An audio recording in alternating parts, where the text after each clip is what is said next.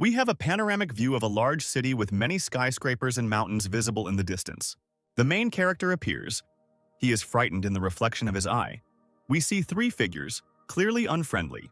Three grown men beat a little boy and left him bleeding in the street. The boy looked at these people with an angry and offended look. The tears disappeared, but the blood did not stop. The child is now grown up, but the fights in the alleys still remained with him, of course. Now he can fight back against his offenders. The man who swung the stick at him was the first to be punched in the face. Having beaten three men, our hero left them behind and walked out of the alley. Something happened that no one could have imagined. On January 1st, 2020, the world turned into a game. Dungeons suddenly began to appear everywhere and monsters came out of them. The monsters that appeared destroyed everything around them, so due to the destruction of the city, many people died. Divine beings called the Shining Ones also began to appear, and they passed on their power to a small group of people. This is how a small group of people gained their abilities, and only they could destroy dungeons. People believed that players with special powers could save the world. But the players, taking advantage of this chaos, were only busy satisfying their own selfish goals. There were many rumors among people about the approaching end of the world. But for our hero, the world remained the same place in which he does not trust anyone. He also received abilities, and among the other players, he met someone he began to trust. Lei was one of the original 7 players, a warrior, the heir to the sacred light, and the strongest player in the entire world. He selflessly helped the weak, protecting them from monsters and saving the world. The guy is like a hero from the legend of King Arthur. All cool. After killing another monster, the guy turned to the team and said with a serious look that he would destroy the very last boss in this game. Our protagonist looks at Lei with admiration when he says that he will put an end to this game. Looking straight into the hero's eyes, he said that he intended to put this world to sleep. The hero, who had seen the last scumbag since childhood, was clearly delighted by the boy's nobility. The brave men who wanted to save the world gathered around Lei one after another, just like our character. He fought bravely with the monsters along with everyone else, even though he said he hated this world. For the first time in his life, the guy met people he could trust. He happily watched his comrades as they rested after another battle. For the first time, all the players came together for one purpose. The hero thought with a smile that now he had the power to change this world. Here they have reached the final battle that could change everything. Lei stood behind our hero and said that this battle could indeed be their last. Ken, that's the name of our hero, immediately understood what Lei meant and turned around to take out a knife. But before he could, Lei had already plunged his sword into him. He told him that if it weren't for him, they wouldn't have been able to achieve all this. Ken fell to his knees, sword in his chest, betrayed again, but this time by someone he trusted.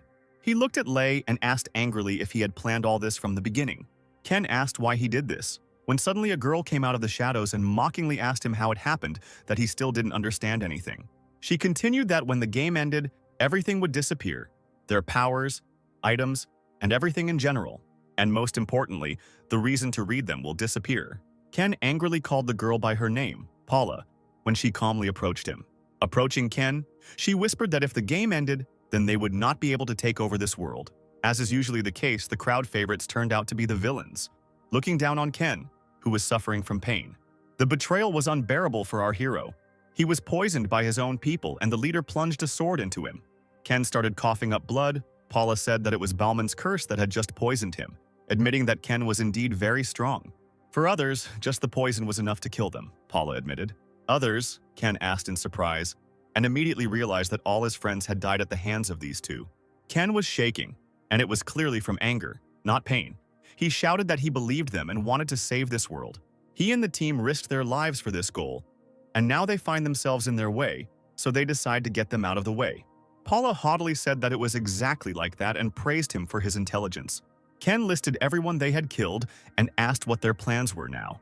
The villains began to leave, and Paula finally said that don't they have the right to rule this world as they please? Ken shouted loudly at Lei that he should just try to justify his actions with his vain mouth. The traitors left, leaving Ken alone to bleed to death. Ken thought again that no one in this world could be trusted, so he died bleeding, with the leader's sword in his chest. A car appeared from which came conversations about the mission, monsters, and money. Our main character, who was just dead, suddenly opens his eyes and is now dressed in uniform. Ken is shocked and asks what is happening because he was killed and he is still alive. In horror, he began to touch the place where the sword was sticking out, but there was no wound. Ken began to remember his past life. There were men sitting around in the same uniform as him. The men were talking to each other. Then Ken thought that this could be a simple dream. The car in which the soldiers and Ken were sitting stopped abruptly. There was an accident on the road and the cars were surrounded by huge orcs. The driver, in horror, began to hit the car and shout that there was a crowd of orcs in front of them and called everyone to arms. The men jumped out of the car and began to aim at the orcs. The enraged orcs saw the boys and all of them began to attack the people. The frightened driver asked the guys to hurry up, but the soldiers themselves were just as frightened when their leader called them. The older man said they were short of bullets, so they should only pull the trigger when they were sure. Suddenly, the whole group froze in horror and surprise froze on their faces. One guy started to exterminate the orcs one after another. Of course, this guy turned out to be Ken, who, despite his confusion, was able to pull himself together and fight the orcs. He began to kill the orcs who kept attacking him. Ken skillfully killed all the monsters single-handedly.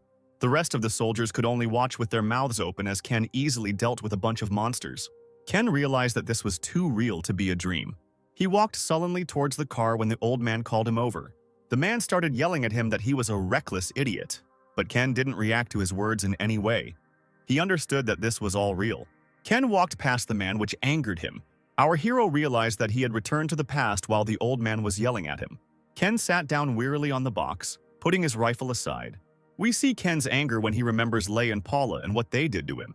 Suddenly, a bright light appeared and Ken became a player again. 3 weapon options appeared in front of Ken. In the past, it was on this day that he became a player. But compared to the past, now the scoundrel has no choice. One of the 3 options caught his attention. It was a representative of the dark world. Roles give you the ability to control different types of curses, or, using dead monsters as material, create a dark army. Unlike other roles, this one gave her cheating abilities. Therefore, one player could master all the skills. John George, the so-called King of the Immortals, was the most powerful player who received the favor of the Dark World representative and all the abilities. If Lei was a hero, we know he wasn't, then John was a monster. And in order to find this monster, our Ken will do everything he can. Now he will become a monster who will fight with the hero.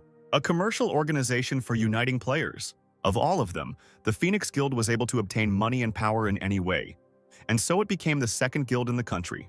Compared to the corruption in the Phoenix Guild, the Messiah Guild looks even more ideal. At the Phoenix Guild headquarters, a man presents a contract to join the Phoenix Guild. Ken sits at the table and reads the contract.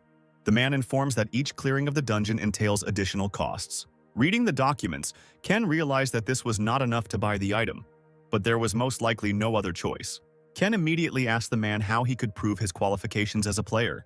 After all, only the player himself can see the status window, and there is no way for others to see it.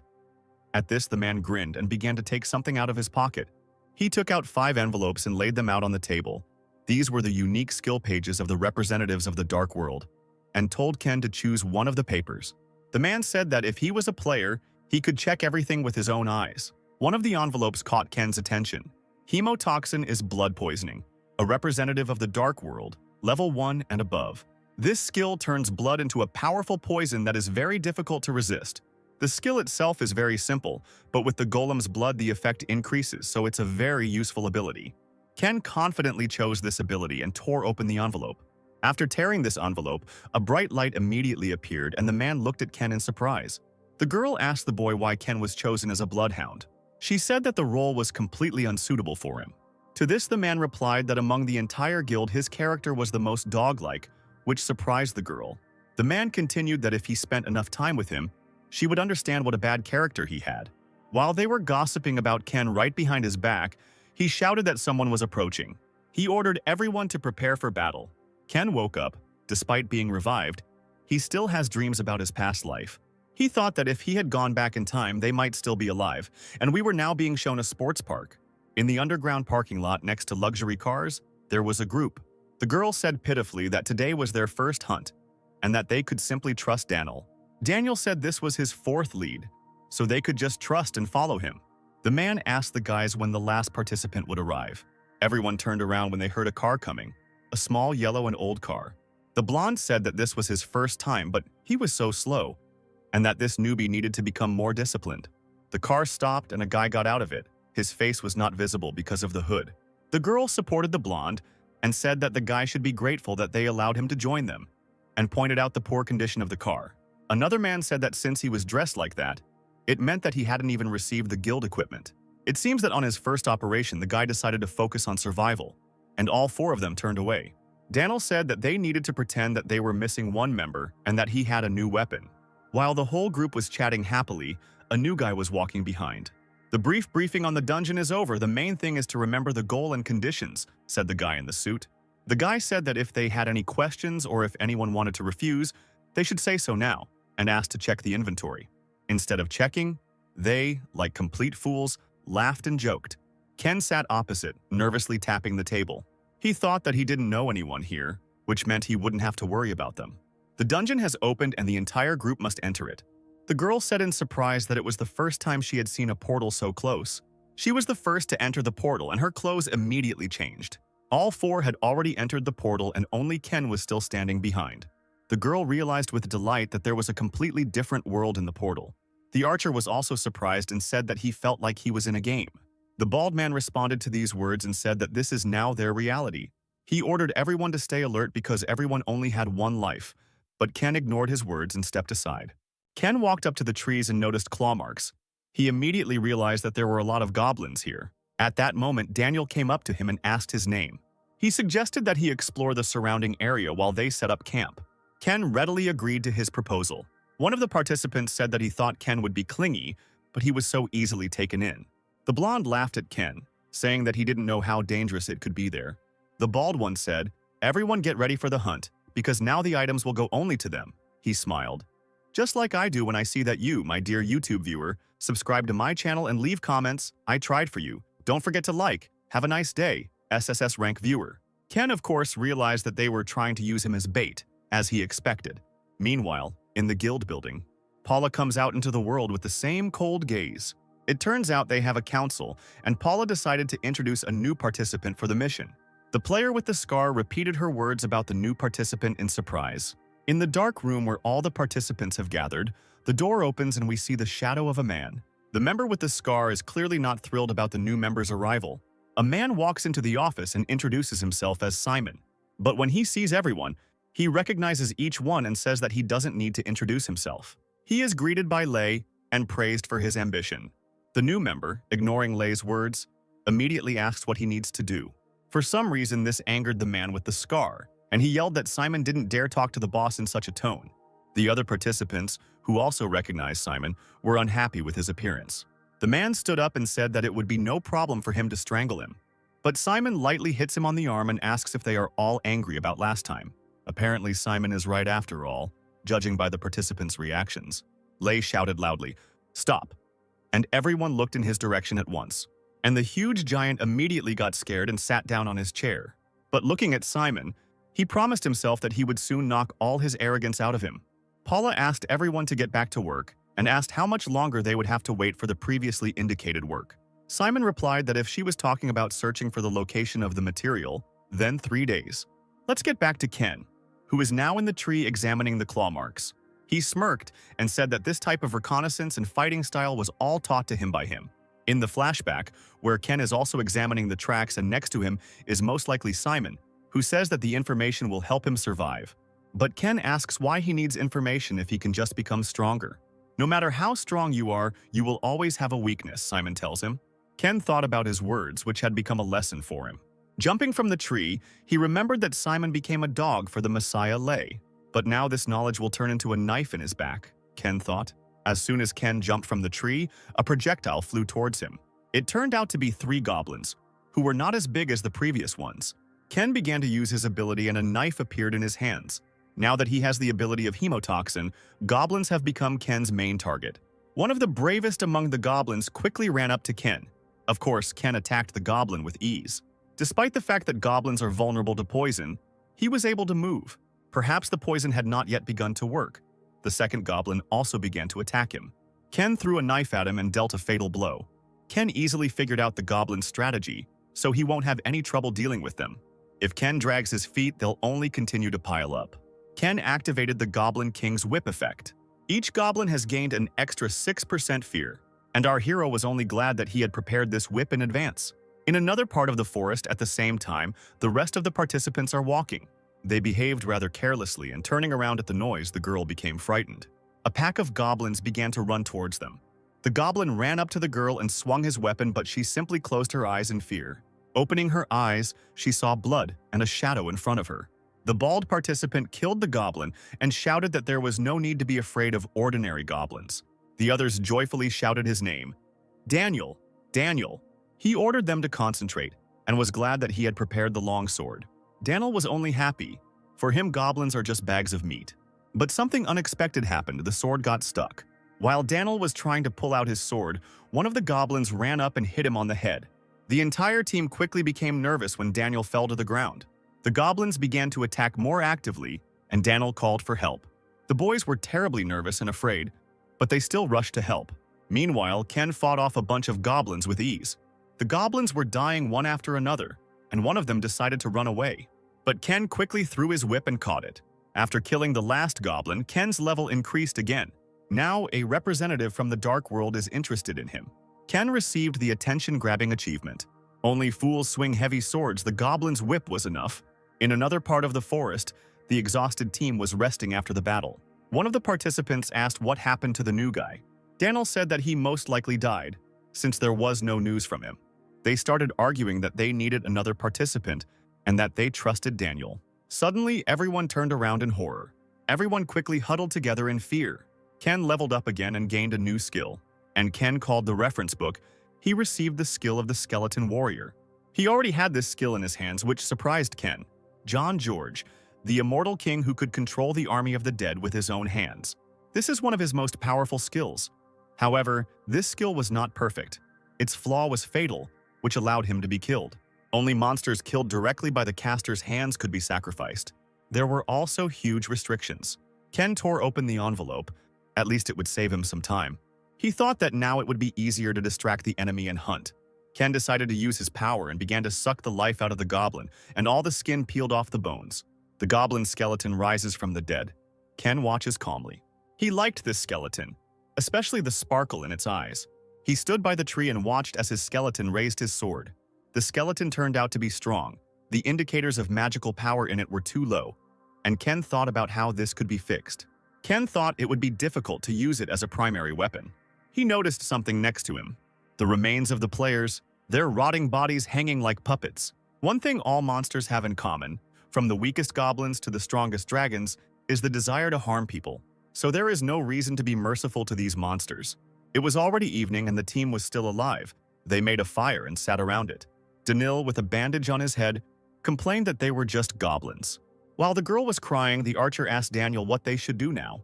The guy admits that they definitely underestimated this dungeon. But Daniel only thought that he couldn't just die like that. And he decided that it was worth it. No matter what, they had to win. This surprised his team, and they began to listen to him attentively. Daniel continued that although it was difficult, they could still try. However, the boy said that it was not his words that surprised him, and Daniel, in fear, asked him what he was talking about. The blonde said that there was something above his head, and everyone looked in that direction. Level up, everyone is shocked, because Daniel is not even in battle. The level only increases when someone on the team fights. At that moment, everyone realized that the newcomer was still alive and continuing to fight. Ken walked up to a large pile of trunks with his dead goblin. He decided to use the most effective way to kill the crowd of goblins. He lit a torch and threw it into a huge fire. The goblins saw and smelled the smoke and ran in that direction. They became noticeably nervous. Some even began to choke. Ken stood by a huge fire that was burning hotter and hotter. Suddenly, the maddened goblins literally jumped into this fire. This only amused Ken, and he said that this way he could bury the dead players with the goblins. A new level immediately came to Ken, and the representative of the Dark World was pleased with his cruelty. But Ken is upset. He wanted to see at least his face. Maybe he's just hiding somewhere. Ken was already starting to leave when suddenly a huge monster burst out from under the ground. Although the skeleton was terribly scared, Ken was only happy. Ken was pleased that this monster showed him himself. The goblin was huge and looked scarier. Before the guild intervened, millions of newbies died in this dungeon. In the first level goblin dungeon, meeting the hidden goblin king is tantamount to meeting death. However, Ken decided that he would not allow this monster to continue taking lives. The skeleton saw Ken take out his sword and stepped forward. Ken noticed this and thought that the skeleton was already raring to fight. Ken liked his enthusiasm and looked at him approvingly. Even his look changed. Ken himself walked over to the tree, and the skeleton took up the sword and prepared to fight. Suddenly, the skeleton ran up to the big monster. Having overtaken the monster and delivered the first blow, he cut its ankle. This moment caught Ken's attention, and he remembered something from their past. We are shown Ken's previous battle, where a huge dragon stood in front of a team of players. While everyone around him was panicking, Ken was urging everyone to attack his legs. If you knock the monster down, you will have a better chance of winning. Ken, of course, was the first to rush into battle. He quickly cut off the dragon's legs. He recognized his own in the skeleton's movements. Ken looked scared. The skeleton continued to attack the huge monster quickly and deftly.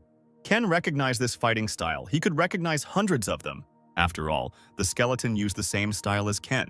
The fighting power of the skeleton servant, Ken's power affects him. But it is surprising that the skeleton decided to copy Ken's style. Before he returned to the past, Ken could handle almost any weapon in existence.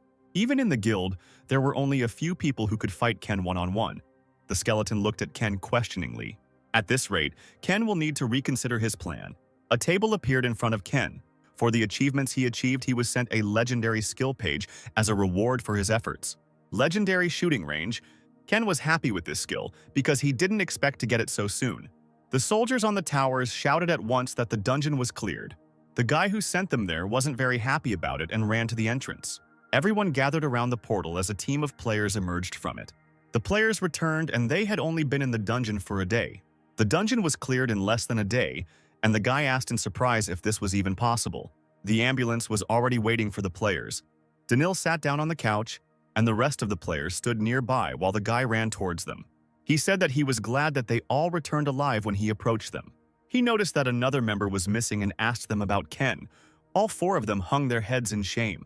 The guy decided that since he was not with them, he was most likely already dead. Suddenly, someone shouted that another person was coming out, and everyone turned to look in shock. Of course, it was Ken, who emerged from the portal in perfect condition and walked past everyone. The guy ran towards Ken and asked him to stop. The players looked at Ken in surprise, and Danil asked what kind of dirty tricks he used to clear the dungeon. The guy was covered in sweat and was asking Ken about something while he looked at him sullenly. For some reason, Danil got angry. He probably thought that he had been deceived. Now everyone looked at him and wondered who he was. On the building's big screen, the news was shown, talking about the greed of the players, which was increasing every day. According to the analysis, the dungeons can only be cleared by players, so they try to abuse their powers. But even at this time, the Messiah Guild cleared the 5-story dungeon without any effort. The host says that Lei saved the world again. After successfully clearing the 5-story dungeon, the guild's sponsor, the Han Corporation, saw its stock price rise sharply. Daniel picked up the phone and cursed the freaks from the Messiah. Then he angrily put the phone on the table and continued that all the news was only about them. Because of the Messiah, the players look like freaks who do everything only for money. A friend consoled him, reminding him that they were not the first to go through all this. The man asked curiously what happened in that dungeon. He said pitifully that because of Ken, they all almost died, despite the fact that he cleared the entire dungeon single-handedly. He pointed to the bandage on his head and said it was because of Ken. Said Ken wanted the new items so much that he even ran into a crowd of goblins. Liar. And in order to save him, he ran after him. And this happened. To this, his friend said that he must be punished. But the bald man said that Ken only needed that money. His friend said that his action was wrong and he should be punished. We are shown a board with various information. Ken decided not to meet with Lei this time. He decided to become stronger so that Lei would become interested in him. Ken tore off a piece of paper and decided to start from the most forgotten corner of his life. In the building, Ken was sitting in an office with two men who were talking about a rumor that was spreading throughout the guild. But Ken said he hadn't heard any rumors and that he just wanted to make some money. The man looked at Ken seriously and said that money was certainly important, but he needed to worry about his life. He said that if he needed money so much, the guild could lend it to him, but Ken stopped him and asked him to simply name the date of the mission. The rumors even made Ken happy, because now he could go to all the battles alone. The second man said that the rumors about Ken were probably true, but his boss said that rumors were just rumors and asked what level the dungeon he wanted to go to was. Recently, a group went there and was killed. Since then, no one has applied for a whole month. The man asked whose team died in that dungeon, and it turned out that they were rising stars. Then he became worried that Ken was going to get into a dungeon that the experts had not mastered. He decided that Ken would not live long at this rate. At that moment, Ken received a notification. The man said that they should support him to some extent, just in case. Ken, with a smirk on his face, said that in order to kill the hero, he needs to make friends with the villain. As soon as Ken got out of the car, a man ran up to him and asked if he was Ken. All in a sweat, he asked if it was true that he came alone. He thought that Ken probably couldn't find partners because he was greedy for money. Ken was looking at him so sullenly. The man suggested going straight to the dungeon. He kept looking at him like he was crazy because Ken was going to go through the dungeon alone. Ken finally entered the dungeon through the portal. Clearing the dungeon is impossible according to his level if he goes through it alone. As soon as he pulled out his sword, a huge orc pounced on him.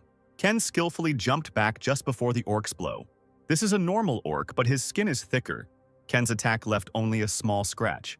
And with such orc strength, Ken will die in one hit. Ken thought it would be great if he could kill him by summoning him as a skeleton warrior. Then he would have a chance to clear the dungeon alone. Ken quickly and deftly continued to attack the huge orc's legs over and over again. Orca was left without legs. He fell straight to the ground. Ken raised his sword and said that a predator without legs is no longer scary. An office appears in which two men are sitting on sofas. One of them reads the piece of paper with a smile, and the blonde asks what he is staring at. He throws a sheet of paper on the table and invites him to look at it since he is so curious. We see the profile of our main character, Ken.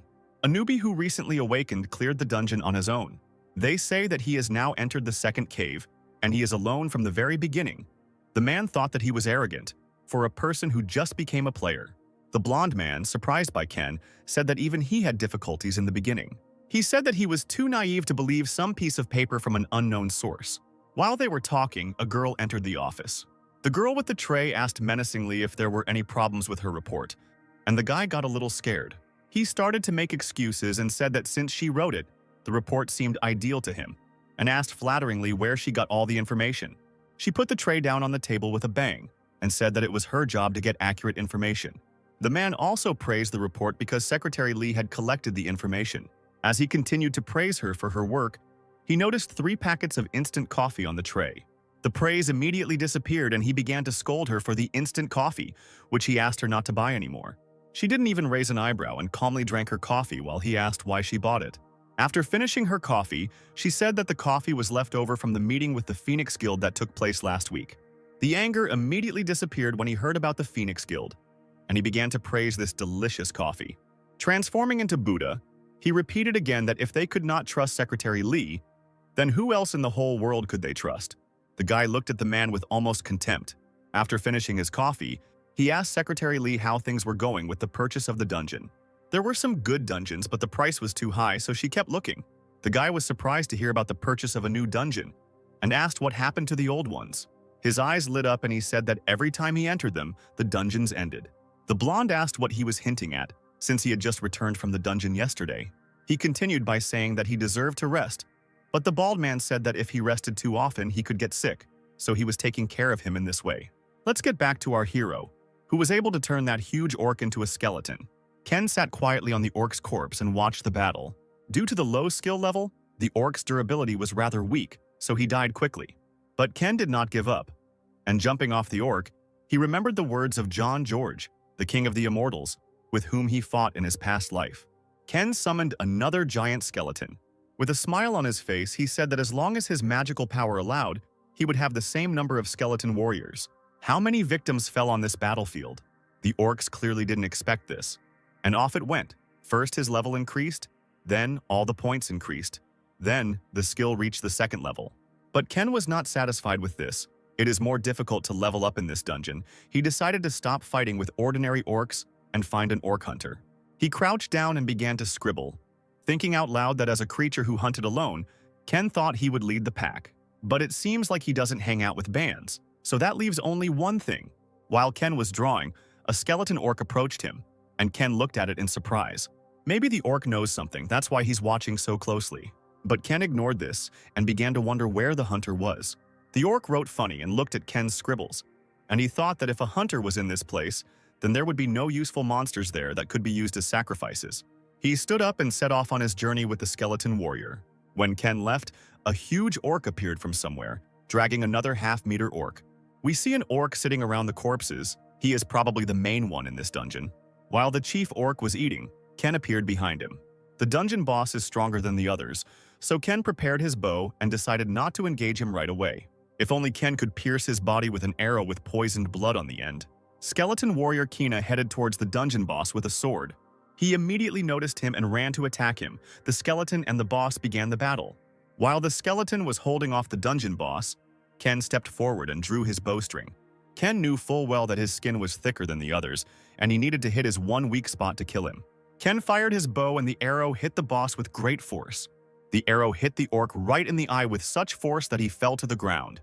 The main boss was very angry, judging by the look in his eyes. He pulled out the arrow and threw it on the ground, the poisonous blood affecting the orc.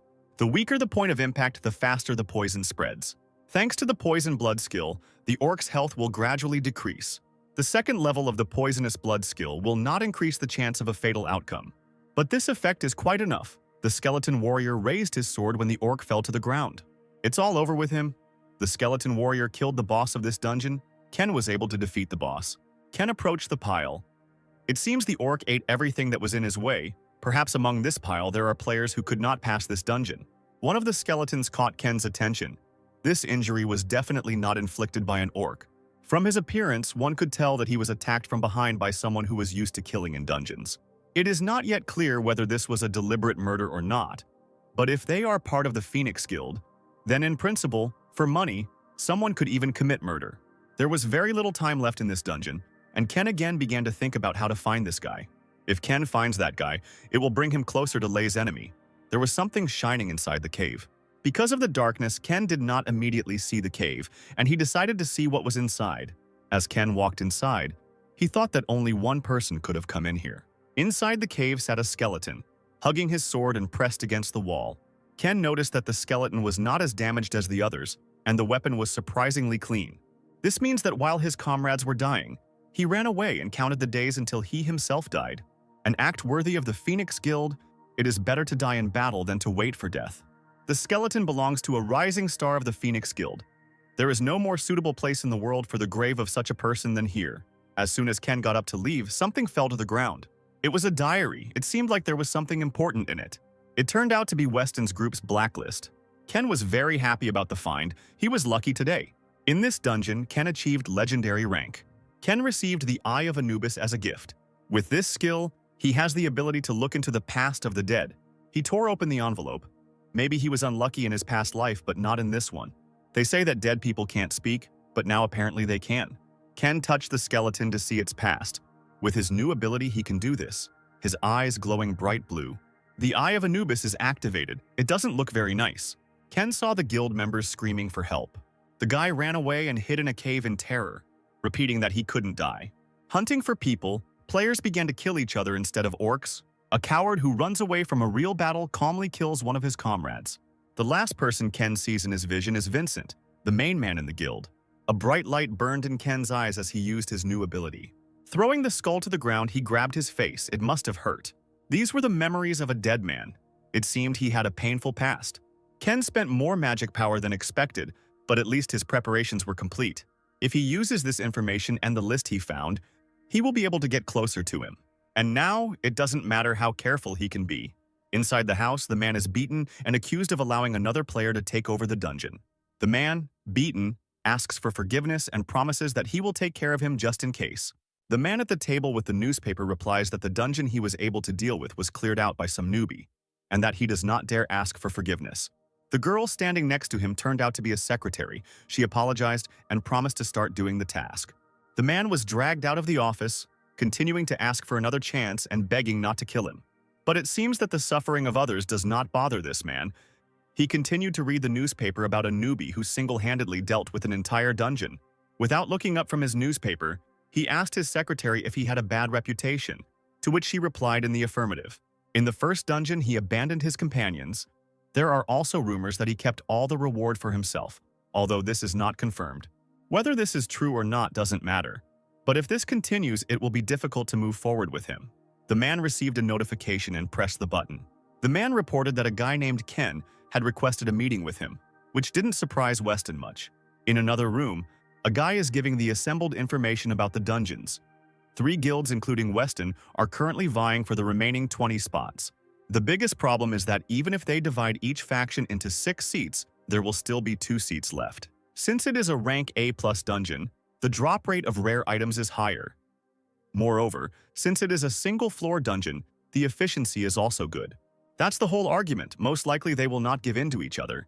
Each one is filled with self-confidence.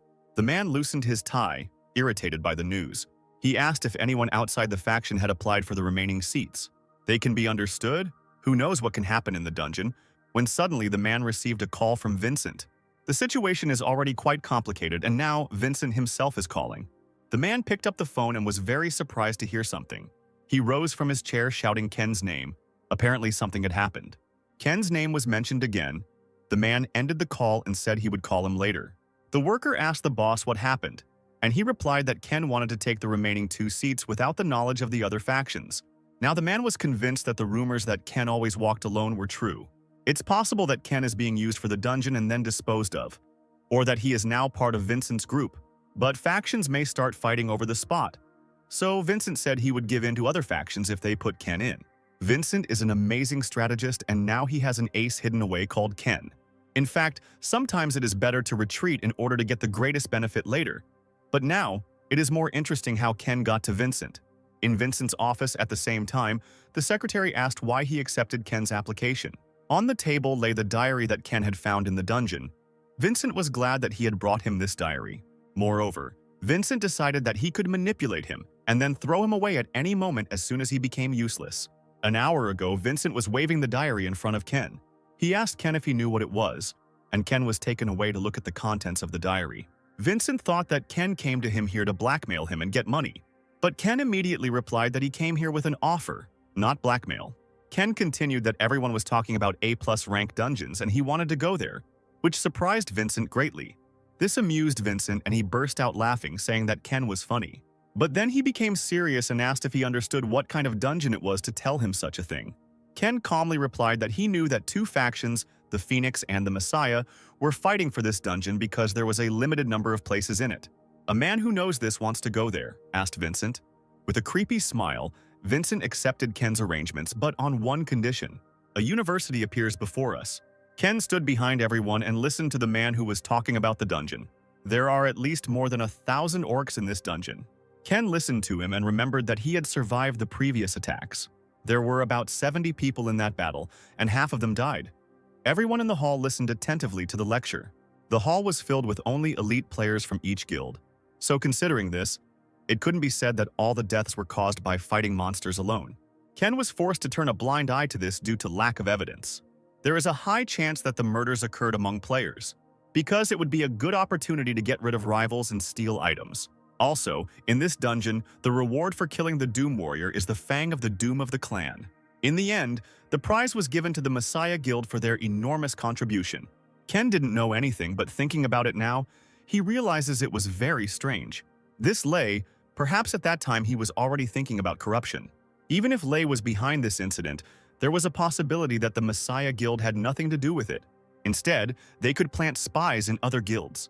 If Ken had to predict their next move based on his memories, all players have gathered at the portal to enter the dungeon right now. The guilds gathered together.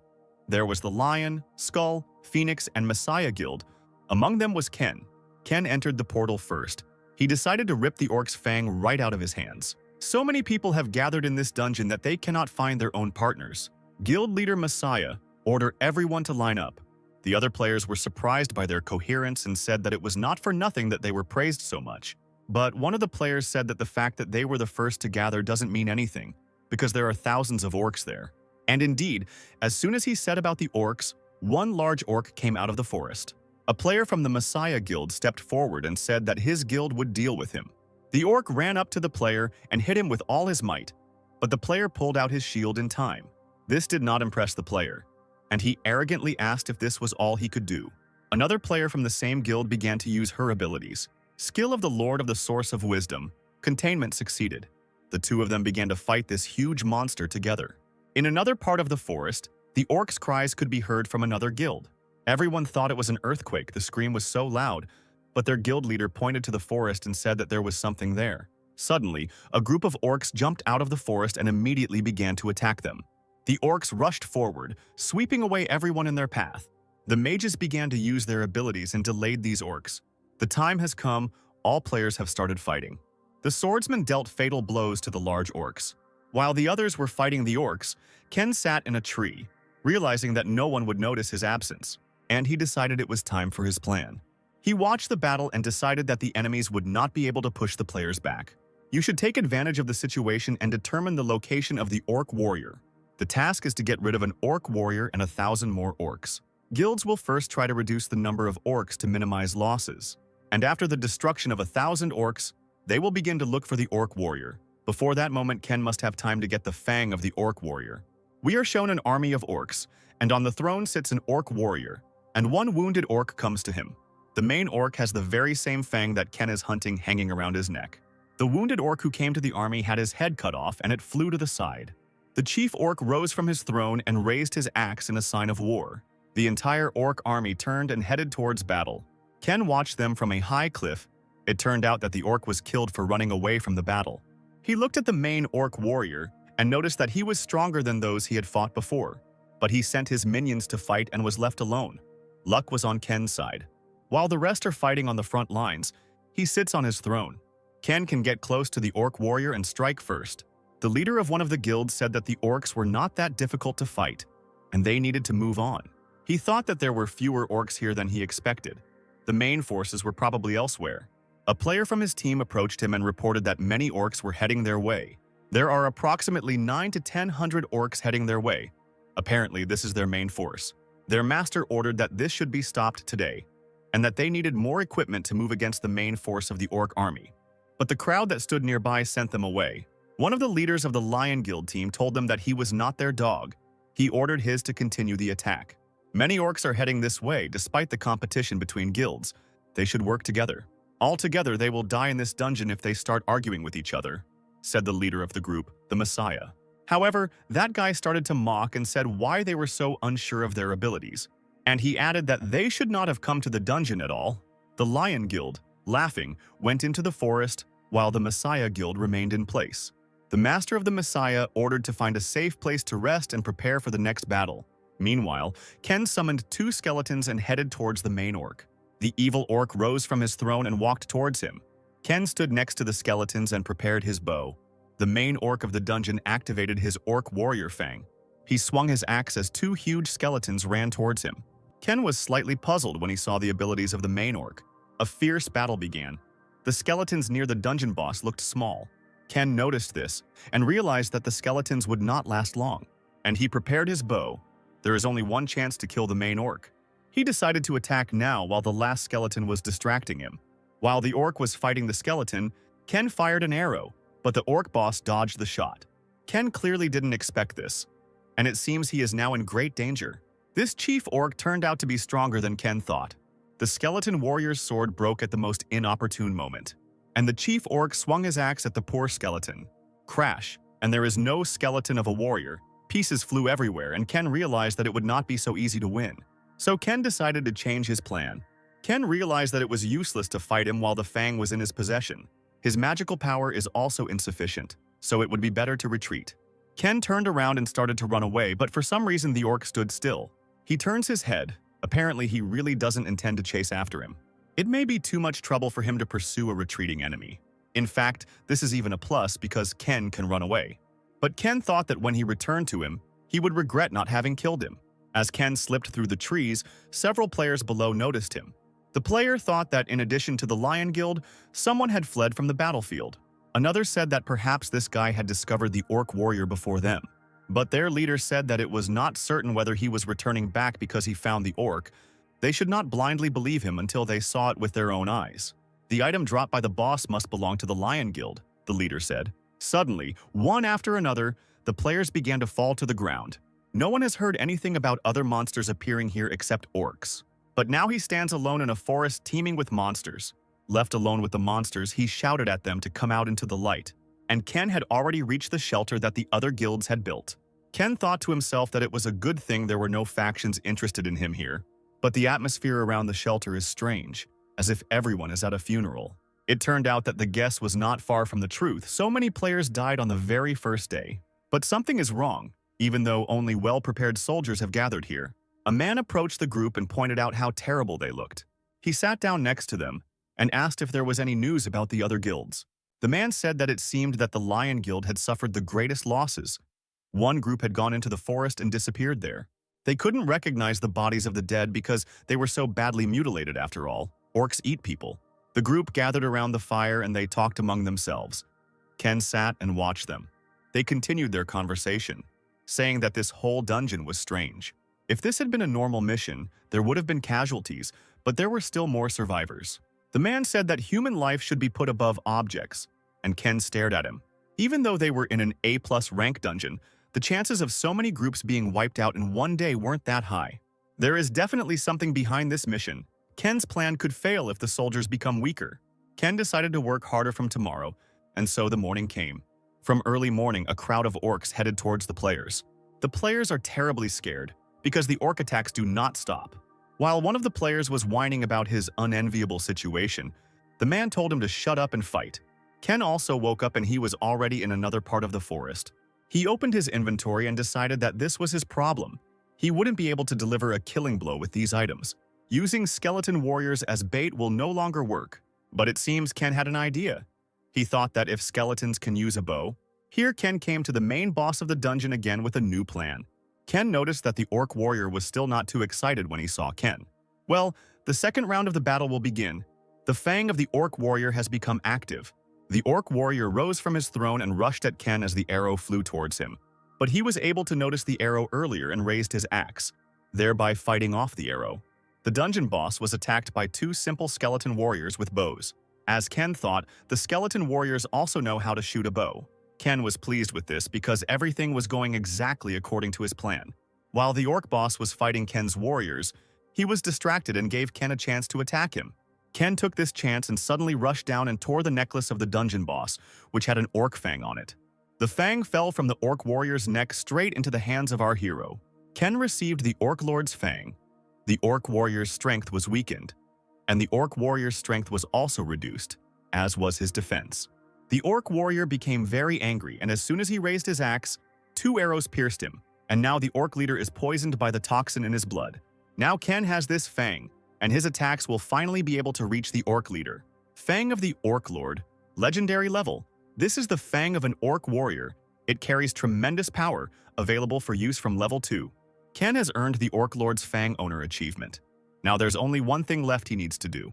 Obtain a weapon that can cut off an orc warrior's head.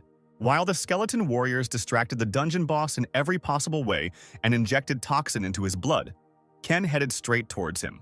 Ken deftly dodged the blows of the huge orc, and jumping on him, he plunged his sword into him. The orc warrior's blood was poisoned again. Ken noticed the axe that the orc warrior was using and seemed to have another idea. The axe flew from the hands of the orc warrior straight into the hands of the skeleton warrior. The skeleton warrior held this axe. It should be the perfect weapon to cut off the dungeon boss's head. Far from this battle, one of the players stood on a tree, and hearing a scream, thought that such a scream was made by an unusual orc. He realized that someone was fighting the rock warrior and headed there. The player decided that he needed to quickly figure out the situation and report to the guild as soon as possible. The guy ran to the battle site and saw 2 summoned skeleton warriors and 1 player. There is no sense of other players, meaning he is fighting the orc champion alone. Seeing that he was fighting alone, he decided to report it to the guild right away. The guy quickly ran back into the forest. But as soon as the guy started running back to the camp, an arrow flew at him. The guy fell to the ground and began to look around in the hope of seeing who had shot him. He realized that perhaps Ken had noticed him, and thus decided to hint that he should keep quiet and not tell anyone who killed the main orc. Suddenly, a guy appeared in front of this guy. He was glowing bright blue. The guy turned out to be from the Skull Guild. He swung his sword and killed the player. The stranger took out a diary and crossed out the guy, and said that there were only 5 people left. He said that the orc fight can be better when there is another player killed during that fight. Another guy was sitting in a tree and ordered his partner that half of the items from this guy belonged to the guild, so he should divide them. The killer asked his partner in the tree if he was really going to kill that guy. He replied that he was not on the list, but he was going to get rid of him and collect the reward if the opportunity presented itself. But the guy said he was a monster going up against an orc champion alone. I think they were talking about our Ken. After the battle, he will be very tired, and then getting rid of him will be as easy as taking candy from a child, said the guy in the mask. Having finished speaking, the guy disappeared from the forest, leaving the killer alone. The guy started dragging the body of the dead player and decided to throw it to the orcs to get rid of the evidence. It turned out that all this time, When these two were discussing their affairs, Ken was nearby and listened to their entire conversation. Meanwhile, the players finished the battles with the orcs. They were glad that the battle went faster than they thought. The player master agreed that they could finish quickly, but added that from now on, they would not be overzealous and would return to the rear at the first opportunity. He thought that the infantry was almost done hunting, that by tomorrow everyone would be preparing for the attack on the orc champion, and that they should prepare for the main event. It seems no one knows about Ken and his victory. At that moment, the glow appeared.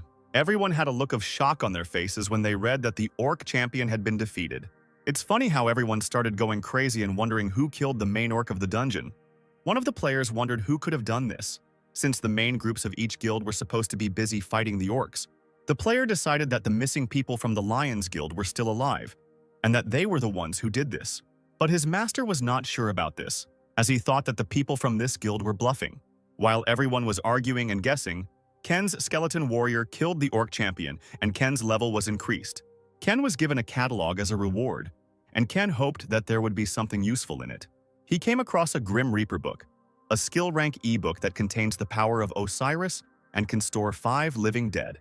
This book is something like an inventory in which you can store the living dead. Weakened spirits sealed in the book will help to obtain the power of Osiris and increase his abilities by 5%. Ken decided to try to save the dead man and see how everything would look. He decided to secure this orc skeleton that helped him kill the main orc in this dungeon. Now, there would be no need to use his hands to deal damaging blows to the monsters. Instead, he decided to summon skeleton soldiers as soon as he entered the dungeon. Ken looks pleased. And indeed, with this book, the main drawback of the skill of summoning skeleton soldiers disappears.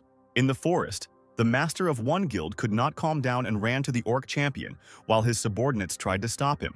He yelled at him that he needed to at least see what happened so he could come up with an explanation. To tell the true story to Vincent when they get out of this dungeon. Everyone immediately remembered how formidable Vincent could be and got scared. The Skull Guild players hid behind the trees. They were unhappy that the orc champion was defeated so quickly. They decided to change the plan and leave Ken alone, and thought that they needed to get rid of the remaining targets first. And then one of them remembered the new guy who was supposed to restore order and asked where he had gone. The guy with purple hair said that he ordered him to follow him immediately as soon as he finished. The chief of them said that if their identities were revealed, their superiors here would be very concerned, and that if the worst-case scenario developed, they should be prepared to commit suicide. Time was running out. He ordered them to act as covertly as possible. But suddenly, he heard someone approaching them and turned around. This is their newcomer, but why is he running towards them with such noise? This made them wary. Behind the guy stood 2 skeleton warriors. It was not their partner, but Ken running towards them. The guy thought that the fool went and provoked Ken and brought him here. He yelled at him for bringing them here. Now they would have problems. The purple guy said that because of this stupid newbie, their location would be known. But their master thought that if the battle dragged on, it might attract the attention of the other guilds. And if that happened, it would be all over for them. Even if he had to leave the mission unfinished, he had to get rid of this guy. But by the time he turned to tell his men to prepare for battle, they were attacked. The entire team was lying on the ground, and their leader decided that the newcomer had betrayed them. But surprise, surprise, as I thought, it was not their newcomer, but Ken. It turned out that Ken killed that guy. And when he looked at his memories, Ken realized whose fault it was that only half of the people survived in the past. But in this guy's memories, Ken couldn't find any information related to the Messiah Guild. Even in the past, this guy was listed as missing, Ken recalled. Then Ken decided to visit the Skull Guild, so he changed into their clothes. Ken was lucky enough to discover the connection between the Skull Guild and the Messiah Guild. But first, he decided to finish things with the Orc Champion. I want to draw attention to the fact that Ken buried that guy before leaving. The Skull Guild leader clearly didn't expect this outcome. Ken thought he was lucky today, since all the guys from the rookies' memories were gathered here together. Ken sent his skeleton soldiers to the regular players. Look at the skulls, so that they would kill these freaks. And he himself headed towards their leader, who noticed how Ken killed without any hesitation, which meant he had definitely killed before. The team's foreman stated that, although he didn't know who this guy was, Ken certainly wouldn't learn anything from him.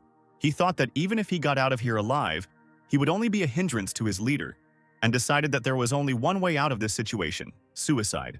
The skeleton soldiers had already killed those guys, and Ken thought that he had gone so far in vain, committing such a useless act. Or maybe it's the other way around and Ken should be grateful to him, because he just proved that he has the information that Ken needs. Ken activated his Eye of Anubis and heard people saying that these great changes that were opening up to the world would give Japan an opportunity to move forward. We will cooperate with Lei from the Messiah Guild to lay the foundation and then spread our influence, the voice continued to say. Two men were sitting at a table and one told the other to go to Korea and become a member of the Skull Guild and dedicate himself to serving his native country. The man continued that if they could take possession of the dungeons and items in Japan, including everything that appeared in Korea, they are going to recreate an empire even more powerful than before. He was going to introduce him to the people who would guide him on this difficult path, representatives of Japan's elite who would help found a new nation. Two men entered the door and the player immediately bowed to these two. They turned out to be two masters. One of them was an archer and the other a swordsman. He was glad to meet. He was told that there was one guy who needed to be taken out when the A+ dungeon opened. Korean dungeon broker, Sally is a good guy, but apparently he got in the way of his Japanese brokers, and now they have to get rid of him no matter what. In Korea, there was also a talented broker named Oven. Ken finished watching the guy's memories and managed to become disappointed when he hoped that the reason would be something else. But it seems that it was all about vanity. This caused disgust in Ken. It can be understood. Even in the worst times, we trusted each other and fought together, Ken thought out loud. He was very annoyed. It turned out that the Master Swordsman and Master Archer were familiar to our main character, and apparently they betrayed him. Ken remembered how before his return, he conquered many dungeons with them, always moving forward to save the world. Ken wanted to be like them. For our Ken, they were not only his teachers but also his moral support. Now it is clear why he was so angry when he saw them in that man's memories. They were dear comrades to whom Ken could trust his life. Even in the harshest battles, Ken trusted them, so he thought before.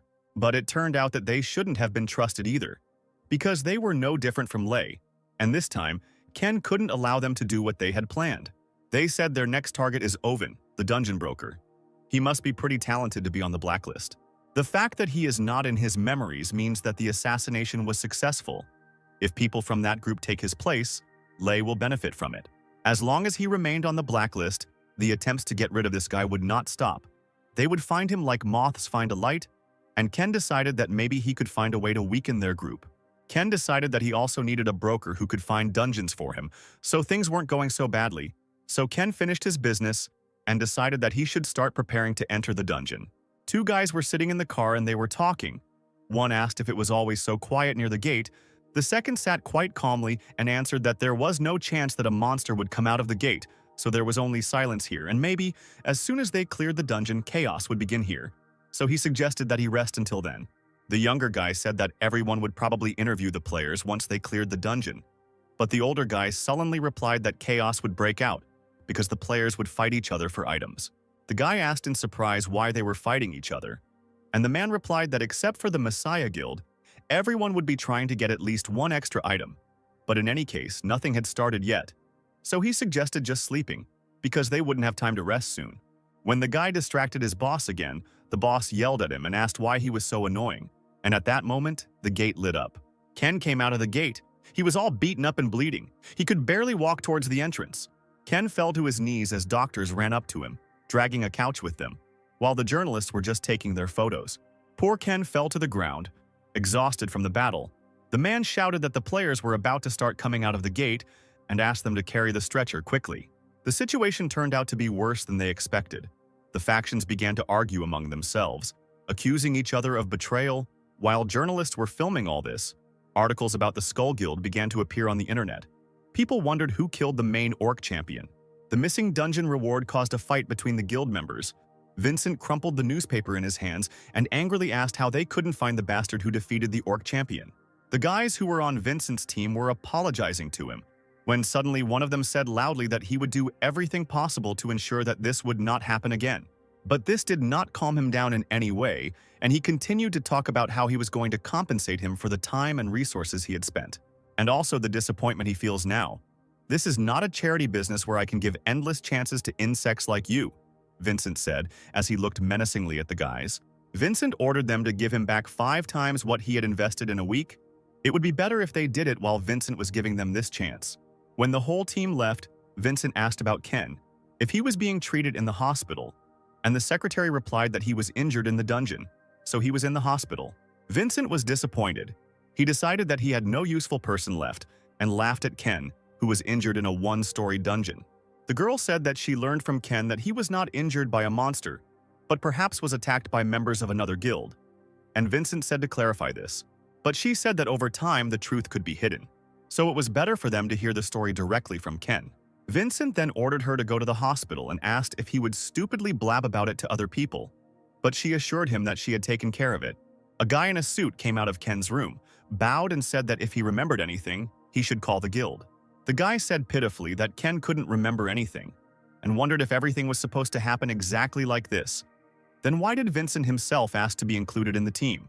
Vincent himself also came to the hospital and, noticing the face of the guy he had missed, realized that Ken was keeping his mouth shut. He calmly walked into his room and greeted him and asked Ken how he was feeling. As soon as Vincent sat down, he immediately started talking about the Skull Guild. He said that he didn't have much information on them, but it made him suspicious. Ken said he saw them attacking the Orc Champion, but the fact that they were all killed means the items were stolen by another group. He continued that the last thing he saw was them using the Silent Hunter skill, which was stealth. Vincent said that he knows about this skill. It allows the one who uses it to completely hide, and said that it is now clear that the target of those guys was the Orc Champion, as well as the players. Ken said that if it weren't for his blood poison skill, he would have died right there and then. That if the one who attacked him hadn't been exposed to the blood he spilled, then he wouldn't be here now. Vincent said that Ken was just lucky, since all the guys from the Skull Guild were destroyed, then no one except him witnessed this incident. But Ken replied that although it was true, he should be careful for a while. And he asked if the Phoenix Guild had managed to get anything from the dungeon. But Vincent was angry remembering this, because he had lost so much because of the guys from the Skull. Vincent thought that he couldn't just leave things like this and that he needed to dig up more information on the Skull Guild to reduce his losses. He decided that what Ken had told him was much more useful than he had expected, so he asked what Ken wanted. Ken pretended not to understand him and asked what he was talking about, but Vincent told him to stop pretending to be innocent. He continued that maybe Ken was spying on the players because of their deal, but he didn't come to him in the first place because he wanted something from him. Ken remained silent for a moment and then said that if Vincent didn't mind, he would like to find one person. Vincent asked who he was talking about, and Ken told him about a broker named Owen, who was famous in his field, but Ken couldn't find him because of his limited connections. The guy's name didn't surprise Vincent, and he gave Ken some advice, saying that if he got a call from an unknown number, he should pick up the phone. After these words, he headed for the exit, but added that he was an arrogant man who picked his own clients, but he was definitely a professional. Vincent warned Ken to keep everything that happened to him in the dungeon a secret, and if rumors spread, the situation would only become more dangerous for him.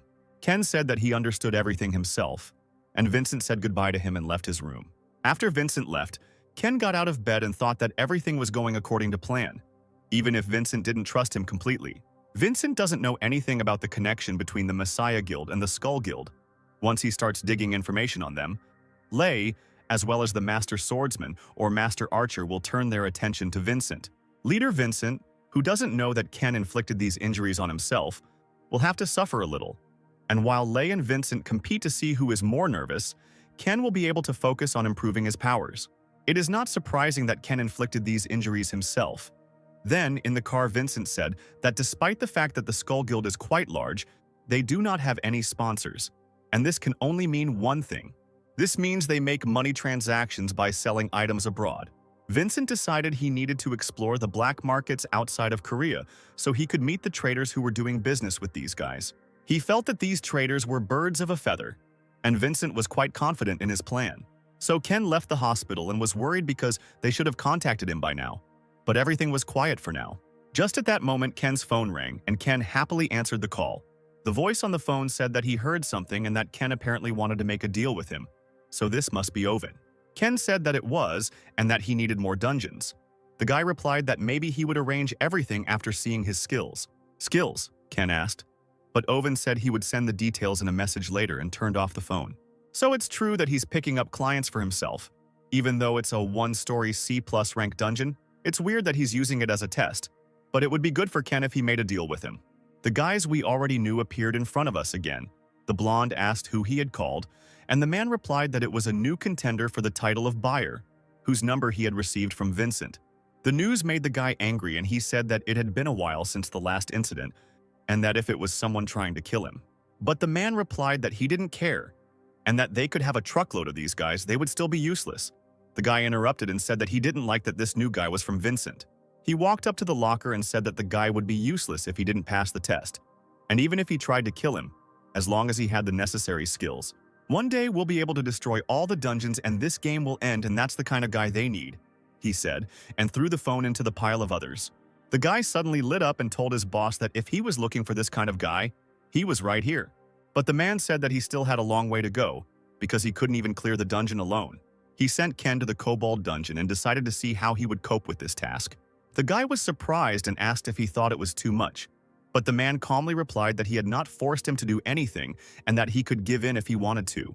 These words only convinced the guy that his boss was a rather strange person, and he decided to remind him that he had a high metabolism and was already hungry. The man yelled at him, saying that he had already ordered and eaten tons of food just moments ago. And at that time, Ken arrived at his destination. Ken got out of the car and said that the Kobold dungeon would not be easy for an ordinary player to pass alone. He was surprised by this choice because he might not earn money from this deal.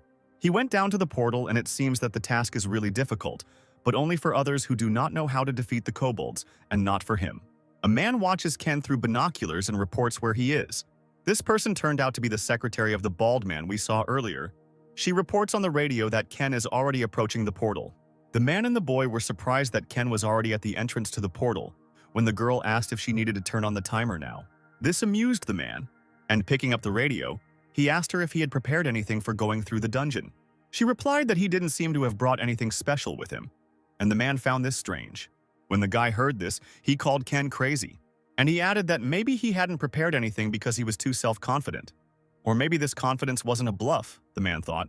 In the Japanese restaurant, there was talk about the guild, that they still didn't fully understand the current situation, and that the Messiah wasn't a big problem.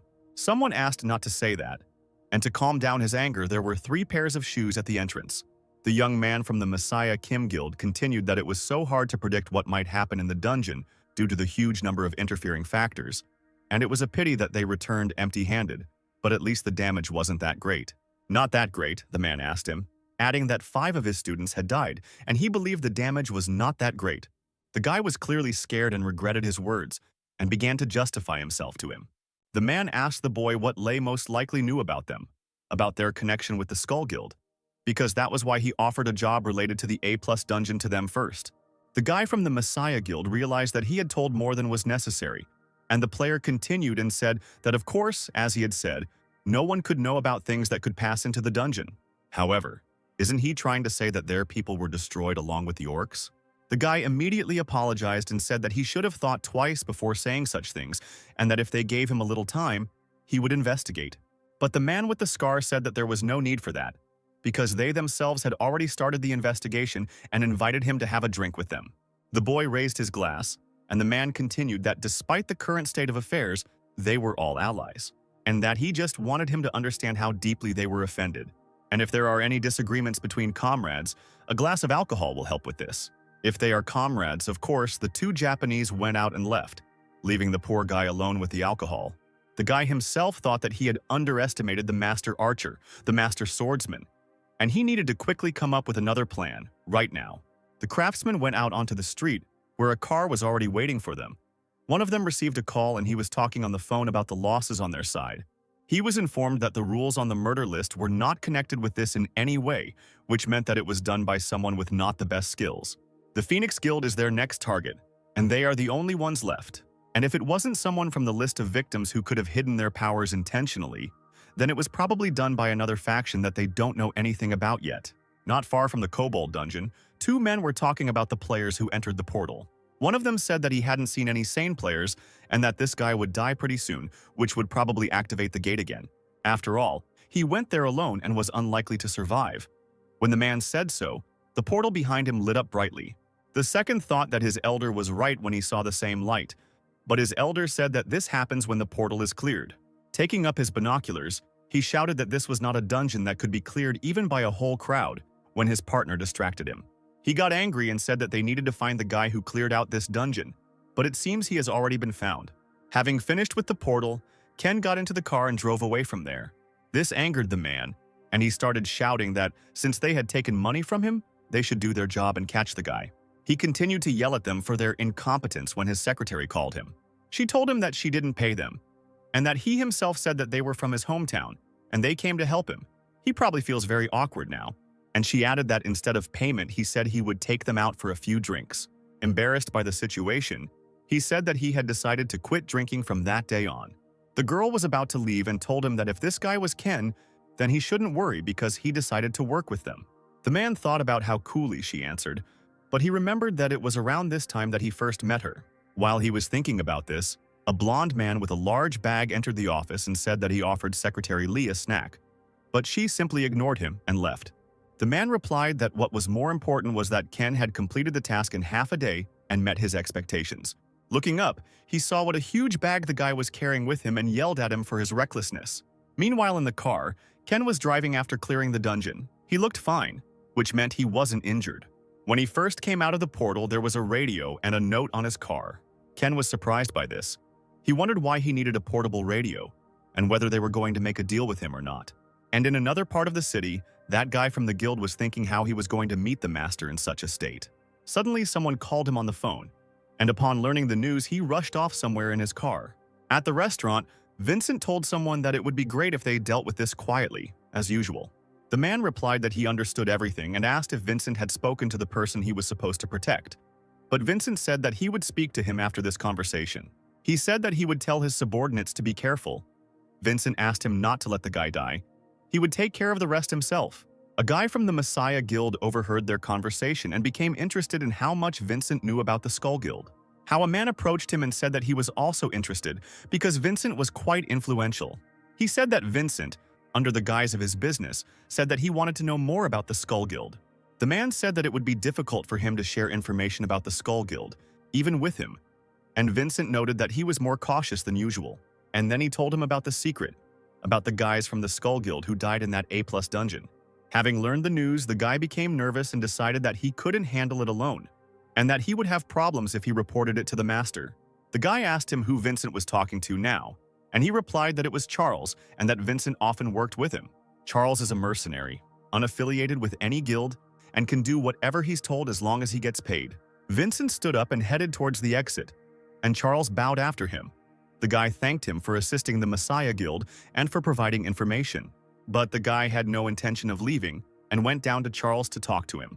Charles was recognized by Call, a guy from the Messiah Guild. Call sat down opposite Charles and immediately got down to business, saying that he didn't know what they were talking about with Vincent, but he had a proposal for him. He started from afar, talking about something related to cooperation with the Messiah Guild. Charles was already getting nervous and asked what he meant, and asked him to speak more simply. Call said he was talking about a business that would bring him good profits, but he still didn't seem to understand. It seemed to take longer than he expected. Vincent sat down in his car and the secretary said that she managed to take over the public dungeon, as he told her to do. But this surprised her because he usually does not use other methods. She asked if it wouldn't complicate things if they intervened directly. Vincent replied that the Chatter Guild should take action since he had caused so much noise. Now that the location and supporting actors had been chosen, the stage had to be set for the main character. With these words, Vincent called Ken. Call was left alone in the restaurant, and, wondering what Vincent was planning, he began to nervously bite his nail. Charles told him that 5 of them, including Charles, he asked to protect this man. He must be an important guy. Call decided to check the member's name on the list for the A+ rank dungeon. But there was no way he would go against the Skull Guild veterans alone, he thought. He thought it was too obvious a bait, and he didn't know whether he should hang on to it or not. And the next morning, Ken's car pulled up to the house. Ken said over the radio that he had definitely passed the test, and the voice over the radio confirmed this, adding that he had passed faster than he thought and asked why he had hidden his true skills. Not suspecting him of anything but pure curiosity, Ken replied that he showed his skills only because they asked him to. The voice said that since he wanted to buy a dungeon, he put the list of dungeons he had managed to protect in the 19th slot on the station. He offered to look over the list and if he needed anything to contact them, but Ken said he had a few things to do so he would call them in a few days. The man said he was ready to wait. The guy was also sitting in the office. The guy asked if his boss was really going to make a deal with this guy, and that he had a gut feeling that this guy was dangerous. But the man said that his gut feeling had ever been right, and even if it was, being a broker was risky in itself.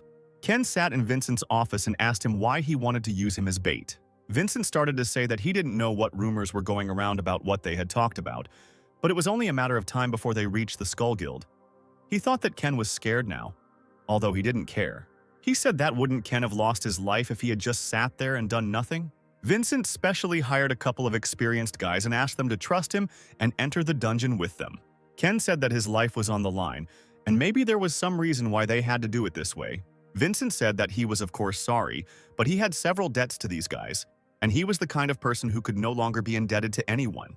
Ken replied that he understood, since nothing could be done about it. Instead, he would like to increase his fee. Vincent decided that Ken had taken the bait. The secretary raised the envelope to Ken, saying that the boss had prepared something for him. Vincent said that if he became stronger than he was now, his survival rating would also increase. Ken left the house and thought how ridiculous I had sounded sorry. From Vincent. Before his objection in the past, Vincent met with the Japanese faction, and that it all ended with him going down the path of betrayal was an opportunistic outcome, Ken thought. Ken didn't imagine that he would give it to him as a gift. Vincent turned out to be more useful to Ken than he himself thought. A group of players gathered in the forest, and one began to whine that with such a rating, it would all end with him only paying off debts for the rest of his life. Their leader shut him up and said that Vincent just threw them here. But the players started complaining that it was unfair, and definitely not their fault, that they didn't know who did it. He yelled at him that if he had time to whine, he should spend it killing monsters. In the evening, Charles called Vincent and discussed his plan. But as soon as he finished talking to Vincent, and he asked that he just needed to hand Ken over to them. He added that he felt they had given him too little, considering they were losing an important client. Shouldn't they compensate him a little more? Call replied that if he meant money, he could always give him more after he finished the job, and he could also find him a new client. But Charles said he wanted to make a deal with the Messiah instead, and if he could arrange that, he wouldn't need the extra payment. Call said he couldn't arrange it because it was his personal request and had nothing to do with the guild. When Call left, Charles told his men that they had struck gold and that they would be rich when they finished the job. Charles said that they should take advantage of this opportunity and enjoy life after they get the money. The portal was cleared and only 3 guys from the Skull Guild came out, and the employees ran up to them. One of them asked where the players from the Phoenix Guild were, if they were all dead. But he was ignored. Those guys were professional players from Vincent's faction. The man desperately asked the guys from the Skull what happened to his members, but they just got into the car. He ran up to this group and asked them to tell him at least a little information so that he could explain himself to the families of the dead. Hearing this, the player took off his mask and with a terrible mockery said that he tore them apart until they were completely unrecognizable. Then he got into the car and they drove away. Already in the car, another player reminded him that the mater asked them to be as quiet as possible. The guy called and said that they had just finished work and asked if there was another assignment. Call replied that he had found a target. He was going to enter the dungeon as soon as the day was over, and he ordered them to come there immediately. The guy didn't like his tone, but still agreed to come. Vincent stood in his office and thought that as long as he used the Skull Guild effectively, he would get a good opportunity. He thought that he always knew that working only in Korea was a waste of time for him.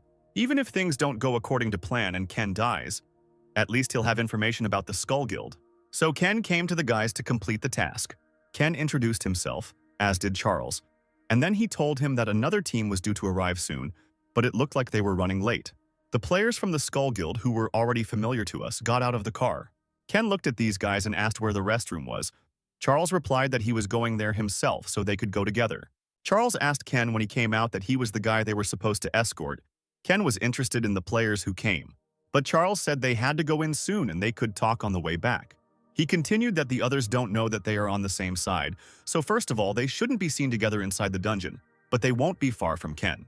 Ken began to think about the mission when Charles mentioned that it was very likely that they would be ambushed on the 2nd level, and that if they started killing each other from the start, it would be difficult to clear the dungeon. Charles told Ken not to worry too much and just trust them, because they know how to do their job. Ken said that he would trust them and do what they said. Then Charles suggested that he go into the dungeon first so as not to arouse suspicion among the others.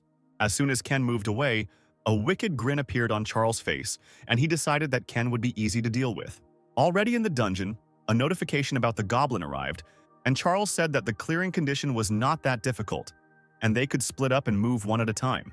And Ken was offered to borrow someone from another group since he came here alone. One of the guys Charles said that he would go with him. Now that everyone was distributed, Charles ordered everyone to quickly kill the goblin and go to the 2nd level.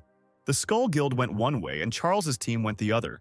Leaving Ken with one player, Charles looked back before leaving. And then Ken realized that the real battle would be on the second level of the game. Mike from the Skull Guild asked with displeasure why they weren't going after Ken now, and what they would do if he died prematurely. The caller who came with them said that he had hired people to accompany him, so there was no need to worry. And it would be too much trouble if Ken just ran away now. Call's last words hurt Mike, and he asked if he was implying that he didn't trust them, since Call decided to go into the dungeon with them. But Call replied that there was no need to be so offended by everything. In fact, Call came here to get rid of Charles and his guys when this was over. Charles asked the team what Ken was doing now, and one of the players replied that he was quite skilled at using the blood poison skill to catch and kill orcs. The players jokingly asked if Charles was too worried because they could easily handle him. But Charles said he was worried about how smoothly things were going. He said that Vincent and Call were not the kind of people who would spend large sums of money for nothing. And then the player asked him what he was up to. The moment he lets his guard down, we'll get him, Charles told his boys. They came to Ken, but he was already gone. Then Charles said that he must have left some traces. Judging by the smell of blood, they had come to the right place, but he was worried that one of his players was not showing up. This alarmed Charles, and he decided that something obviously went wrong. Suddenly, a player from his team shouted and pointed to two bodies. Apparently, Ken and their partner were lying there. Charles ordered that his player be examined first, and that the others should inspect the surrounding area while he was being treated. His neck was injured, and the player told him not to move because he wouldn't be able to stop the bleeding and he should also keep quiet. As he died, he pointed to Ken lying next to him. The player decided that his wounded partner wanted to help Ken, and said that it didn't matter if Ken died, since they were going to give him to Call anyway. Charles asked how things were, but the doctor replied that he was in serious condition and that he could die like that. The whole situation confused Charles. He thought that they couldn't fight each other because they knew they were on the same side. Here he remembered Call's words that this task had nothing to do with his guild, and that it was he who told him not to tell anyone about this mission. Charles realized that Call had also decided to kill them in this dungeon when his partner began to scream that the guy was bleeding. Just as he said that his magic would not help him, suddenly an orc skeleton appeared from under the ground. One quick swing of his sword and the skeleton warrior cut down their healer. Charles realized that the player was intentionally injured because they wanted to get to their healer. They deliberately got rid of the healer, he thought. He told the last player that Call had betrayed them, and that he should have known because the request was strange. Now the remaining players were surrounded by skeletal warriors. Meanwhile, the Skull Guild players were unaware and continued to hunt the orcs. The creepy guy bragged that the orcs kept attacking him, probably because they decided he was strong. But his partner said that it was not that, but rather his terrible smell, and asked him to tone down his cologne when entering the dungeon next time. The player immediately became nervous and said that this cologne costs a lot of money. The partner said that he told this idiot that there are many monsters in the dungeons, sensitive to smells, and now another group of monsters is running towards them. But he replied that he always does his job well, so it's not a problem. One of the monsters ran up to him and jumped on the player, and he, like a real monster, stole it into two parts. Back to the other team. Charles is still alive and he is very angry, asking how he could betray them. Ken is, of course, alive, and tells Charles that for a dying man he is not being very honest, and that Ken is no longer surprised when he sees players who use their power only for their own benefit. But Charles's greed exceeded his expectations. He asked Charles if he was the one who said that each person's value is measured differently.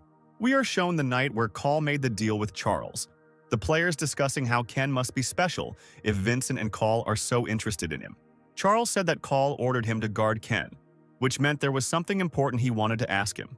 One of the players said that if they can't kill Ken, then how will their master enjoy this game? And Charles raises his hand and shows his scars, saying that he can play next time because there are many players he can kill. His partner is surprised by the number of marks, and pointing to one scar, says that this is the one in which they killed 3 players at once. And this idiot said that it would be cool if they got more of these orders, because that way they earn more than when they just clear dungeons. But Charles asked him if he thought all lives were equally equal, and he said that everything has its value. As they left, they said that they had to kill with a method that suited the price. And all this time Ken sat and listened to their entire conversation while they laughed. Ken summoned his sword and said that he wondered how much Charles's life was worth, and killed him. In front of the goblin, Ken said that he was hiding in the same place as when he conquered this dungeon in his past life, and now it's time for him to move to the next level. After all, the guys from the Skull Guild are waiting for him. He kills the goblin and clears the first level of the dungeon. A bright light flashed and Call turned around thinking that Charles was supposed to be waiting, and sending him a signal if he found the goblin. Mike looked at Call and said that his reaction was a sign that things weren't going according to his plan. The first level was cleared so suddenly, Mike thought that they were probably going to move to the second level and wait for them to appear to kill him. The entire Skull Guild team and Call ran to the place where Ken killed that goblin. Call decided that Charles and his team had figured out his real plan and was angry that he had been stabbed in the back first. Meanwhile, in another part of the forest, Ken opened the gate that appeared after he killed the goblin. We are shown Vincent's house where he talked about how most people don't buy them before they go underground. He asked his secretary what the problem was, and she said that he had purchased a flask to collect the liquid, and that seemed strange to her. Blood, body fluids, monster skin, and more sell for high prices, but there won't be any valuable items in the dungeon that he can sell, so she decided to report this to Vincent. Buying the flask, despite the fact that his life was in danger, Vincent thought about what Ken had come up with. The entire Skull Guild group ran to the gates to the second level, and Mike warned his teammates that an ambush might be waiting for them, and they should be careful. This monster said that thanks to him, he could have even more fun during the hunt, and that he should thank him for it. They armed themselves and were about to enter the dungeon, and Call was still angry with Charles.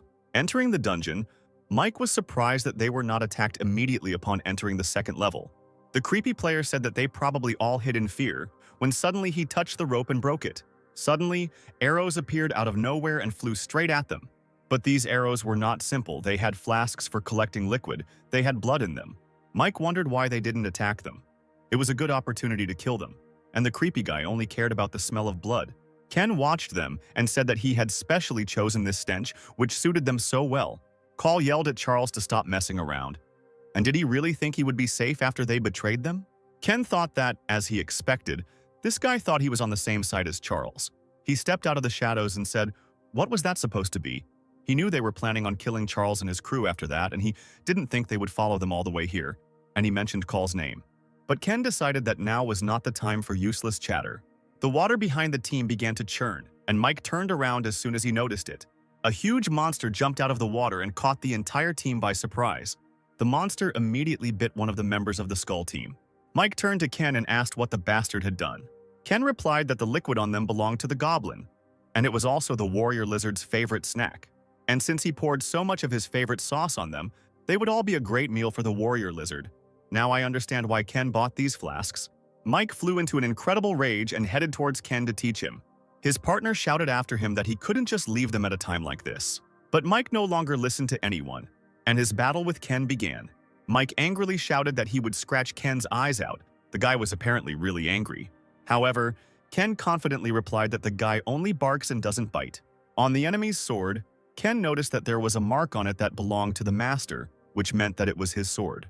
Ken told him that he thought he was a simple guy when he came running here, but it turns out he is a student of a master swordsman. Mike was noticeably surprised when he heard Ken's words. Call wondered where Charles's team was, and Ken wasn't the main problem here. He thought that the four of them would have no trouble clearing out this dungeon even if they were alone. While he was standing there thinking about everything, the player yelled at him and ordered him to help him with this monster. But Call kept thinking about what if Charles and his guys showed up here at this moment, when all their forces were scattered. Then it was they who would be dead, and the water monster would stand up to its full height, ready to attack. Ken continued to talk to Mike about how his Nastia must be losing his touch, since someone like him had become his student. Mike was angered by this and swung his sword. Ken was glad that he was giving in to his provocations, but he was definitely experienced. Ken decided that it would be difficult to defeat him with just a sword, so he began to come up with a new plan. He bit his lip and spat his blood at Mike. He probably wants to use the blood curse. Mike asked angrily how Ken dared to spit blood in his face. He hardly knew about Ken's skill. He had been poisoned with hematoxylin, and his stamina was diminished. And Mike thought that since Ken was working with poison, a prolonged fight would put him at a disadvantage. Mike decided that he would not waste time and finish him off right now. He raised his sword up and it started to glow. It looks a little creepy. Ken thought that this was an attack skill that was only available to those who were chosen as the Holy Light Executioner. Holy Light Executioner's skill, Blade of Destruction, has been activated. Even as Mike began to attack Ken, the poison began to take its toll on his body. At the moment when he hesitated, Ken ran up to him and appeared behind his back. Ken managed to dodge the Blade of Destruction, which greatly surprised Mike. While he was thinking about this, Ken was able to strike him with his sword. We are shown Mike's past, probably one of his training sessions. Mike was so tired that he couldn't stand on his feet. He thought about finally being able to use the Blade of Destruction like his teacher. But he can only use it once. The Master Swordsman praised him and told him to repeat after him. But it's still too difficult for Mike to use in a real fight, since his arm is in such bad shape after only using the Blades of Destruction once. He continued that this move had great power, but he should refrain from using it against an enemy who knew of his weakness. And what if he meets a monster that remains unharmed even after he uses this technique? Then he will be caught and killed by this monster. Ken appeared before Mike and was killed by him. Mike thought one last time about the teacher and told him that today he met the monster he told him about. Meanwhile, the remaining player received a blow from the tail of a huge monster. Call saw this and remembered how they proudly said that they were the students of a master swordsman, but still turned out to be useless. On top of that, Charles and his guys never showed up. There was no way he was going to win now, Call thought. Frightened, he offered Ken a truce and said that they didn't need to fight each other. He shouted that he was asking for a truce and suggested that they first conquer the dungeon together. Otherwise, at this rate, they would simply become food for monsters. Ken found this funny and said that Call didn't need to worry about it. By killing you, Ken continued, it will be easier for him to clear the dungeon after all. Call asked in fear what Ken meant. He didn't know that Ken usually cleared the dungeon alone. At that moment, Ken summoned all of his skeleton warriors who crawled out from underground. Ken said how could he trust him after he tried to finish him off just moments ago. Call realized that Ken not only had the blood poisoning skill, but he could also summon the dead. As Call looked at Ken in surprise, a large monster jumped out from behind him. He jumped away from the monster in time, but it began to use its tail. Suddenly, that creepy player, who turned out to be still alive, jumped on his tail and attacked him. He yelled at Call that he had been asking for help for ages, but he was a son of a bitch, just standing there begging for mercy. Suddenly, the water monster grabs the player in its tail and lifts him up. The player ordered that his stinking head be removed and that he would suffocate from the stinking smell. The monster squeezes the player with its tail. It seems he died this time. Call decided that if he wanted to get out of here alive, he had only one chance. He realized that he couldn't cope with this monster on his own and decided to run away from here and hide until the other guys conquer this dungeon. He decided to deal with the rest later. Now the most important thing for him was to survive. He thought that he couldn't die here so miserably, and he started to run away. Something ran past him and Call turned to see what was happening behind him. That something turned out to be one of Ken's skeleton soldiers, who had already jumped onto the lizard and dealt the first blow. He inflicted blood poisoning on the lizard. Call was surprised that a skeleton soldier could move like that, and decided that his movement was like that of a high-level player. Besides how strong he was, there wasn't just one skeleton warrior, but 5. And then Call thought about Ken's strength. He realized that Ken had already gotten rid of Charles's team because they never showed up in the end. Call continued to think about how the members of the Devil's Guild were killed in the A+ dungeon. Now that he understood everything, he decided to run away from here and report everything he knew. But for some reason, the lizard continued to run only after Call, completely ignoring the skeletons. The lizard fell to the ground. Thanks to the poisoned blood skill, the lizard warrior's strength continued to decrease. When the lizard warrior fell, Call decided that the skeletons had defeated him and turned around. But turning around, he saw that the lizard was still standing undefeated. Call was horrified and asked why the lizard continued to follow only him, as if the skeletal soldiers were invisible. Ken stood to the side and said that now that Call was distracting the lizard warrior, it became easier for him. He thought that maybe Call didn't quite understand the current situation, due to the time when people could only rely on their level and items. We are shown the past of Ken and his partners. The girl asks why she puts dirt on her body. The man said he didn't know the details, but he had heard that the warrior lizard didn't have very good eyesight. So by putting this on themselves, they will be able to disguise themselves, he finished. Ken remembered his partners with a smile and wondered if everything was okay with them now. Meanwhile, Call continued to run away from the lizard, but realized that he could not get away from it forever. He decided that perhaps the lizard warrior was only aiming at players. Then he thought that he should not suffer alone, and that Ken should take part in this too. But as soon as he headed towards Ken, his path was blocked by one of Ken's skeleton soldiers. Call shouted, "How dare a skeleton soldier like him block the player's path?" But as soon as he rushed at him, another skeleton struck him first. Call's mask split in two and he froze in horror, not knowing what to do. The lizard didn't hesitate and pounced on Call while he was sitting, but he didn't reach him. Call only injured his leg and screamed in pain. Turning around, Call realized that he was under the watchful gaze of the lizard warrior and was stopped by skeletons. Call thought they had managed to kill him and looked like a madman who hoped he could now escape from here. Ken approached him and thanked him for distracting the warrior lizard. But it was time to wrap up. and Call asked in fear what he meant by wrap-up. He shouted that he wanted to talk to him and asked for help to get out of the dungeon. Ken said he should pay attention to that guy behind him. The lizard stood up and continued to look at Call, and Ken said that he should be wondering why the lizard was only going after him. His eyes act as heat sensors, and of course he has no interest in chasing cold skeletons. The lizard quickly rose and aimed at Call, who could no longer run because of his leg. Now we are shown Vincent, who was sitting in his office with his secretary, and they were watching the news which talked about the dungeon and that the Phoenix Guild refused to enter the dungeon. The girl said that a similar problem arose when he was planning to conquer a 6-level dungeon.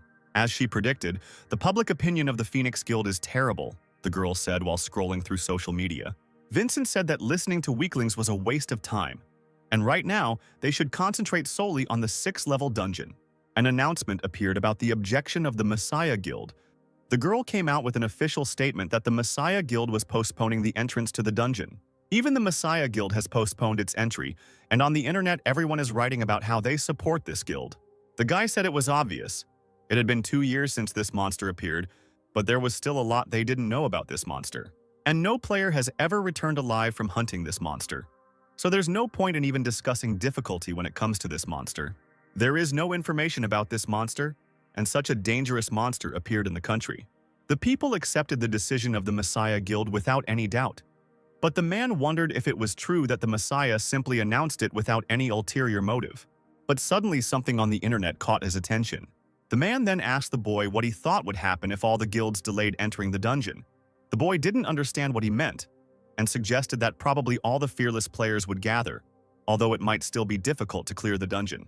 Over time, the government will also want to get rid of this dungeon, and other countries will do the same. The man said that this was all true. Simply put, the dungeon would be conquered on a larger scale. But what if at that moment someone appeared and defeated the tailed lizard, the man suggested. Then the boy realized what his boss meant, that the Messiah Guild was deliberately trying to get more time. There must be a reason why they are in no hurry to enter the dungeon. The longer it is delayed, given the growing fear, the more unattended items will be in the dungeon. And when these guys defeat the tailed lizard, they will be able to get both fame and fortune. But let's get back to Ken, who received the achievement Hunter and Lizard Warriors catalog as a gift. Also, his level rose, and the rank of the poisoned blood skill increased, as did the skeleton soldiers. It was all over faster than he expected, thanks to the fact that the skeletal soldiers had no body temperature. But since he got involved with guys who have connections with the Messiah Guild, it will be difficult for him to move freely. Ken took Mike's sword made from the shell of an armadillo.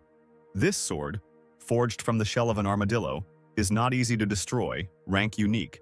The weapon that the master swordsman used is not a bad option. Ken handed the sword to one of the skeleton soldiers and ordered him to use it. He walked up to Mike and said they needed to talk and activated his Eye of Anubis. The dungeon was cleared. Ken calmly walked out of the portal when a worker ran up to him and asked what happened to the others. Ken immediately said that they were all killed except him. But his answer did not please the worker, and he asked him to explain everything in more detail, because he still had to write a report and present it to the guild. Ken said he could just write that the warrior lizard was stronger than they thought. He called someone and said that he completed the task as Vincent ordered, and also one of the guys who aimed at him was using a sword of a unique rank that previously belonged to a master swordsman. Ken continued that the master is an important member of the Messiah Guild, as well as the head of the faction. The Japanese faction, Ken said he was sure they were the main branch of the Skull Guild. Other than that, he didn't find anything, but he might be able to get more information if he looked into it better. Having finished the conversation, he said that he would call him back. And as he left the room, he looked at the TV that was standing in the room. It seems it was not for nothing that Ken stood right in front of the TV and told everything he knew over the phone, because there is a camera installed in the TV. In Mike's memories, he was talking to some man. He was telling him that they had taken special precautions because he would be interacting with a person who was being monitored by the guild. He told Mike that he had planted a bug behind the TV so that he would be aware. Ken, of course, found out everything and said that those bastards from the Skull would fall into their own trap. And now the Skull Guild would turn its attention to Vincent. "Speak of the devil and he will appear," Vincent called Ken. Vincent said he had heard that everyone had been killed except him, as luck was on his side, and asked Ken if he had any information for him. Ken said he couldn't find anything else because he was focused on survival, but said he knew where the Skull Guild's main branch was. Vincent asked Ken to come to his house tomorrow because he wants to hear more information. Ken got into the car and drove to the station to storage cell number 19. He thought Owen was a pretty careful broker as he approached the right cell. Ken wondered if Oven knew he was a target too. The list of dungeons that Oven had prepared was already in the drawer, and Ken hoped that the list wasn't too disappointing. Ken took the list and began to look at it in the car. Ken was surprised by the quality of the work. He thought it was no wonder that the Messiah Guild considered him a nuisance. The content of the list and the quality are excellent. It reminded him of the dungeons he conquered when he was a member of the Messiah Guild. Now he finally understands where they got them from. Ken realized that Oven was not their target for nothing. There was a dungeon about an albino lizard egg on the list. Ken didn't think that Oven would have this dungeon too. There is not much information about the albino lizard egg. Even he could not find a source or variations. Ken was intrigued by this dungeon and wondered what might be inside the egg. He thought that he could only find out about this directly. Only Lei has this knowledge, a clue for him to get closer to the truth. He took the radio in his hand and decided, no matter what, that he should be the one to clear out this dungeon. Ken's voice came over the radio in Oven's office. Oven, if that was his real name, was delighted and thought that it was probably time for his first deal with Ken. The next day, Ken was already standing in Vincent's office. He asked Ken if Charles's group in the Skull Guild had died fighting each other. Ken replied that one of them was much stronger than the other members of the Skull Guild. Judging by their sword skills and fighting, there was no doubt that they were related to Japan. Vincent said that some factions have quite a lot of influence in Japan too. Once this dungeon was cleared, he would have to deal with this problem. With these words, he placed the newspaper on the table.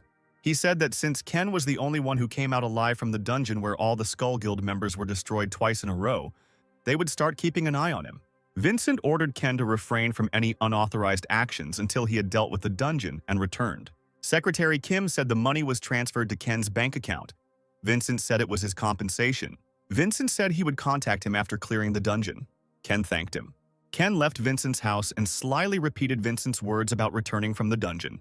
Now that these assholes know that Vincent is supporting him behind their backs, they will soon focus their attention on him and not Ken. Before he got into the car, he thought that he couldn't wait to see Vincent's reaction when they met again. Ken has finished all his urgent matters and can now go against Vincent's warning and act alone. Lee's secretary said on the phone that the preparations were complete, but she didn't know if Ken would accept him. But Oven told her not to worry about it. If there was a problem, he would talk to Ken. While she continued talking on the phone with Oven, Ken was approaching his destination. Secretary Lee told Mr. Locke to get ready, and in response, the man asked her not to call him Mr. Ken stood at the entrance and listened to their conversation while the man whined about how he didn't like being addressed as Mr. Ken recognized the man's name. This guy was from the Phoenix Guild. Ken walked into the room where Secretary Lee and the guy we had already seen but only now learned his name were. The girl said that the examiner would accompany him since he had not chosen a dungeon that matched his level. "If you agree, please sign this contract," the girl said, and invited Ken to ask her any questions he might have. But Ken was thinking about Locke, a player who couldn't be killed, when Ken was the Messiah Guild's tracker. He had eluded him twice, although Ken wouldn't give him a third chance. Ken sat down and said that this was the first time he had heard that he needed an examiner. But if so, that meant he had to go into the dungeon with this gentleman. These words, of course, angered Locke, and he asked Ken if he hadn't heard what he said to Secretary Lee. Ken mockingly apologized, saying that he had heard the entire conversation. Locke got even angrier, called Ken a bastard, and asked how he dared to look down on him, but Ken sat across from him quite calmly. Ken realized that Locke was short-tempered, but ignored it and asked to talk to Oven. The girl said that of course he could talk to him via radio. Ken picked up the radio and asked if Oven could hear him. Maybe he still didn't trust him and his team. Oven answered on the radio, and immediately realized that Ken was probably unhappy with the examiner who would enter the dungeon with him. But Ken announced that this was not the issue, but something else. He asked what would happen if the examiner died during the clearing of the dungeon. Ken continued that no one would notice what could happen in the dungeon. Locke looked at Ken with such a menacing look. Locke looked angrily at Ken and thought that this freak was threatening him in this way. Oven, on the other end of the radio, laughed and said that Ken shouldn't worry about it because he was experienced enough to protect himself. While Ken was talking to Oven, Locke quietly approached him, looking all creepy and scary. He simply snatched the radio from Ken's hands and started talking to Oven. Locke started screaming. He said that he thought the new guy was a crazy idiot, and if when they entered the dungeon and he turned out to be different, then he would just get rid of him. Apparently, Locke wanted to show off just like Ken, but Oven yelled at him and told him to eat more modestly.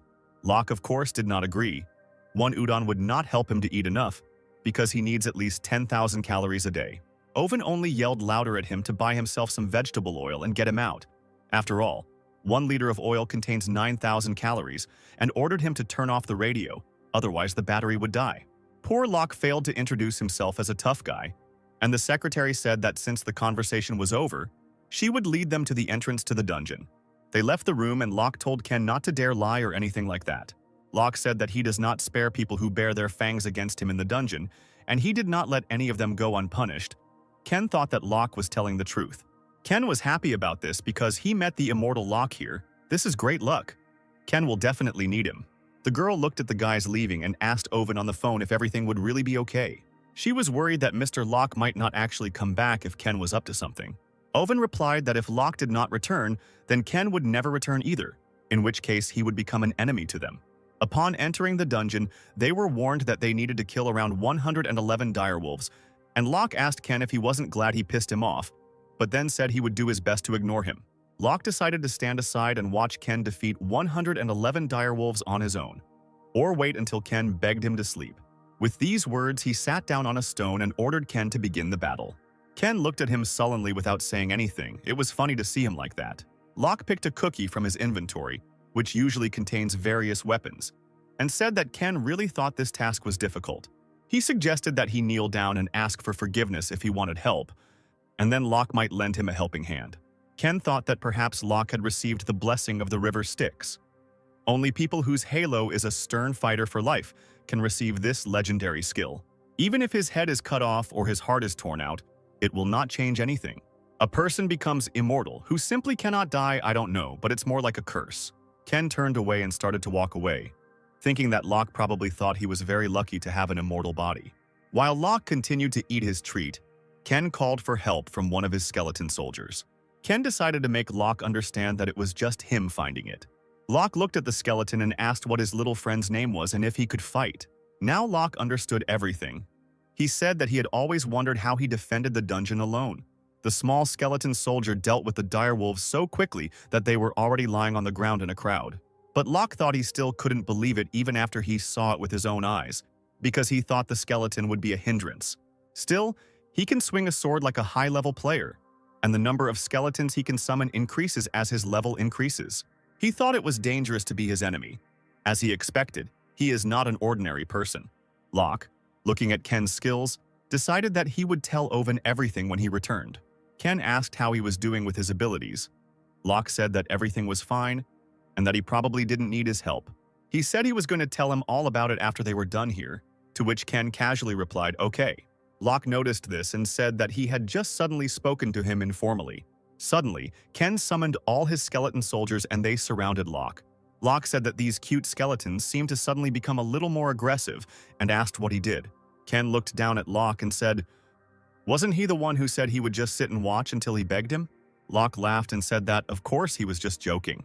He kept saying that it was just a joke and it was his fault if he offended him.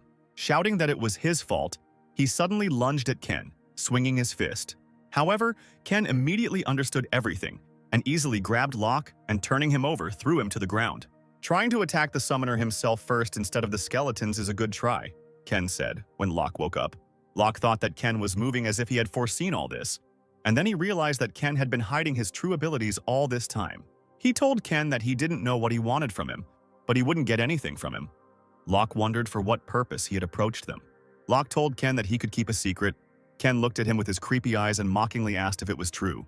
"But it doesn't matter anyway," Ken said, and his skeletons presented their swords to Locke. He tied up Locke and hung him from a tree, Locke screaming and ordering Ken to untie him. Locke started shouting that he was hungry and was he really going to starve him to death. After listening to him, Ken cut the rope and Locke fell from such a height straight to the ground. When he fell, Ken said he would give him a chance and time to prepare, but Locke didn't understand anything. Then Ken said that he showed his skills, so now it's his turn to show his. He said to use him as bait so that the skeleton warriors could easily attack them. Then he would let him go. But Locke said he wasn't going to follow his orders, so Ken tied the rope tighter and asked him if he was sure about that. Ken asked if he wanted to hang on the tree some more. Locke thought this guy was definitely crazy. He said that Ken was right and that he had no right to object, because he was the best trunk, the player who usually distracted the monsters. Locke began his work, attracting the attention of all the monsters by fighting them. But there were too many of them for one to fight, and the skeletons appeared behind the wolves and began to fight them. Here, Locke broke free from this crowd of wolves. Thanks to his ability, he remained alive. He was incredibly tired after all. He was fighting a pack of wolves alone, and with his bare hands at that. As Ken stood in the tree and looked at him, he thought that it wasn't like before. But Locke was still not that easy to kill. He'd be a nice little asset in the future, Ken thought, as he watched Locke suffer alone. Locke continued to fight alone, not even getting a chance to take a break. The skeletons continued to fight the wolves as ferociously as before. Locke was incredibly tired while he was distracting the wolves. Suddenly, the one remaining wolf began to gnaw at his leg. He grabbed it and threw it straight at the skeleton, sweetly telling the skeleton that this wolf was his. They were able to clear the dungeon, and for some reason Locke started talking to the skeletons, asking them that they were probably being overworked because they met the wrong master. He kindly praised them for their hard work and said that they were more useful than some. Locke looked at the skeleton soldier and decided to give him a high five. The skeleton soldier looked at Locke and simply turned away, ignoring his kind gesture. This, of course, angered Locke, and he yelled at the skeleton that how could he ignore him? When he tried to grab it, the skeleton dodged, and Locke angrily asked if the skeleton could do anything other than stare at him. While he screamed for the skeleton to attack him, Ken watched from afar. Ken watched him with his stern gaze. He remembered that in his past life, Locke was not the same as he remembered him. A powerful man with an immortal body who fought against the Messiah Guild, Locke was one of the strongest people he recognized at the time. And now this same guy is trying to make friends with dead skeletons. To make use of his immortality, he uses a fighting method that involves bones rather than flesh, Ken thought. Ken couldn't get to him quickly because of this destructive method. Looking at him now, he doesn't see the anger that was in him before. There must definitely be a trigger that changed him. Ken has no memories of Owen, but it seems like they were very close in the past. Perhaps Owen's death awakened Locke, meaning that if Owen survives, there is a high chance that the Messiah Guild will be excluded from the blueprint for the future. While Ken stood there by the door, pondering everything, Locke looked at him suspiciously, wondering about his intentions. He remembered that Ken had lured just enough wolves here for him to be able to deal with them without dying. It's not just a coincidence, it's continuous, right during his recovery. It's not just an analysis of monsters and dungeons, but something that can only be done by someone who has an absolute understanding of what's going on. This kind of sensation is not just a high-level ability. Locke admitted that it surpasses him in every aspect. Just at that moment, Ken came up and said that he had done well, and now they could move on to the second level. With a smirk on his face, Ken said that the second level would be much better than here. After moving to the second level, Locke admitted to Ken that he was so tired that he thought he was going to die. He told Ken that he had been working all day and that he could at least take a break now. But Ken again ignored his words and held out the flasks of blood. Locke noticed that these were not elixirs and asked what he was holding out to him. Ken asked if he was a good runner. The unexpected question surprised Locke, and he asked what Ken was getting at. He smashed all the vials of blood around Locke, and Locke asked what the hell he was doing. Ken arrogantly told Locke that he better start running away right now. What an asshole Ken was. At that moment, a huge white lizard, or dragon, appears from the forest and looks straight at Locke. Poor Locke said with displeasure that because of this idiot he couldn't even relax. At the same time, in Owen's office, he tells the secretary that as he predicted, this will happen, since the Messiah Guild refused to take part. And he was interested in how long the list of foreign guilds would be. The girl said that they had finished making the list this morning. It remained to compare and analyze it. Owen replied that there was still time before Locke returned, and they should hurry. Secretary Lee asked if everything would be okay with Mr. Locke. I don't understand if she was showing her respect by calling him Mr., even though Locke doesn't like it, or if she was just making fun of him. And in the dungeon, poor Locke, running away from a huge monster, wonders why it is chasing only him. Of course, the white monster is also being chased by Ken's skeleton soldiers. Locke thought that although he didn't understand everything, for some reason he knew that he had to act like bait.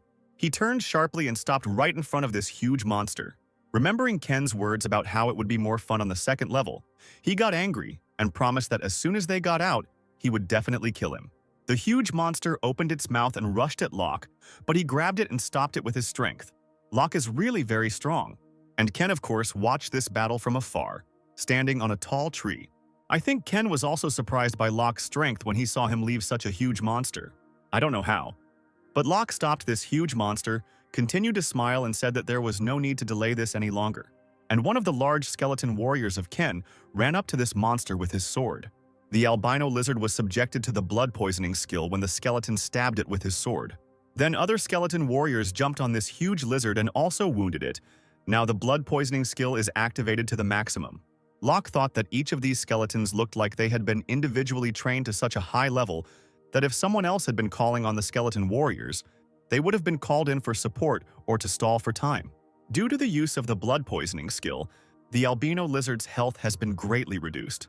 But still, the lizard had some strength left, and when he got up, he looked around as if he was looking for those who had caused him such harm. It was then that Locke realized that she couldn't see the skeleton warriors, so she was only chasing him. And he immediately looked at Ken and thought what kind of magic he possessed. Remembering his words that it would be more fun here, he realized that Ken had planned all this from the very beginning. At that moment, the lizard hit Locke with all its might. Who was already exhausted, he flew back to the tree and literally broke it into pieces. But he rose from the rubble by activating the skill blessing of the river Styx. Locke recovered instantly after taking as much damage as Ken expected him to. True, only Ken was happy now, but definitely not Locke, who was angry that he was wasting calories on this monster. He decided to deal with this lizard as quickly as possible and prepared to attack it. Locke ran up to the monster and started hitting him with all his might. The skeleton soldiers didn't hesitate either and immediately ran up to the monster. Locke realized that these skeletons were using him as bait, just like their master. The two skeletons stabbed their swords into the albino lizard's sides, the blood poisoning skill spreading throughout the albino lizard's entire body. At this moment, when the lizard was most distracted, the skeleton soldier jumped on top with a sword in his hands. The skeleton shot him right in the head. The albino lizard was defeated, and Ken's level rose. Ken climbed down from the tree. He earned the achievement Albino Lizard Hunter, and as a reward, he will receive a catalog. The rank of the poisoned blood skill increased, and the rank of the skeletons also increased, and the messenger of the underworld admired his endurance, and the messenger bestowed his favor on him. Now we are shown other skeleton soldiers fighting the monster, but they couldn't cope with the monster. One after another, they died, and the player thought that if they kept moving back and forth like that, they would all fall down one after another, and he decided that he needed to summon more skeletons. He's leveled up, 50 trolls have been slain, he's earned the Troll Hunter achievement, but he's still not advanced enough to get the attention of the underworld's messenger. The player thought that he was able to kill 50 trolls by himself, but still couldn't get his attention. This made him angry, and he started wondering who this guy was. Meanwhile, Ken and Locke stood in front of the dead lizard. Locke thought how hungry he was to death because of Ken, and told him that if they were finished, they should get out of here. Or is there something left? Locke asked. Ken looked at him and said gloomily that the most important thing remained. He walked up to the lizard's body and, with a sword in his hands, ran the second one across the lizard's stomach. With a sharp movement, he cut the lizard's belly with his sword. Ken reached his hand inside. Finally, it's in my hands, Ken said. The guys cleared the dungeon and they found an albino lizard egg. Ken was pleased with his work. The Messiah Guild went far for what was in this egg, and right now it was in Ken's hands. And now he had a chance to find out what was inside this egg. The egg also surprised Locke, who assumed that all this clearing was to protect this item. He had completely forgotten about the egg, having been running around all day because of Ken, and now he decided to ask what he was going to do with this object. Ken ignored his words. Locke must have been used to being unnoticed. Ken took the sword in his hands and began to break the egg. This greatly surprised Locke, and he told Ken that they didn't know what it was capable of, so there was no need to break it. Inside the egg was a skill page, not what I expected. It turns out that Ken didn't expect this either. Locke was also surprised when he saw the skill page inside the egg. He came across the power of Apophis, the required condition of the messenger of the underworld, the effect of resistance to any type of poison. The king of deadly poison. He has dealt with all types of poisons but has not been damaged by any of them thanks to his skill, Apophis's power. A villain who uses his power to take what he wants from people and brutally kills them with poison. At the peak of his crime, the Messiah Guild declared that they would judge the king by lethal poisoning. Messi's guild has said it will try the king of deadly poisoning, with many losing their lives in the process. Even now, Ken can remember every single one of his comrades who died from that bastard's poison. An albino lizard egg. Ken didn't know anything about it except that the Messiah Guild had it. He had never heard of this skill, but the deadly poison king couldn't steal it. The only option is that the Messiah Guild gave it to the king of deadly poisoning. They deliberately created the king as a villain to look like the saviors. Anger filled Ken again and he clutched the envelope in his hands, thinking that once again, Lei had made him realize that their comrades' deaths were in vain. He tore open the envelope, Ken deciding that if he could master this skill, Their senseless deaths would never happen again. Ken gained the power of Apophis and became resistant to any type of poison. But remembering Lei, Ken was absolutely certain that he would kill him with his own hands. Locke was surprised that Ken was in such a bad mood. Even though he kept the reward for himself, Ken told Locke that it was time to get out. The dungeon was cleared and Locke and Ken returned to the office, which was empty except for a package on the table. Loka was pleased by this and ran to the bag in the hope of seeing the food he had been waiting for all this time. But unfortunately, there was no food in the bag. Only 2 bottles of water and a radio, which made Locke very angry. Owen was in his office and thought that someone was talking about him because his ears were itching. The radio rang, and Owen was surprised that they had done it so quickly. Understanding the radio, he said that they were able to clear the dungeon in less than 3 days, although it was not of a low level of difficulty, and asked how everything went. "Not bad," he answered, and asked if anything was happening outside. Owen said that there was no news yet about Vincent's side that went underground. However, there is a problem with foreigners. The Great Guild and the Border Guild that belong to the 5 leading world guilds have merged. And also a dragon hunter has captured the 100th dragon in a 5-level dungeon. Golden Dragon. When the first Golden Dragon appeared, people were only interested in its skin. The skin was durable and resistant to high temperatures, and they thought that armor made from this skin would open up a new world for players. But it was the Golden Dragon's digestive juices that changed history, not its skin. Ken is unsure of how exactly it was used, as it was banished at the time, but was later discovered to be helpful in removing seals and curses. From Balmung Lei, the seal was also removed using the gastric juice of the Golden Dragon. Its value exceeded all expectations. Ken decided that he had to get it before people found out about it. Alvin said that this was the only significant event in the last few days and asked Ken if he wanted to ask anything else. Since Ken had no questions left, Owen said that he would ask the examiner for details on how to complete the dungeon, and they would give him a regular phone number to contact him in the future. They gave him an old phone because its connection can't be tracked, so it's much safer. Loku ordered him not to run away anywhere and to return straight to the office. Poor Locke started screaming that it was his fault that he worked so much, and now he deserved a rest. He told him not to talk to him informally and said that he had prepared food for him. But Locke wasn't particularly happy, and snatching the radio from Ken's hands, he said that 1 dish wouldn't be enough. Before leaving the office, Locke looked at Ken. He looked at him sternly, wondering if he was going to have to hang around with this guy in the future. Ken looked at Locke with the same look, but said nothing. The very next morning in Owen's office, Locke again began to whine that he couldn't rest, and asked Owen why he had called him so early, and hadn't he submitted his report yesterday. But Owen said that he had called him specifically about his report to speed up the process, and threw the tablet on the table. Tailed Lizard Hunt? Rank A+ dungeon? Locke was surprised to think that he would have to clear this dungeon alone. Of course, no one was going to send him there alone, because then he would definitely die there. And then Locke began to think who could join him, who had such skills. Maybe a dragon hunter? Locke hoped that it was not Lei, although his level was too high, and he would not be able to enter the 2-level dungeon. Owen asked Locke why he was considering Ken, since he was perfect for this dungeon.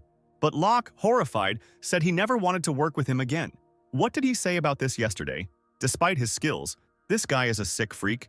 People should at least have a sense of camaraderie, and this guy has personality problems. He literally made Locke pray for a monster. Locke said that if he was forced to work with this guy again, he would then go on a hunger strike. But Owen said that would only suit him. Owen took a voice recorder out of his pocket and turned it on. On it, Locke said that he needed a partner who would not interfere during the battle.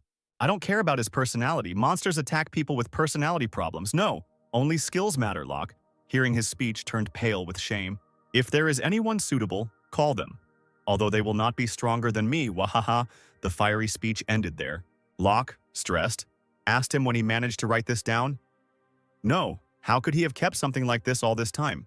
In any case, Owen already registered them both and gave them a great bait. "They've already registered it?" Locke asked discontentedly, but he was more interested in what kind of bait they were talking about. But Owen only looked meaningfully at Locke and smiled. Meanwhile, on the abandoned outskirts of the city, Ken sharpened his sword. The blade was badly damaged, and Ken decided he should take it to a workshop. But now he was looking at something else and decided to start with this item. He opened the box and was surprised that Owen even had such an item. Since Ken wanted to kill those guys from the Skull Guild, things were getting more interesting. Ken wants to try using the item when he meets them. But let's get back to Owen and Locke.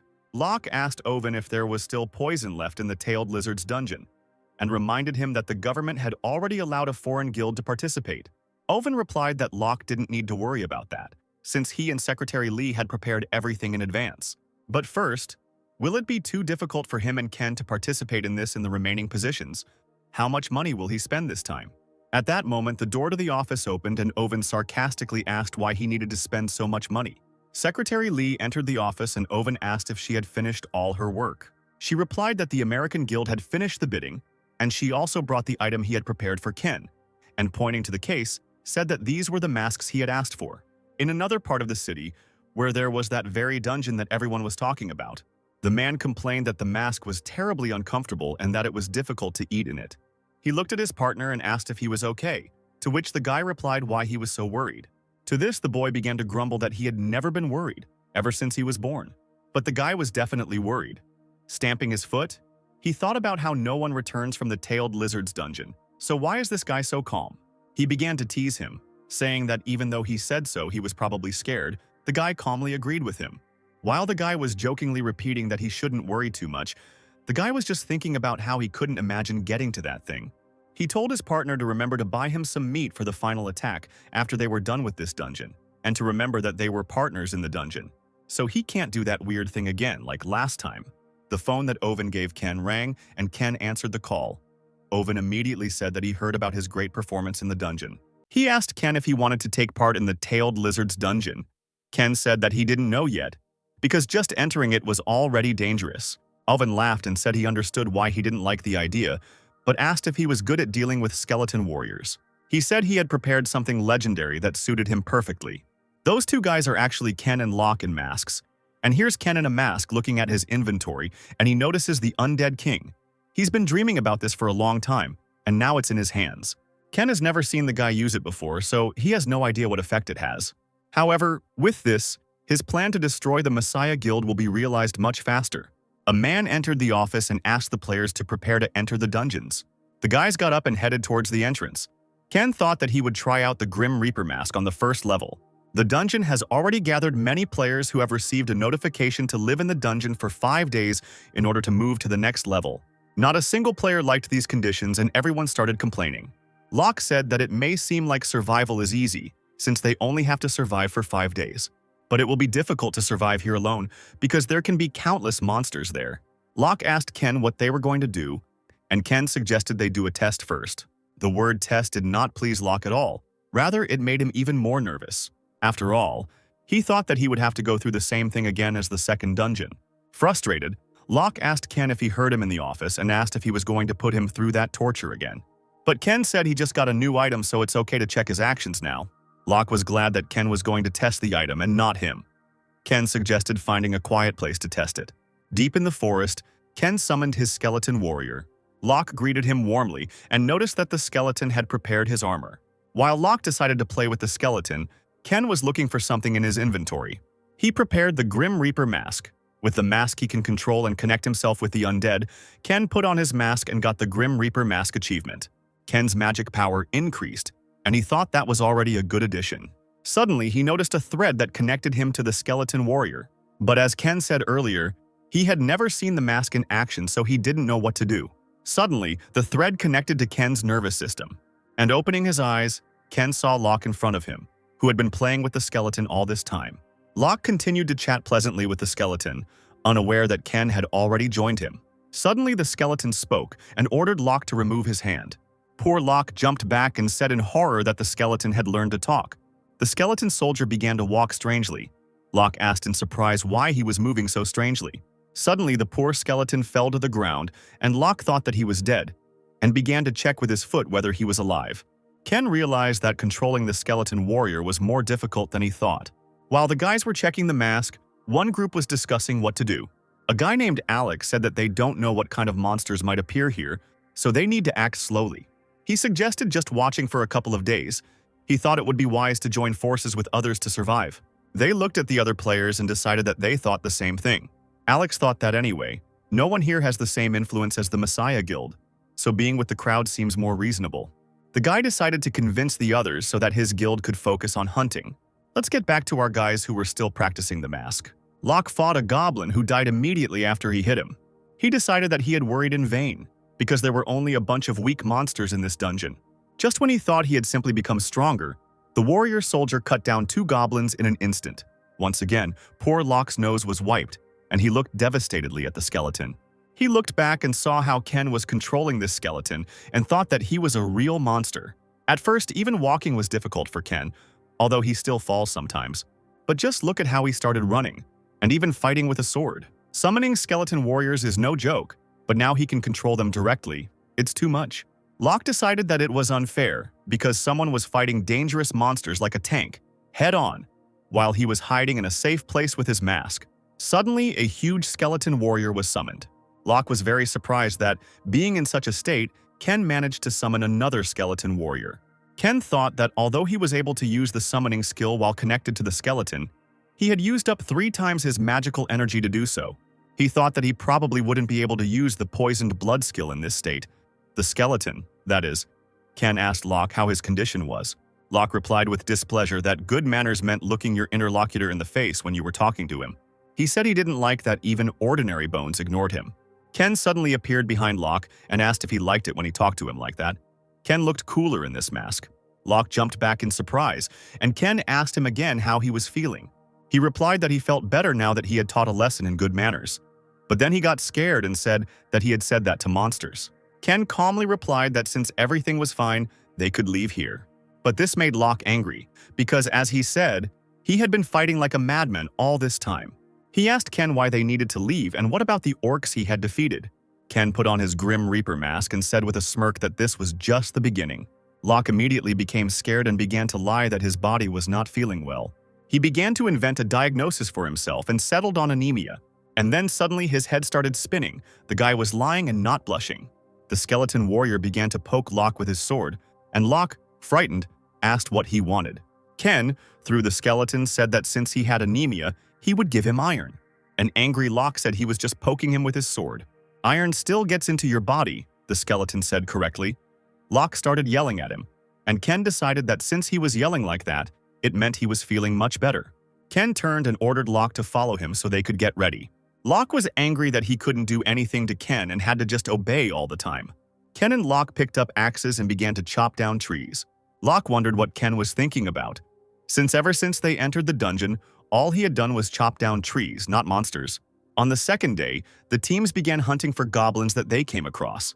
Also on the third day, all the players continued to fight.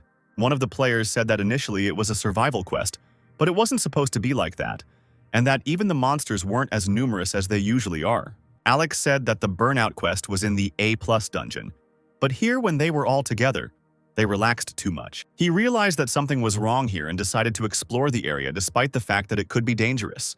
And Ken raised his level once more, and the messenger of the underworld, imbued with sympathy for his incredible essence, sent him a reward.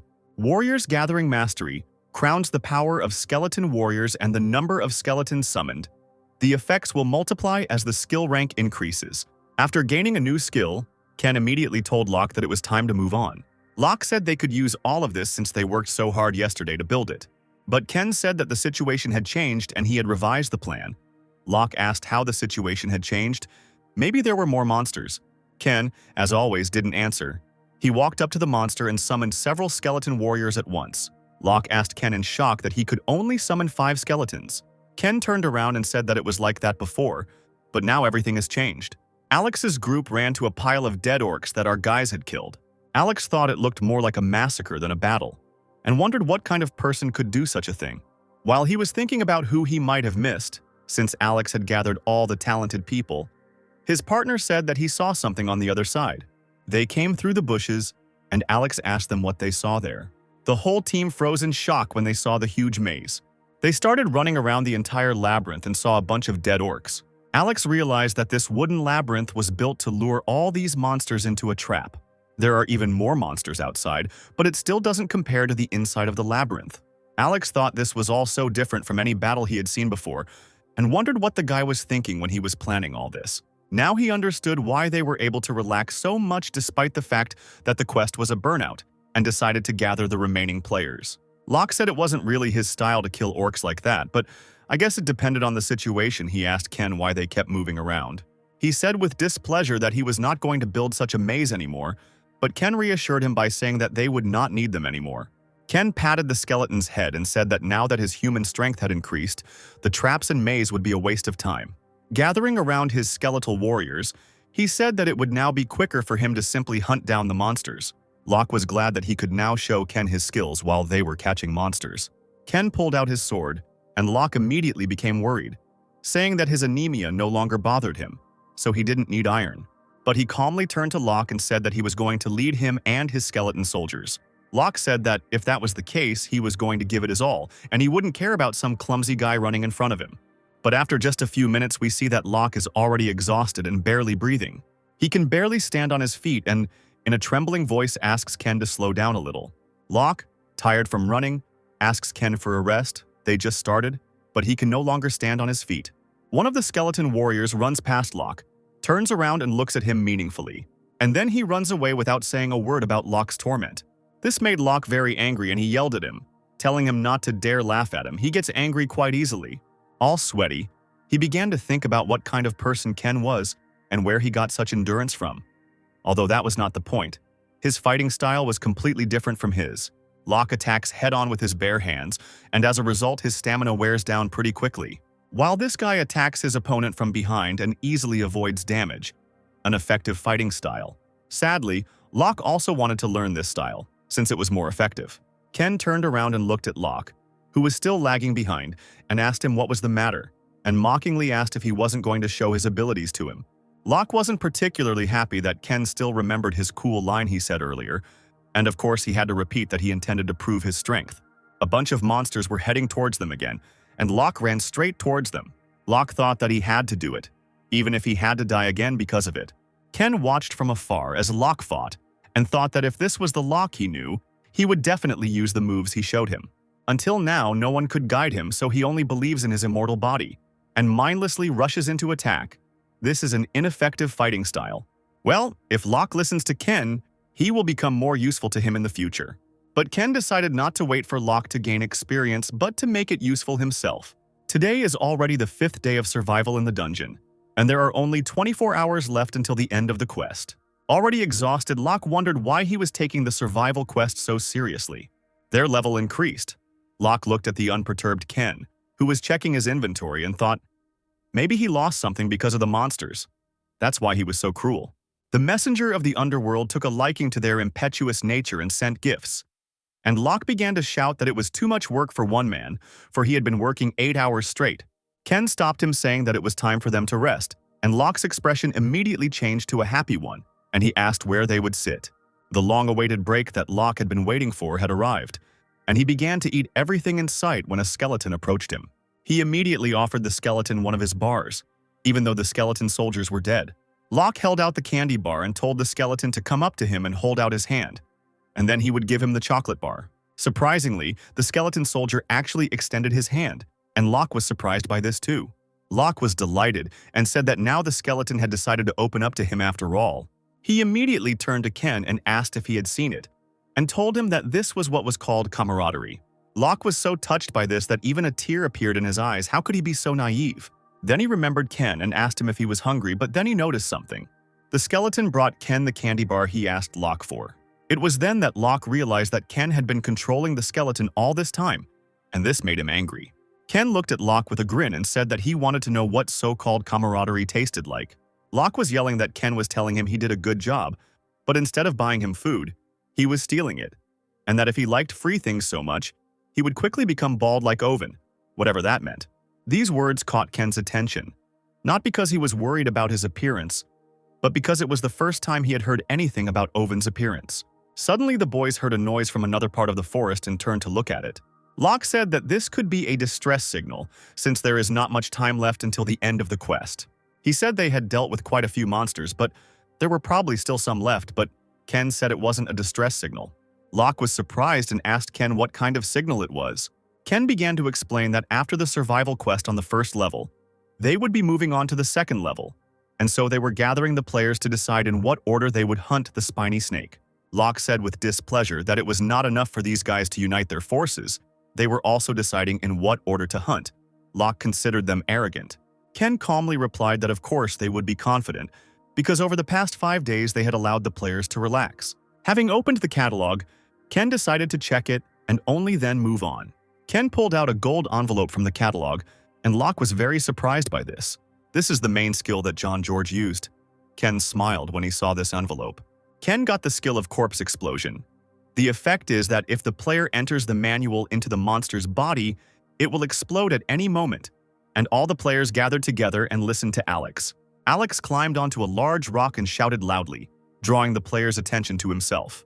He began to say that since all the survivors had already gathered, they could begin. Alex continued that in a few minutes the survival mission would be completed, and they would move on to the next level. The Union, including its guild, will try to attack the spiny snake first.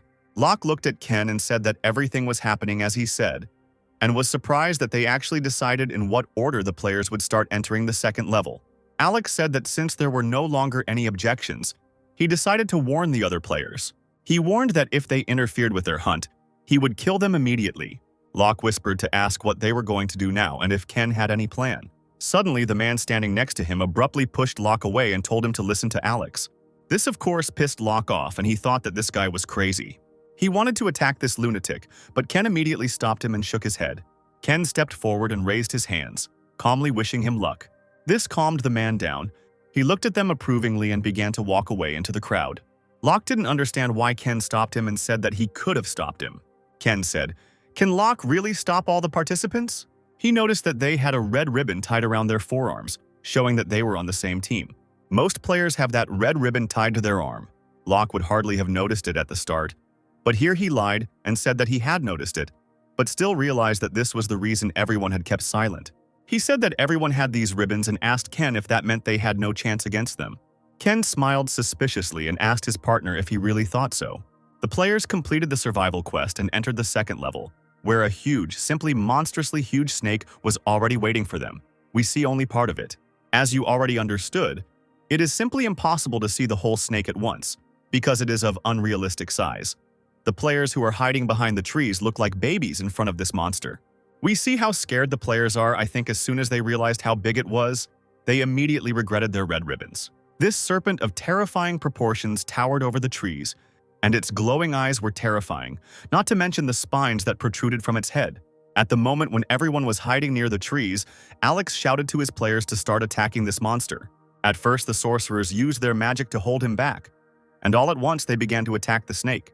The snake's head caught fire from the blows of the mages, who continued to aim at the huge monster. Ken and Locke watched this battle near the cliff. Locke asked Ken if they were just going to stand there and watch while they caught the spiny snake at this rate. But Ken was unwavering. He watched the battle without emotion, and told Locke that they would not be able to catch her. Locke was surprised by Ken's confidence and asked why they couldn't catch this monster, because with such a number of people, wouldn't that be enough? Ken asked Locke what he does when he encounters a monster. The first thing Locke said was that he first tried to attack it and hit it, because he doesn't know what it's capable of.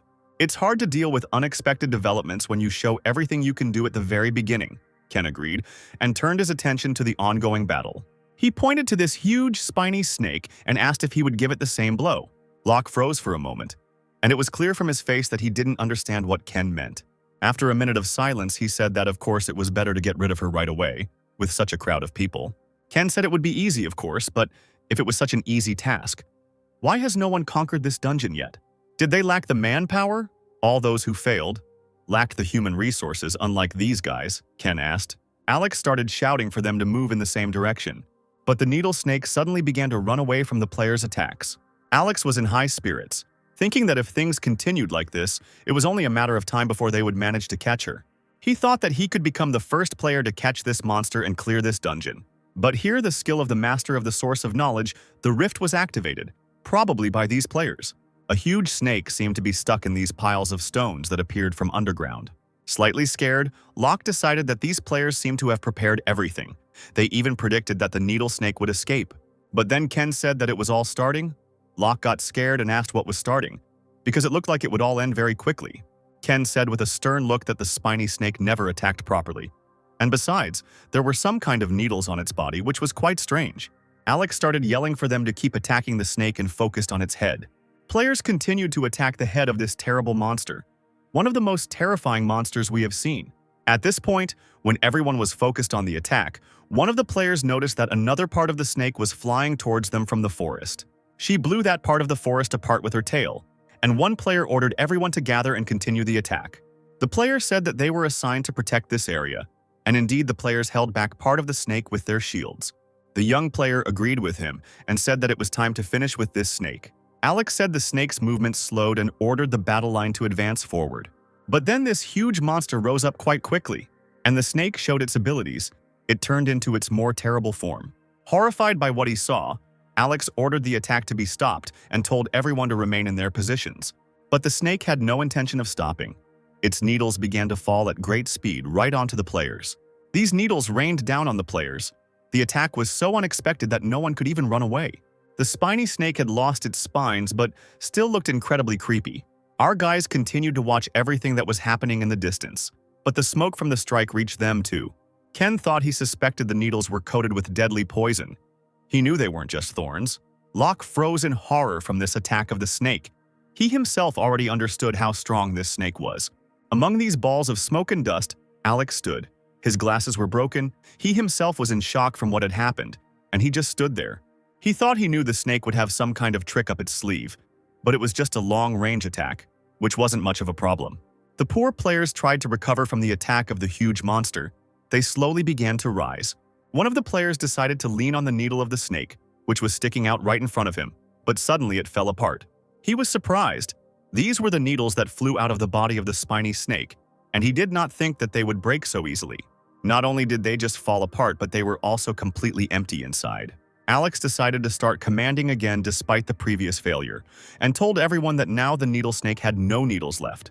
And what is worth attacking now, before she restores them? Alex did not take into account that not all the players are in the best shape. After all, they were just attacked. All the surviving players got up and went to attack the snake. Alex, confident again, thought that if they needed to kill a snake or something else, they just needed to leave it all to them.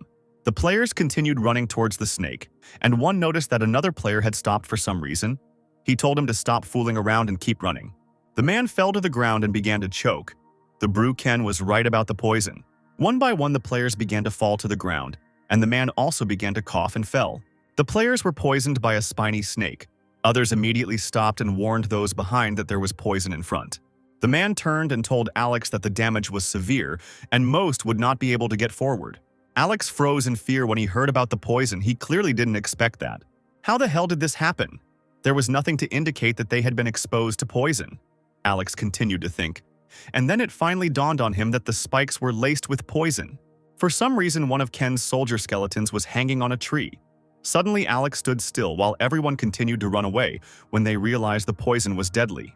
Ken watched everything that was happening through the skeleton. The poor players screamed in fear and begged for help. The picture was quite unpleasant, and Ken watched everything sadly and thought that it was all disgusting. Locke impatiently asked Ken what was going on. Ken told him that everyone had died because of the poison of the spiny snake, and their plan had failed, and they were now retreating. Poison, Locke said loudly. He asked Ken if those things that came out of the snake's body were spikes, right? So what does poison have to do with it? Locke realized that these thorns were laced with poison from the very beginning, but Ken said that wasn't the case. Before the massive attack, the damage dealers in the rearguard had already taken damage. If the spikes were laced with poison, the dealers would have taken damage first, not the tanks with high health. So what the hell happened then? Locke asked. It was still not clear why everyone was poisoned by the venom of the spiny snake. The voice said that he thought so, that their attack was too smooth. It's not for nothing that they call it a deadly snake. Locke asked what they were going to do, join those people, but Ken immediately said no. He said that since they had already found the hidden cards of this snake, it was their turn to make a move. Ken stood up and started walking. Locke asked him what he was going to do and told him that going there would be madness. But Ken said he was going to go to the spiny snake alone and told him to wait here and get ready.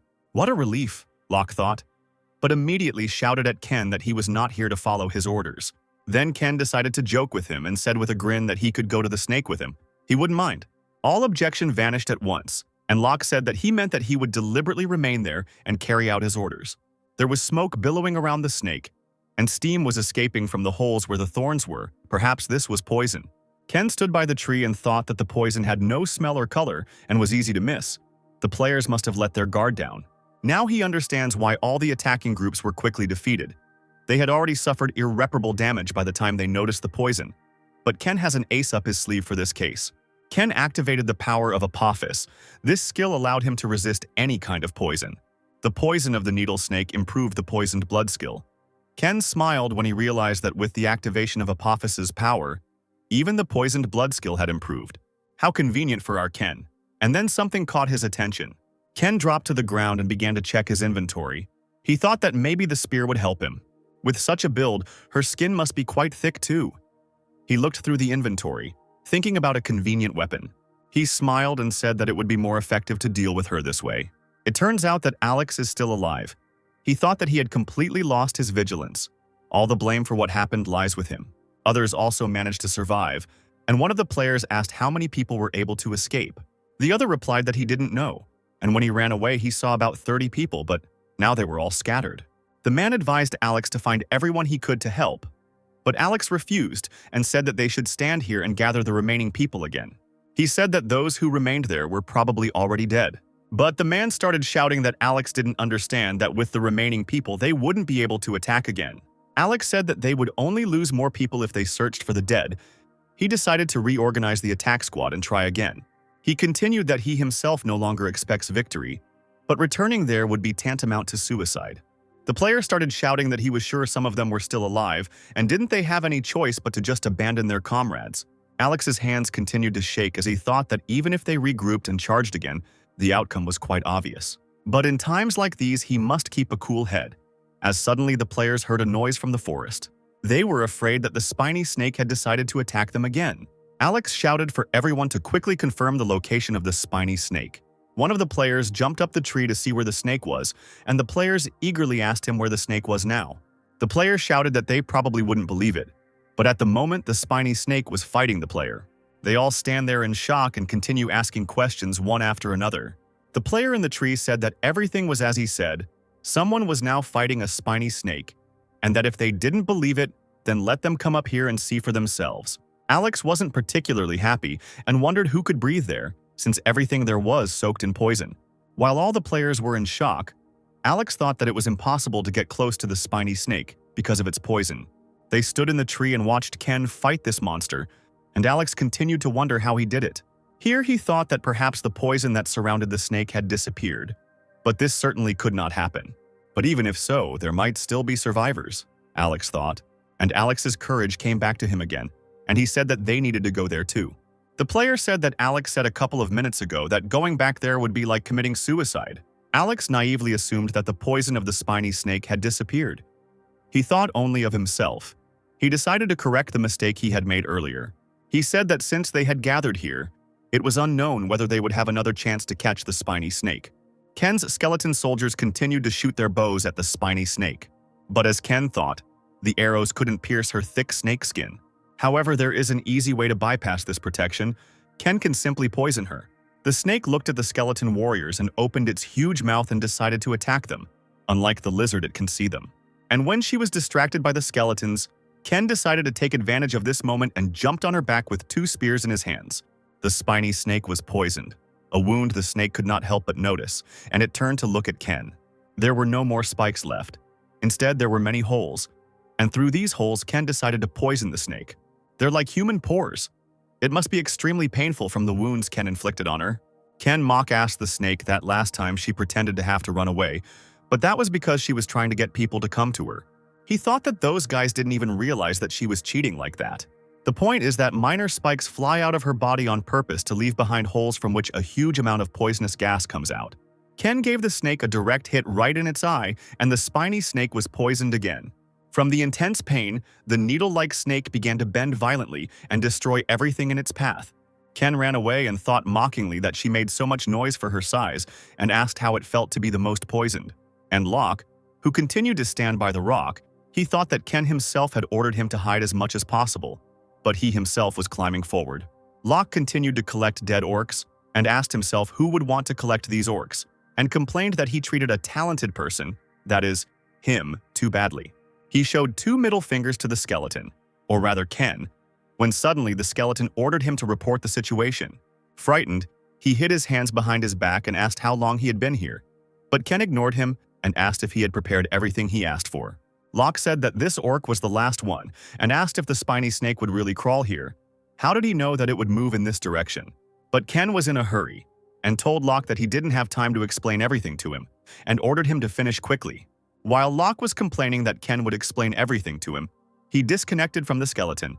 Ken thought that it looked like all the preparations there were finished and decided to start acting.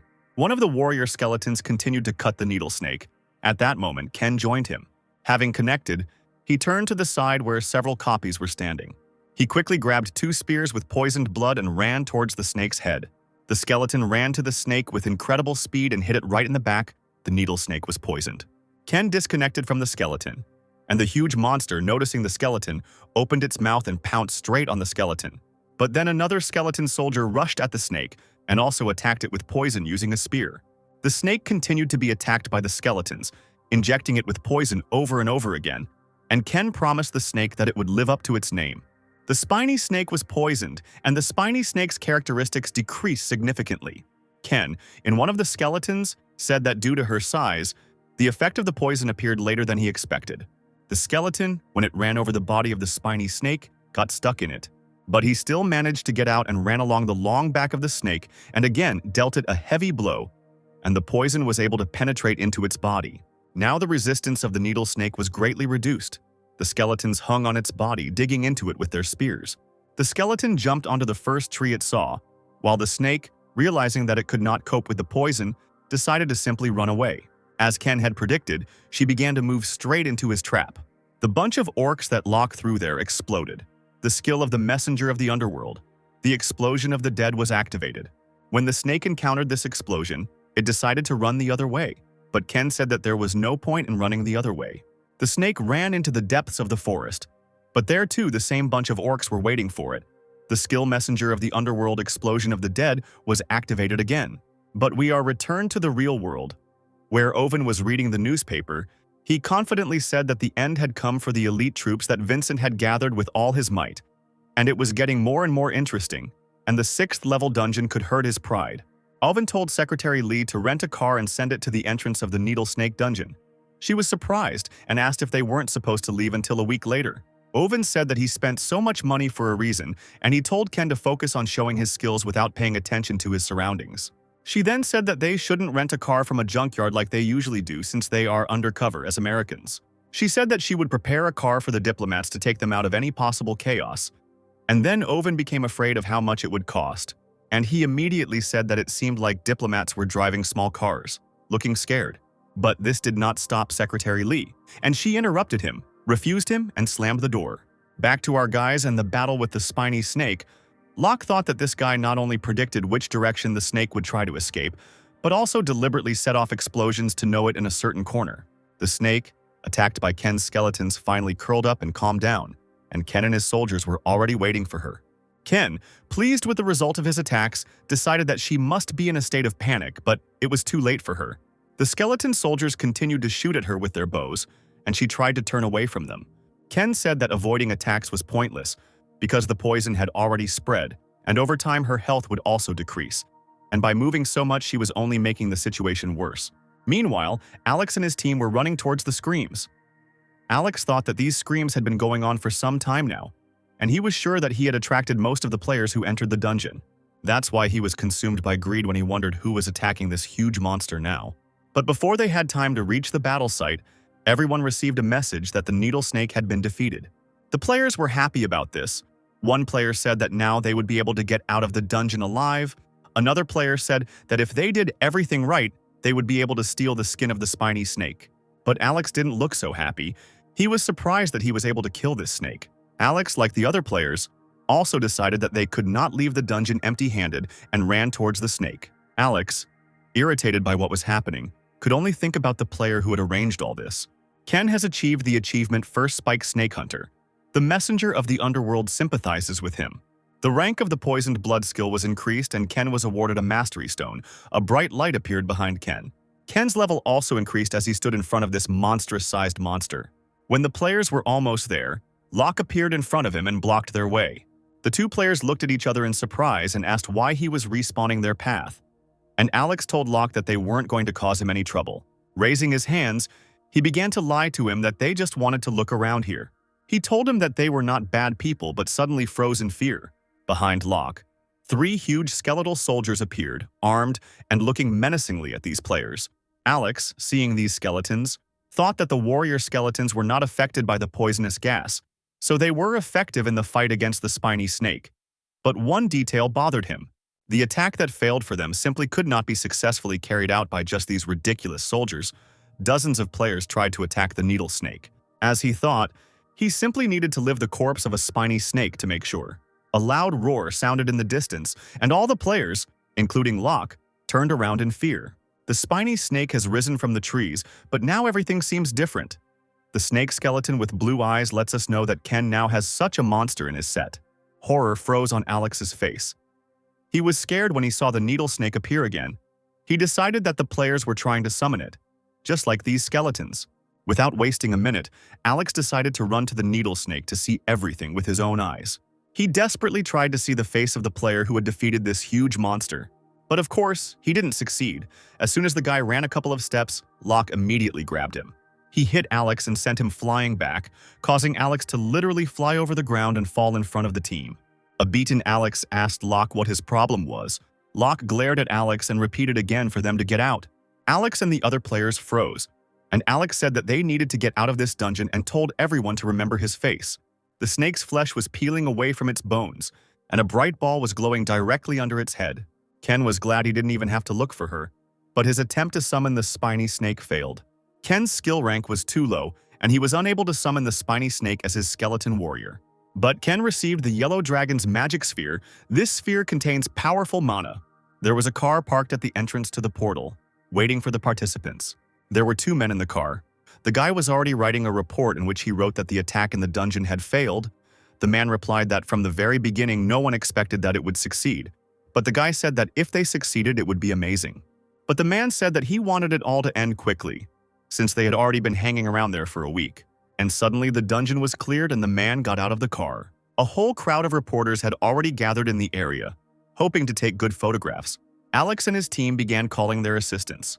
When he found them, he immediately started shouting for them to catch the Americans because they were the ones who killed the spiny snake. One of the players on his team found the boys among the crowd and pointed them out. When journalists learned that the two had defeated the spiny snake, they were bombarded with questions. The crowd was stopped by security guards while Alex shouted for them to catch them, but our guys were already approaching the car. Alex was pinned down by the crowd and could even get out of it, so he kept screaming to be let go. When Alex managed to get out of the crowd to see the car's license plate, another problem awaited him. The car turned out to be from the embassy. Already in the car, Ken began to take off his mask. While Locke suggested that Owen had spent a decent amount of money, even the seats were soft. Now he could rest a little. When Locke also took off his mask, he asked Ken what happened to the item after he killed the spiny snake. Ken remained silent, and Locke said, discontentedly, that he could at least have said what the object was, since he hadn't been toiling away on it for nothing. Ignoring Locke again, Ken called to say he had just come out of the dungeon. Owen greeted him happily and asked how he was enjoying the role of the hero, but Ken only asked what the press was writing. All the media outlets are talking about him now. It would be unwise not to take advantage of his current reputation, and if they add weight to this name, he will be able to play on the big stage. Ken decided that this image would really be useful to him to gain authority and enter a special dungeon. He was glad that Owen offered him this image, and he agreed to the deal. Owen, by the way, he said that something interesting happened while they were in the dungeon, and Owen asked if Ken knew Vincent's bodyguard. Jin led the team into a 4-level dungeon, but no one survived. It is not unusual for a player to die in a dungeon, so it did not seem like anything special happened. However, Owen checked some information, and it seemed that there was a spy from the Skull Guild in Jin's team, and he obtained information about the players who were sponsored by the Japan faction. As everyone could guess, the Skull Guild made the right conclusions. Ken asked warily why Owen was telling him this, and he was told that it was useless to hide something like this from him, since he was well aware of his relationship with Vincent and the Skull Guild. The wiretapping began to affect Vincent, however. Owen, as Ken thought, is not so simple. The car suddenly stopped, and Ken told Locke to get out of there quickly. Naive Locke came out and asked Ken if Owen had decided to feed them for such hard work. Although even if this was not the case, Locke still wanted the horror as it was. Ken told him that they would transfer to his car. The dissatisfied Locke, who did not fit into the car, began to swear at Owen because he promised him an expensive car, but in the end he was deceived again. Locke continued to complain, saying that he was being forced to drive a shitty wreck, that it looked worse than a junkyard car and was too dirty, and then Ken interrupted him, saying that it was his car. Locke's tone immediately changed, and he made excuses that compact cars were the best in the country because they needed very little fuel, and he began to suck up to Ken in every possible way. Ken remembered that there was a food allowance in the glove compartment, and Ken suddenly became kinder. He said he could take some if he was hungry.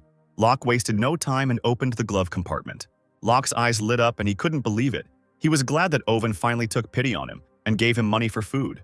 But then reality hit Locke hard when he opened the envelope and a couple of coins fell out. Tired to death, hungry. Locke looked like he had lost all hope. His gaze into the void was so sad, but the situation itself was very funny. For some reason, Alex put a collar on himself, and in an interview he said that our guys attacked him. He wrote whatever he wanted on the internet, but the comments were mostly angry. Secretary Lee said that the mood of the people in the press changed from curiosity to hatred, and this interview in particular worsened the public's attitude. The girl asked if she should begin to carry out the order that Owen had given now, and Owen gave permission.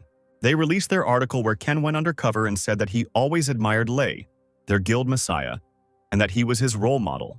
And then the internet changed its mind. Some wrote that maybe this guy is not bad, since he takes an example from Lei. Others supported him. Everyone went over to his side when he mentioned Lei. Ken thought that Owen had impressed him, because this move had not only changed the course of events. Now that this statement had been made, the Messiah Guild would not be able to stay on the sidelines. They could try to recruit Ken or at least win his favor. Ken never thought he would use public opinion to lure the Messiah Guild. Ken couldn't wait for their answer and decided that he needed to prepare thoroughly before the Messiah contacted him. And in front of Ken lay several swords. But suddenly Ken received a notification. Urgent news, Vincent had cleared a 6th-level dungeon. This urgent news made him happy. Apparently, he was waiting for Vincent. Vincent was enjoying the attention of the press when his secretary Kim ran up to him. He whispered that she needed to tell him something. Vincent said that if it was not urgent, she could tell him everything later. But she said that it was urgent. She told him that Jean's team, which went into the dungeon, was completely destroyed. He didn't like this news at all, and Vincent called 2 employees over to him. The man quickly announced that the press conference was over because Mr. Vincent needed to visit the hospital for a medical examination. While the staff was talking to the press about the press release, Vincent and Secretary Kim were already leaving, and Vincent demanded details. In the car, she explained that a few days ago, an anonymous informant had sent them a bank statement to the office, and Vincent had asked if they could trust a source they didn't know. She said she didn't know the reason why they sent us this information, but it seemed to be partially true. According to the investigation team's report, most of the team members died from stab wounds, so it's possible that they weren't killed by monsters. Jean's team was the only one that went into the dungeon, so other guilds can't be involved. Vincent was completely overcome with anger and said that she meant that there was a rat among his royal guards. Vincent broke his tablet in half out of great anger. He realized that the Skull Guild had deceived them. At the same time, in the building of the Messiah Guild, where the players sat as if at a Sabbath, they decided what they would do with Vincent in the future. Paula said she was going to leave him to the mercy of public opinion, and remarked that it was all a bit late in the day for them to remember. The Master Swordsman said that he is currently working with the Skull Guild, trying to get rid of this mess. But Paula didn't like it. She hit the table and said that now was not the time for rash actions, and asked what happened to the last dungeon of the Lizard Warrior. She said that if he was going to do something, he should do it properly, and she also reminded them about Cole, who was missing and probably dead because he got caught up in his mess. The girl said, "Is he really going to show the whole world their relationship with the Skull Guild? It's not my business to interfere with how he does his job, but it can't be ignored," Paula said. While one of the members thought that Cole didn't even have any special skills, but he had already been mentioned several times, Paula suddenly declared that they could no longer work with the Skull Guild anymore. She said that she was stopping any business related to her, but the Master Swordsman said that he would not accept it, since there was not even a guild leader, and he was not going to obey her decision. But Paula looked at him with a terrible look and confidently said that he did not understand her, because this was the head's decision. The Skull Guild leaders looked at her with displeasure, but said nothing. They stood up and walked out of the building and headed to the car, and one of the participants asked his partner what he thought about it. With a fierce look, they looked back, and one of them said that they could not stand this any longer, and the other replied that it was time for them to part ways with the Messiah Guild. At Vincent's house, Ken was standing next to him. He was blatantly lying to Vincent, asked in surprise if Jean's team was not a highly qualified team, and that he would never have thought that something like this could happen. Still angry, Vincent honestly admitted to Ken that he wanted to create a business with these skull bastards to get benefits. But everything has changed. Now it will be better to destroy them. Silence fell in Vincent's office, a little awkwardly. Ken thought Vincent was more ambitious than anyone else. Within a few years, he would sell all sorts of items to Japan and go into exile. People who didn't know the truth called Vincent a traitor. But the real reason he moved to Japan was because Vincent was afraid that the Messiah Guild would take away everything he had created. He would turn his back on his own country in an attempt to protect his life and wealth, of course, so he would not leave this situation. And Ken said he would become his bodyguard. Ken said that it seemed like he wanted to use him to deal with them, but he didn't want to be abandoned after he was no longer of use to him. Vincent was surprised by this. Vincent thought how this loser could become his bodyguard. He didn't think that Ken would have such an idea. He planned to win him over to his side, even if he had to threaten him. Although his intentions do not interest Vincent as long as he is able to get rid of the Skull Guild, and he said that he is interested in this. Vincent said that Ken said that he could destroy the Skull Guild for him in exchange for his protection. Ken said that he should protect him well if they needed him, and that he himself had something to repay the Skull Guild for. This answer made Vincent very happy, as it was the answer he had expected. Ken left the house and turned around to look at Vincent's house, and thought that now all responsibility for his actions would lie with Vincent. In the office where Ken signed the contract, Ken himself and the company's employees were sitting. The man said that the terms of the contract would be changed to the highest level. Ken stood up and said that he would be under their supervision. How did this Kina become Vincent's royal guard? The employee asked his boss. Since he had joined the guild less than half a year ago, he had built up quite a reputation working here, but he didn't think it was enough to get into the royal guards. The man replied that he wasn't sure, but figured it had to do with something they didn't know about. While Ken was in the elevator, he listened to everything the employees were saying. One of them asked if the others had heard that the traitor was among Vincent's royal guards. Another was surprised how he got there and said that he was probably lucky to get a rare item. The man said that he was even a little jealous of him, although he clearly shouldn't be, because he was probably sucking up to get to the top. And the man those men were talking about was standing behind them. And Ken thought there was no denying that he was lucky. Ken called Oven, and he happily answered his call. He figured Ken must have something urgent to ask him since he found time in his busy schedule. What Oven heard surprised him greatly, judging by his facial expression. A tired Locke, who was sitting in his office, asked what the idiot had come up with this time, but Oven continued talking to Ken. Oven said that it was a bit difficult for him to manipulate the people who ran the guild and were in charge of the dungeon, but he still agreed.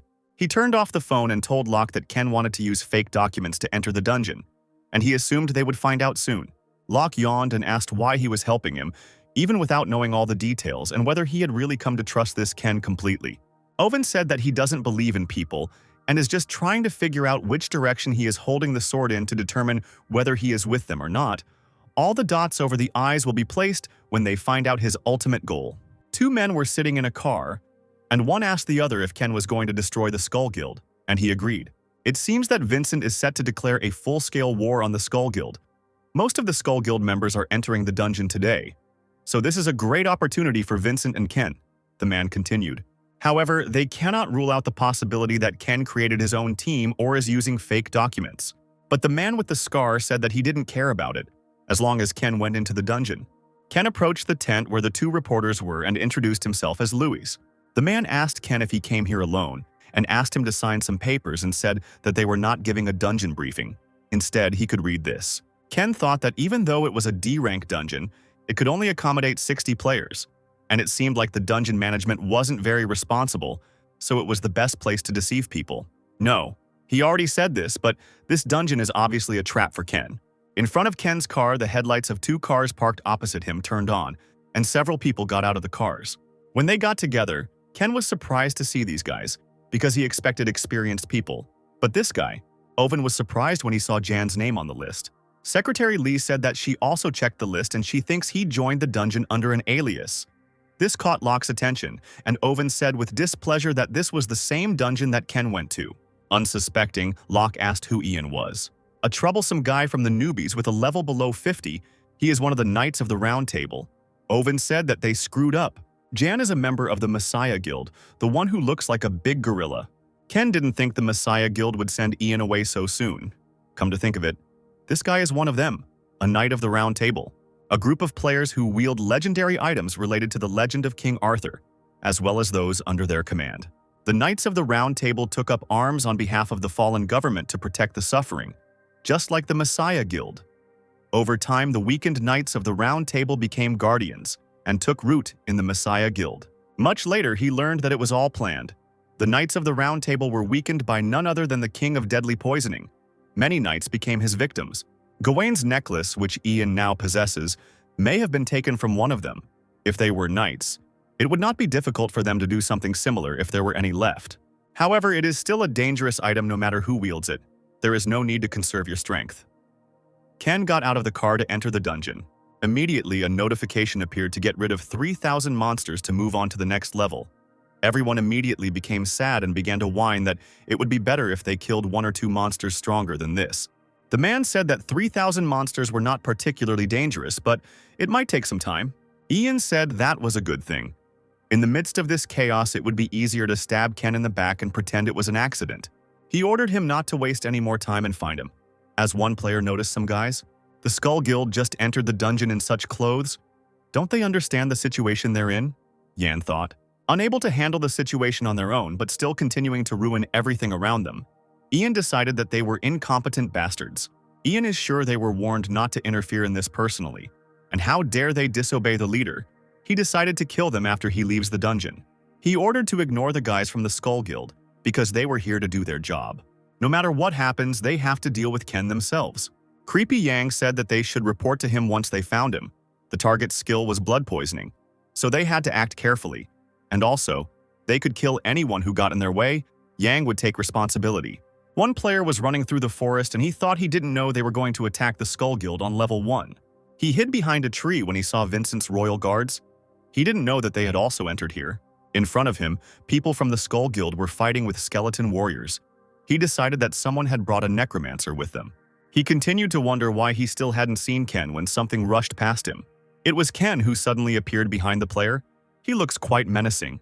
Ken immediately dealt him the first blow, and he fell and began to justify himself, saying that he had nothing to do with the Skull Guild.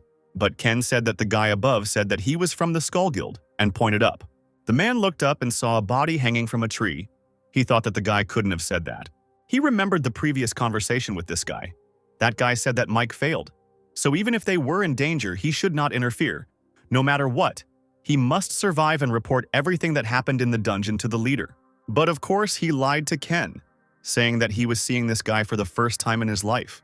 Ken hit the man again and he fell to the ground, but the player continued to repeat that he didn't know anything. Ken's eyes glowed blue as he activated his skill, and he said that these guys could only be trusted when they were dead. We are taken back to Oven, who frowned at Locke and told him that he knew Ken was a much stronger player than him. Locke angrily threw the pizza slice back onto the packaging and regretted asking because he had lost his appetite. But Oven sarcastically said that this was the guy who ate 5 boxes of pizza and tapped the boxes. Locke only got angrier and shouted that he couldn't eat the pizza he bought himself. He even shared a huge slice with him. But Oven tiredly asked what he said about what kind of player Ken was. He is the most cunning, Locke said calmly.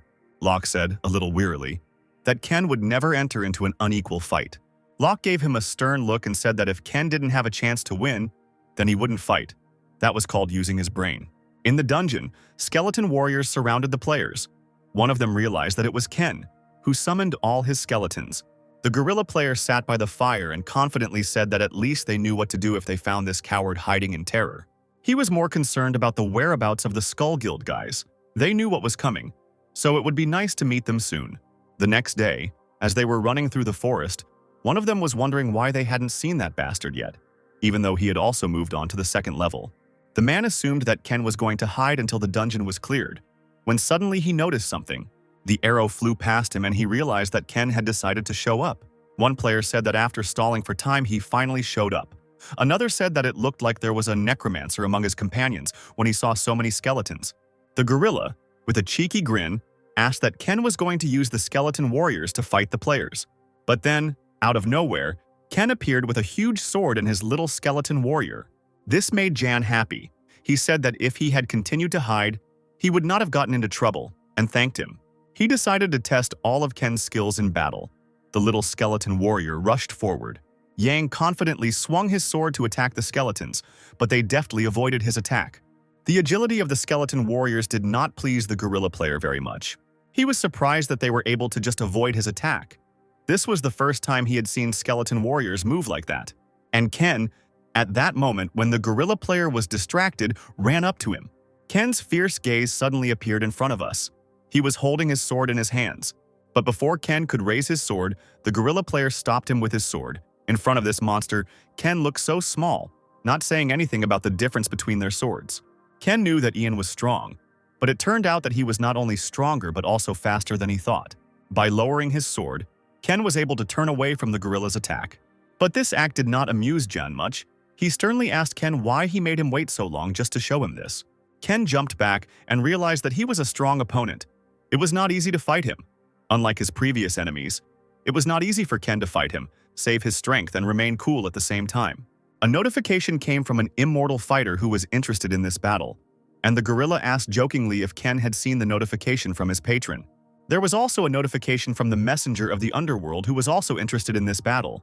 Yang said that he only receives such notifications when he fights worthy opponents. Ian realized that Ken had also received the attention of his patron and decided that he could get a good reward if he killed him. Ken remained silent and glared at him. Ken thought it would be difficult if things continued like this. And then Oven said that he had asked him to eat properly, but that they should stop here. But Locke said that it was not such a problem. Oven didn't understand what Locke meant by it being no big deal. Locke said Oven was worried about what kind of player Ken was. We were taken back to the dungeon where Ken stood next to his skeleton warriors. A dark aura enveloped him, and Ken's eyes lit up as they usually did during his battles. This unpleasantly surprised Ian, who thought that these skeletons were summoned by his partner. And after counting the skeleton soldiers, he asked Ken that he was saving his strength just to fight him. Ken, of course, didn't say anything. He's not one to talk during a battle, but Ian even liked it, and Ken began his attack. While Ken was stopping Ian with his sword, 2 skeleton soldiers also followed him in an attack. This only amused Jan. He began to shout for them all to come closer, because he could handle them all at once. But when the skeletons ran up to him, they quickly walked around him and continued running. Then it dawned on him that Ken didn't need him at all. The skeletons began to fight with his team. One of his teammates called him over and shouted that there were too many skeleton warriors and they couldn't handle them. Ian was angry that his team was so useless and asked Ken what kind of cowardly methods he was using. Ken just laughed at him and asked mockingly if that was the dog that just barked. He continued to tease him, saying that it was more like a puppy, since he was not even able to comprehend the situation he was in. Our Ken was playing a dangerous game. As expected, the gorilla player got angry and warned Ken that he was messing with the wrong guy. Ian activated the effect of Gawain's necklace, the Sun's Blessing, one of the prized items of the Knights of the Round Table. This didn't surprise Ken. He probably expected it earlier. Suddenly, skeleton soldiers appeared behind Jan. I think he decided to attack him from behind now. But the power of the necklace worked and he quickly turned and attacked our skeletons. One sharp swing of the sword, and our cute skeleton soldiers are no more, the bones flying in all directions. Sorry for the skeleton soldiers, Ken realized that Gawain's necklace belonged to the Knights of the Round Table. No joke, he knew about the effect. As expected, the gorilla's strength increased. Ken thought that now that he had decided to use it, it was time to start the next stage and summoned his skeletons. When Jan heard that he would howl his skeletons, he was very surprised. In an instant, when the skeleton warriors heard the order, they immediately ran away in different directions, just like Ken. Ian thought that Ken wanted to hide again because he thought he couldn't win in an open fight. But Ian needed to get rid of him before the other guilds cleared the dungeon. So Ian turned to his team and said that he would follow him forward and let them deal with the skeletons. Something tells me that this will be a big mistake. While Ken was running away, he thought that Ian had not changed at all. He still does not care about his subordinates, probably because of his self-confidence. Ken thought that of course Gawain's necklace would not help him in any way now. This item greatly increases all of the owner's stats, but this gorilla has no idea how to properly use this magnificent item. In his hands, it's the same as glasses in the hands of a monkey. It only plays into Ken's hands. While Ken was running away, Ian was catching up with him. There were pillars of dust around him. It must be admitted that he is fast. Ken himself also thought that it was impossible not to notice the difference in characteristics. Yan himself thought only that no matter how far Ken ran, he would catch him and kill him. He thought that Ken would not be able to escape from him now that he had used the Sun's Blessing. But while he was concentrating on the fleeing Ken, there was a pile of orcs lying at his feet. Activating the effect of the Messenger of the Earth World, Corpse Explosion, Ken used this trick again. The explosion was so big that it was noticed by players from Jan's team who were in another part of the forest. One of the players became noticeably worried and asked what the explosion was. But another player immediately told them not to panic, because their commander could not be defeated with a simple explosion, and that they needed to quickly get rid of the remaining skeleton warriors and join before he could finish the sentence. Something flew at him. The arrow. It was an arrow. The player was exposed to poisoned blood. He cut off the arrow and told his companions that these pawns were not to be underestimated. They were stalling for time very well and ordered everyone to gather. Ian survived the explosion and started screaming vilely for the coward to stop running away and come out to fight him. Ken stood behind a tree and took out his mask. Ken came out with an interesting expression on his face and said, "So what if it was cowardly? It was obvious that he would lose to him in an open fight," and teasingly said that if he wanted to catch him, then let him run faster. The trick worked, and Jan thought that when he caught it, he would tear it apart with his bare hands. And the Tom and Jerry scene continued. Ken ran away again, and Ian tried to catch up with him. However, Jan had now activated the Immortal Fighter effect. Hurry. He ran up to Ken and pulled out his sword, ready to cut Ken, even though he had just said he would kill him with his bare hands. Before he struck, he said, and I quote, "Let the filthy rat die." But before he could hit him, he fell into the ground. One could understand that the whole path was filled with such tricks. While he served, our Jerry continued to run away. In the hole that Ken dug, there were orc corpses. And again an explosion. John fell into the same trap twice. In vain I called him a gorilla. They are smarter. He got angry, but still survived, and told Ken to stop playing these games. But Ken, who was standing over the pit, said that he was not playing, and began to tease Ian again, asking him if he still did not understand what strategy was. "Do you think I play tag with you because I am bored?" said Ken. Ken decided to give a lecture, saying that developing a strategy based on your opponent's weaknesses, topography, taking into account all possible scenarios. All this is the basics of combat. People like Yang are rowdy and useless leaders who rely only on their own strength and bring nothing but harm to their comrades. Then he remembered how everyone said that he was a famous killer from the Messiah's Guild, who was returning alone once again. Jan shouted out who had just told him this and ordered that if they had anything to say, they should come out and say it to his face. A man in the crowd said that from the way he spoke, he did not regret the deaths of his subordinates at all. Although this is not surprising because instead of brains he has muscles that are incapable of emotions, why now everyone called Jan a dumbass? The man continued that Jan probably chose a place for the camp that was unsafe. Enraged, Ian looked just like a gorilla. He screamed how dare he teach him. But the attempt to capture him, of course, failed. An enemy who cannot put two and two together is not scary. He tripped him, and he fell to the ground like a huge wardrobe. And yet he stood up and said that the members of his group died because they were weak and it was not his fault. But he was immediately told that this was not so. He had killed his comrades. The man came close to him and said that he was just a useless leader who brought nothing but harm to his comrades. The same words that Ken said. The gorilla realized that Ken's tactics were similar to the tactics of Simon, the man. He promised himself that he would kill both Ken and Simon with his own hands. While he was getting up, Ken said that the time had come. Ken said that he didn't need to give his skeleton warriors commands out loud, which meant he didn't need to yell to retreat, but he did anyway, and Ken asked Ian if he had any idea why he did it. It just dawned on Ian that Ken had lured him here on purpose. Better late than never. Ken said that it seemed to finally dawn on him and said that, if he was not mistaken, the sun's blessing was almost over. The necklace had 30 seconds left. The sun's blessing lasted for a while, and he used it for tag. Ian wondered how this idiot knew how long his skill lasted, then yelled at Ken, telling him what he was. Ken was amused by Ian's slowness and said that he would tell him who he was. At this point, the necklace's effect ended, and the effect of the sun's blessing disappeared. Ken said he was glad that Ian had fallen for his trick like a fool, right up until the very end when the necklace stopped working. Ken noticed that they too had finished their work when the skeletons approached them. He was surrounded by skeletons who quickly returned to their master, something Yang had not foreseen when he left his comrades alone. Ken continued that Ian was so focused on catching him that he didn't even notice where he had ended up. He said it was actually quite close to where he first encountered him, as they were just running around in circles. Thanks to this, the skeleton warriors were able to finish off his allies. It's a pity for them. They chose a stupid leader who can't think straight. And that's why the skeleton warriors were able to get to Ken so quickly.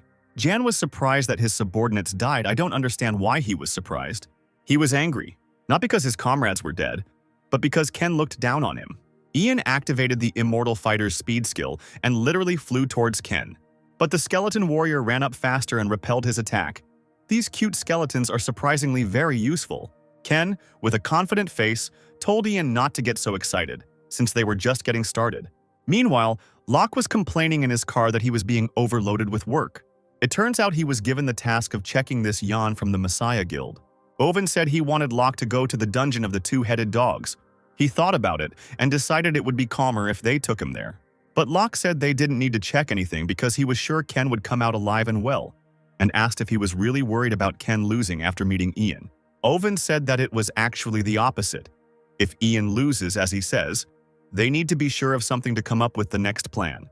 Ken probably thinks so too, Owen said, because he's not a stupid guy, and so he'll want to know their goals, like the reason why they created a fake name for Ken, or the relationship between Vincent's faction and the Skull Guild. For what reason do they continue to help him, knowing that the Messiah Guild is behind all of this, that this is just part of a bigger plan to eliminate the Messiah Guild? It's good to see a thinking person after that gorilla. Owen said that even if Ken killed Ian, it would be difficult to understand his true intentions, but they still needed to get at least confirmation of whether he would continue to cooperate with them after or not. And in the dungeon, we see the skeletal remains of soldiers lying around. I feel sorry for them. But Yan was barely standing holding onto his sword, and he thought that his body was becoming slower due to the effect of the poisoned blood. Ian is badly injured and already having trouble breathing when he notices how many skeletons there are in front of him. The skeleton hit Jan with such force that he broke the ground beneath him. While he was trying to hold back the huge skeleton, another smaller one ran up to him and dealt him several blows at once. The poisoned blood spread throughout his body, and it seems that hard times have come for Ian now. Jan wanted to hit them again, but they were already giving up. Ken, who was watching the battle from afar as usual, thought that Jan was doing well against the 12 skeleton warriors. Now there were only 2 left. It would have been much worse if he hadn't increased the number of skeleton warriors with the skill stone. Now that he was completely under the influence of the poisoned blood, Ken decided that he would not have to entertain him anymore. Ian kept yelling at Ken to fight him and not stand by. Even when he was already lying on the ground, unable to stand, he continued to order Ken to fight him. With a shaking hand, he said that he still had the strength to fight him.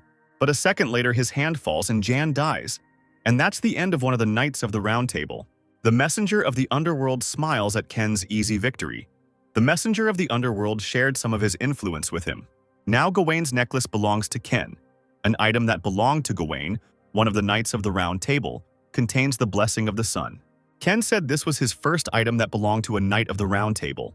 If it's someone like Ian, he'll definitely show himself, Ken said, activating the Eye of Anubis. Ian and Simon appear in front of us, who says he bets it wasn't easy getting here, with his brain. He said that of course he meant his subordinates, not him. Ian said that if Simon was a bloodhound, then he should just bark. Jan said that since he was going to the master, he would let him go this time. But when he saw him next time, he would break his mouth. Simon just laughed and said he would look forward to it.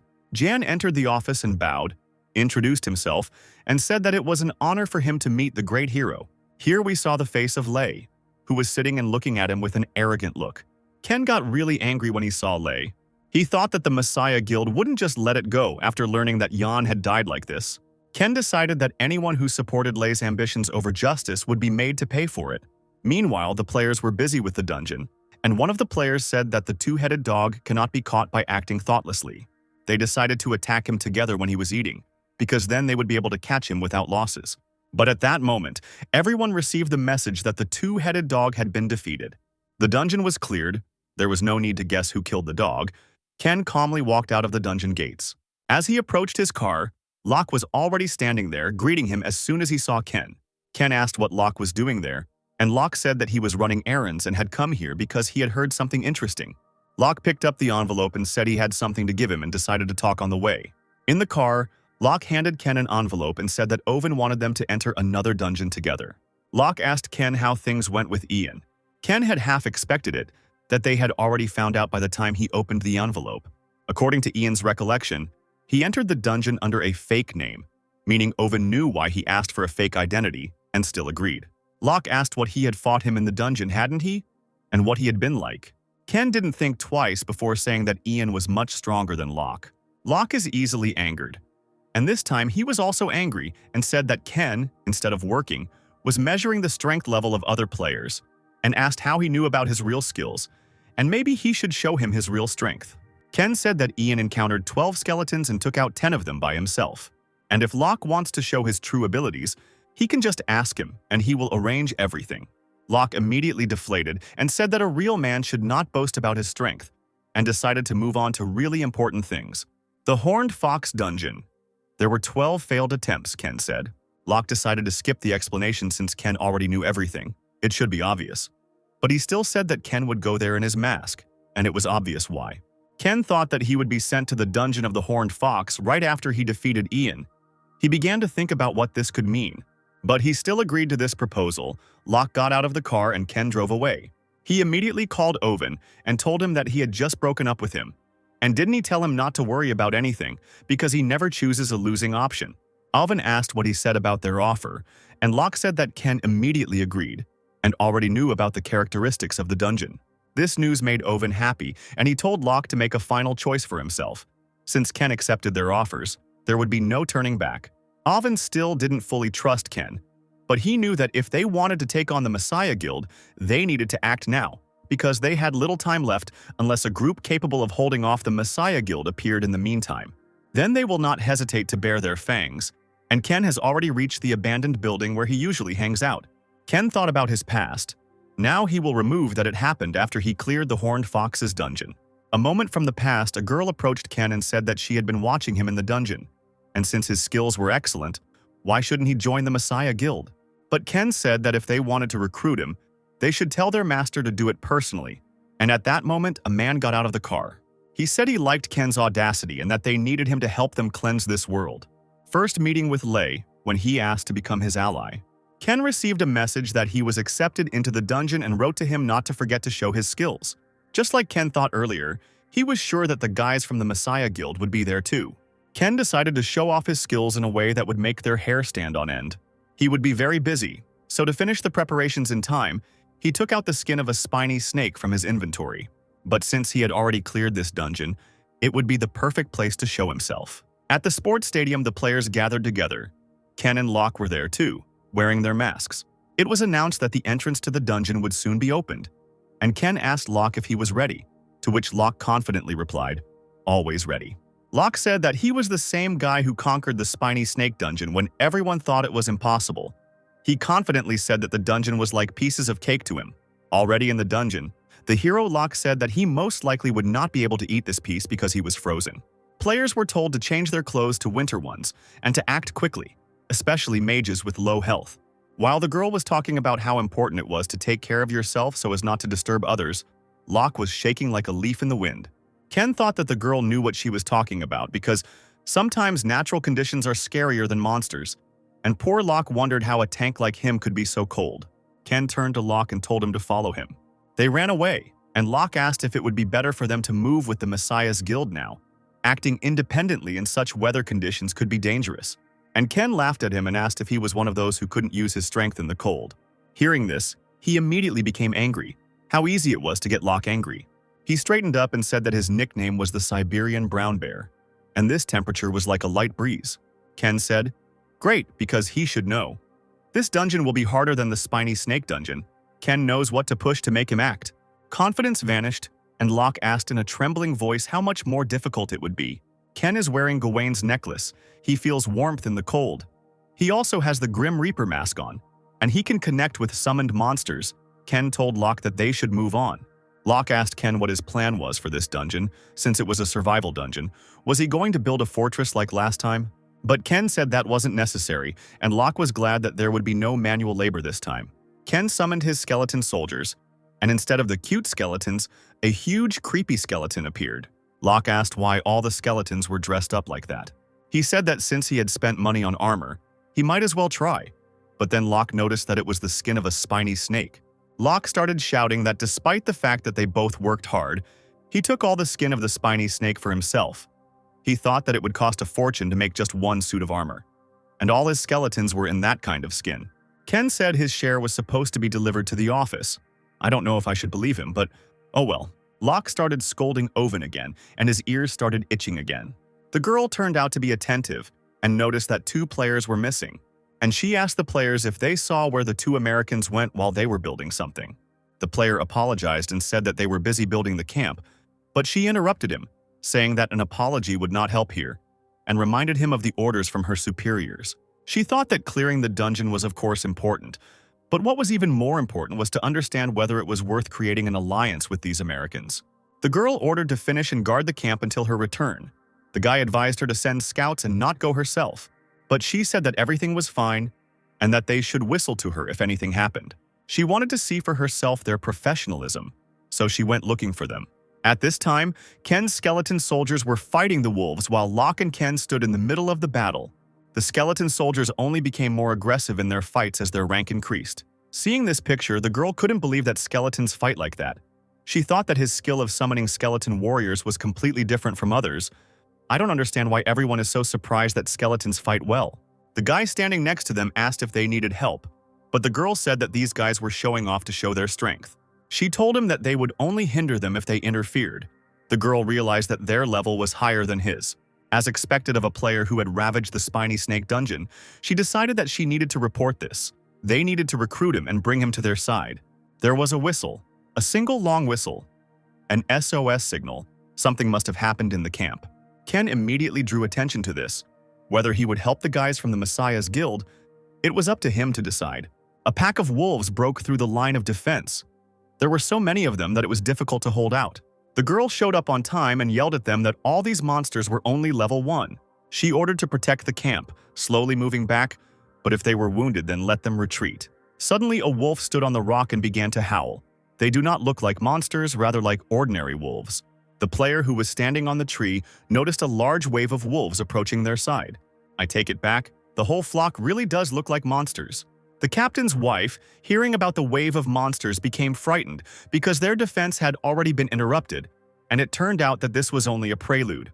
Ken and Locke stood on a cliff and watched the wave of monsters, and Locke said that if they did not help them, they would definitely be destroyed. But Locke immediately asked if he was going straight there when he took something out of his pocket. We are shown Ken talking to Owen about Ken asking him for a skill page, catching him off guard, but luckily one was on sale. Aura Field Skill. The effect releases an aura with a buff effect. The aura radius increases with the skill rank. Ken said that he finally doesn't have to cast it on Locke anymore. A pack of wolves surrounded and cornered the players. The girl was in a difficult situation, and she realized that the 12 teams had not just lost. She thought that she had been too reckless since they were on the first level. Suddenly, an explosion thundered inside the pack of wolf monsters. The player decided that they were reinforcements, but the girl told him to stop talking nonsense because there was no one else here except them. But then she remembered the 2 foreign players and began to examine the area. Ken stood on top of the cliff and then he threw the body of one wolf down. The Underworld Messenger's corpse explosion skill was activated, and another explosion thundered in the wolf pack. Locke appeared from the smoke with skeleton warriors and they began to attack the wolves. Apparently, Ken decided to help the players after all. While the skeleton warriors fought with Locke below, Ken activated the necklace, the Blessing of the Sun. Afterwards, he attached himself to one of the skeletons, used the aura fields, and by attaching himself to the skeleton, his mana consumption increased significantly. The skeleton that Ken joined had that same necklace on its neck, and the light started flying around the other skeletons. The aura of the skeleton warriors increased several times, and Locke felt it. This is the first time Locke has seen skeleton warriors act like this. Literally every skeleton acted like they'd been given a dose of steroids and gone crazy. One of the skeletons slammed his sword into the ground. Locke thought they were berserkers. Ken used some incredible magic to achieve this. It's not even suppression. Try to imagine that you are hunting a large number of monsters, and instead of using the buff, the Sun's Blessing alone, you activate an aura field that allows others to benefit from its effect as well. Of course, this is much more effective than using the necklace alone. Ken watched as his skeleton soldiers fought and then threw down another wolf, causing the corpses to explode. The girl watched in shock as it happened. She thought that they had formed a barrier and were now blocking the wave of monsters in the very middle. She realized how strong the player was who was able to defeat the needle snake. She turned to her teammates and said that now that the waves of monsters had stopped, their chance had come. At this time, in Owen's office, he was asked if they would really help the Messiah's Guild avoid arrest. Owen replied that this was true, they were being hailed as heroes and they would not be able to openly oppose their rescuers. And under public pressure, the Messiah would be forced to reward his rescuers. In other words, they will be able to kill 2 birds with one stone, with just one blow. But Secretary Lee pessimistically said that the Messiah Guild had many players in that level range, all with excellent skills. And for the plan to work, they needed players whose skills were far superior. She asked him if Ken was really that strong. Owen answered definitely, based on the speed at which he had developed his abilities recently. Owen was even willing to lend him money. I think this is the highest form of trust for Owen. And it seems that Lee was also surprised to hear about money. He said that they should make every effort to ensure that their identities were not revealed so that they could gain benefits by hiding behind the mask for as long as possible. And in the dungeon, the players finally dealt with the pack of wolves. The player said that they definitely wouldn't have managed without these two here, and I can say for sure that he's right. A girl approached Ken and Locke and thanked them. Because thanks to them, no one from the guild was killed. She extended her hand, but Ken just looked at her. She remembered that they were foreigners, even though they weren't, and tried to translate when they told her in broken Korean that their work was finished. After these words, they left. Ken looked confident as always, and Locke, of course, did not understand anything. Moving a little further, Locke asked him if he remembered their plan and why the Dean were leaving. But Ken calmly replied that they killed a bunch of monsters, and it was no longer dangerous here, and that by staying with him, they would only increase the chances of being discovered, and now that they had demonstrated their skills, they would not dare to claim that they had carried out the cleanup on their own. This dungeon just became a great place to level up. Locke felt uneasy at these words and asked if they were really going to do everything they did in the last dungeon again. And unfortunately for Locke, this time he was right. Locke was scolding himself for teaming up with this crazy guy. But his level increased and nearby lay the corpses of wolf monsters. Ken said that he had reached level 35. There was no point in thinking about more, unless it was to destroy the main target. The messenger of the underworld used his authority to impart great power to him. The rank of the poisoned blood skill increased by 1. The poisoned blood of X and the dark blood will allow Ken to realize his plans faster. Locke tensed when he saw the expression on Ken's face, and immediately asked what was wrong this time. But Ken said that everything was fine. But before they went to the second level, there was one more thing they had to do together. Locke was not happy with this news. However, Ken said that they needed to have a snack because they would need more energy on the second level. And finally, Locke heard these long-awaited words. Happy Locke had already started to devour his food, and said happily that now he really felt like they were a team. How cute he was. Ken said that he wanted to ask him something before they went to catch the horned fox. Even with an immortal body, he still feels pain. And Ken asked if he was going to pass out in the middle of a battle. And a happy Locke began to boast that the courageous Locke does not pass out during battles. And Ken asked in a serious voice, if the fox pierced him with its horn, how long could he stand it, poor Locke? Out of fear, even dropped his piece of meat. Poor Locke, frightened, asked if he had done something wrong and whether he should beg for forgiveness right now. The second day came and all the players came to the second level. The atmosphere was not very good. One held his bow in his hands, but they said that the target was too fast and they could not catch it. Before the poor player could turn around, the monster's mouth suddenly opened right in front of him. The girl watching the battle realized that at this rate everyone would die.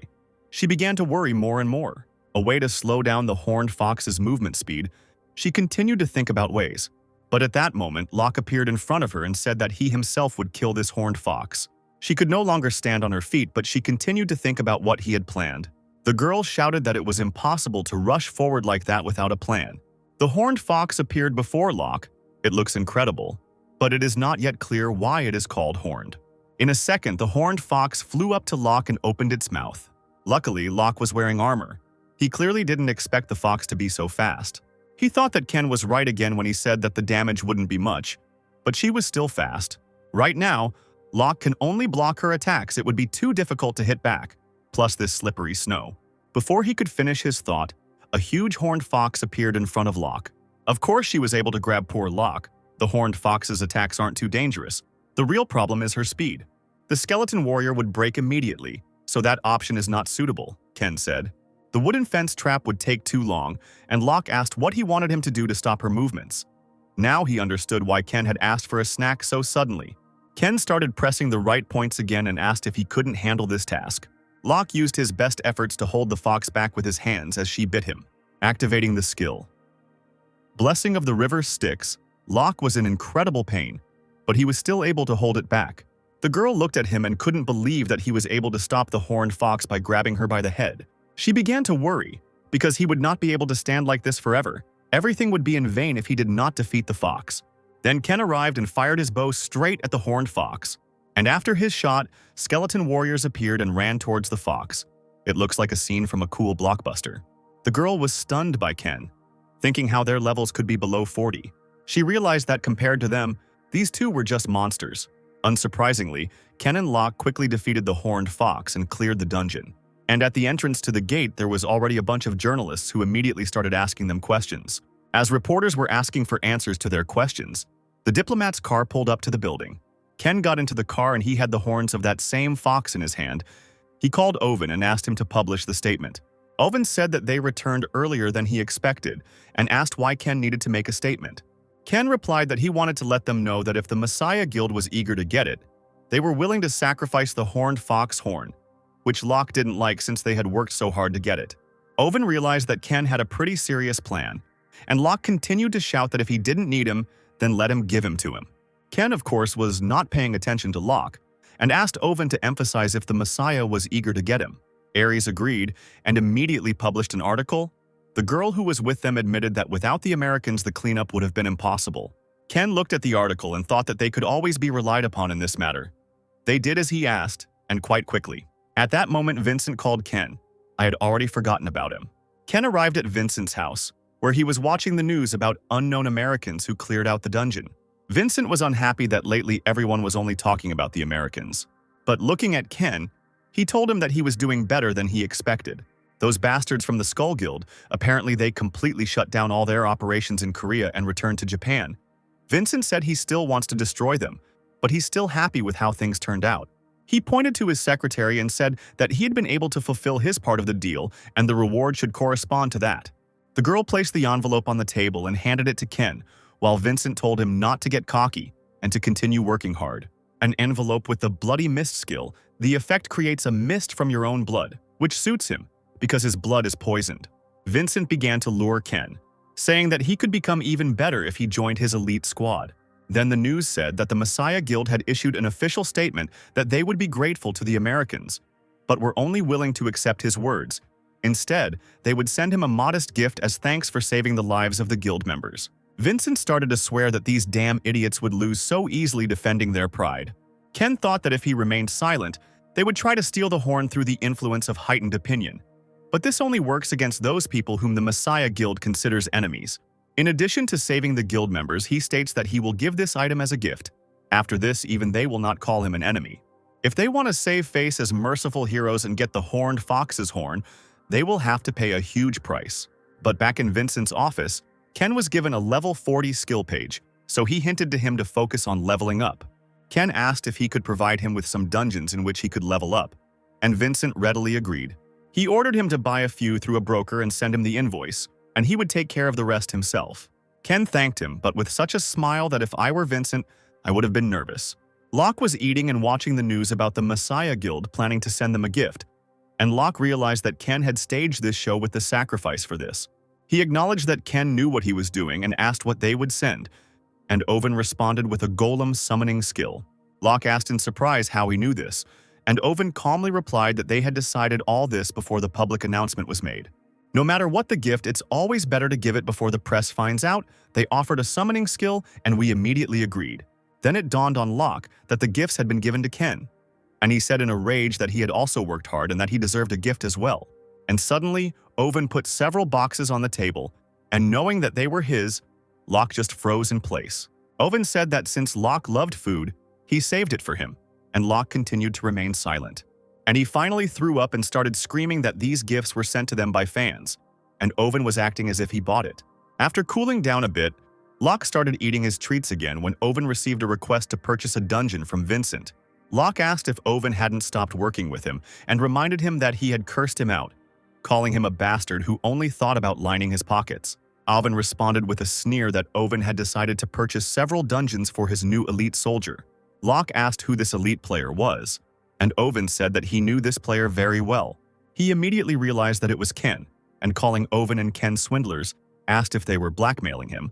Owen just laughed and said that it was called business. Owen suggested that Locke learn business from Ken, and then handed him a piece of paper.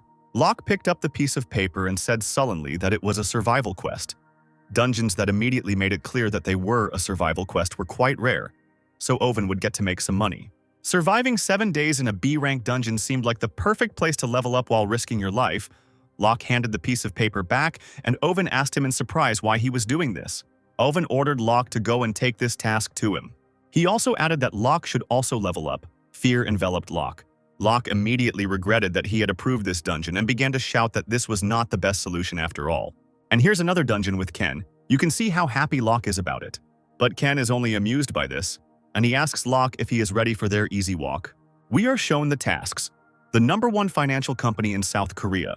They became the most influential company in the world by sponsoring the Messiah Guild. Someone asked about Ian's death. Another person said that he entered the dungeon with words about catching Ken, but never returned. The girl did not understand why he needed to do something that no one asked him to do. She also learned that Gawain's necklace had been stolen, and she ordered it to be returned, no matter what the cost. All this time Paula, whom we know very well, was talking. I thought that replacing Ian is not such a problem for the guild, but they do not have an item that can replace Gawain's necklaces. At first, the Skull Guild's frequent failures didn't seem like a big deal to her, but that small spark turned into a flame, creating tension between us, both the Master Swordsman and the Master Archer. The union, which was considered ideal, began to crack at the seams. She decided that the source of their problems was that bastard Vincent, which is partly true. Paula bit her lip nervously, thinking that if she had known how things would turn out, she would have dealt with him earlier. But now that his powers had grown so much, she would have to act gradually. She asked her subordinate what happened to Vincent's new elite squad. He gave his name. The guy, stuttering and nervous, said that they were doing everything possible to get rid of Ken. But Vincent was protecting him with all his might, so they couldn't even get close to him. He continued to say that besides protection, he gives Ken as many items and skill pages as possible to level him up. But then Paula stopped him. She doesn't need his excuses. She said she wanted to know about his plans to eliminate Ken. Every detail. The guy said that they had already created a team to catch him. The leader of this team was Simon. Simon, who holds the Lancelot ring in his hands. Paula decided that she could trust him. She asked where they were now. At the moment, they were fully prepared. In this dungeon, Ken reached level 40, the messenger of the underworld. Impressed by his growth, sent him 8 additional slots in his inventory. Ken was glad that he could now use the gifts he received, while Locke was barely standing on his feet. A tired Locke looked at a joyful Ken and thought that the more he learned about him, the more amazed he became. He thought that perhaps only he could level up so quickly and with such ease. Setting traps after studying the territory is more important than it seems at first glance. He not only knows the type of monsters and their number depending on the dungeon, he knows their exact location. In addition, he has information about the most effective ways to defeat them. He knows everything, as if it had already happened to him. But interestingly, Locke began to think about it. While Locke was thinking about Ken's past, he himself was glad that now he could even get out of the tiger's den unharmed. Ken received the skill of summoning golems and learned the skill of bloody fog, Locke asked, since they were able to achieve their goal. Then now they can calmly and leisurely clear this dungeon. But Ken has his own plans. As always, he has received new abilities and it is time to put them into practice, so they can understand how much offensive power they actually possess. They finally got out of the dungeon, but while Ken calmly walked out of the gate, Locke could only extend his hand. Poor Locke can't even stand after his joint missions with Ken. When they went out, Secretary Lee ran up to them. The first thing she asked was what happened to Locke, and if he was okay. How sweet that she was worried about him. The girl decided that he was wounded and began to hold him. It must be interesting to watch such a cute moment, being a cold-blooded Ken. But when asked if Locke was wounded, he only replied that he was hungry, as always. The sweet moment was gone. She stood up when Ken asked to talk to Owen, and Locke fell right on his face. They don't really value him. She handed over her phone instead of the old one, and Ken immediately called Owen. Owen responded by asking Secretary Lee what was the matter, and Ken said that he was talking to him and that he had somewhere to go. After the conversation, Owen wondered why out of all the possible options, it had to be Kaesong. I think that made him worried. With the gates in place, isolated North Korea opened a small door for the rest of the world to help. It became a special city, Kaesong, with free entry for everyone, and if you destroy the dungeon, you get absolute permissiveness. As a result, Kaesong became a haven for gamblers who committed crimes and, over time, was completely consumed by the thirst for profit. There was a guy sitting on the bus and a man came up to him and said that he was seeing him for the first time and asked if he was a porter. But the guy didn't understand anything. He told him that people like him were hired so that they could take as many items as possible from the dungeon. But the guy began to refuse and said that he was not here for this. The man immediately said that it was obvious that he was there for the first time, and that he did not look like someone who was wanted for a serious crime, and asked whether he had deceived anyone or not. But then he said that maybe he's not with them, because most of these guys are rapists and murderers and they don't get touched because they're players. The idiot liked this, and said that they could come back at any time if they found a way to get money, and asked what he was doing there. He replied that he had been betrayed by someone he trusted, which did not impress the man at all. And the man said that he had no idea who this fucking traitor was, and tried to cheer him up by saying that if he tried, he would make him pay. With these words, he stood up and told him to call him if anything happened and left. Naturally, the guy was none other than Ken. Of course, he couldn't go there without backup. Ken thought that the man was right. For betraying the whole world, he would make Lei pay. The man walked away and started writing to someone that the situation was normal. Nothing suspicious. They were suitable as expendable material, and there should be no problems. This man did not know who was sitting on his bus. Finally, the bus stopped, and the man ordered everyone to get out as quickly as possible. Meanwhile, in Oven's office, Locke said that Ken had gone crazy because the most hardened bastards gathered there and asked what he was looking for, that he needed to go into this criminal world. But Oven did not listen to him at all, but read in fear the bill that he had received from Locke. Then, he finally got carried away, and he started yelling at Locke that there was only one idiot here and it was him who showed up here in the evening to suck the juices out of him. And the check was not small, but Locke didn't work much either. But Locke didn't lose his composure and reminded him that Ken had talked about the skin of a spiny snake. And Ovna immediately fell silent and replied that he had no idea why Ken had gone to Kaesong. Locke of course caught him simply changing the subject because he had something to hide, but avoiding Locke's gaze, he said that Ken was there at the wrong time, because this guy was also in Kaesong. This interested Locke, and he asked who he was talking about. Oven said that there was a monster there now, stronger than Ken. He said hesitantly that this guy was like level 50. At that rank, no one could compare to him now. But he still hoped that these two wouldn't run into each other. But Locke said without a doubt that such a thing could not be, and that if there was such a person who was stronger than Ken, he would know his name. Oven said that he had probably heard this name more than once.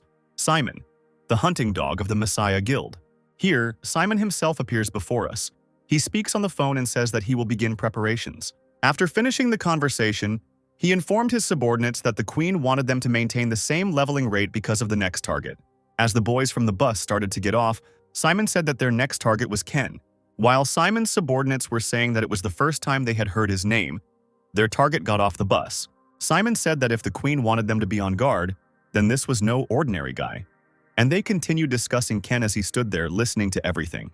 He continued that since the new victim was known, it was necessary to quickly clear out this dungeon and begin an investigation. He then asked what was going on with the porters. One of his guys replied that they had received a message from the guy they had left in charge. He said that everything was fine, and the guys decided that they could continue with the plan, to which Simon agreed. And Ken, who had been watching them all this time, thought that just a few days ago he had avoided him like no one else, and now they met like this. Simon is a hunting dog who would tear anyone to pieces for the sake of the Messiah Guild, so the teacher and student met, but somehow not happily. Having barely reached level 100, he was limited in his actions because this level was too high. For this reason, the Messiah had to raise a new dog to work in the shadows. Ken found out about all this later, but if things weren't like this, that bastard Lei wouldn't have come looking for him personally. And yet you shouldn't underestimate Simon. Besides, he probably already got Lancelot's ring from Paula. If he doesn't deal with it now, it will be impossible to stop this monster. Ken decided to nip it in the bud. They finally entered the dungeon and everyone received a notification that they had to defeat the Red Orc to move on to the next level. But as soon as they entered the dungeon, one of the porters killed one of the people and escaped. Simon walked over to inspect the dead man's body, and his subordinate asked if they needed to run after him. The porter had killed him without hesitation, delivering a single, precise blow to the vital places, Simon thought. He realized that this guy had killed before. I think I can guess who the killer is. Simon stood up and told his subordinates that their plans were changing and ordered him to take care of the remaining porters. As soon as Simon left, all his subordinates took out their weapons and surrounded the porters. The man immediately became nervous and began to tell them that they were just porters and that they didn't even have weapons. Before he could finish saying that he had a separate contract, one of the players attacked him. Seeing this horror, the rest of the porters began to run away in fear. But there was no success in this. After finishing the order, the player returned and reported this. He asked Simon if they needed to split up and find him. Simon said that he escaped after killing one guy because he was buying time. He himself was most likely planning to eliminate everyone one by one when they split up. Then he asked if they should follow his plans. While Simon was ordering his men to find all the information about the murdered man, a tree suddenly fell near them. A huge golem came out of the forest. I remind you that Ken recently received the skill of summoning golems. Seeing the golem, Simon realized that his patrons were a messenger from the underworld. Simon thought that since he couldn't use the other summoning skills without making a sacrifice, the golem was obviously just a distraction to buy time. Simon was a dangerous opponent because he could think clearly. He ordered his men to start pursuing him and quickly deal with the golem. One of the players used the Fountain of Knowledge Keeper skill conclusion. Roots emerged from the ground and captured the golem. Golems have high resistance to cutting weapons, so all participants use impact weapons. One ran up to him and kicked him in the leg, saying that they weren't so dangerous if you took away their legs first. Ken watched the battle and was impressed by the players' ability to switch weapons without orders, and how well they worked as a team, as well as knowing where to aim first. Having deprived the golem of its legs, the player jumped up to finish off the golem.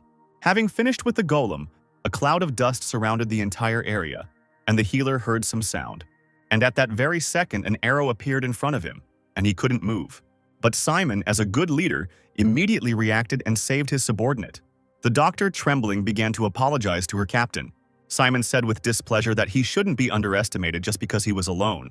He himself thought that the guy was aiming directly at the healer, while the others were busy with the golem. Not only does he know what a healer looks like, he must have incredibly good skills, be capable of long-range attacks, and summon monsters. While Simon was pondering Ken's abilities, his players shouted that another attack was coming their way. They decided that they were players, so they began to wonder where they came from, since they were the only ones in the dungeon. The man said he would buy them some time to get ready and took out his bow. The Silent Hunter's skill, multiple shot, was used, but when the arrows reached their targets, they simply flew on. The man was surprised that they were shot at, but they went right through. He still thought they were just players. But instead of players, skeleton soldiers, not people, ran out from the cloaks at the players. The player reacted quickly and jumped back as the skeleton warrior swung his sword at him. He was lucky and only got a scratch, but he was surprised that the skeleton warriors were so agile. A new battle between players and skeleton warriors began. The player was angry that the skeleton warriors were hitting point blank, because they did not need to worry about injuries. He had never heard of skeleton warriors who fought using their minds. The Holy Light Executioner's skill, / was used. Simon was able to quickly defeat the skeleton warrior. Cool, not to say anything. He realized that the skeleton warriors were copying their master's movements. It was strange that no one else realized it. By observing the abilities of the skeleton warriors, Simon has an idea of the abilities of their summoner. Simon thought that nothing good would come of this as he watched the battle. He again helped one of his subordinates by cutting a skeletal warrior in half. Simon shouted at his men not to relax into thinking they were just skeleton warriors and ordered them to treat them as players and use their power. And aiming at places unprotected by armor, the player listened to his captain and accepted all the comments. Then, running into battle, he shouted to the other players to focus on the weak spots in the armor. Having reached one of the warrior skeletons, he cut off his leg. The players began to chop down the skeleton warriors one after another at their weak points. While his subordinates were fighting, Simon was running inside the battle because he felt that Ken was hiding somewhere here. He wanted to deal with the owner, and then the fighting would stop immediately. As soon as he thought about it, a figure of a man appeared in front of him, and he decided that he had found him. Turning around, he flew towards the figure with incredible speed. He cut the figure in half and turned around to check everything. But Ken appeared in front of him, wearing his alien mask and skull mask. Simon thought he had seen him before and remembered that he was the player who had killed the spiny snake. Just when the player thought there were only 2 warrior skeletons left, he noticed his captain next to another man. The player was blonde with a skull mask on his face. He also recognized him as the spiny snake hunter. He was in doubt because he thought that this player was on friendly terms with their Messiah guild. Ken turned around and decided it was time to put the second part of the plan into action. And with his remaining skeletal warriors, he fled into the forest. Simon thought he wanted to wear them out and remembered that he was a necromancer, and if they gave him time, he would lose his advantage. The player shouted that they had lost 4 and they had to catch him. But Simon said they would not do so until they knew his intentions and ordered everyone to wait. But that player didn't listen to him and ran away, calling Ken weak. And Simon thought that if they had played by the rules, then when he lost his puppets, they should have chased after him. But he thought that what if he suddenly had more than just summoning skills when his subordinate entered the forest? He shouted after the player that it was a trap and ordered him to return. And then an explosion thundered from the forest, the skill of the messenger of the underworld.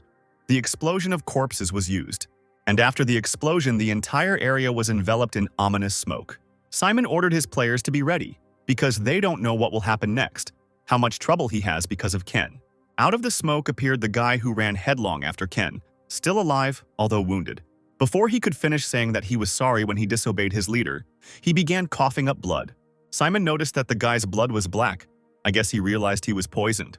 A doctor ran up to him from the smoke and shouted for him not to move and that he would cure him.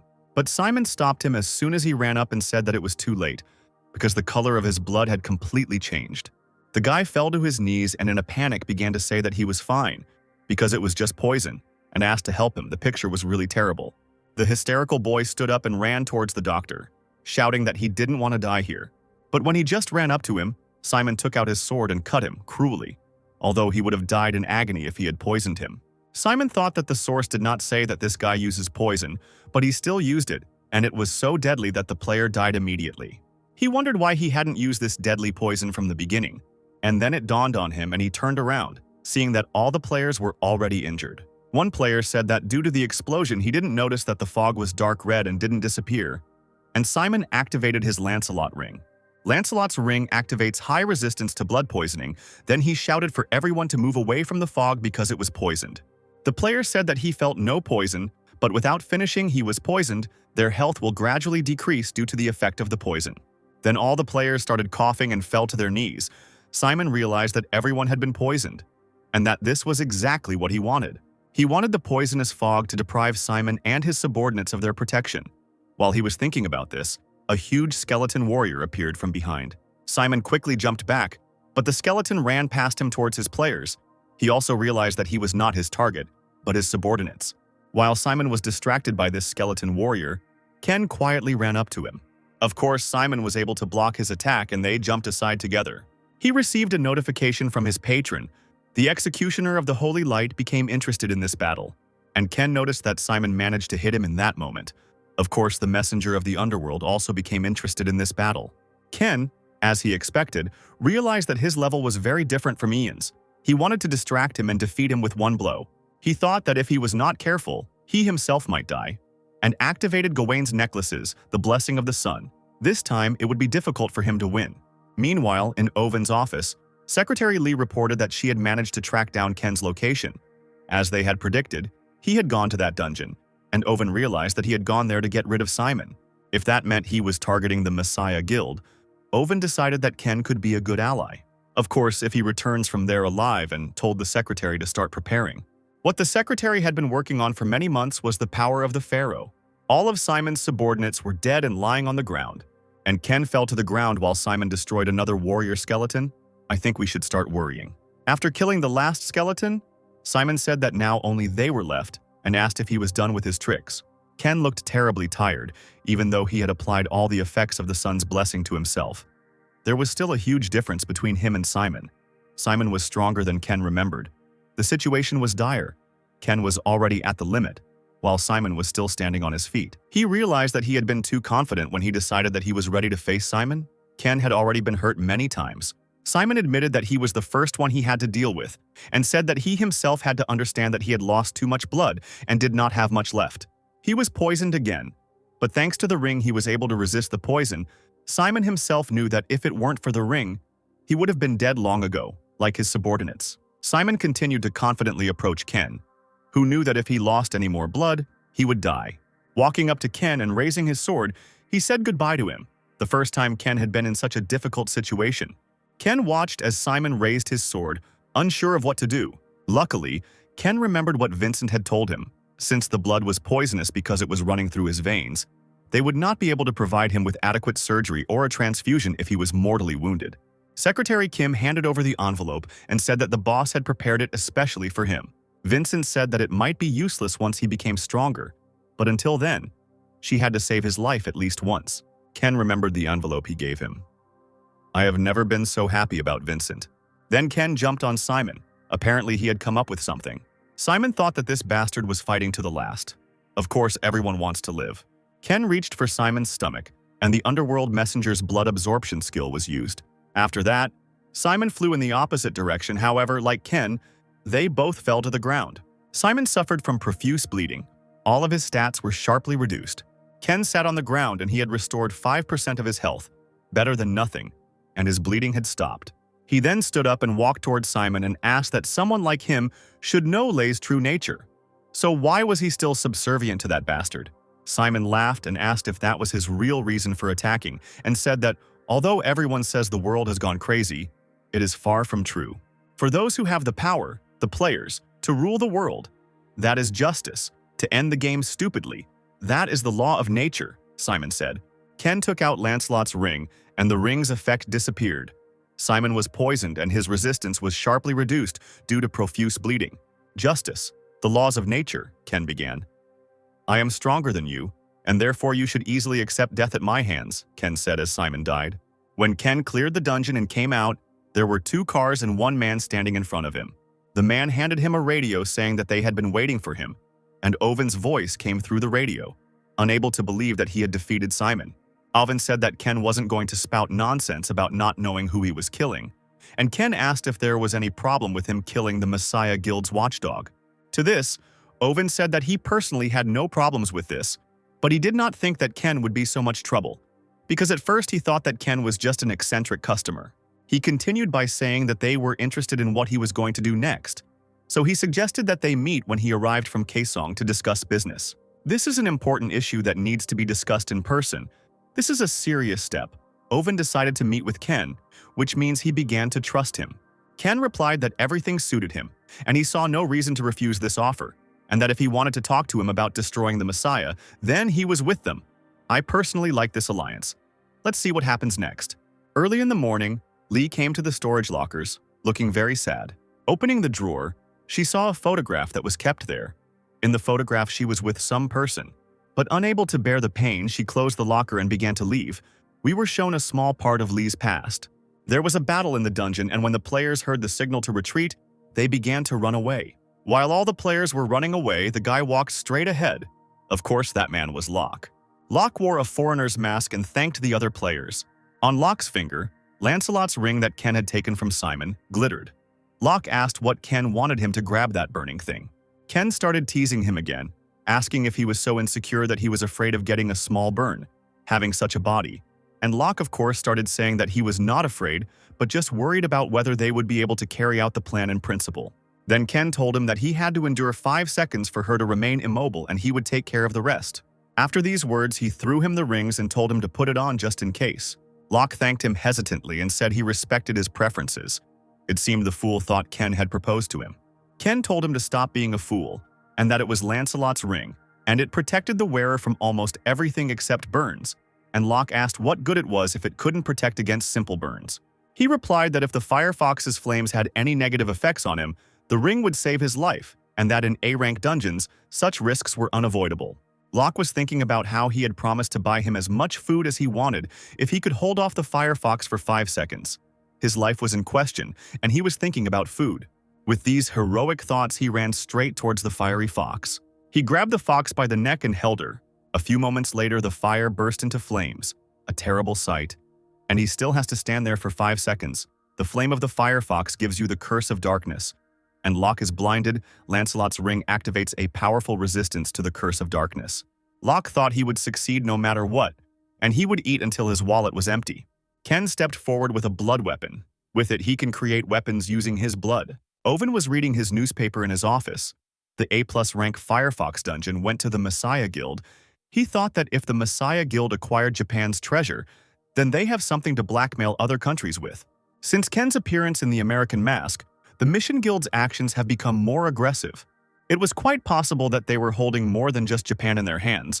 While he was thinking about this, Lee entered the office. Owen noticed that her shoes were covered in mud.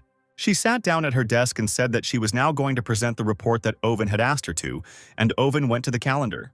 Owen said that working hours had not started yet, so she could take her time. Today was the 8th, her birthday. He understood where she went today. How nice that he highlighted her birthday on his calendar. He happily thought that he should buy her something and suggested steak for lunch today. She immediately asked if he got any free coupon or anything. Lee knows him well. But he wasn't particularly happy about her remark. Korea Airport Locke and Ken walked out of the building, and Locke thought that if Ken hadn't lent him the ring, he would already be dead. Locke had no idea that the Firefox's flames could do so much damage, and Ken had calculated everything and came prepared. He already thought that he had begun to catch up with him, but in fact, he had a long way to go.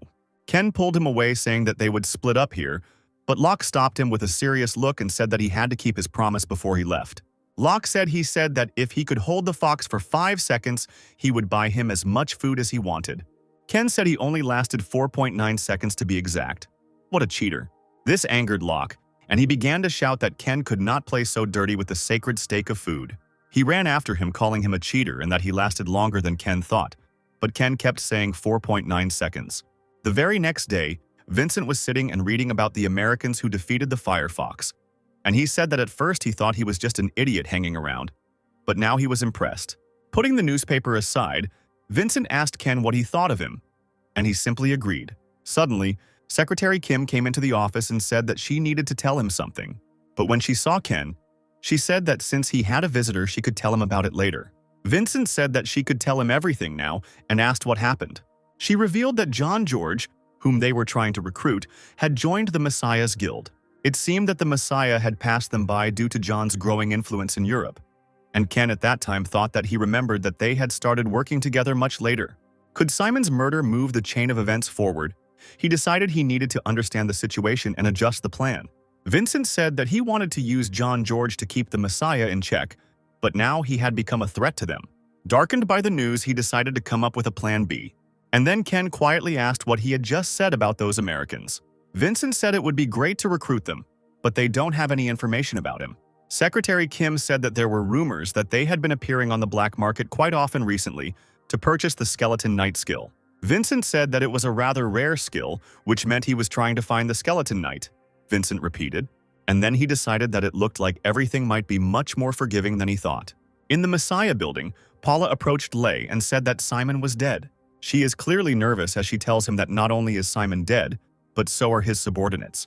Lei asked about the base, and she replied that the base in Kaesong had been destroyed without a trace.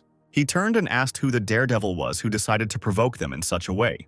Paula is literally shaking with fear as she reports that they have information that one of Vincent's men was seen in Kaesong under an assumed name, which may be hard to believe, but she believes that Vincent's forces made the first move. She looks like an A student who got a bad grade for the first time when Lei asked her how she reacted. Paula said that if he meant Vincent, she had already done something. Soon, his reckless attempt to keep the Messiah Guild under control will lead to his death. Paula said she recruited the man to spy on the Americans, a player who shows ambition by spreading his powers throughout Europe. His patron is the messenger of the underworld, and his main skill is the skeleton warrior. Apparently, he is capable of producing countless skeleton warriors, enough to create an army. And no matter how strong the enemy is, presumably no one will be able to stand against such an army. Players who have witnessed his overwhelming power call him the King of the Immortals. John George, the very hero that Ken spoke of earlier, appeared. He looks younger than I expected and reminds me a bit of Ken. They decided that instead of the mysterious American, it would be easier to deal with John George, since he did not hide his intentions. Even though this player told the journalists that he was friendly towards their guild, they suffered too many losses because of this person. When she said that they would use John George to keep an eye on them just in case, Lei put his hand on her shoulder and she looked like he had killed her. Lei said she was right. The bigger their desire, the easier it was to deal with them. He looks creepy. Lei said he likes the name King of the Immortals, but he doesn't seem happy with it. Then he turned and headed for the exit, telling her that he was giving her one last chance. She seems to be more afraid of him than anyone else. It will be interesting to watch these two in the future. Vincent got into the car after negotiating with the Overseas Guild, but he looked thoughtful. And Kim asked if the negotiations had failed, but he said that the negotiations were fine. These guys from the border had wanted to enter the Korean market for a long time, but being rivals of the Messiah, their pride would not allow them to bow down to her for this, so the deal was the best option for them. Kim said that partnering with one of the 5 largest guilds in the world seemed like a great opportunity to keep the Messiah Guild in line. She asked if there was anything bothering him. Vincent agreed. He was worried that there was no such thing as a free lunch. He thought that people who were kind to you were probably plotting behind your back. He would have thought the same about Ken. He decided that if the Frontier Guild was going to cheat him, he would use their fame against them. Vincent told her to call Ken to the guild headquarters tomorrow morning. And tomorrow morning, Ken was already sitting in the headquarters of the Phoenix Guild. Ken asked that he would now have to work with the border. Vincent said that he would not work with them, but he would just need to get their protection and calmly raise his level. He continued and said that they were preparing to enter the dungeon in 2 days, and Ken needed to be ready by then. Ken walked out of the office and took off his cute suit. He thought that in order to continue to control the Messiah, he had to involve third parties, but these actions seem a little obvious. This fox Paula probably already foresaw all of Vincent's plans to cooperate with another American mega guild now.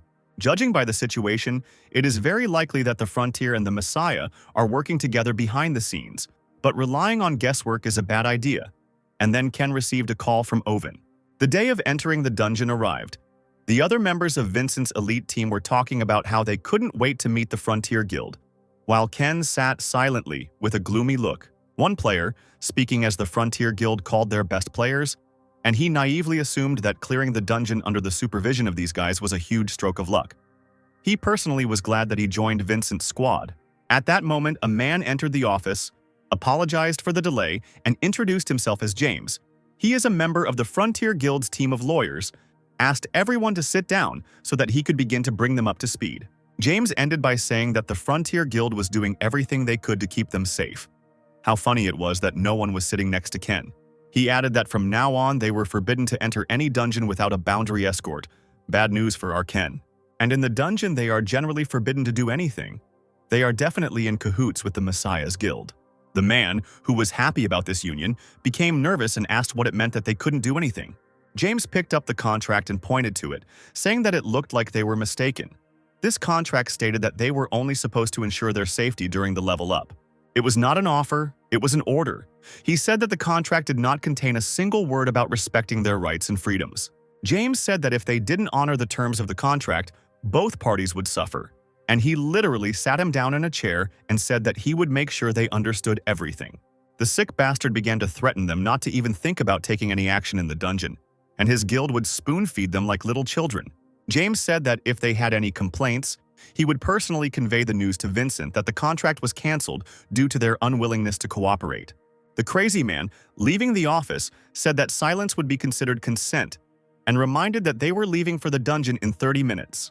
Ken thought that they were going to control Vincent's people under the guise of fulfilling the terms of the contract. Suddenly he received a call and Ken asked how he could help. The voice said that they needed to radically change their plans. Oven said that maybe entering this dungeon is not the best idea. After some searching, he thinks that the Messiah and the Frontier are in cahoots as expected. The Messiah's recent actions had been strange, and now they had joined forces with a large guild. And Oven said he needed to look into the matter further to find out for sure if they were working with the entire guild or just a part of it. And he suggested to Ken that they leave this dungeon. He could find him a safer one. But Ken said that he underestimated him. To catch the tiger, you need to go into his den. Oven began to shout that going there, knowing that they were plotting, was recklessness. Ken said that if he hadn't been reckless, they wouldn't be talking to him now, and he thought now that they knew they were working together, it wasn't the best time to talk. Oven agreed and said that they needed to come up with a new plan as soon as possible. Ken said he wanted to ask for 2 things. First, to keep him updated on any new information about these guys on their frontier, and second, he needed him to deal with the aftermath. Oven, after a short silence, agreed and said that he could rage as much as he liked since he had already made up his mind. He will deal with the consequences. The whole team entered the dungeon, but Team Phoenix just sat next to each other and did absolutely nothing. The level increased. One of them asked how many times they had already increased the level. The other answered that it was the 2nd time. This was already the 3rd dungeon, but he still couldn't get used to the fact that they were just sitting and doing nothing. One said it wasn't that bad. They were making money without working hard and the cleanups were over pretty quickly. At this rate, they could clear the dungeon with Vincent soon enough. He heard that Vincent was preparing for a raid on the 6th level. He had already started recruiting players for the elite squad. Ken thought that it seemed like the Frontier Guild was speeding up their cleansing to weaken Vincent, since it would be much easier to carry out their plan once Vincent entered the dungeon. The dungeon was successfully cleared and the guys were already relaxed. Some weirdo came out of the woods and said he wasn't allowed to move, so why did he stand up? Ken turned around to look at this weirdo. The man said that a notification about clearing the dungeon had popped up. The guy told them not to forget themselves. They were not here to make friends. He said they were not allowed to do anything unless they were ordered to. Ken looked at this strange guy silently with a menacing look. Oven said mockingly that he probably felt bad because they didn't let him do anything. But Vincent was an amazing person. He was vigilant enough to prevent them from doing shady things behind his back. Although it might end soon, he threw the newspaper on the table. It said that Vincent was going to the 6th level dungeon. He must be losing his patience because he issued a press release earlier than expected.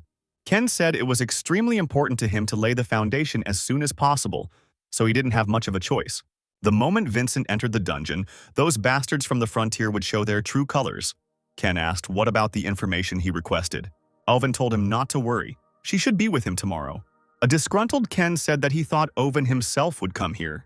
But Secretary Lee came and said that quite a lot of time had passed. Owen said that he should meet Ken in person at least once. But he noticed that Secretary Lee wanted to say something, and she said that the meeting was scheduled for tomorrow and she could go instead of him. He asked if she really wanted this, and she said that it was important to her too. She was interested in how Lee would develop. At the cafe, she apologized to Ken, saying that at the last minute the boss had some important things to do. She took out documents from her briefcase and said that the plan would be implemented without any problems. Ken was surprised when he looked at the documents. There was not only information about the main members of the Messiah, but also the guilds with which she is in close relations. She reported that according to the information found, the Messiah Guild has infiltrated not only the frontier, but also the 5 leading guilds in the world. Lee looks quite mysterious. Lee said that first they need to destroy the hands that are helping the Messiah. Ken asked if she was suggesting he start trimming the branches, and Lee replied that was exactly what she said, because only then will they be able to see a glimmer of hope. Then she handed over an envelope, saying that it would be more than enough to pay for this. The information contained in this document is invaluable. It provides a list of items used by the Messiah Guild. As well as the supposed rat Messiah in the top 5 guilds, she is uniquely good at her job. Ken was pleased and said that she was right and that this payment was more than enough. He flipped through the document and found that guy from the dungeon, Sam Oliver, the guy who was following him. He heard his name, but that he owned Percival's spear. Ken put the document on the table and asked to pass on the message to the busy Mr. Owen. He pointed to the document with Sam and told him to get him the same one as last time. Lee didn't understand and asked what he meant by the same one. In the evening, in the office where the guys met with James, someone called Sam. The huge man said he asked him how many there would be today, then asked why he was disconnecting. The weirdo replied that he was just thinking and said that today there would only be one. It didn't matter whether to kill or spare the other 4. The main thing was to eliminate only that guy. His partner replied that he thought there would be a lot of them. That's why he was so disconnected. He said that he started working with him on the team because his name was Lucky Sam, and he really was lucky. The weirdo continued that he heard how other teams had to deal with 4 and 7 people. He also thought that he was lucky until he got the call. Chief Naomi told him that Vincent was in the dungeon, so they needed to make a move today. And Sam said that he was probably the only one called in for a reason. She asked if he was taking good care of Percival's spear and told him that Ken, whom he had been following, had survived several assassination attempts by other guilds and was at the top of the hit list. The girl reminded him that they had not lent him the spear for his pretty eyes. The boy was nervous, thinking that he had to succeed no matter what. After everything he had been through, he couldn't let this spear be taken away from him. So they entered the dungeon. Now it was clear why he was so nervous, and it was no longer surprising that they still wanted to kill Ken. A notification came for a quest that, in order to get to the 2nd level, you need to live here for 4 days. And Sam thought that because of this stupid survival quest, he might sense something was wrong and start running away. Then they would have to chase him for all 4 days. And if he suddenly survives and goes to the 2nd level, Sam thought, and turned to look at Ken. He thought things would be more difficult if he survived, and it seemed Ken felt the weirdo's gaze. Ken realized that they were going to make their move on the 1st level, but this only amused him, and he decided that it was time for him to make his move. Sam was asked in a whisper when they planned to take action. Sam also whispered back that they didn't need to carry him around all the time and that it would be better to finish him off quickly. He said they just needed to take him aside and then make it look like an accident, and suddenly someone started yelling, "Where are you going?" The sly man turned and smiled at Sam, hinting that he was ready to accept their challenge. After that, he ran into the forest, and Sam began shouting to his men to stop standing and catch up with him. And the other players from the Phoenix continued to stand, not understanding what was happening. One of them even thought that Ken might have eaten something wrong. They continued to joke, not knowing what was coming next. Having reached the forest, they still hadn't found Ken, and one said that they had lost him, and that the area was still not visible because of the trees, and the other asked if they should split up to find him faster. But he said that this was a survival quest, which meant that the place was crawling with monsters, and if they split up they would put themselves in even more danger, and he said that they should go back and discuss it with Sam. While they were laughing and talking about Sam, Ken was watching them from a flock of trees, very close. When they left, Ken came down and said that due to the increased security, he never had a chance to try his moves. But now such an opportunity presented itself, he took out a ring from his inventory. In the A+ rank Firefox dungeon, the War Trophy Ultra Plus ring was obtained. Ken put on the ring.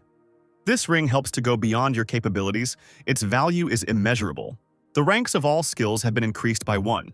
The rank of the Skeleton Warrior skill has become outstanding. Now he can summon skeleton warriors using the corpses of any monsters. Ken was delighted that he could finally summon a new skeleton warrior when suddenly guests arrived. The unexpected guests were wolf monsters. Ken decided that it was worth increasing his strength a little. The players returned to Sam and told him that he had managed to escape, and he was angry that everything was not going according to plan. The man asked Sam if it was possible that someone had leaked the information or if there was a traitor among them. But Sam replied that if someone had leaked the information, he would have rather brought help than run away. No, he wouldn't have come here at all. The naive one doesn't know how crazy Ken is. Another player asked what he was going to do, since they couldn't just wait for him to show up. Sam told them to calm down, and that they would have to use all the possibilities of this quest. He decided that they would not kill monsters and focus on finding him quietly. But the player asked why he killed these guys, to which Sam began to complain that he had no other choice, and he got rid of them before everything got out of control, then ordered everyone to leave before the monsters were drawn to the smell of blood. All the guys were running away, and Sam thought that so far, everything was going according to the information from Chief Naomi. He's not easy to deal with, but no matter how hard he tries, he can't figure out what's going on, Sam thought. As he was running away, he noticed the corpse of a monster lying on the ground. He thought that Ken was hunting when he ran away. Suddenly, there was an explosion in the forest. It seems Ken began to act. Sam himself realized that they themselves had now become a target and began to look around. He shouted that it looked like a trap and that they needed to prepare for the impending attack. The man screamed that he had been wounded in the arm and asked to be treated quickly. But from the smoke, a skeleton warrior appeared and quickly attacked this player. The other one also shouted at Sam to do something. He wanted to say that he couldn't see anything because of the dust, but he didn't finish. An arrow flew out of nowhere and hit him, killing another player. Sam was panicking, thinking that at this rate he would get rid of them faster than they could strike back. The Silent Hunter's Wind. Wall skill was used. Sam slammed his spear into the ground. The dust cleared, and a skeleton warrior began to appear. Sam could have done it right away, so he could have helped his partners. A huge skeleton warrior appeared behind Sam and was already swinging at him. He was able to jump back further, but his spear was damaged. Sam said, disgruntled, that he never thought he would use it here. The boy took out his spear. Percival, this spear belongs to the Knight of the Round. Percival, the wound inflicted by this spear will not heal so easily. Percival's spear is the third legendary item in the Knights of the Round Table item set. Ken has already encountered a player wielding this spear. Since it has the effect of enhanced penetration, its attack cannot be blocked by unique rank armor. Moreover, the wounds inflicted by this spear cannot be healed for a certain period of time. The skeleton warriors quickly retreated, and Sam wondered why they were retreating so quickly. When all the skeleton warriors had fled, a huge skeleton of some kind of beast emerged from the depths of the forest. Sam noticed that this skeleton was moving too fast, and so the skeleton began to run at incredible speed. Sam thought that he had decent speed. He stood there unable to do anything and decided that all he could do was wait until he struck again. Then at least, he would be able to reach him. Sam relied on his spear, which only needed one strike, and as the skeleton approached, he prepared himself. The Silent Hunter skill dealt the final blow, and the skeleton and Sam began the battle. But when Sam struck with his spear, the skeleton managed to turn away from the blow. Sam was of course in shock. He couldn't understand how he was able to dodge the spear. The skeleton turned around and grabbed Sam's arm, and he continued to wonder how any skeleton could jump away at the right moment. And Ken, who was standing behind the tree, he took off his mask and his connection was broken. Despite its sharp fangs and claws, a skeleton warrior in beast form is no different in strength from a skeleton in human form. Human-type skeleton warriors who walk on 2 legs can freely use various types of weapons, such as swords, bows, and axes, while beast-type skeletons are unable to do so. However, on the other hand, due to the human body structure, human-shaped skeleton warriors do not move as fast as animal-shaped skeleton warriors, who do so on all 4s. The skeleton warrior squeezed Sam tightly in his mouth, and Sam thought that he could not die here. Even without an arm, while he was still able to lift Percival's spear, he reached for the spear that was very close. But then Ken came along and said that no matter how good the spear was, until he could strike it, it was useless. Ken said he didn't know why they were targeting him, but since things had gotten this way, any further conversation would be pointless. Sam began to panic and scream that he was just following orders and that he had no choice, and that if he spared him, he would cooperate with him. And if he kills him, he will become an enemy of all the frontier guilds. And he asked arrogantly if he thinks he can deal with everyone. In the real-world building, James walked into the office and shouted that they had a serious problem. The girl at the table calmly asked what he was talking about, and James said that she urgently needed to check something. He reported that all their agents defending the entrance were destroyed. But the identity of the person who killed all the agents, she inserted a flash drive into her laptop. In the video, someone was shouting, "Stop, bastard!" And then there were screams. The girl looked at all this in horror. And we are shown a video in which Sam Oliver himself killed 2 soldiers who were standing at the entrance. She asked in horror what the hell was going on here. Now she was worried that she had been too cruel to him. She wondered why he did it. After Sam killed everyone, he told Ken that it was over and so that he wouldn't forget about their deal. James said that he didn't expect Sam to betray them. The girl was shaking. She thought that this was an emergency if Sam Oliver betrayed them. Knowing who was behind him, then she was finished. She decided to personally get rid of them before they found out about it. We are shown someone's car parked on the street. In the car, Locke said he had nothing to worry about. The cleanup had been successful. Sam said he was glad to hear that. And since the current task was finished, it was time to move on to the next step. Locke asked if he was planning on doing anything else, and if he was going to make so much noise in the Frontier Guild, then it would be better for him to lie low for a while. And Ken, who had been wearing Sam's mask all this time, said that he knew everything himself because there was no better place to hide in the dungeon. We are shown a past conversation between Ken and Lee, where he asked for one thing he had spoken about earlier. This thing turned out to be a mask with Sam Oliver's face. It's a little creepy to make such a mask, but okay. Ken in the car said that the right scene for the release from the second-level dungeon appeared just in time. He took out his phone and told Locke to get ready. Locke asked him angrily why he needed it. Locke started shouting that he didn't even need to hide. Why should he go with him into this dungeon? But Ken was already on the phone and asked how things were with the border. Owen replied that so far no movement had been noticed. It seemed that Chief Naomi was trying to finish this matter on his own, without reporting to his superiors. Ken replied that if that was the case, then it could be said that not the entire Frontier Guild was involved. Owen agreed, but said that while they couldn't be sure of that, she could be an informant for the Messiah Guild they were hunting. The Frontier Guild is one of the 5 largest guilds in the world. It seems that the Messiah's dirty paws have not yet reached the foundations of the frontier. Even in Sam's memories, there is no information about the leaders, except for Naomi. Owen said that in any case, everything had already gone wrong because Sam Oliver had betrayed them, and Chef Naomi would try to resolve the incident on her own before Vincent showed up. If Vincent found out the truth, it would be more than just a headache, so he asked him to hide in some dungeon. Meanwhile, Owen would be scaring Naomi with the ghost of Sam Oliver, and Ken said that he was just about to do it himself, and Owen asked if he had already chosen which dungeon he would go to. Of course, an A+ rank dungeon in Taiwan. Hearing this, Owen did not seem happy with his choice of dungeon, and asked why he chose this one out of all of them. Owen told him that there had been 23 unsuccessful attempts to clear this dungeon. Poor Locke had already begun to shake with fear, thinking that he was crazy, but Ken listened to him calmly. He continued that the Messiah had tried to clear it out 4 times, and none of the attempts had been successful, and that the other guilds had also temporarily stopped their attempts to clear it out. He asked if Ken, who already knew about it. Ken remembered that even before his trip to the past, it had not been completely cleared. The last number of failed attempts that he remembered was 43. Endless failures. Eventually, most of Taiwan's territory was filled with monsters because no one could close the dungeon gates. There is a level limit to enter this dungeon, so even Lei, the Messiah, couldn't do anything. Ken decided that he couldn't clear it either if his level was over 60. It was crazy that Ken wanted to go in there. So if there is anything in this dungeon that could help in the fight against the Messiah, it will pass by him unnoticed. The information he has is not enough to deal with them. Owen said that knowing him, there was no point in stopping him, because he would still find a way. Locke continued to keep his fingers crossed that Owen would be able to dissuade Ken from this idea. But then Owen just said that they would do something crazy again, and Locke lost all hope, poor guy. Owen asked him what he thought his chances were, and Ken said so calmly, less than 10%, even with precise calculations. Not enough.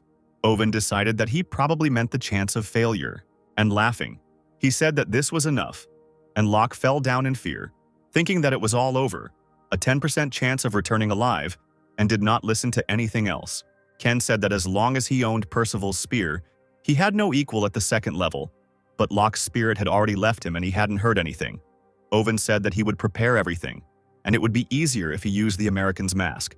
Owen asked if there was anything else needed, and Ken asked how about asking for specific support for the Messiah through public pressure. The Messiah couldn't handle it, so why would they spend the money? There are already a lot of articles in the newspapers about Americans who intend to go through the Taiwanese dungeon, the frosty forest of rigidity, and on the internet everyone is talking only about this. The most interesting thing is that they openly ask for help from the Messiah and the comments were different. Some people from different countries, having learned about this, decided that they could not miss this opportunity. As expected from hypocrites who are now suffering from their own notoriety, they said they would help with equipment. But Locke said that they couldn't handle this dungeon with just one unique item, and that they should at least give them a legendary one, since they were going to clear the dungeon they couldn't handle. Owen reassured him that if things continued to go this way, the Messiah would have to fork out for more expensive items if they wanted to save face. But more importantly, due to this incident, the price has definitely gone down. Locke didn't understand anything, and when Lee entered the office, she said that the cost of clearing the 2-level dungeon of rank A+, which the Messiah failed to cope with, had changed to a unique class item. And now, if someone else clears a dungeon of an even higher rank for the Messiah, they won't be able to get away with just unique items. Lee approached the guys with a suitcase on her back. At this point, Locke finally realized what they meant, and he happily said that they would now be able to get legendary items for clearing 3-level and higher dungeons that the Messiah had failed to handle. Owen thanked Lee for the explanation. Lee handed over the folder with the details they had requested, details of Sam Oliver's cover route, and the final expense report. And they leaked some clues to the Frontier to find his false route. This should save them a decent amount of time. Owen thanked them for their excellent work and suggested that they should be on their way. Locke asked Lee if she was working in the field today. She pushed her suitcase forward, and Locke looked at it in surprise. Owen asked if he was joking. Why did Secretary Lee need to go there since he was the one who had to go to the dungeon in Taiwan? That same evening, Locke and Ken set off for Taiwan. They were put up in a nice hotel, and Locke said that they were well-respected people here, and that he knew that after the mission failed, there had been no players willing to challenge and clear the dungeon. But still, they got together so quickly, Locke said happily. He turned to Ken and said that the support was encouraging and asked him what he thought about it. Ken replied that most of the players were in a guild that failed to carry out the cleanup, and from the outside it might seem like they were there to avenge their fallen comrades. But not everyone has good intentions if 23 attempts to clear the dungeon with a maximum of 80 players failed. This means that there are items buried there from about 2,000 players. Among them, there should be at least one legendary item. Ken is sure that there will be people who care more about their own gain than clearing the dungeon. A man entered the office and asked them to get ready. There was 1 hour left before entering the dungeon. Ken raised his hand for some reason and the man ran up to him. Locke became noticeably nervous and wondered what he was trying to do. Ken said something to the man, and then we are shown him walking onto the stage. At this time, outside the chief's office, Naomi was screaming that this couldn't be, that the traces would simply disappear. James said that given all the circumstances, it was clear to them that Sam was being helped by someone, considering that their intelligence could not locate him. Naomi screamed at them to do everything they could to keep Sam and Ken in one place. If that didn't work, then it was better to get rid of them so they couldn't meet Vincent. And in Owen's office, Secretary Lee approached him and told him to look at something and handed him a tablet. This was a video of Ken's statement to the world. He was saying the following, that he was grateful to everyone who took part in the cleanup. It was an honor for him to be here next to them. But I have only one goal, to save the world by finishing the game. And I will do everything possible to achieve this goal. So don't stand in my way, the video has already spread around the world. Secretary Lee was nervous and asked what they should do, which was not in the plan. It is no longer possible to block the video. Owen said that he is not going to mess with those who interfere with him. This is an open statement of war.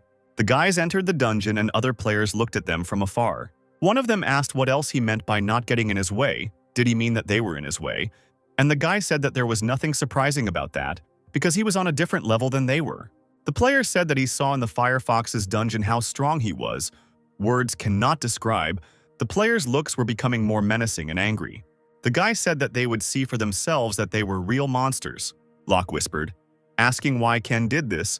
Now because of this unnecessary provocation, everyone is staring at them.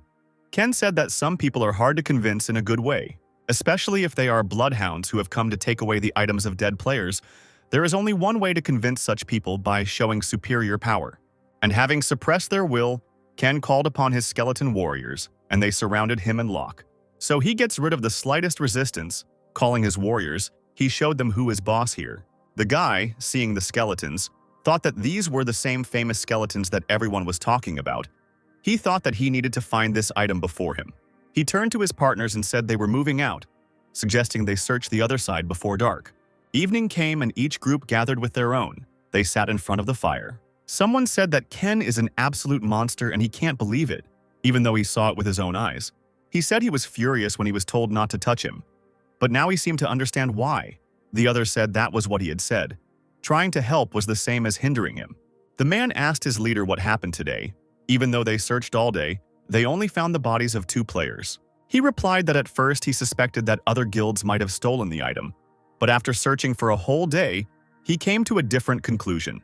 The scary guy said that there were a lot of monsters on the first level, but he didn't notice any strong ones. In other words, he doubts that a player of level 50 or higher could die here. The thing they are looking for should be on the second level, then Van Gogh's bracelet should be there. Seriously, they are looking for Van Gogh's bracelet. The guy heard something and jumped onto a tree. On one of the branches of this tree lay a skeleton. He was unhappy because he heard that the sounds were coming from here, but it couldn't have been his imagination. Enraged, he hit the skeleton. Apparently, he was not surprised that the skeleton was there. Their leader asked him what was the matter when the guy returned to Earth. He apologized to him and said that it must have been him making the sound, swaying in the wind, pointing to the skeleton. He then threw the skeleton aside and sat down by the fire.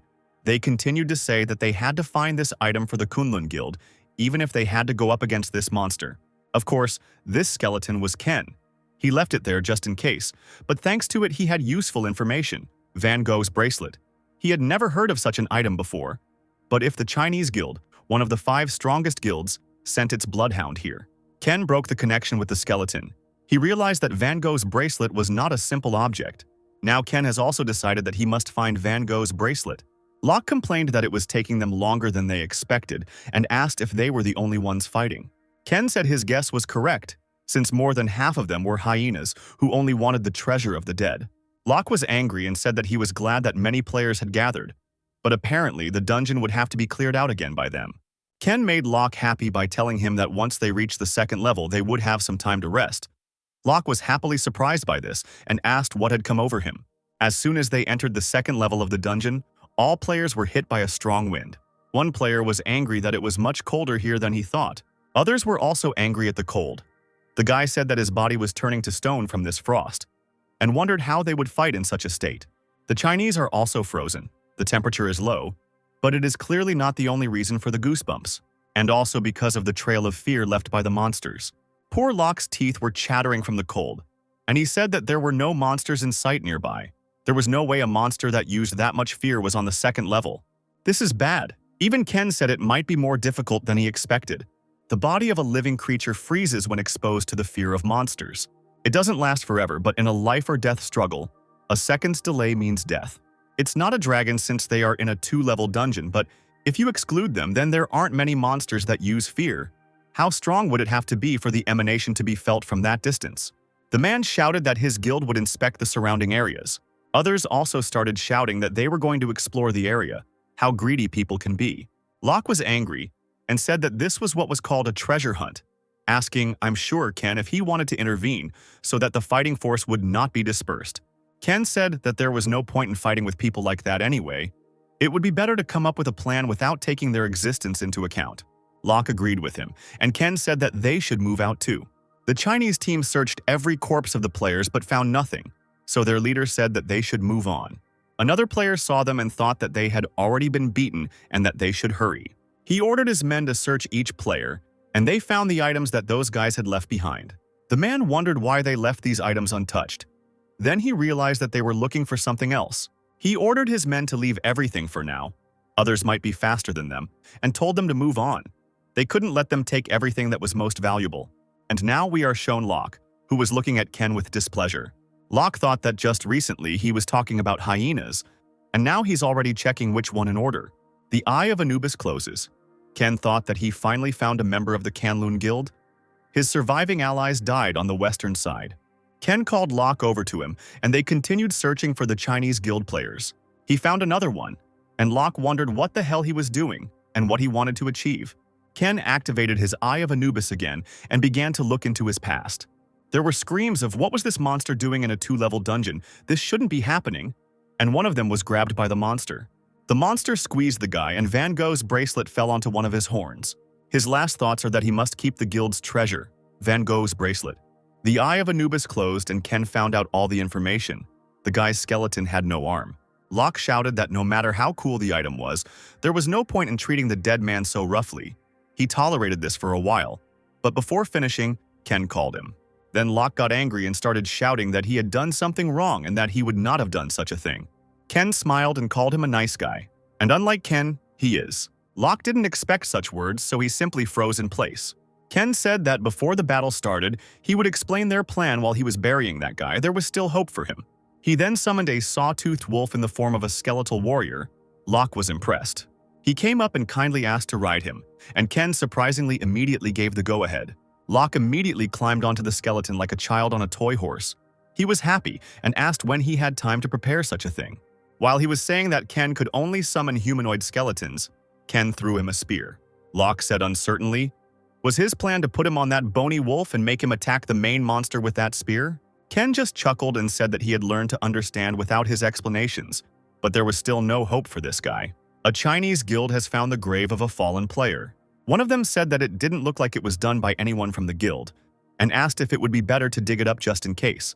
But the guy said there was no point in digging and wasting time on it if it wasn't their brother. After that, they all left at once, not knowing that this was the grave of their brother, who tried to fulfill his duty to the guild until the very end. And our guys were already on their way to meet the monster. Locke asked that it wouldn't be easy. It wouldn't be so easy to pierce his thick skin with a weapon. But Ken said that he was more worried that he had already become a hunter. Locke didn't understand, and Ken began to explain to him that if the dungeon is not cleared, the killed monsters will respawn again in the same quantities, but the surviving monsters become smarter and stronger due to the experience of meeting players, just like Ken himself. Monsters that have been through battles are not very common, but there are exceptions. While the dungeon remains undefended, the boss monster gains combat experience every time the player fails a task. At some point, he must have noticed that players often gathered around fallen comrades, and it seems he began using them as bait, as this monster survived 23 times. Locke asked in surprise that Ken was sure that the boss was here, the ogre that instilled such fear, and how could he be sure of something he had not seen? Ken said that up until this point they had been gathering information. Locke sighed with relief, because he thought that Ken was acting like those bloodhounds. But then Locke thought that he didn't understand anything even after he looked at them. We are shown some player who was happy about the pile of corpses lying next to him. They rejoiced at the corpses of people like crazy, and ran up to the corpses like hyenas. Their leader understood that something was clearly wrong here. Dead bodies rarely lay next to each other. If other bloodhounds had gathered them nearby, they would have taken the items too. And there is also this bloody trail. Of a strange shape, it looks like the bodies were dragged from somewhere. When it dawned on him, he started shouting to his subordinates that it was a trap. One of them did not understand him. But before he could finish speaking, his body was enveloped in an unknown fear. His body stopped moving and he froze in place. Bad luck for the guy. Unfortunately, the monster managed to kill his partners, and their bodies fell to the ground. He barely turned around and saw a huge orc who was already swinging at him. The bracelet was still in his possession. Their leader managed to climb up, and jumping up, he dealt the ogre one blow with his sword. But when he landed, he saw that his sword had simply broken from that blow. He thought about how a unique class blade could break so easily. But now his body was also enveloped in fear, and he lost the ability to move. Ken and Locke were already running towards this monster, while the screams of that man were still heard in the area. The monster killed this man too. Ken looked at him and turned to Locke, telling him to act according to the plan. It's not like Locke likes Ken's plan after all. He always uses it as bait. And yet, like a faithful comrade, he ran on his dead horse, straight towards the monster. The creepy monster saw him and turned on his ability, and the whole place was covered with this curse. Locke had no choice but to enter this smoke, his body enveloped in an unknown fear. Lancelot's ring freed him from this fear. Locke was glad that the ring was not useless. The unpleasant trembling simply disappeared. But then he noticed something. His skeletal friend stopped obeying him. And now Locke is extremely close to this monster. The moment the monster struck the first blow, the skeleton warrior suddenly ran in the other direction. The expression on Locke's face was simply priceless. Ken reassured Locke that everything was going according to plan. Locke was surprised. He started shouting that he had been controlling him all this time. It was risky, but he didn't have time to finish. He told Locke to hold on tight and keep running. I think Locke will age sooner after such adventures. They jumped on this huge monster, and Locke pierced the ogre. Locke was surprised by this, because he thought it was a simple spear, but it was able to pierce his skin right through. The ogre's ability to recover was greatly reduced, and Locke said that while a lot of gear was good, it would still take a little time. Locke asked when the skeleton warriors would appear, but Ken told him to deliver 10 more piercing blows. He'll take care of the rest himself, Ken said with a grin. Okay. Apparently he wasn't joking. Behind Ken stood a whole army of skeleton warriors armed with weapons. He used the bloody weapon skill, the ability to create weapons using the caster's blood. At this time, the Chinese guild felt fear, and the leader thought that if such a strong fear spread, it meant that the attack on the boss monster had already begun.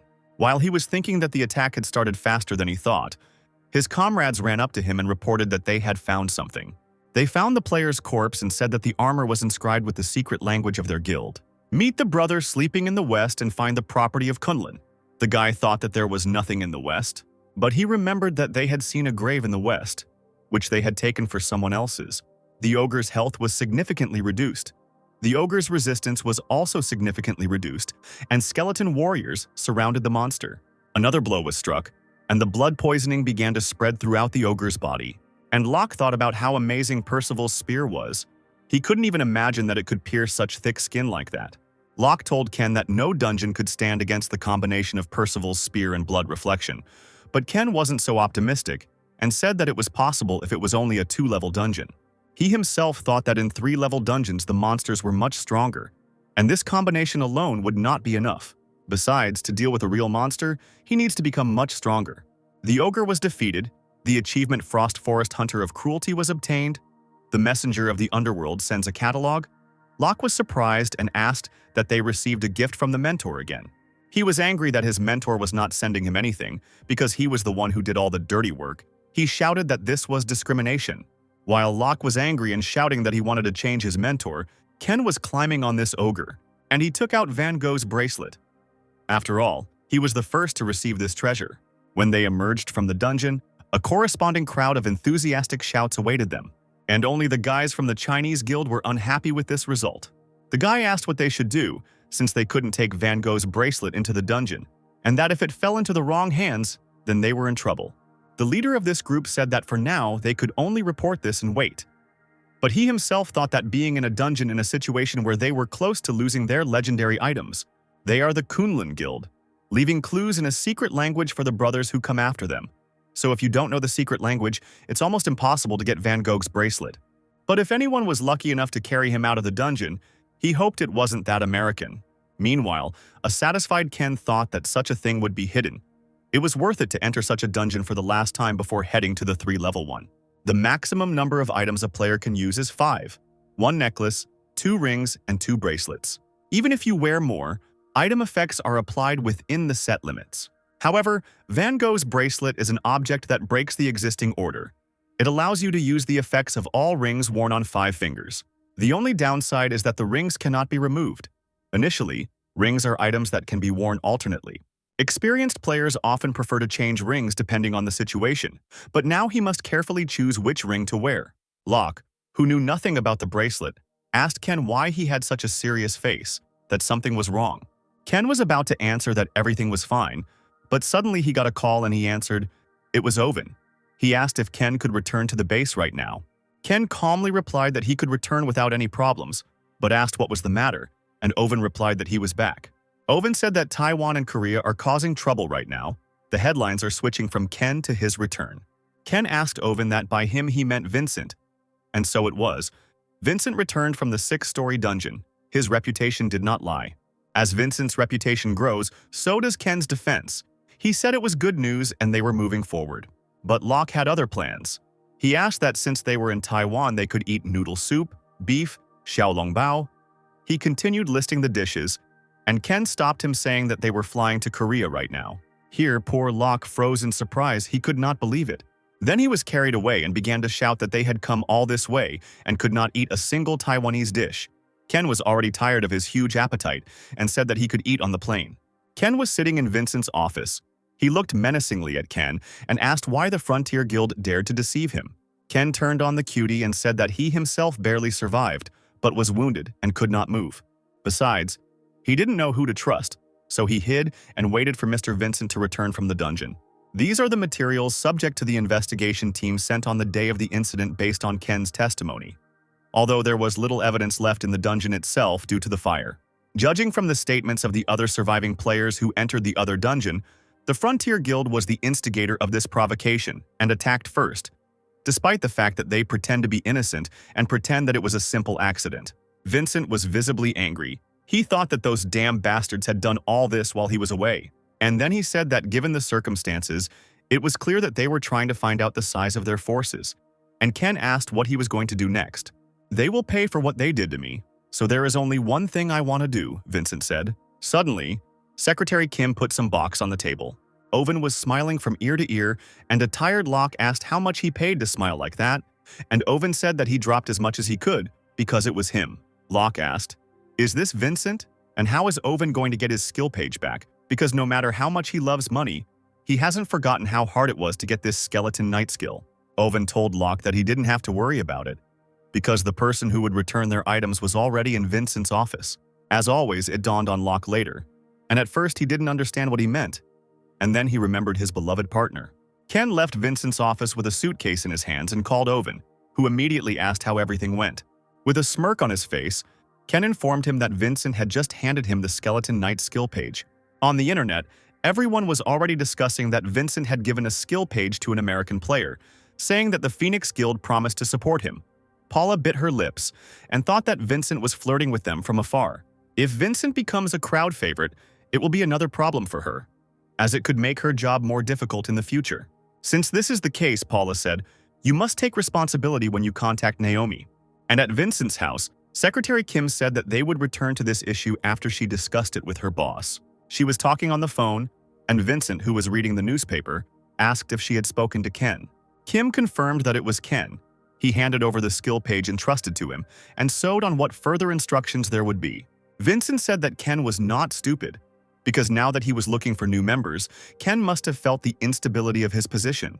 He continued that since he worked so hard, as a gesture of courtesy, he would let him die in a 3-level dungeon. A C rank should be enough. What a freak.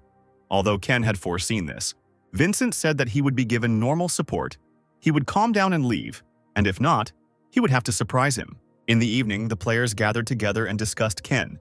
They considered him a weakling, but one player reminded the others that he had excellent skills, and it seemed he had joined Vincent's group of subordinates by clearing out one of the uncleared dungeons. But the girl named Eugene only laughed that if he were strong, he would go there himself.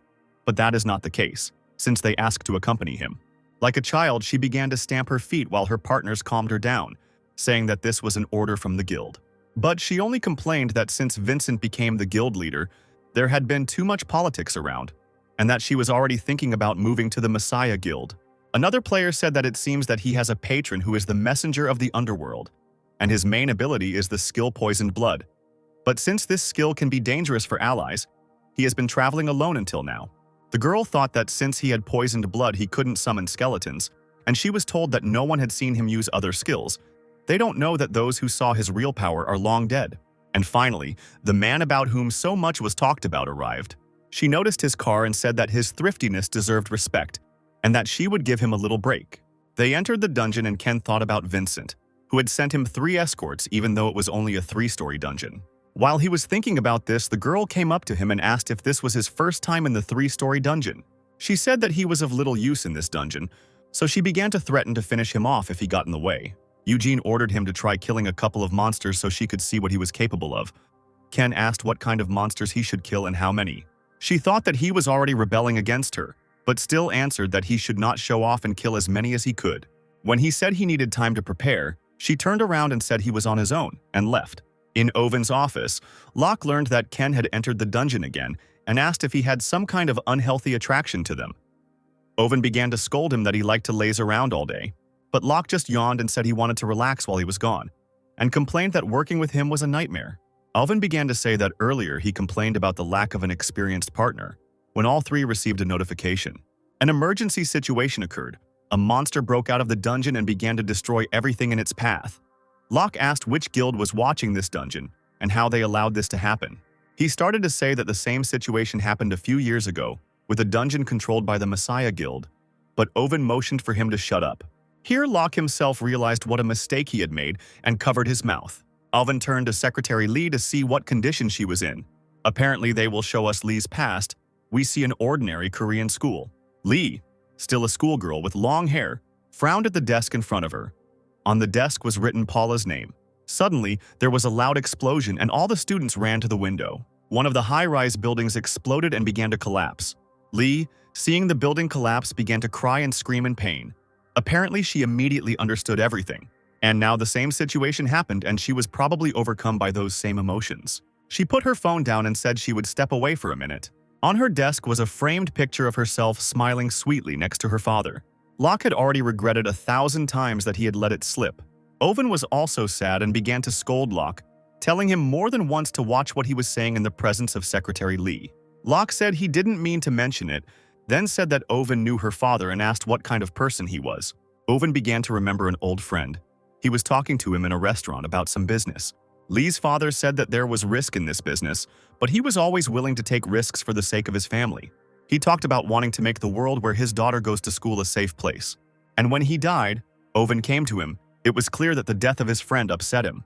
Clouded by past memories, he said her father was an incredible hard worker and an easy target when it came to his daughter. At this time in the dungeon, Eugene killed a lot of monsters and thought that since it was a C-rank dungeon, there were no particularly strong monsters here. While she was thinking that at this rate they should be able to move to the second level by tomorrow without any problems, a guy ran up to her and said that she should take a look at Ken. She asked with displeasure if he couldn't handle even one monster even after asking for extra time to prepare. The guy said he got it, but she should still take a look at it. She didn't like the noise he was making and ordered him to show her the way. When she arrived, she was surprised by what she saw. She remembered that he asked for time to prepare. She realized that he had spent all this time setting traps. It was strange that no one else had done this. Eugene thought that although he tried hard, such traps would not cause much damage.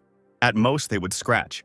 They jumped into the tree branches, and from this view we can see all the traps he had built.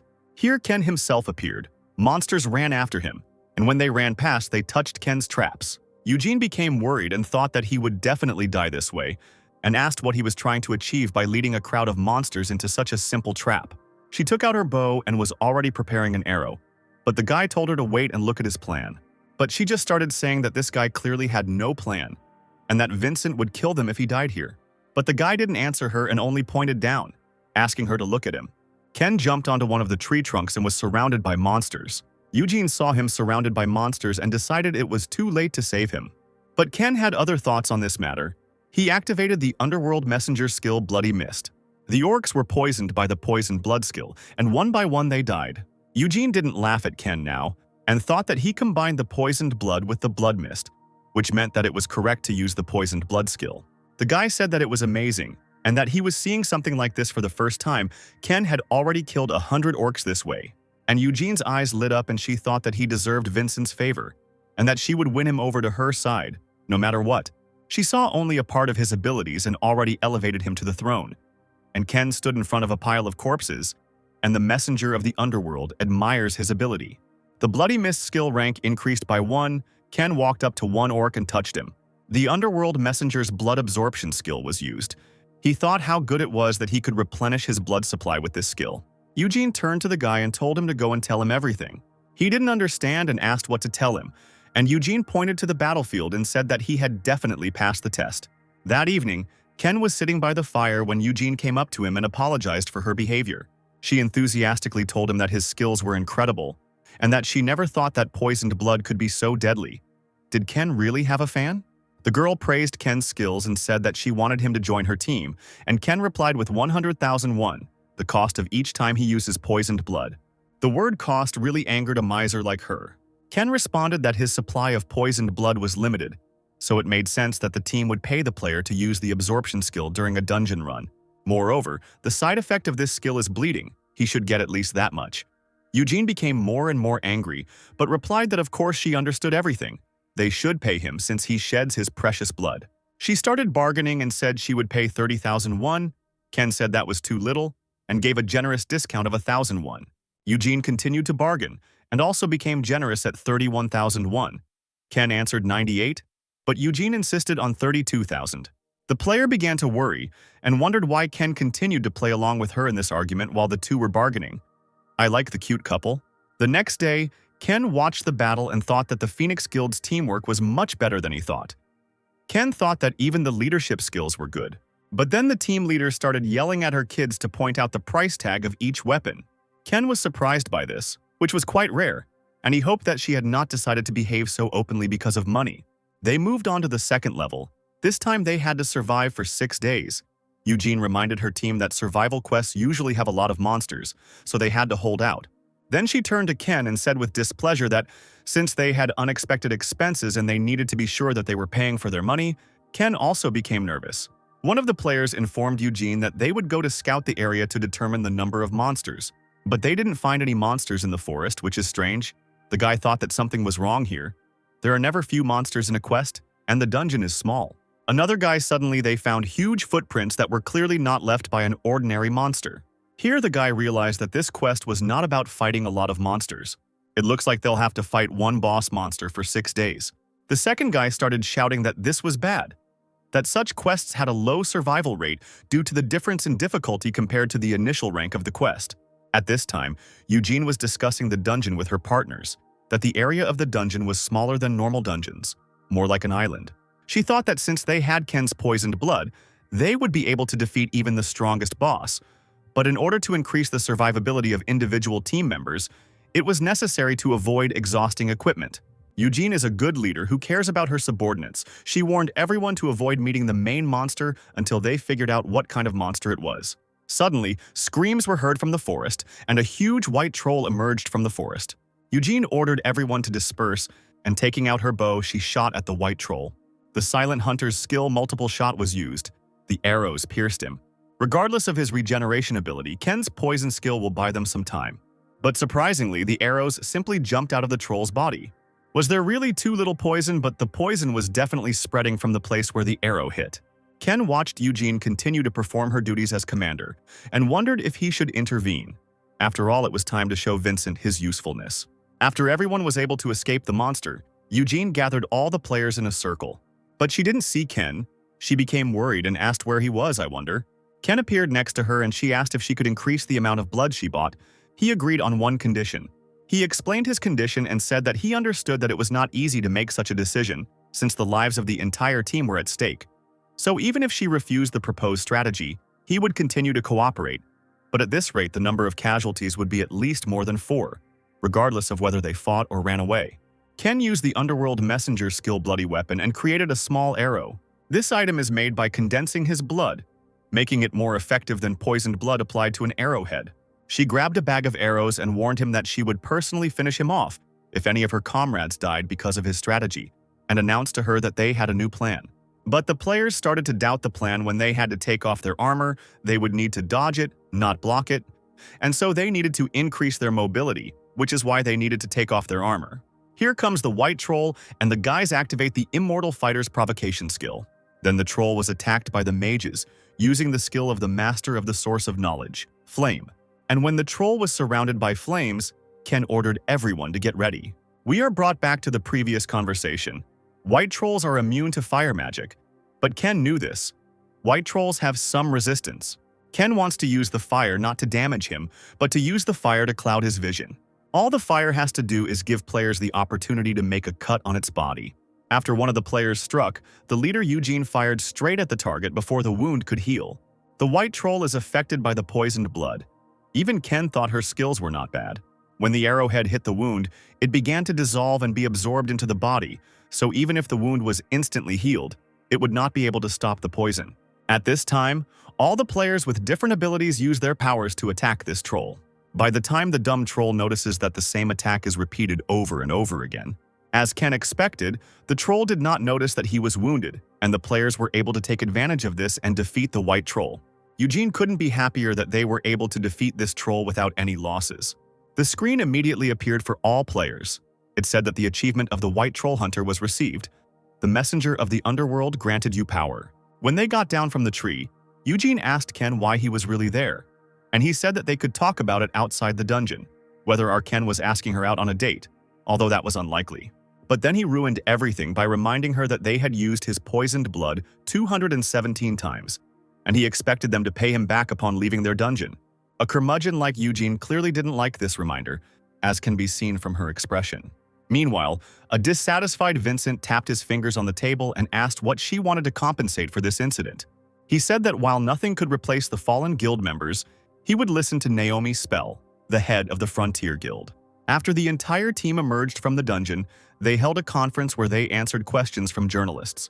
One of the reporters asked if it was true that a white troll appeared out of nowhere in the 3-story C+ dungeon, and he was curious how they got out without a single loss. Eugene replied that they had achieved this result thanks to the hard work of each team member, and that the cleanup would not have been possible without Mr. Ken's poisoned blood skill.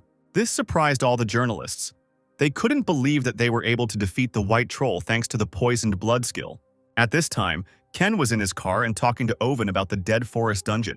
Owen was a little worried that he was going there because it was an American dungeon and he was going there undercover.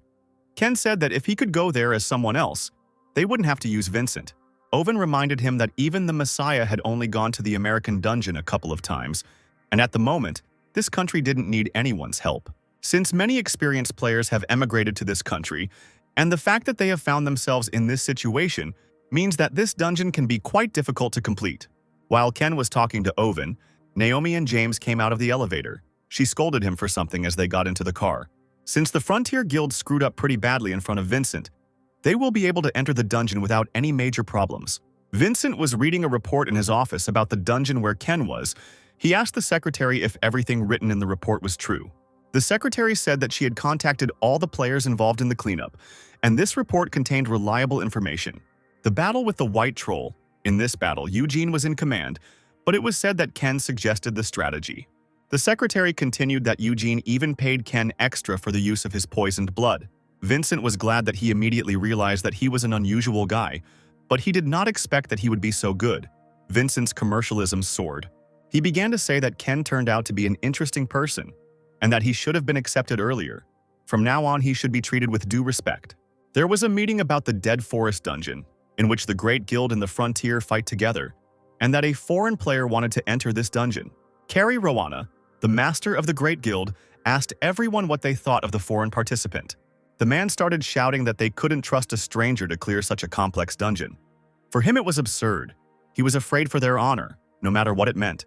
Another said that he was not sure what the guild's opinion was on this matter, since they had already given their consent and the government had also begun to ask their opinion. But he thought it would be better to oppose it. But Carrie suddenly laughed and stood up and said that the reason the government forbade them from trying to clear that dungeon again was not because they doubted their ability to do so, but because they were concerned about the potential damage to their own country's guild. It's even better because now they can use this reason to get government approval. Carrie wanted to raise the stakes. Carrie decided to announce a reward that would interest anyone: King Arthur's ring.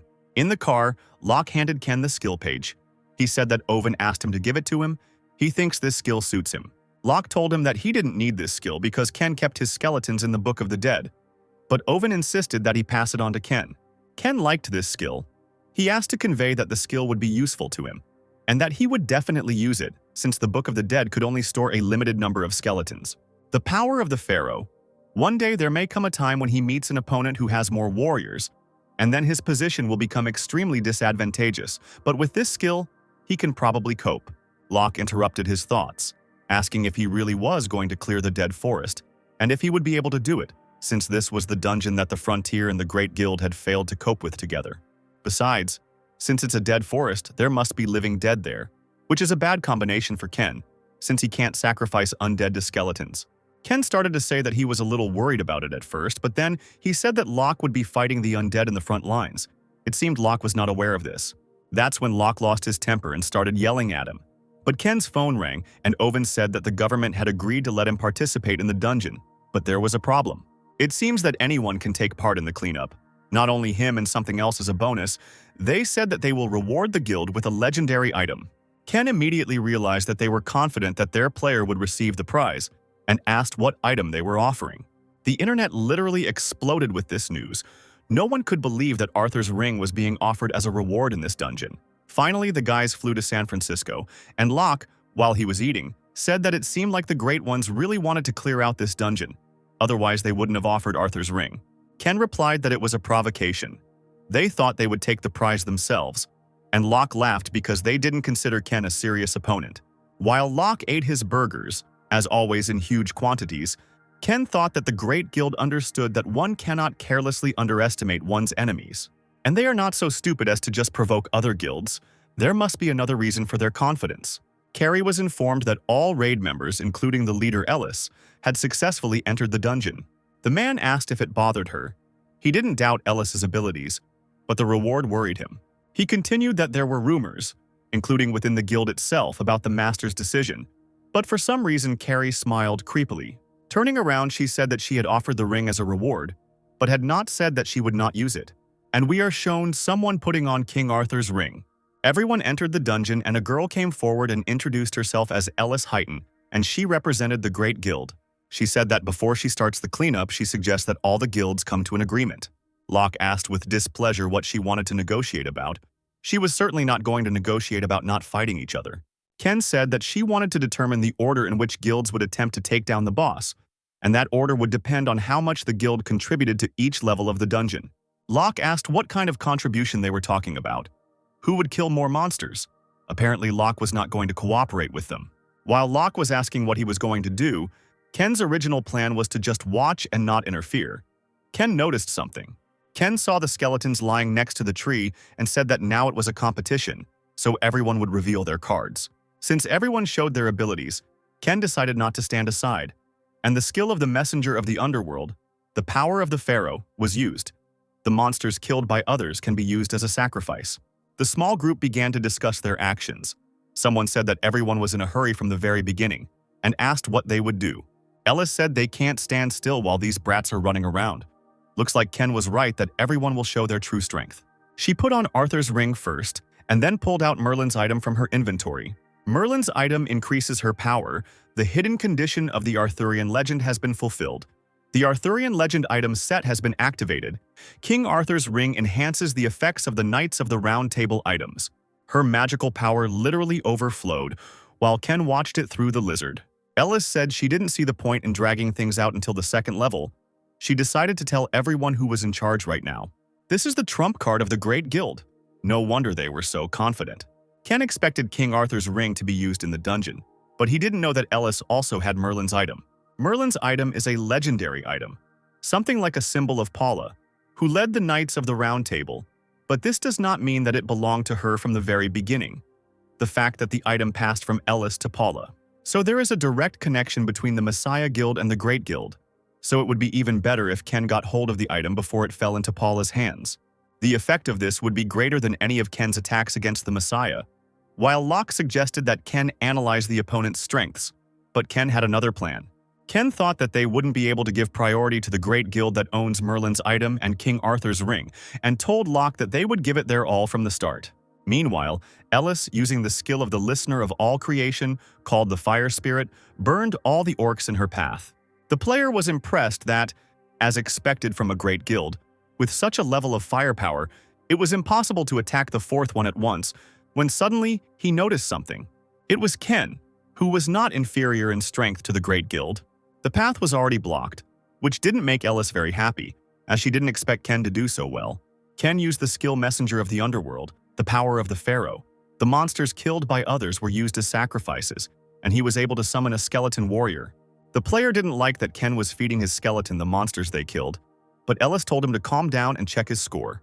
With a score of 1,500, the Great Guild is in first place, the Messiah is in second place, Ken and Locke are in last place for now, and the player just laughed at them. Ellis ordered her subordinates to move to the next zone. Ken thought that at this rate their firepower would outpace them. However, such power does not mean a quick hunt, because they do not have the weapons that Ken has. Ken had an idea. He told Locke that they were the only guild that could use this strategy. Of course, this was only possible because Locke existed. He tried to press Locke again, but Locke said that since this strategy was impossible without him, he would do nothing. But then he agreed anyway. and asked this time that he would feed him after the cleanup. And then Ken decided that it was worth speeding up and a skeleton warrior on a horse appeared.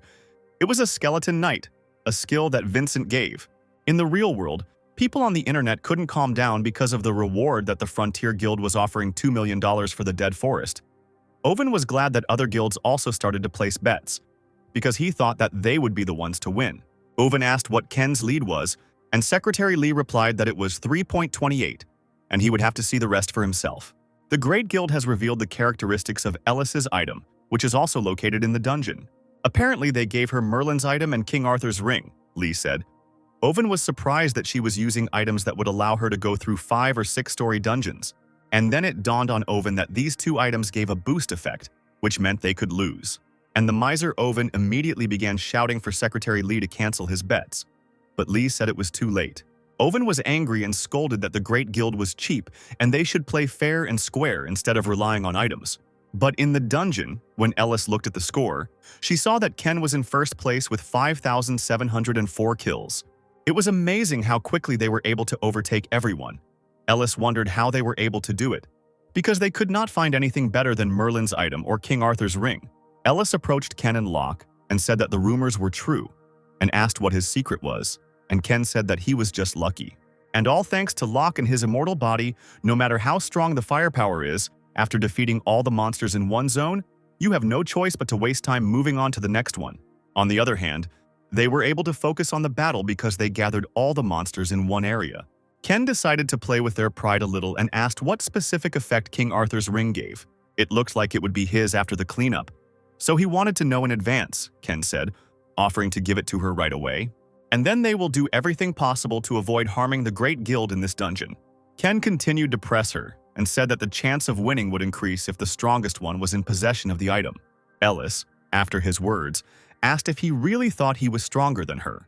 Ken continued that, for the sake of clearing it, he would gladly give his items to a player stronger than him.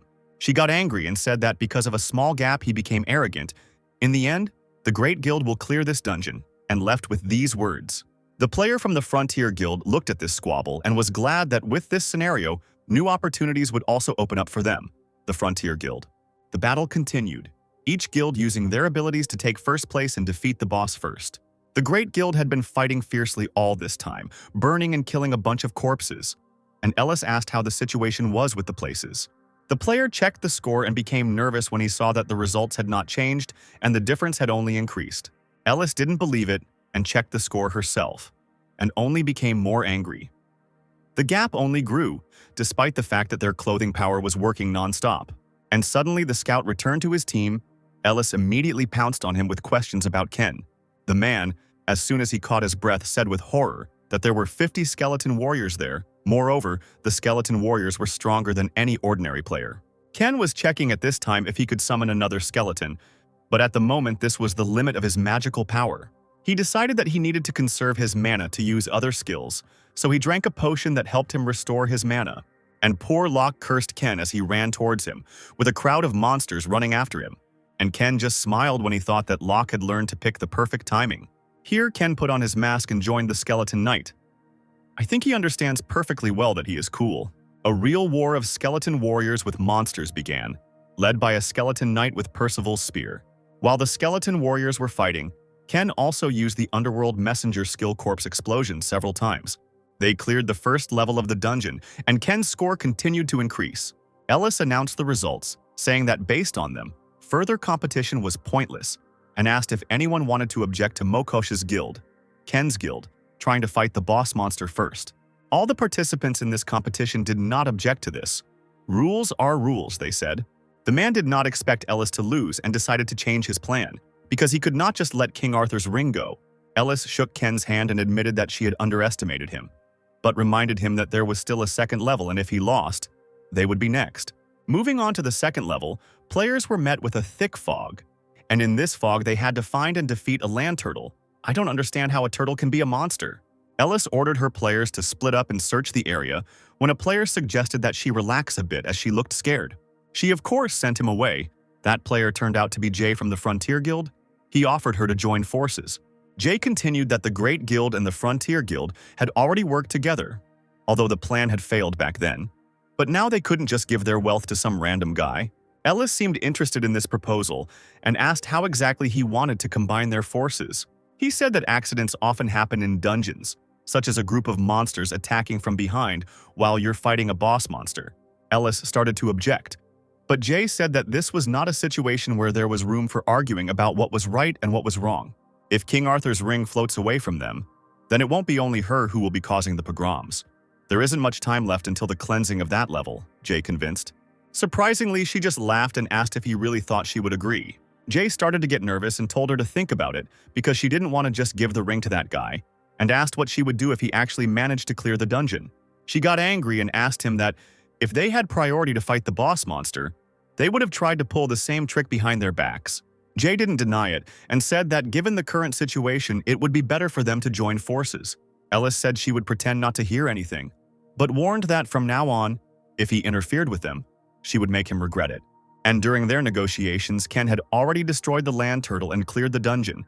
Such speed was hard to match. Next to the dead land turtle, Locke fell to his knees and clutched his side. Ken asked how he was, to which Locke replied that his ribs were cracked. A skeleton could handle such tasks. No need to overload Locke.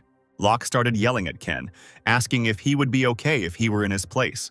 Continuing to scold Ken, pointing out that they were still alive thanks to him, because another would have died long ago, he stole treats from the inventory and ate them. The blessing of the river. Styx was applied and his health was fully restored. He noticed that during the time he was with it, the blessing of the river Styx had increased by 3 levels.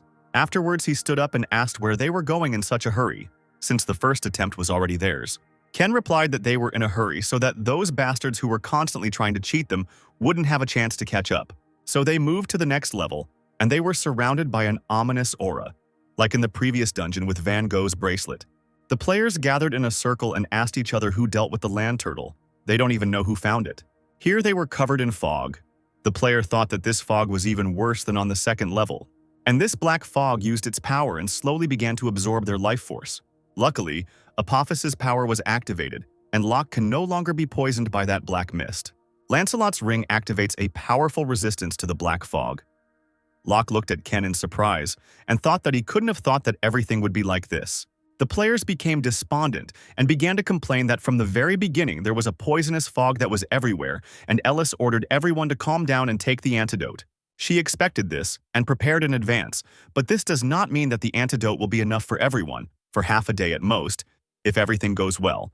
But they can lose their life force even before the battle. Using the antidote didn't help much. The poisoning status was lifted, but temporarily, and Jay was walking towards them, also complaining about the poison. He again suggested that she think about his offer again. This might be the only chance before the Mokosh Guild made a mistake, and she would have to fight the boss at the limit of her strength. While he was convincing her to join his guild, Ken, his skeletons and Locke headed towards the boss. Ellis thought that if he succeeded, she would lose the ring. Even if he lost, they would have a hard time. She decided she had no choice and accepted Jay's offer. Jay thought that now his chances of getting King Arthur's ring had increased. He tore it off. The antidote was enough for them for more than half a day. It would last for about a whole day. The guys reached the dungeon boss, a skeleton warrior on his horse and with his army, probably the most terrible boss of all. Locke looked at the huge crowd in horror. He asked if Ken was telling him to just stand. Ken said that the appearance of the saboteur is inevitable. They just need to pretend that they are hunting. If they leave the front lines, the rest of the guilds will have a chance, and this is exactly what the group that is harassing them wants. As time went on, they were the ones with the advantage in the black fog. Ken decided that he would make them beg to clear this dungeon. Jay and Ellis exchanged glances, and Jay ran to prepare an attack. Ellis convinced herself that she had no choice. She was tormented by doubts, but she repeated that it was for the sake of protecting the others. They needed to win and leave here alive. In another part of the dungeon, the battle between Ken and the boss monster has already begun. Of course, Ken stood to the side, and Locke pushed forward straight towards the skeleton on horseback. As Locke made his way through the crowd of skeletons, a bunch of monsters ran out of the forest, but Ken was waiting for them. He used the Underworld Messenger Skill Corpse explosion.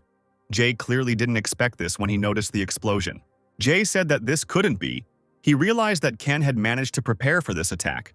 At this time, the other players were getting worse and worse. One of them supported his comrade, telling him to be patient a little longer, because you can't die like that. There are more and more dying, the player reported, and that they are at the limit, they have less and less left. He asked her to make a decision. She thought that the supplies of the prepared antidote had run out. Now they would have to put up with the dwindling forces, and she was angry at Jay because he was delaying the attack. And then Ken came back, and Ellis was glad that he had finally given in. Ellis ordered her players to prepare for battle, as it was now the turn of the Great Guild to show its might.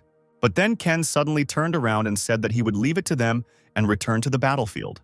Ellis didn't understand this and started shouting that the moment he appeared here, it was their turn, the Great Guild. She stated that he had wasted half a day, so he should let them deal with it, and she asked if saving the lives of everyone present wasn't the most important thing. But Ken calmly replied that he was merely returning the wounded on the front line to safety.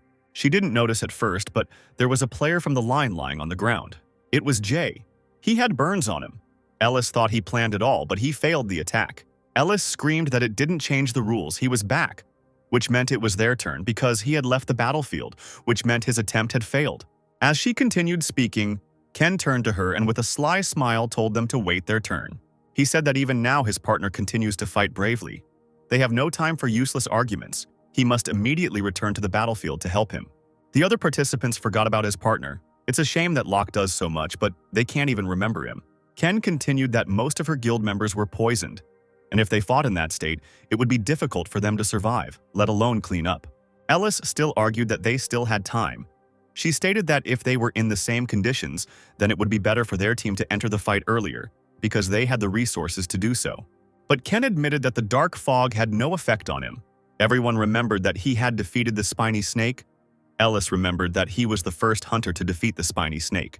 Ken stated that if all the guilds had cooperated from the beginning, the current crisis would not have arisen. He said that they still had a chance. They just needed to defeat the Dullahan as quickly as possible, mobilizing all their remaining resources. Ellis wanted to say something else, but her partner told her to stop. The situation was too serious. All the players turned against the Great Guild because they were the ones who proposed this stupid argument instead of fighting together from the very beginning. They said that instead of thanking him for saving her own ass, she starts arguing with him. Ellis became increasingly worried when everyone repeated that she herself had spoken about the value of life, and now she was behaving selfishly. Our fox just smiled and said that she would need to be trimmed in her next decisions. He said that she probably already knew the answer. Everyone present would witness the noble request of the Great Guild. Meanwhile, on the battlefield, the dead continued to appear from the ground, and Locke thought that his energy would run out before he even started fighting the Dullahan. Ken finally returns, praising Locke for holding them back, and we see that he is holding Merlin's staff. Merlin's items have increased his magic power, the hidden condition of the Arthurian legend has been fulfilled, the effect of the Arthurian legend item set has been activated, and King Arthur's ring strengthens the power of the round table items. Locke was shocked and asked where he got all these items from. Ken replied that he received all the prizes in advance. Merlin's item was a bonus. He said it so calmly, as if it was a trifle. However, Locke continued to doubt that with only 2 items they could change anything. And then Ken summoned the golem, then the skill of the messenger of the underworld, the power of the pharaoh, was used. Monsters killed by non-casters were sacrificed, and skeletal warriors were summoned.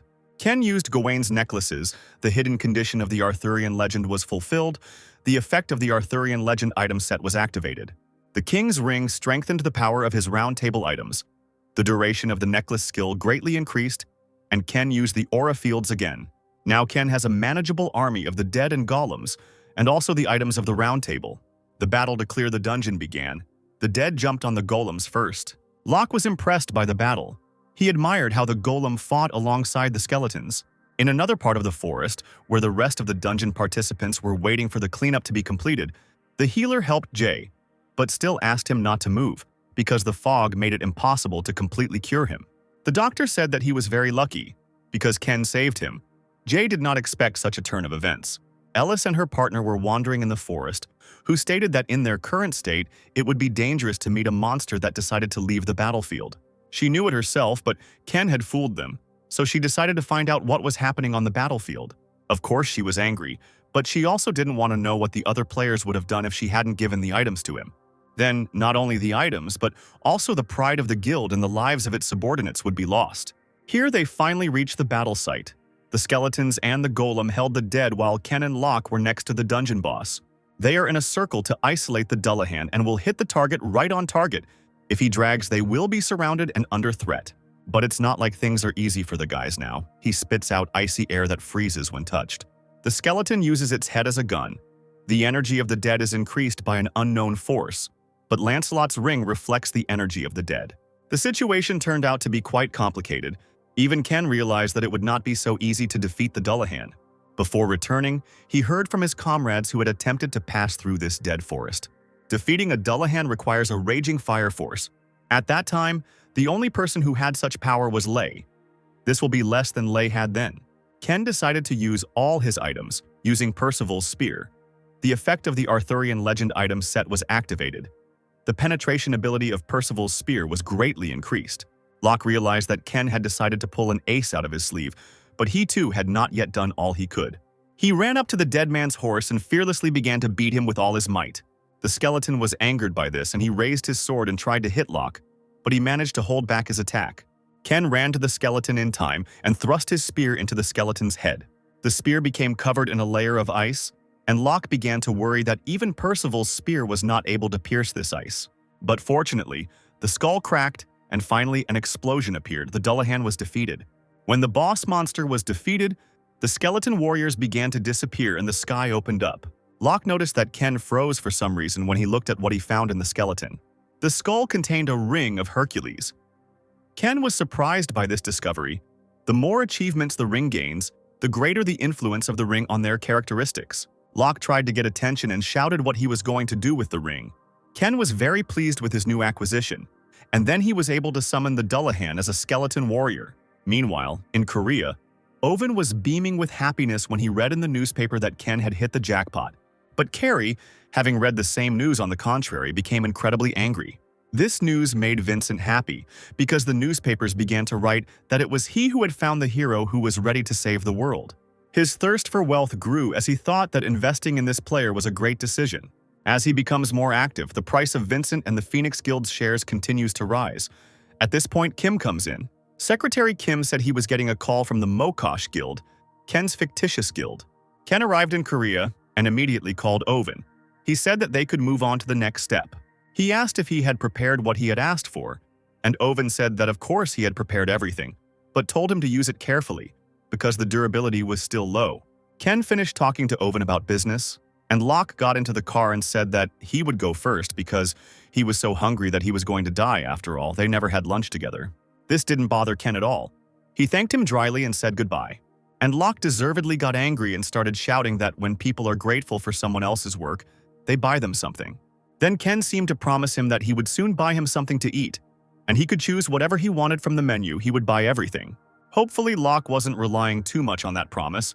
Locke was shouting after him to buy him food now. At this time, Paula was yelling at someone. Why can't they be present? Don't they understand what situation they are in now? She said that they could no longer delay the attack on the 7-story dungeon, but the man said that he also had a problem that he could not delay. It was a master from Japan. He said that Ken killed several of his students, and he would not cooperate with them until they killed him. Because the guy from the Mokosh Guild, under the patronage of Vincent, was able to pass through the dead forest and all the attention of the public was focused on them. And right now they are planning to ruin their business with such a banality? Sometimes you have to make sacrifices, Paula said. This offended the master and he said that they thought he shouldn't take care of that newbie who easily passed through a 3-story dungeon. He added that they might be watching the wrong guy. The second master archer said that he agreed with him, and it was a pity to see them worrying about such insignificant problems. Paula wanted to continue arguing with them, but Lay stopped her and said that if they were really so worried about their students, let them do what they wanted. This did not suit Paula, and she said that they could not delay the attack on the 7-story dungeon. But Lay looked at her menacingly, and she immediately became nervous and apologized to her master. The masters thanked them for the time they had given them and ended the conversation. Then the guy grinned and asked if the glory of the Messiah was not as good as before. He continued that perhaps the promises were initially exaggerated, that previously there were active key participants at each level, but now there is no one. Even the other members begin to act independently of the guildmaster's will. It's really a mess. The guy turned out to be John. John said that he was sure that they didn't bring him here to show him something like that. Paula tried to defend the honor of the guild when Lay interrupted her again. He looked at John with a creepy expression and asked what he could do about it. Apparently, he began to use his power to intimidate John, which of course he succeeded in doing. However, we were returned to Ken, who was sitting in Vincent's office and asked why he had called him here. Vincent replied that thanks to Ken's advice to help the Mokosh Guild, his business had improved, and now he had one more request. He added that if Ken succeeds in doing well in what he asks, Vincent will take care of a worthy reward. Vincent stated that one player wanted to be his raid partner in a dungeon to see his skills. Everything had to be done to make sure he remembered it. He said he just needed Ken to go with him. After a minute of silence, Ken asked who the player was who wanted to take him on as a partner. Proud Vincent said that this is the same player from the American Guild. It's funny how Ken plays pranks on everyone in his path. In front of the gates of the dungeon, Vincent was waiting for Ken, who came out of the building. Vincent asked him how the meeting with the Americans went, and Ken, a swindler, said that he described the test to him and showed a report about the dungeon. Vincent, with a serious look, reminded Ken that this task was incredibly important. He had no idea that Ken was that American from the Mokosh Guild, under the hidden name of Isaac. While he was telling him this, a car drove up to the gates of the dungeon, and Vincent was glad that he had finally shown up. The leader of the Mokosh Guild, Isaac, actually got out of the car, although it was probably a stand-in. Ken and false Isaac shook hands and asked each other to take care of each other out of politeness. Afterwards, they entered the dungeon, and Vincent, noticing Isaac's smile, said that he was a little different from how he imagined him. Of course, no matter how you look at it, Ken has a more sinister aura, and the guy imitating Isaac is too friendly. The guy pretending to be Isaac turned out to be Locke, who began to boast that he played well and was able to deceive Vincent. Locke laughed and said that he was just a fantastic actor and that he should think about an acting career. Not surprisingly, Vincent noticed Locke's goodwill, which no mask could hide, and Ken dryly praised him, and finally decided that he would no longer use a stunt double. We are shown Ken and Locke discussing their plan, and Locke was apparently nervous that Vincent would also be at the meeting. Locke asked what they should do if Vincent went into the dungeon with them, but Ken said that he would only be at the entrance to the dungeon, and he would not go inside. It hadn't dawned on Locke yet that he would be playing Isaac, so Ken had to explain everything. After Locke realized everything, he declared that Ken would not get rid of him with pork, and that he needed to order beef. Ken agreed to buy whatever Locke wanted to eat to keep his promise, and a happy Locke shouted to the chef that he wanted beef. But something tells me that Ken is being generous for a reason. When Locke finally had his fill, happily thinking how much all this beef would cost. Note: beef is very expensive in Korea. Locke sweetly admitted that Ken is a better friend than the others. He wanted to say that if he needed anything, he could ask him to do it for him, as he noticed the card Ken was paying with. Locke shouted where he got this map from, and Ken calmly replied that Vincent gave it to him specifically for the meeting with Isaac. A big question arose in Locke's mind. Ken promised to repay him for his hard work with food, but he pays for it with a guild card. Now it is clear where Ken's generosity comes from. Ken reminded Locke of someone, but it was no surprise that such a miser was waiting for the moment when Vincent decided to treat Isaac to treat Locke to food. In the dungeon, the battle with the orcs continued. The skeleton knight with Percival's spear attacked everyone with one blow. The level was raised, and the messenger of the underworld smiled at his overwhelming power and transferred some of his power to him. Locke was surprised and remembered that during the fight with the Dullahan he was unable to see. But now that he sees everything, it is impressive. Ken, with a sour face, thought that this was the first time he had used it correctly without considering the individual capabilities of other people. But even he didn't expect that these items had such power. Magic power remains even after using all the skills he has, so it means he won't be able to get the most out of items since it remains. Ken realized that in this dungeon he would not be able to test their power to its full potential, and Locke did not care, because the skeletons do everything themselves, and the level continues to rise. Locke said in a relaxed tone that soon he would not even be able to match his skeleton warriors in strength. Ken was irritated by Locke's constant flippancy and glared at him. Locke got scared and asked if he was going to make him do it again and stated that he was Isaac now, and if he kept acting like this, he would tell Vincent that he had failed the test. But Ken wasn't scared at all. He looked at Locke with his creepy gaze and admitted to him that he was going to fail this test anyway. After the dungeon, Ken called Owen and he asked how the test was and if Ken passed the test. Ken said that Owen himself understood this perfectly well while the angry Locke sat in the car and asked if there was any news. Owen replied that the Messiah Guild had announced that they were postponing the attack on the 7-story dungeon. The exact reason why the attack could not proceed as planned was not disclosed. Ken thought that since they even decided to move the rail, it meant there was some kind of problem. He remembered that besides Lei, only a master archer and a master swordsman could act like that. He told Owen that it seemed like there was an internal conflict within the guild. Owen thought the same. There had been many unpleasant incidents recently. The most suspicious of them was the Master Archer, because he had deep connections with the guild. This is just his guess, but before attacking the 7-story dungeon, he first needs to sort out his personal problems. Owen asked what he would do, and Ken said that first of all he had to finish what he started, and Locke continued to sit silently in the car with a dissatisfied face. But his face immediately lit up as soon as Ken showed him the map. Ken told Owen that he would think about the rest after eating. Owen was surprised and asked what other business he had. Ken replied that he had to meet with Vincent.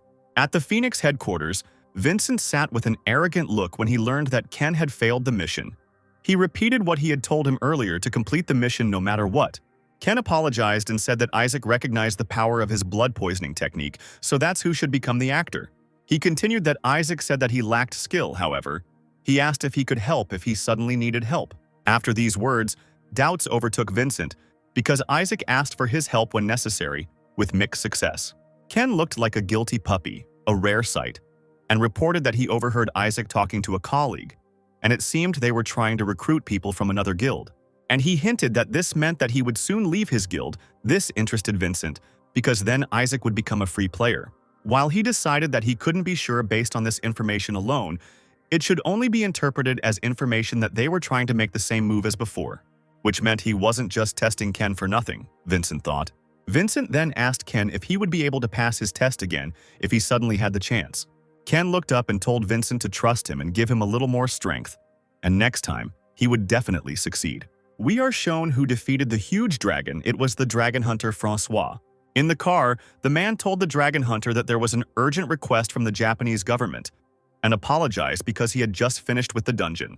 Francois was flipping through the dungeon report while the man was saying that a rank A+ dungeon was found.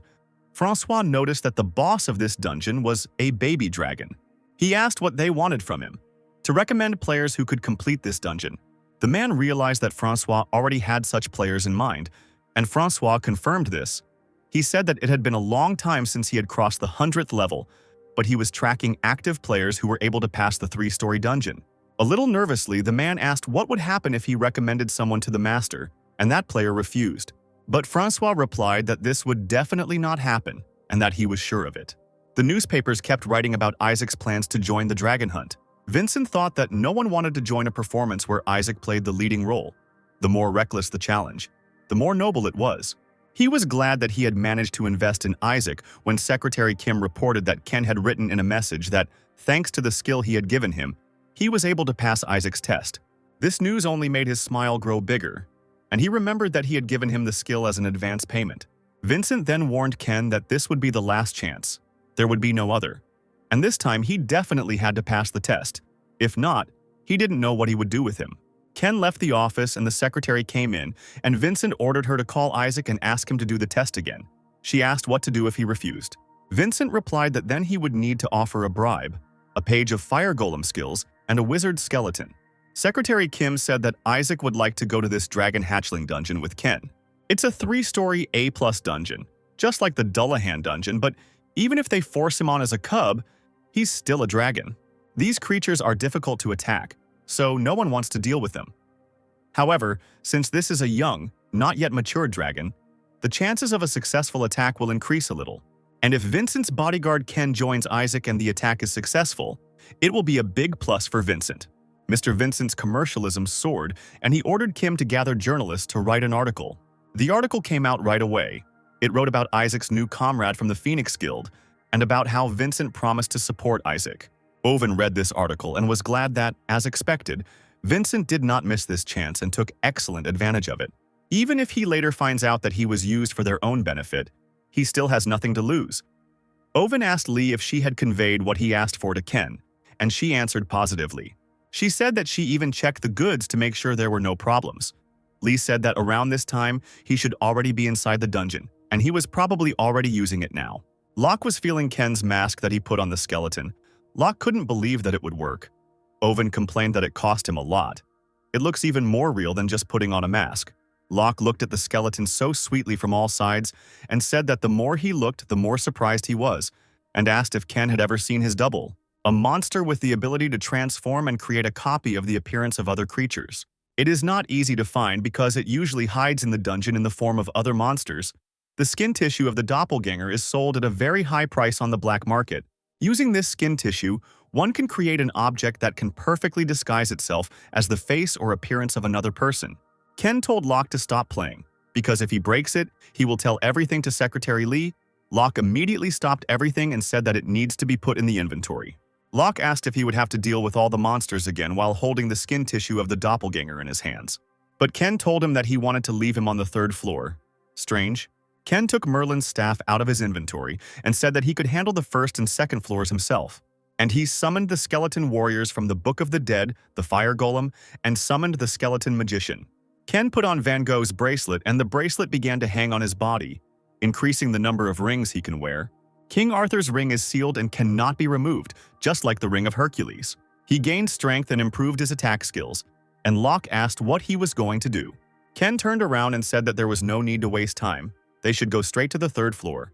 They were already on the 3rd floor, and Locke remembered how Ken had said he would handle everything himself, but ended up destroying everything to hell. Loku even feels sorry for the monsters in the dungeon. Ken is no longer just a lone player. He has a powerful legion that knows no fatigue and is not afraid of death. Ken already has his own guild, you could say. Locke continued to stare at Ken and was afraid to stick his head out. Ken noticed this and asked if he had anything to say, because recently he continued to look at him like that. Locke immediately became frightened and said that he still did not fully understand the attack strategy he had explained earlier. Ken said that once they start, he needs to leave everything else to him and attack only the flanks. Locke needs to not let him get airborne and escape. Locke asked what Ken meant about not overdoing it when he was on the ground, but just staying on his back. The flapping of the folded wings will be twice as hard as when they are unfolded, so the attack will not work at all. To make him spread his wings, you have to hit him hard enough to make him feel the danger. Basically, he has to wait on his back until Ken gives him a sign. Suddenly, a large dragon flew in with its prey, where Ken and Locke were waiting for it. While the dragon began to eat its prey, he, being a smart creature, immediately noticed the changes in the nest. It was a little late, but Ken used the underworld messenger skill to make the corpses on the mountain explode, and the rocks fell on the dragon. While the boys were running towards the dragon on skeletons, Locke asked what he should do if the dragon managed to fly. Ken told him that he could cut his wings if they were open. His job was to bring him back down to earth. Locke started to grumble about what would happen if he fell with it, but Ken simply said that he would trust him with it. Skeleton warriors and golems attacked the dragon at the same time. Locke also climbed onto the dragon and was angry that its scales were so thick. The dragon was also angry and began to attack back furiously with his flames. Ken used the skill of the messenger of the underworld, the power of the pharaoh. The monsters that the magic caster did not kill can be used as sacrifices. The blessing of the sun was activated. Ken also used the aura fields. The Dullahan received all this and, filled with power, he jumped onto the dragon. And the baby dragon, which can hardly be called a baby, was poisoned with poisonous blood. But then the dragon decided to take off. On the dragon's body, Locke looked so tiny. The force of the dragon's wing flap was so strong that Locke was unable to hold on and fell to the ground. Amazingly, Locke did not give up and jumped back onto the dragon at breakneck speed. Locke managed to climb onto its wing and hold on with the help of a spear. Ken kept shouting at him from below to hurry up before the dragon rose any higher. Locke complained and still continued his work. He descended with a spear right along the dragon's wing. He managed to cut its wing, and the dragon began to fall sharply, but he did not take into account that he himself would also fall. And Ken was pleased and thought that if it weren't for Locke, he couldn't even imagine such a strategy. With Locke, half the job was already done. Although the baby dragon fell to the ground quite hard, it did not die, but only began to spew fire even more furiously. Even if they succeeded in the plan with the wings, one should not forget that this is a dragon, and it is dangerous in itself. You need to be vigilant until Ken completely subdues him. It's good that the skeletons are not afraid of death and go straight to the dragon. The skeleton Dullahan and another skeleton warrior together stabbed the sword into the dragon. Its scales are hard, so it won't be easy to hurt it. The dragon noticed the skeleton warriors on his tail and wanted to spit fire at them, but the golem pounced on him in time and grabbed him by the neck. And the flame that was about to come out returned back into his body. Thus the dragon blew himself up with his own flames. The immortal fighter's skill.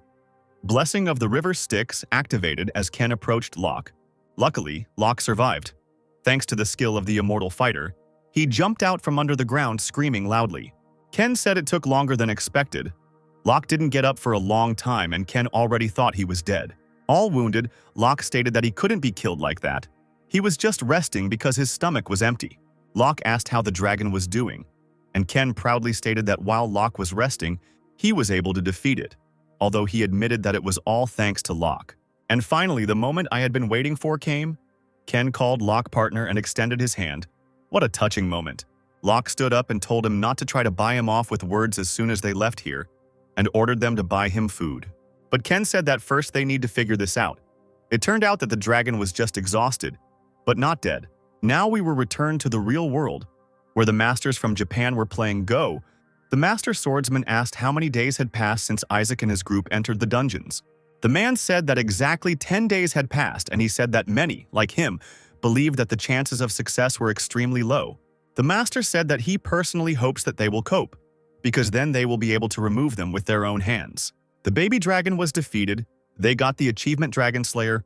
Locke happily shouted that he was now a dragon slayer. Locke pestered the little skeleton again and praised him for his hard work. He also wanted to praise Ken for his work, but for some reason Ken looked very sad. Locke said they had just defeated the dragon, so what about his face? Ken started saying that as soon as they got out of the dungeon. Ken finished by saying that he would have to die anyway. He continued that as soon as they left here, they would be sent to attack a 4-story dungeon. Locke didn't understand, and Ken explained that starting from rank 4, dungeons are a stage for high-level players above level 100. It can be said that this guild is at the top, of course. Such people enjoy enormous political and economic privileges. But this is not enough for them. They created their own cartel to get more profit. They defined each other's territory so as not to invade, so that those who possessed excessive power. One day, uninvited guests will appear on this territory. And if among these named guests you see a face that has previously shown itself to be a thorn in the side, and then it's not hard to understand what they will do with this man. Apparently, it's time for Ken to die, so that Isaac can continue the business. When Ken, or rather Isaac, Locke, and the fake Ken came out, the reporters gathered around them and asked questions. Everyone noticed Ken and started taking pictures of him as the new member of Isaac's band, asking what it was like working with him. Locke was nervous and wanted them to get out of here quickly before anyone realized that he was just a doppelganger. To support the legend, Locke hugged the double and said that no one could stop them. Suddenly, a man from the crowd ran out with a knife straight at Ken. The man, who had dodged Locke, ran up to the false Ken and plunged a knife into his stomach. Ken started bleeding and the reporters ran away because Ken's blood is poisonous. After he killed Ken, the man ran towards Isaac to kill him too. But the master swordsman killed the man first, probably wanting to pretend to be a hero. The master swordsman remembered the conversation with the man before the attack. He apologized for entrusting this task to him. The man began to say that it was a great honor for him to be useful. One could feel the dedication of the Japanese. He continued to say that even though his life was insignificant, he would definitely kill him to calm the souls of his comrades who had passed away earlier. Also, our Ken died and Locke took off his jacket and covered him with it. Mr. Asshole told Isaac, that he came here as a representative of the country to congratulate him, but he didn't expect this. Of course, in front of a bunch of cameras and a staged scene, the master swordsman apologized to him. They didn't delay with the news and told about Ken's murders and the master's apologies. And in the office, Vincent went wild and smashed the computer. The news apparently did not make him happy. Secretary Kim asked him to calm down, but he shouted, "How can he calm down in such a situation? Death for Vincent was just a waste of his money and nothing more." He got even angrier and hit the table, breaking it into 2 pieces, and ordered that they find that terrorist. You can't mess around with that guy. In the restaurant, where all sorts of delicious things were lying on the table, Locke was drooling. The master swordsman called them here and said that he was sorry about their fallen comrade. Ken looked at him with disdain, but said that it was okay because players were always haunted by death. And since Ken pretended to be a foreigner, the girl translated everything to the swordsman. The swordsman was pleased by these words, and he offered them his best drink. While the freak was saying that it was a pity for the dead, of course, but we had to go on living. Locke became so angry that even his veins showed. Then he hit the table with his fist and said that he didn't intend to listen to him anymore. It was strange that Locke was leaving without eating. Locke screamed that his comrade, with whom he fought side by side, had died, and asked how they could behave like this. And before he left, he said that he was disappointed in Isaac. Apparently, another scene had just taken place. Isaac pushed the glass back and said that they should stop eating, and that he would think about the dungeon that the swordsman had suggested. The swordsman said that they had never been in a 4-story dungeon, and that they alone would not be able to clear it. Isaac agreed and asked to prepare one gift that would change his comrade's mind. The master swordsman, left alone, was thinking about something, and suddenly asked if Sakura was here. The door swung open and Ninja Sakura answered that she was here. The swordsman admitted that he wanted to win Isaac over to their side and asked if there was a way. She said that even though they got rid of Ken, Isaac's friend now hates them. Besides, because of Ken's death, Vincent is furious. If he lets Isaac go too, the coronation with him cannot be avoided. Plus, if the Messiah finds out that they want to lure Isaac over to their side, Paula won't let it go that easily. In the current situation, Isaac's defection to their side would do more harm than good. The Master Swordsman decided that since he was the one they couldn't get, it would be better to make it so that no one else could. He ordered that the Nemean lion be brought to Isaac, as payment for sending his comrade on his final journey to the underworld, the Freak. Locke and Ken were sitting in their car, and Locke was talking about how angry he was at these hypocrites.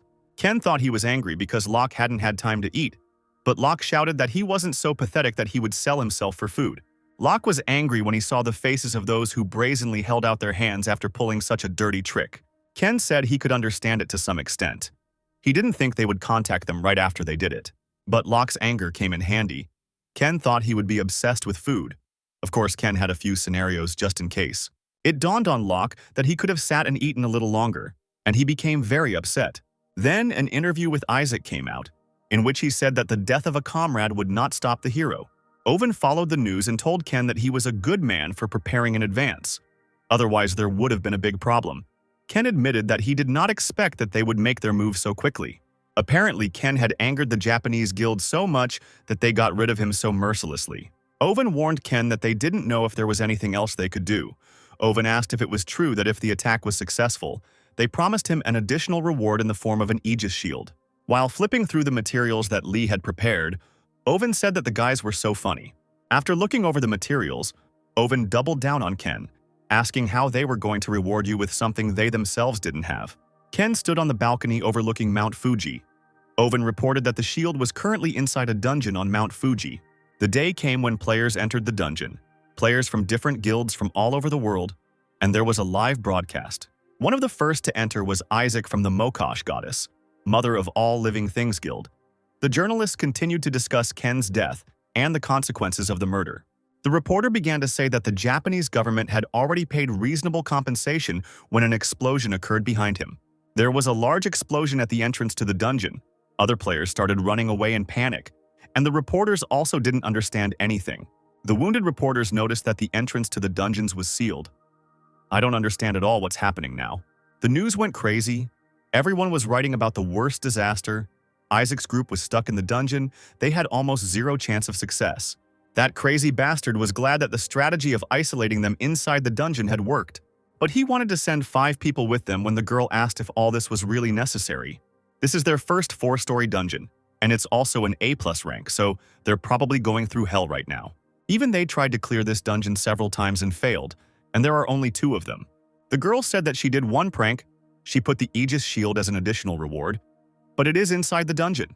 The swordsman stood up and began to say that recently more and more people were wondering about the whereabouts of the shield, because it was one of the legendary items with incredible power. He continued that if people realized that even with this item they failed in clearing it, people would become wary of this dungeon. The better their cleanup goes, the lower their reputation will go, so they decided to offer a shield as a reward to anyone who clears the dungeons.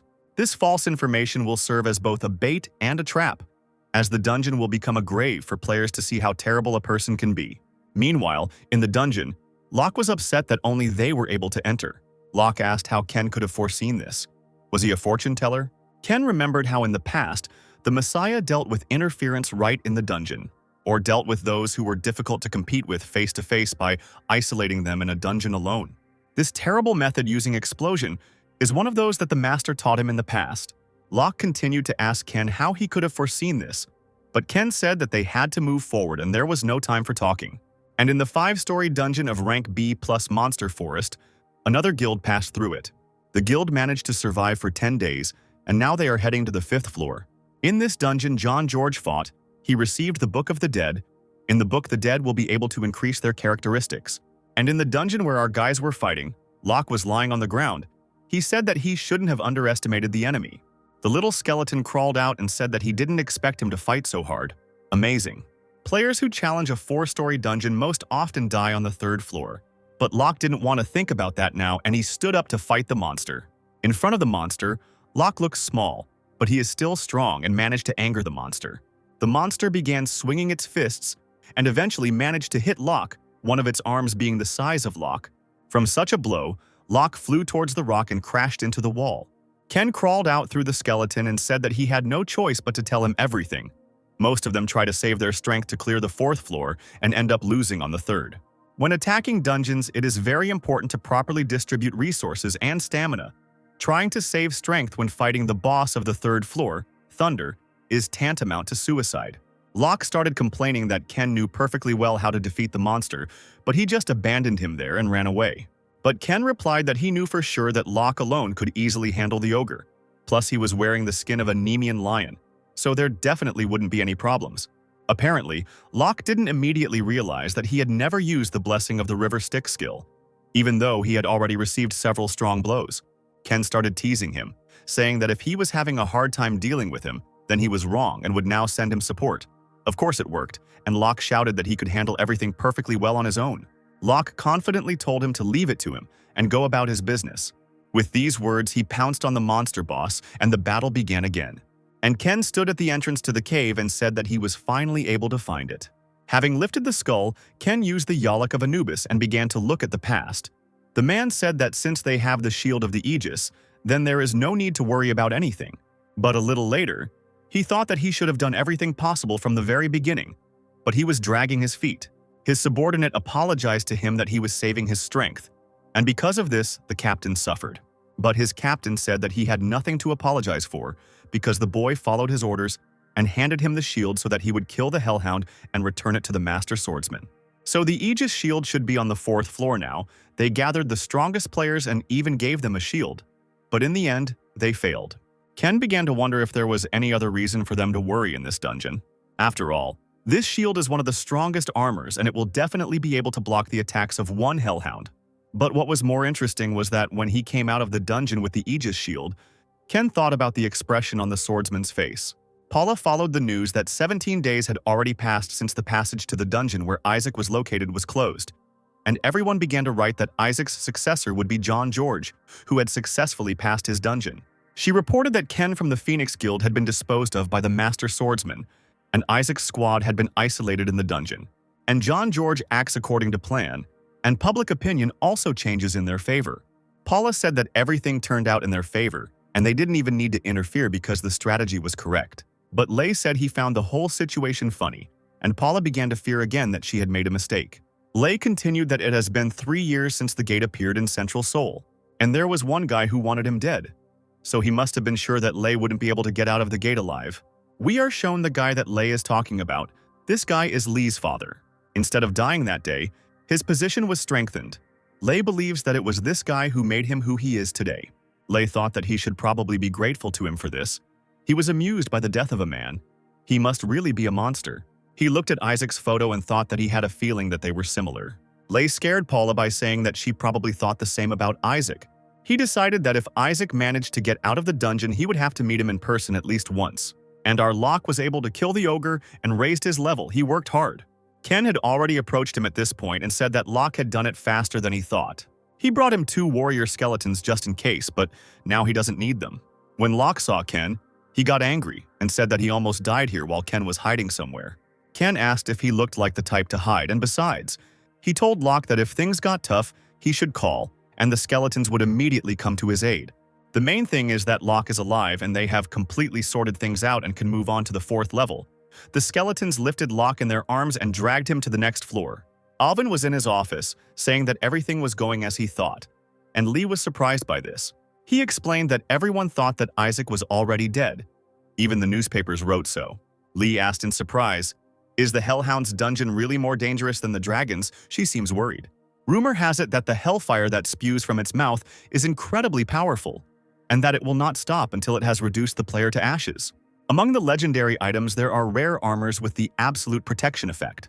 In addition, the dog's body's regulatory ability is higher than that of trolls.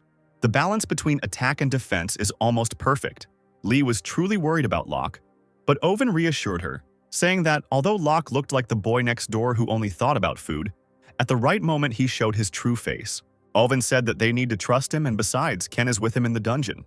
Ken climbed out of the crack in the ground with the Aegis shield. He still managed to find it. He was exhausted after such an adventure and thought that it took time to find the shield, since it was in such a problematic place. And if it weren't for the Eye of Anubis, then even if they had passed through the dungeon, the shield would have remained buried here. Locke was fighting the monster at the time and shouted for Ken to help him. He complained that Ken always made him fight monsters, and he himself walked somewhere while Locke fought. Locke shouted that he also felt pain when he was wounded. He criticized Ken, that he had been chasing treasures since the 3rd floor. He didn't even notice how the sky turned purple while he was complaining, but Ken quickly reacted and protected them with his shield. The Hellhound finally showed itself. It's good that the shield is indestructible. Ken confidently told Locke that this was the shield he was looking for, and began to tease him by asking if Locke thought Ken was just wandering around. Locke, of course, began to make excuses and say that he was just sad, and that's why he said all sorts of nonsense. Ken wanted to tell him something again when the sky was painted brightly again. The Hellhound was definitely on the other side. Ken saw it with the Eye of Anubis. This is the reason why others couldn't get through the dungeon even with the Aegis shield. That's because there are not 1 but 2 Hellhounds. Bad news. The Hellhound attacked the boys again, and Locke protected them, but there was only 1 shield, and there were 2 of them. Locke asked what they would do. Locke got angry. He shouted that he thought Ken was standing behind him, which is why he blocked the blow so hard.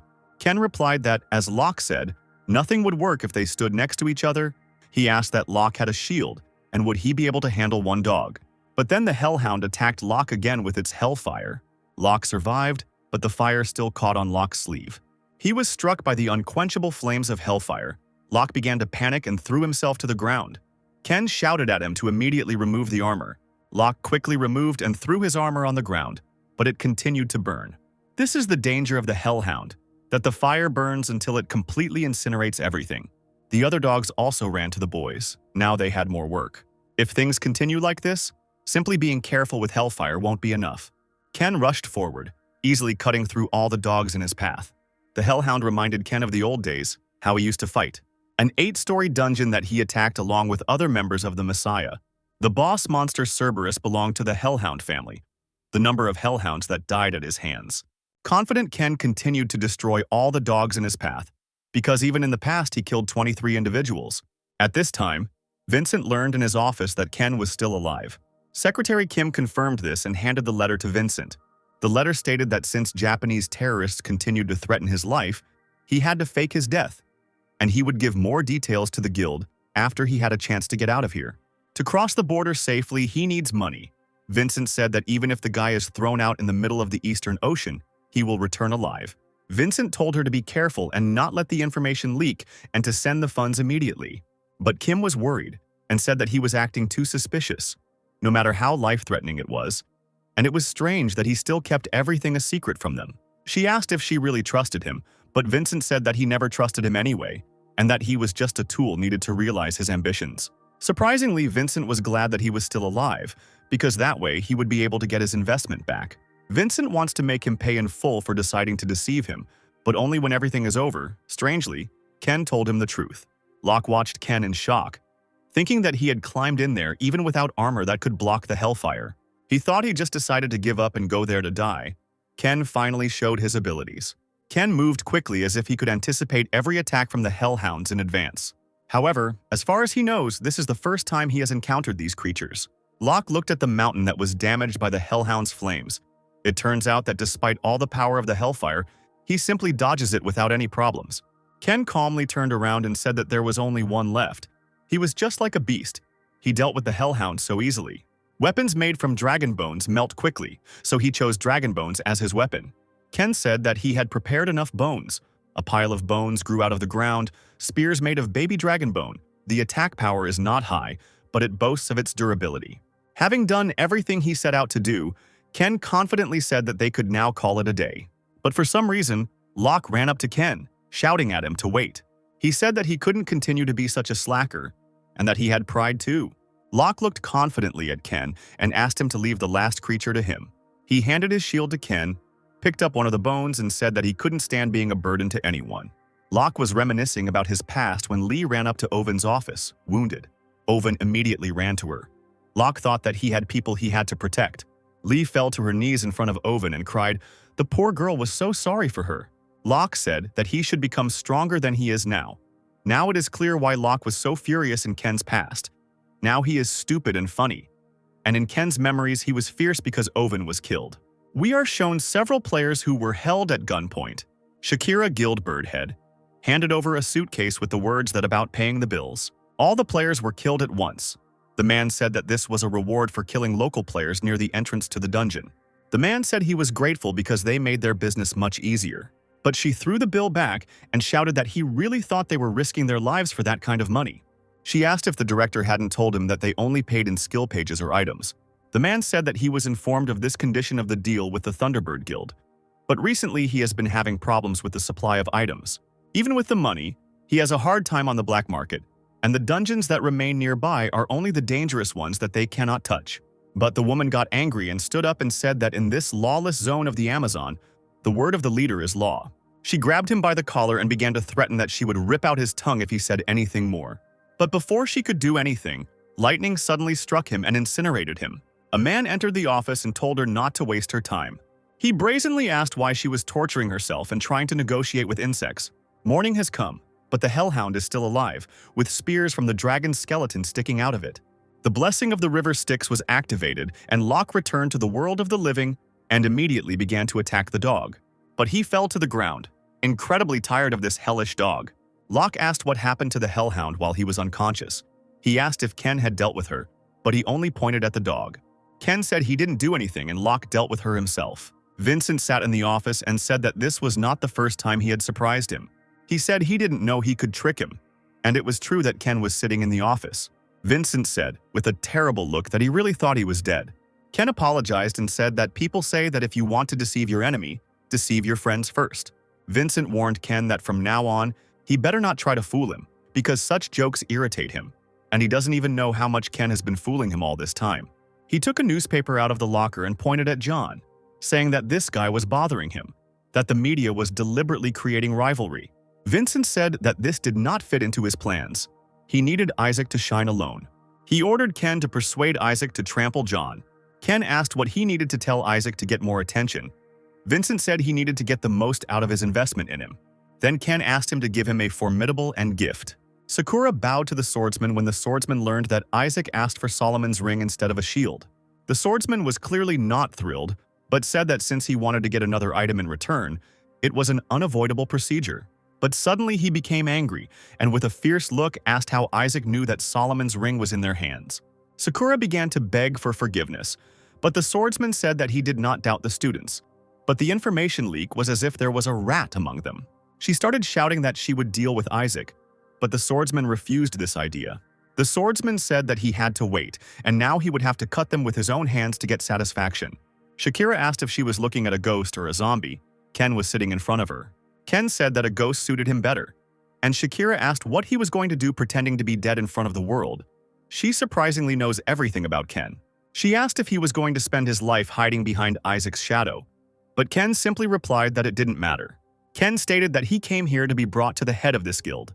She didn't like Ken. She thought he gave off an unpleasant feeling. Ken asked if Grozny worked through exchange. Ken asked what he could get if he sold Isaac to the Thunderbird Guild. So I don't understand anything anymore. This angered Shakira, and she stood up and started screaming that he was just making fun of them. But then that psycho, the leader of that Thunder Guild, appeared behind Ken. He asked if it was worth buying by the kilogram then. If you think about it, it was strange that this man was using the ability, even though they were not in the dungeon. Ken was not particularly impressed by these threats and stated that they would hardly need Isaac without one limb. In the dungeon, while Locke and Ken were having dinner around the fire, Locke asked if he was really going to do this. Locke said that they had just come out of a 4-story dungeon. They were even on the verge of death. But Ken only asked jokingly if that was true. Locke said irritably that he agreed to go to the 5-story building, but he thought it was a hasty decision. Ken began to tease Locke again, apparently his favorite pastime, asking if the player was afraid of the dungeon. Locke finally realized that Ken was just provoking him and said that he couldn't do that all the time. But Ken noticed movement in the bushes and told Locke that someone was there. A girl came out of the bushes. She was a little shy. She introduced herself as Michelle from the Messiah Guild. Tomorrow they will be participating in the dungeon clearing together. She said that she is a fan of his and therefore wanted to greet them. Ken looked surprised. She was part of his team in the past. He finally met an old friend. In the past, She died in a dungeon. Everyone was saddened by her death. It was clear that unlike other players, they did not care about treasures, and they protected each other and honestly did their job. Locke was delighted and said with a smile that since she was a fan, he should give her an autograph. But Michelle walked up to Isaac and handed him her notebook, which even surprised Ken. It's a funny picture of Michelle rejoicing, Ken's melancholic face, and Locke's offended face. 3 guilds approach the dungeon. The Messiah is Ken's former team, the Thunderbird Guild, and Mokosh.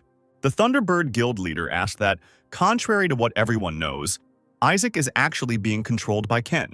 But Shakira didn't believe it and screamed that he was definitely lying. Ken said he heard he likes collecting items and skill pages. He said that he could help attack the dungeons they needed. If they used Isaac, there would be no dungeons they couldn't enter. The man said that the way he spoke made it seem like he wanted something specific from him. But Ken couldn't convince him, and he stood up and said that he didn't do obviously unprofitable proposals, and added that if he wanted something, then let him offer something more interesting. Shakira was glad that the deal had fallen through, and she asked if she could take it up with the boss. But Ken said that a Cyclops dungeon appeared in the Amazon, and he heard that he was forming a team to attack it. Ken said he would send Isaac there to clean up, but the man said it was a funny joke. He said that he was going to send Isaac, who had just graduated from the 4-story, to the 5-story, and it was also an A+ dungeon. This really made him laugh, and he started shouting that he had incredible confidence. After the hysteria, he agreed to listen to Ken if he could clear the dungeon. Ken then asked what they would offer Isaac, but the man said he was not going to buy him. He said he decided it was wiser to buy Ken rather than Isaac, and offered him the chance to work under him. He took an envelope out of his jacket and put it on the table, and said that they could begin bargaining. Vampire skill, legendary rank. Using the skill, you can turn into a vampire, an interesting skill. It was the first day in the dungeon, and while fighting, Locke asked what he would say to Vincent, since it was obvious that they were on Grozny's side. Locke asked if he had a plan, but Ken replied that he had no plan and that he would tell Vincent everything. After Locke easily defeated the monster, he approached the skeleton and told Ken that he was crazy for admitting that he accepted the Terrible One's offer. Ken said that Vincent would understand everything perfectly well himself, and that the best option was to tell him. Locke began to tease him, saying that he thought Vincent would simply say okay and let him go to the Formidable One. But Ken approached him and said that maybe Vincent would consider them traitors, or maybe he would think that they were betraying the Terrible One. Entrance to the Cyclops Dungeon. Day 23. 4th floor of the Minotaur's Labyrinth. The Messiah Guild continued to fight the goblins in the Minotaur's Labyrinth. Thanks to Michelle, they were able to destroy all the blood goblins. The difficulty here is quite high. The players said that most likely the monsters will continue to appear in droves until they reach the main hall. While he was talking about how the narrow passages were dangerous, one of the goblins was still alive and was preparing to attack. The goblin pounced on Michelle to kill her, but Isaac ran to her in time and killed the goblin first. They wanted to thank him, but he asked why they did not finish the job to the end. It turned out that many of the goblins were simply pretending to be dead. But when Isaac cut down several of them, the others ran away in fear. Isaac reported that blood goblins differ from other goblin species in their intelligence. The Messiah Guild had volunteered to clear the dungeon together, so he expected more, Isaac said. Isaac called their team worthless, and Jordan, the leader of this team, got angry and wanted to contradict him. But Michelle stopped him and shook her head so that he wouldn't scream. Isaac continued that the guild leader had a responsibility to ensure the safety of his members and to be on guard at all times. He said that the leader should have learned about the blood goblins in advance and prepared properly. For some reason, Isaac continued to mock Jordan and his team, which of course angered him. Kyle, another player, told Isaac to stop and that they had figured it out. He stepped forward and sensibly said that there was no need to involve unnecessary emotions. They were still united to clear the dungeon. Michelle supported Kyle, adding that they were grateful for his help and asked why he was there. She asked that he wasn't here to argue with them instead of being with his team. Isaac replied that they had a problem. His tank, Locke, had injured his leg. Kyle and Michelle immediately ran to him to help. They were so sweet. No wonder Ken missed them. Of course, it was just a plan. Locke's leg was fine. He was only worried about his reputation as a real man. Michelle even offered him her potion. These guys sincerely want to save the world. Jordan began to tease him that he himself did not keep an eye on his team and came to them. He confidently advised him to do his own duties and not interfere with others. As Jordan continued to tease Isaac, it only made him laugh, and he was glad that his old friend hadn't changed at all. Isaac stated that unlike the others, he was not careless, and he, that is Locke, injured his leg due to his own carelessness. Locke, although he cursed Ken, still played along with him and said that he had disobeyed him and rushed forward, and there was a cliff there. Jordan said that the dungeon wouldn't work without a tank anyway, and that she probably came to them for help. Isaac agreed, but then said that as soon as he saw the state they were in, he began to doubt, and he offered to let his team work under his command, and if they obeyed his instructions, they would come out of the dungeon safe and sound. Jordan wasn't too thrilled with the proposal, but he said that if he wanted to team up, they would agree. But he doesn't like working under his command at all, and he decided to fight Isaac. But the place of the group leader is at stake. In the real world, the Messiah Guild still decided to go to the 7-story dungeon. Everyone in the boarding school was talking about nothing else. John, who was sitting in the office, started laughing when he saw how nervous Paula was. Apparently, she posted this article while Lei was gone, and one of the players told John to shut up, because while Lei was gone, she was the leader of the Messiah Guild. We are introduced to a new character, Charles, also from the Messiah Guild.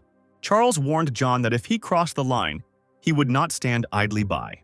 But these threats did not frighten John in any way, and he brazenly asked what this pathetic bastard would do to him. Paula silenced them and said that they were doing everything for the master.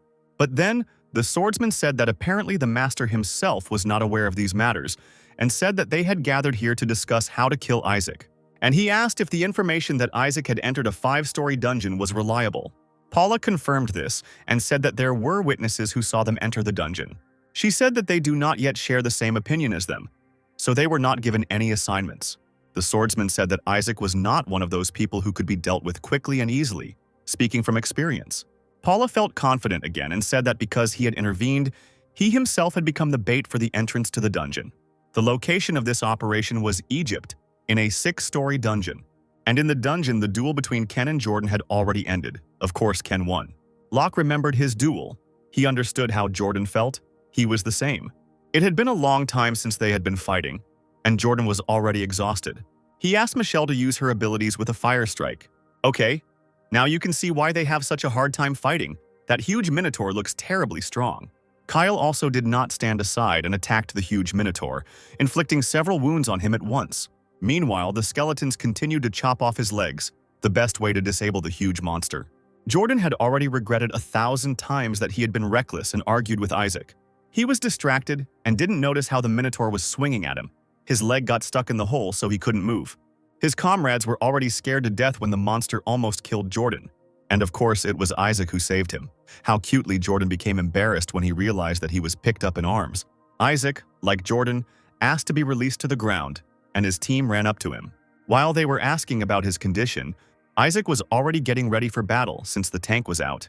But Jordan disagreed and said that he would go into battle even with such a leg. But Isaac said that it would be suicide, and who would be responsible for his team then? As he was leaving, Isaac told him not to think that it was cool when a leader sacrifices himself, but that they should train harder to avoid such a mistake. Isaac rushed into battle, telling Jordan to watch because he would only show it once. Meanwhile, in Owen's office, someone came to him. He joked about him, calling him a ragamuffin.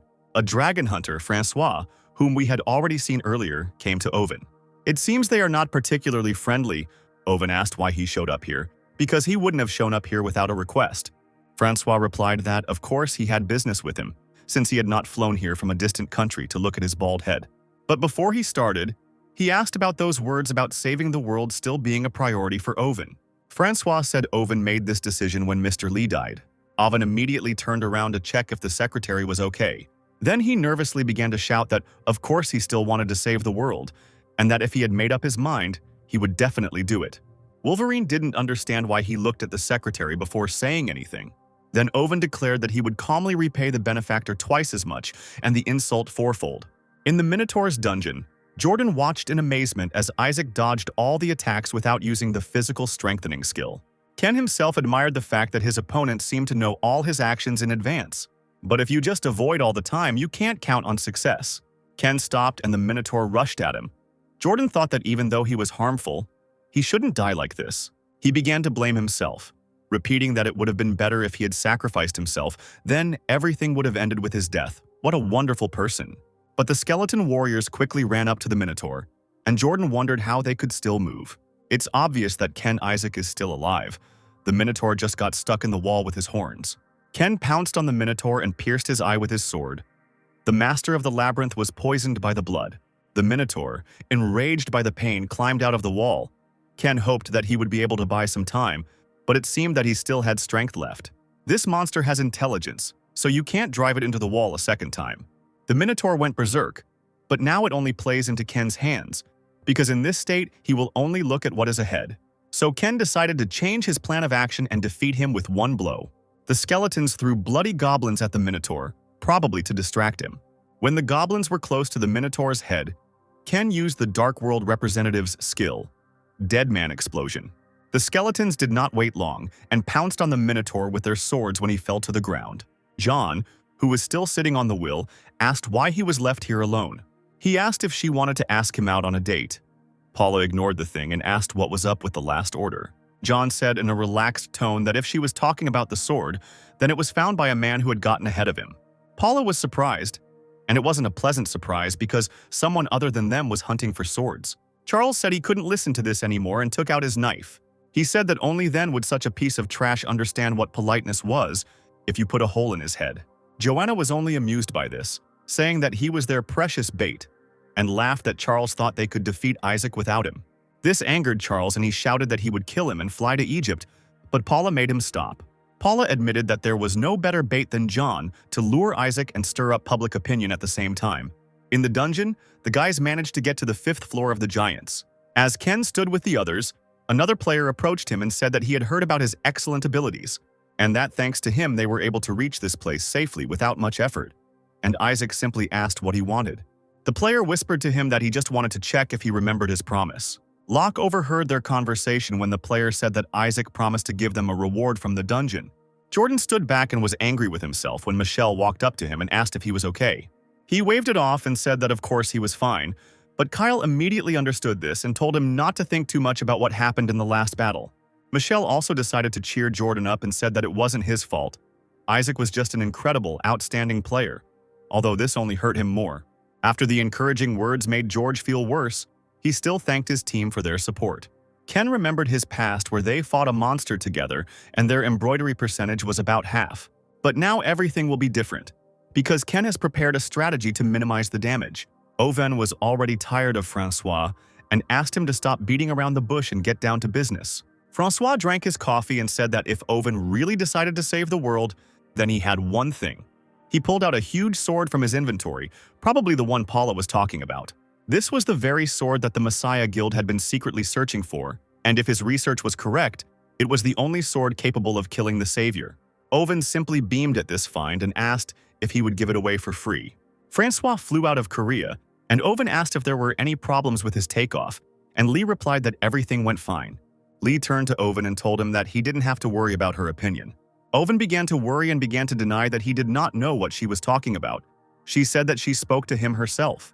She asked what exactly happened on the day her father died. Owen only became more nervous and broke out in a cold sweat and asked if she was okay. Lee looked very fierce and said that she was not okay at all. The team arrived at the cave and Jordan asked incredulously why they had come here. Jordan said that they can team up with the Thunderbird Guild to win. Isaac remembered how a player ran up to Isaac and said that the monster was already here. Another suggested killing the monster right away. He said that it would be better for everyone to get out of the dungeon as soon as possible. But Isaac was against it and ordered them to simply hide separately and sit quietly. This monster cannot be underestimated. If they want to survive, they should listen to Isaac. The player was angry and thought that, as he said, they were able to come here without unnecessary losses. But he decided that if they managed to destroy the two-headed Cyclops with their own hands, he should get rid of Shakira and become the leader's right hand. Isaac told Jordan not to think about the Thunderbird Guild. They had to sort this out first. Jordan got angry, but Michelle immediately tried to calm him down. Isaac approached Locke and asked what condition he was in. Locke immediately replied that he was in excellent condition. While they were talking, a whole crowd of ant monsters emerged from the cave. Isaac said that everything was going according to plan and ordered Locke to get ready. Locke put on Solomon's ring. When using the unique skill Solomon's command, the user can control a lower-level monster. With this ability, Locke took advantage of Solomon's order and began to control the monsters. But for the Thunderbird Guild, things are not going according to plan. Monsters have already surrounded them. He continued to swing his sword to kill the monsters when suddenly he fell and saw a completely different picture. The player did not understand what was happening because he had just fought with monsters, and then suddenly all the monsters disappeared. He didn't seem to understand what he had just done. He kept wondering why his people were dead. But he was so confused in his thoughts that he did not notice how the Cyclops approached him. Isaac was looking at the Cyclops from the cliff when Jordan approached him and expressed his doubt. He was worried about these ant monsters. I don't understand why, because they are so cute. And Locke finally found himself pets. Jordan said that they now have an item that allows them to control the ants, but what if they lose it? Surely the effect has a time limit, if suddenly during the battle they get out of control. But Isaac did not let him finish, and asked that he still doubted him. Jordan immediately brushed off such a statement. Isaac began to say that he knew that he would not be able to control them forever. But during the time they manage them, they can do their job. Sweet Locke raised his hand and gave the order to his ants to move forward. Just some Ant-Man. Marvel is resting on the side. The ants immediately moved forward and climbed onto the Cyclops and began to bite him. Jordan watched in amazement as such monsters easily dealt with the A+ rank boss of the 5th floor. But the Cyclops used his ability and now the ants began to fight each other. Locke was angry. Why did they start fighting with each other and did the ring stop working so quickly? Isaac said that he has 2 demon eyes with different skills. The left one has a chaos effect. Due to this, the object loses the ability to distinguish between friends and enemies. This is what happens when you run madly ahead thinking you're stronger. And Locke asked what they should do now. Locke said that if they ran there, the same fate awaited them. But Isaac disagreed, because there was a skill reload time. Jordan was surprised to hear that Isaac seemed to be seeing the Cyclops for the first time, but he already knew about the demon eye and the reboot time. Then Locke asked what he could do right now, go and finish him off. Jordan was surprised at how quickly he believed in Isaac. Isaac refused and said that he would go there alone, since he still had his right eye. Jordan started shouting after him that if the right eye was also the eye of a demon, then he would die. But Locke said he wasn't worried about it, since Isaac wasn't an ordinary guy. Isaac is not one to do anything without a specific plan. But Isaac was discovered by the demon's eye, and the petrification skill was used on him. Isaac's body was already half turned to stone. Isaac had only one chance left. Lancelot's ring activates strong resistance to the petrification skill. Cyclops is unaware that the demon's eye has no effect on him, so he is vulnerable right now. The left eye's overload time is not over yet. The right one needs to be dealt with first. As Isaac plunged his sword into the Cyclops' eye, the second head pointed its fist at him. But Isaac took out his Aegis shield in time, and therefore the Cyclops' attack did not injure him in any way. Suddenly, an explosion thundered right on the body of the 2-headed Cyclops, while Isaac was preparing to defend himself. It turns out that his former team did it. They decided to help him and ran to him. Locke came up and said that it was their turn now. Isaac said that he would deal with the one on the right and the rest with the left. It must be destroyed before the eye's reboot time runs out. The whole team fought the boss monster. I think Ken felt nostalgic. Together they were able to destroy the 2-headed Cyclops, and they obtained the eye of the Cyclops demon. But when they all came out of the dungeon, someone was already waiting for them at the gate. There were armed soldiers standing in front of the team, aiming directly at them. Jordan realized that this was the Thunderbird Guild, the same legendary Shakira and the leader, the Terrible. He started yelling at them about what they were going to do, but Shakira said it was none of their business, so they should just leave quietly. Shakira confidently said that Isaac had probably killed the boss monster, and now they were waiting for a reward. Michelle also expressed dissatisfaction that they risked their lives in this dungeon. She naively assumed that everyone wanted to save the world, so she scolded them for being so rude. This visibly amused the guild leader, who stated that he believed he was being polite simply because he had not turned them into hornets' nests. He continued that, judging by the fact that the dungeon was destroyed and no one was returning from there, it seemed that Isaac did not care about the safety of his people. The leader said that they were good-for-nothing bastards anyway, but their contract didn't say anything about them anyway. He just wanted the item. Isaac agreed, which surprised Locke. He whispered to him if he really wanted to give it to him. But Isaac said that they had to give it up if they wanted to get what they wanted. Isaac took the demon's eye out of his inventory and walked up to the formidable one. Locke was sorry to give away what they had gotten with such difficulty. After they got their item, they just left. Fortunately, the guys all survived. Michelle bowed to Isaac, saying that even though it was short-lived, she was grateful to him for everything. Kyle also did not stand aside, and holding out his hand said that they had learned a lot. Ken probably missed these guys. While Michelle and the others laughed and talked, Jordan stood to the side, embarrassed. Isaac noticed this, and Michelle said that he just has a very strong sense of self-worth. He is not a bad person. He walked up to Jordan and said that he was a good leader and that these guys should continue to follow him. They will fight together, because Jordan is their best friend, and with these words he extended his hand. Jordan, a little embarrassed, extended his hand in response, and his team was happy about it. But it seems Locke is jealous. Locke began to complain that he was saying things that didn't fit with his image. And he said that he thought he didn't like the people from the Messiah Guild, and the team happily left, chatting nicely with each other. It's great to see really good players supporting each other and really wanting to save the world. Everyone on the internet was writing about Isaac returning from the Amazon and about the Messiah Guild offering him to participate in a 6-story dungeon. The Master Swordsman asked why she had called him now and whether the plan had failed. But she just smiled and said that everything was going according to plan, and she called him to completely eliminate the chances of failure. She took out some armor from her inventory and told him to use it in the dungeon. Vincent sat contentedly when he read the newspaper about how Isaac and John would meet in a 6-story dungeon. After all, for him it meant only profit. Then he returned to reality and asked Ken about the deal with the Formidable One. Ken replied that everything went smoothly, although there were a few issues. Isaac asked the Formidable One what he had heard, that he was not one of those who break promises, and whether he had brought the goods. Grozny said that even in such a situation he thinks about the product. He approved of this. Taking out the envelope, he handed it to Isaac. The skill of summoning a lich. The effect summons an immortal magician after sacrificing 100 monsters. Grozny warned that the level limit was higher than 180, so it was better for him not to die before that moment. Vincent decided to find out the reason why Ken was telling him everything so openly, because he had received a good offer. Ken, playing innocent, said that Vincent had told him before not to try to hide anything from him. Vincent was satisfied with this and said that he now saw that Ken understood him. He called someone and said that Ken must have guessed what he wanted from him. Ken replied that he would need to report all of Grozny's moves while Kim entered the office. Secretary Kim placed a box on the table and Vincent told him to give it to Isaac. Isaac's gift was the Osiris ring. Ken apparently didn't expect Vincent to give it to him. Vincent said that he didn't want Isaac and John to fight, and that since this was the chance, they needed to persuade Isaac to finally deal with this guy. Cairo, Egypt, finally John and Isaac met. Journalists, of course, kept filming them. John extended his hand and declared that it was a great honor for him to fight with him. Isaac first pierced him with his gaze, then shook his hand with a fake smile. John noticed this look and thought that Isaac was looking at him with contempt. While the boys were fighting the monsters, John came up to them and admitted that Isaac was not bad, as they say, and each of his skeletons was also strong enough. He also admitted that his skeleton warriors were not that strong, which meant there was something to learn. Isaac replied that he was not bad in his own way either.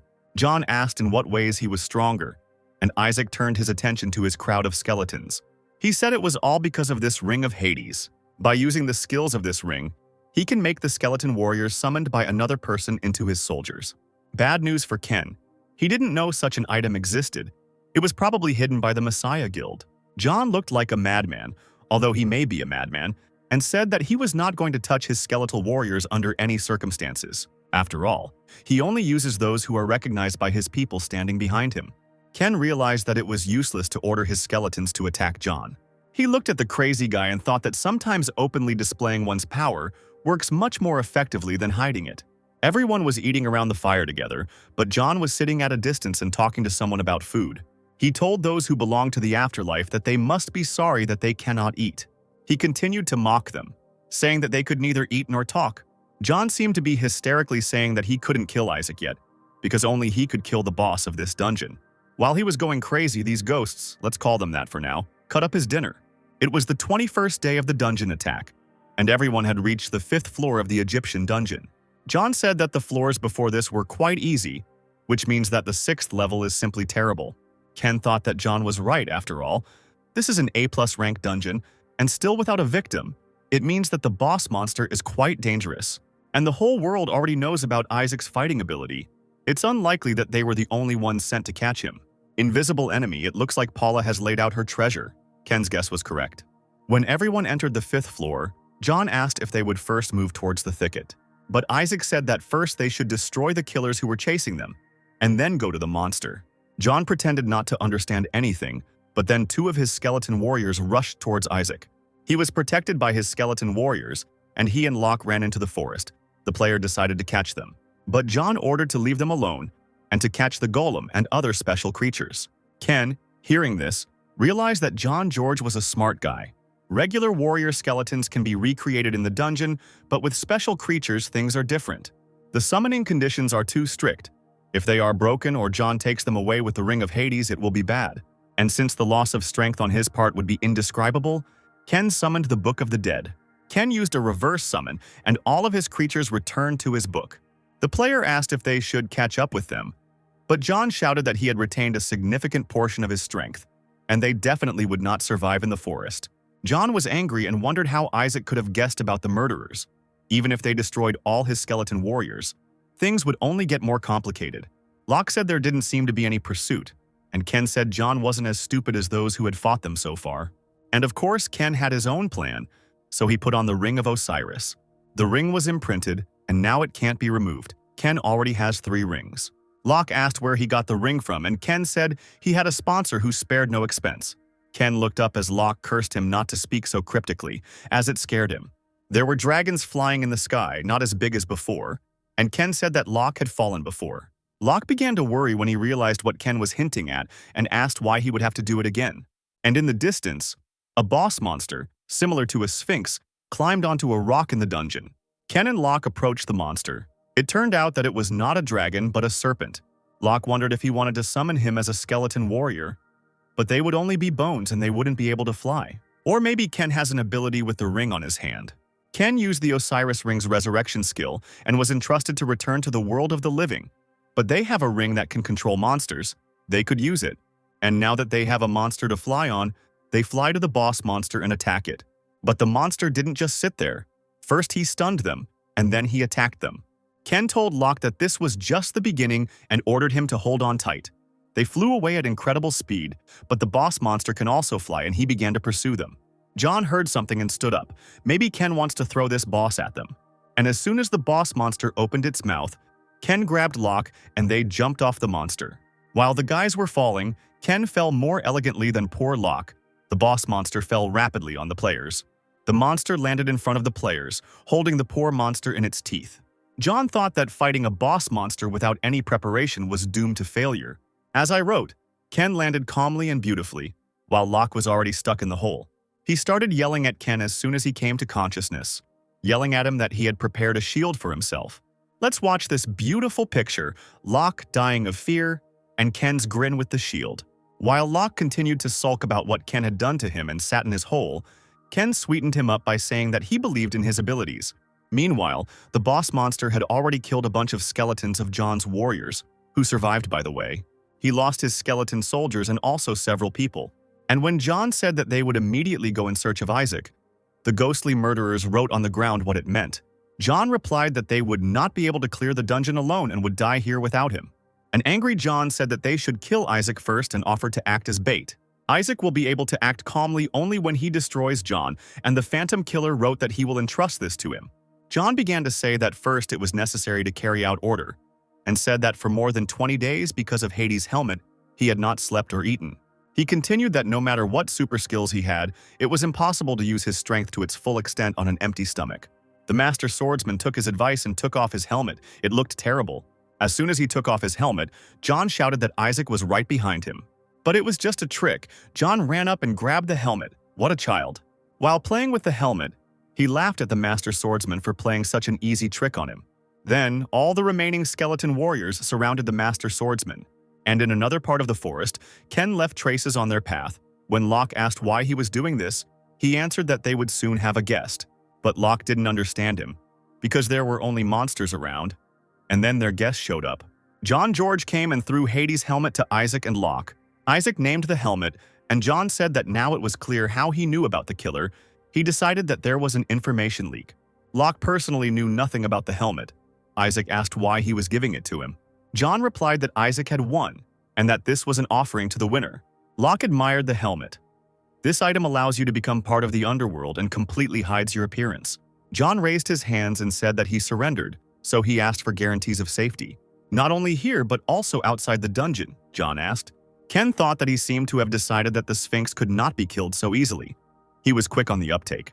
Locke became angry and asked incredulously, "What about his subordinates? Sick bastard. He said he dealt with them by pulling them over before he came here." This angered Locke, who hated such people. Isaac stopped him and gave one condition to John. Isaac ordered that Hades' ring be given to him, and John took off his ring. The distraught John took off the ring and said that he could not even go against him. In the morning, the swordsman was found to be alive. He barely fought off John's skeleton warriors. The swordsman was angry and thought that he hadn't liked this little freak from the beginning. He ran through the forest, but the monsters had already caught up with him after all. This was an A rank plus dungeon, and it was extremely difficult to survive alone. The swordsman definitely won't be able to kill the boss in this state, but he doesn't plan to die like this either. Locke was deep in the forest and suddenly a master swordsman came down from a tree. Without wasting a second, the freak cut Locke into pieces with his sword.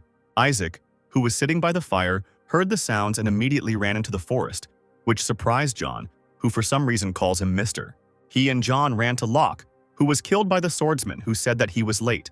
John was angry and wondered how he managed to survive because a wave of monsters was chasing him. The swordsman said that he understood when John betrayed him, but he did not think that he would join Isaac.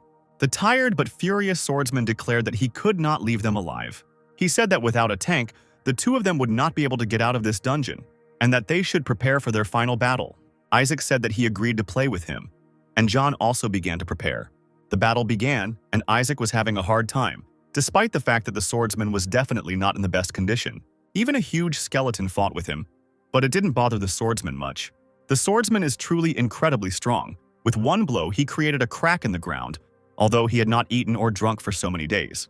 While John was thinking about the swordsman's strength, he appeared right in front of him, but John managed to jump back. The swordsman spat out the core of the turtle man. This item allows one to live for a long time without food and water, but it does not quench thirst and hunger. It turns out that the swordsman is full of strength, but because of hunger and thirst, he is ready to climb the walls. The swordsman recalled how John had said that they would die in this dungeon, and suggested that they approach him and not hesitate, but John cowardly hid behind Isaac. He looked sick and said that before they died, they should swing their swords properly. But Isaac confidently said that this dungeon would be the last one only for him.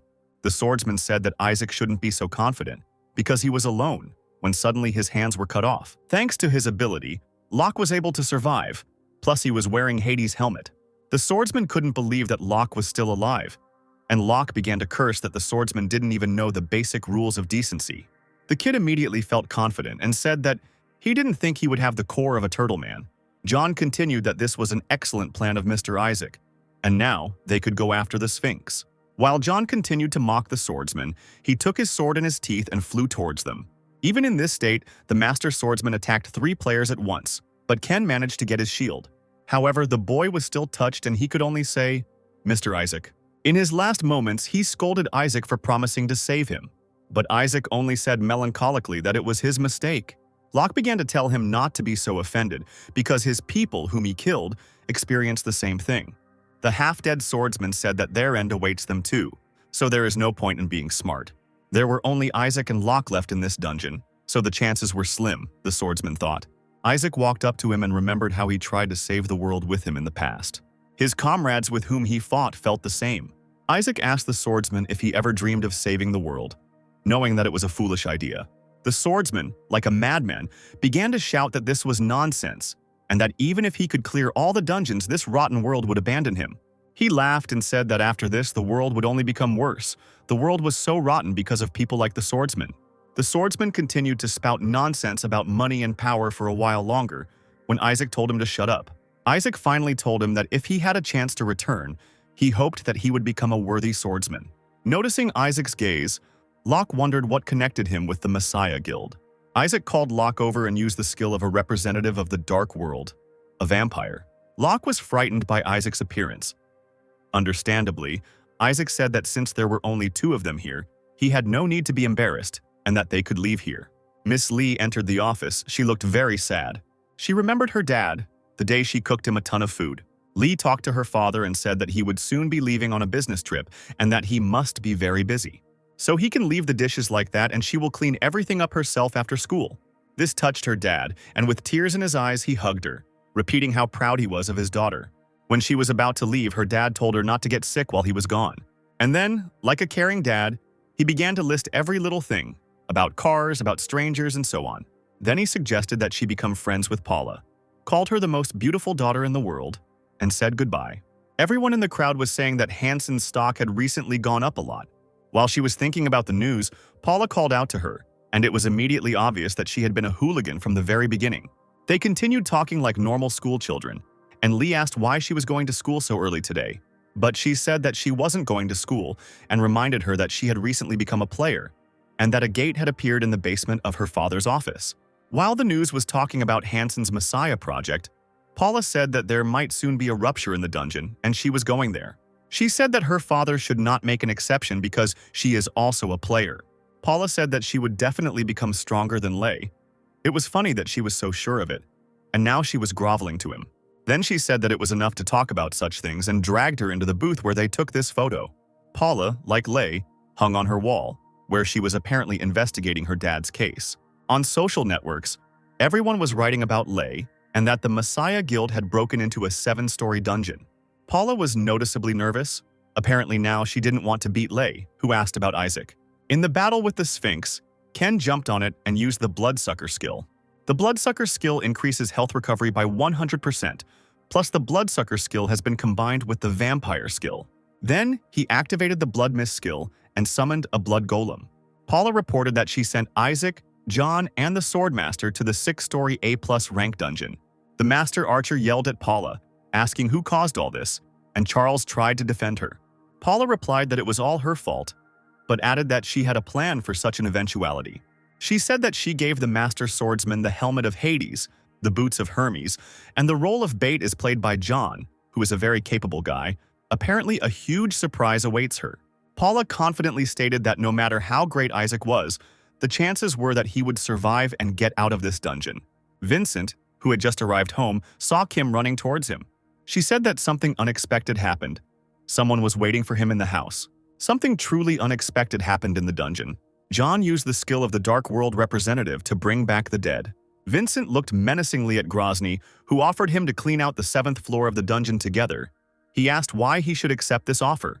Grozny said that he also didn't want to see headlines about Lei, who single-handedly cleared the 7th floor of the dungeon.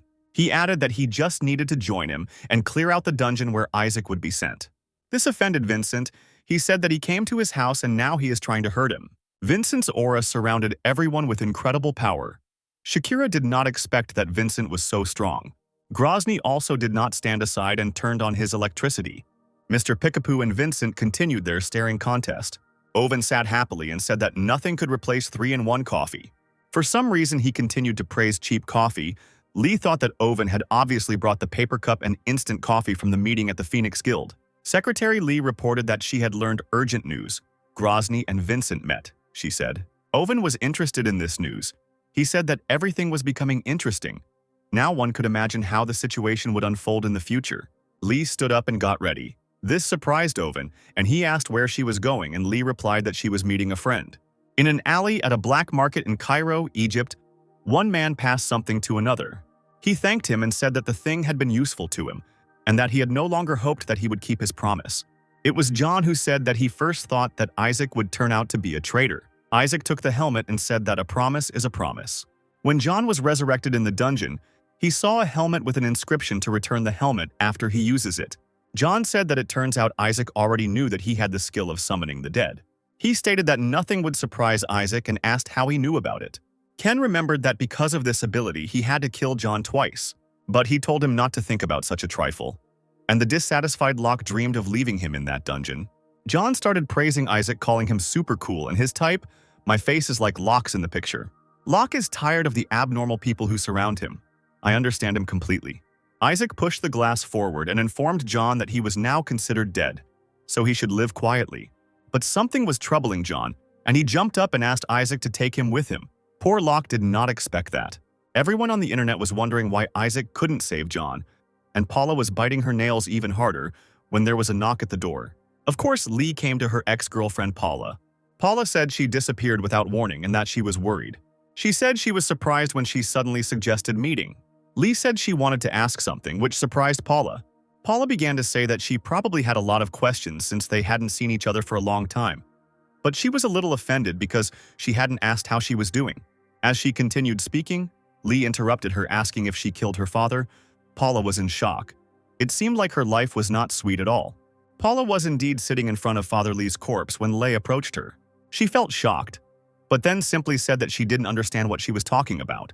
Then she started shouting that she had appeared out of nowhere and was asking such questions.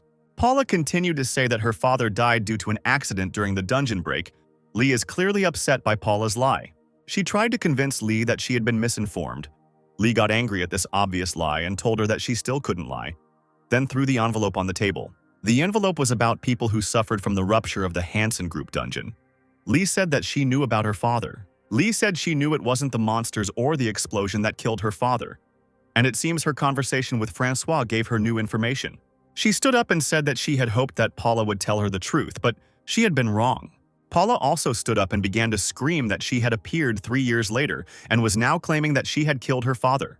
She screamed that Lee had hurt her head because she believed some papers more than her friend. Paula burned the envelope and asked if she was going to take revenge on her, knowing how much power she had.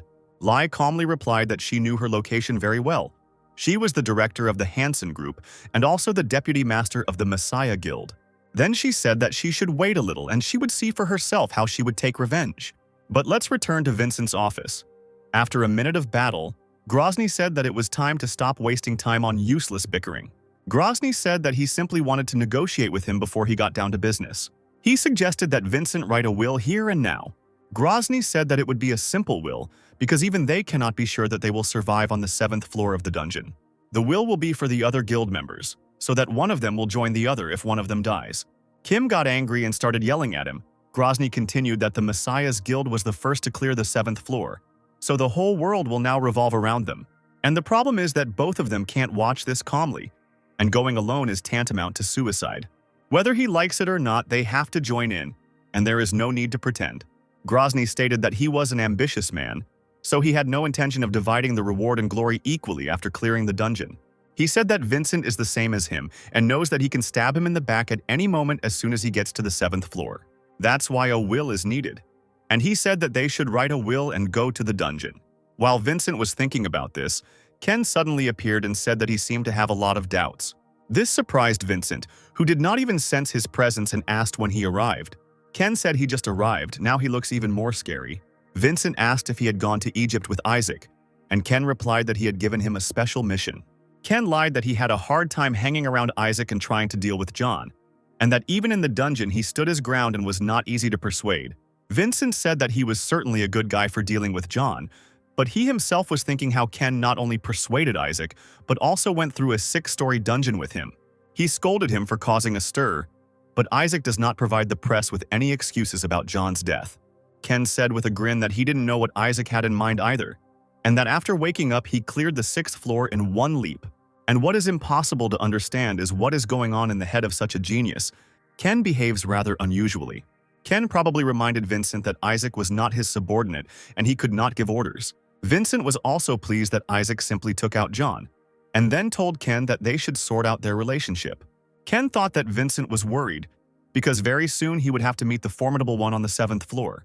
He said that although Isaac is not Ken's subordinate, he still listens to him. Vincent hinted that if he, Grozny, and Isaac cleared the 7th floor together, his status would rise. Vincent, of course, remembered that Ken only worked for a fee and showed him the key. A portal opened behind Vincent and he told him to follow him. He told him to choose a weapon for himself, one that would suit him and Isaac. Ken smiled sarcastically. How could someone like Vincent not see how he was being deceived? And in the office, Owen asked in surprise if he understood correctly that Lee had broken into the Hansen Group company. This is not like her, he thought, then said that he valued her. But this time he could not turn a blind eye to such behavior. He asked what they would gain by angering Paula, but Lee remained silent for now. Then, putting the coffee on the table, she said that it was not yet clear what the consequences would be from the fact that she had angered her. But it seems that Paula doesn't care about her now, because the arrow flew right in front of her head. It was the master archer who fired, clearly furious at the news. Meanwhile, Grozny was heading somewhere. Shakira opened the door for him and bowed. He asked how the preparation of the 7th floor was going, and Shakira replied that she had selected a dungeon with a difficulty level of C+. It is located in Pakistan, and especially around the gates there are armed terrorist groups. She was informed that among them there was a player of quite a high level, and in connection with this, even the government was unable to get close to that place. And she was also informed that Ken had arrived at headquarters, although he was already sitting in his office. He stood up and shook his hand, and Pikachu used his ability and called him Vincent's dog. Ken asked what he meant by a dog, because if he were, he wouldn't be here. Poor Ken's hand, but he endured the pain and said he was embarrassed by such a warm greeting. Grozny asked if he had fulfilled his request. Ken thought that his calmness was not a bluff. And it is officially known that Vincent and Grozny both cleared the 6th floor. Ken said that he had done everything, but he himself thought that Vincent was inferior to the formidable one in strength. On the top floor of the dungeon, Isaac will kill Vincent, Ken said. The day of entering the dungeon came, and when the man saw the tanks, he ran to tell his boss about it. But as soon as the man told about the strangers, he was immediately killed. A few minutes later, the second man was also killed. It was Shakira. Grozny was pleased and asked about the estimated time before the invasion of the gate area. She replied that 10 minutes would be enough. Isaac and the others had already gathered at the entrance. Lay wrote that the first attempt at a combined cleanup of the 7th floor following the Messiah Guild. What is the position of the Messiah Guild? He asked Paula if they should make their position known by making a statement. Then, he walked up to her and said that she had a familiar expression on her face. Lay reminded her that she had the same expression on her face now as when they met. That day they first met, and he thought they were very similar. But it seems I was wrong, said Lay, and put his hand on his shoulder, saying that it was not worth talking about the past. He stated that this time she was on her own and it had nothing to do with him. This is the work of terrorists who hate players, Lay said. Owen, as usual, was in his office reading a newspaper. He got angry and threw the newspaper on the table. Lee became worried and asked what had happened again. Owen pouted like a child and said that the Messiah Guild had started to show its teeth. They claimed that their building had been attacked by terrorists from other guilds, and the government had given them permission to investigate. He shouted that this was unacceptable. They had received the right from the government, which meant that they could now use force even against ordinary citizens. Nobody has any idea what's really going on in the minds of those Messiah Guild freaks. He complained that if things continued like this, all power would end up in their hands. Owen started teasing and pretending that Lay's fans would beg for their protection. And Lee watched this performance with a tired look. Lee thought she had heard this 20 times already. Owen couldn't calm down and was screaming when the phone rang. Francois called him and Owen greeted him playfully. Francois said that the gastric juice of the golden dragon has arrived in Pakistan. He asked if he knew how to use it, and Owen replied that he himself did not know anything. He was simply asked to get it, and that's all. And Francois, as expected, began to scold him for ordering such an expensive thing without knowing its use. Owen calmly replied that his client said that he would kill him. Will he kill? Francois asked again. He was asking who he was going to kill, how he got into the coverage area, and the connection was interrupted. And at the entrance to the dungeon, all 3 guilds gathered, and Ken appeared again. Perhaps this time Ken is played by John, but this is only a guess. At such a place and time, a boy came with a package for Mr. Isaac. Ken told Isaac that he would handle it himself. Apparently, it was John pretending to be Isaac. The guy tried to do his job and said that the owner should personally receive the delivery, but Ken made it clear to him that it was better to give it to him. Ken picked up the delivery and started to open it. Locke asked what he ordered. It was the gastric juice of the golden dragon that Francois found. Locke, not knowing his actions, said that he thought it was something bad, so he decided to take a look and asked why he needed this thing. John said that he had heard somewhere that the dragon's stomach juices could reveal the true appearance of a sealed item. But John himself did not see this, so these can only be rumors. John started teasing Locke that he didn't know anything about it, and Locke got angry as usual. Now Locke was being teased by 2 people. Locke started shouting that he knew everything, and John continued to tease him playfully, and Ken apparently got tired of these guys. Then Locke asked to leave this guy here and go to the dungeon without him. He reminded him that this guy had killed all his guys and that they couldn't trust him. But John lifted his sleeve and showed the seal, and said that now he could be trusted more than anyone else. Locke continued to shout that there could be anything worse than a man who had already died once and come back to life again. But John only smiled. We are shown the day John asked to be taken with him, and how Locke scolds him. John said that he did not know why Isaac hated the Messiah, and that he did not care what would happen to this guild.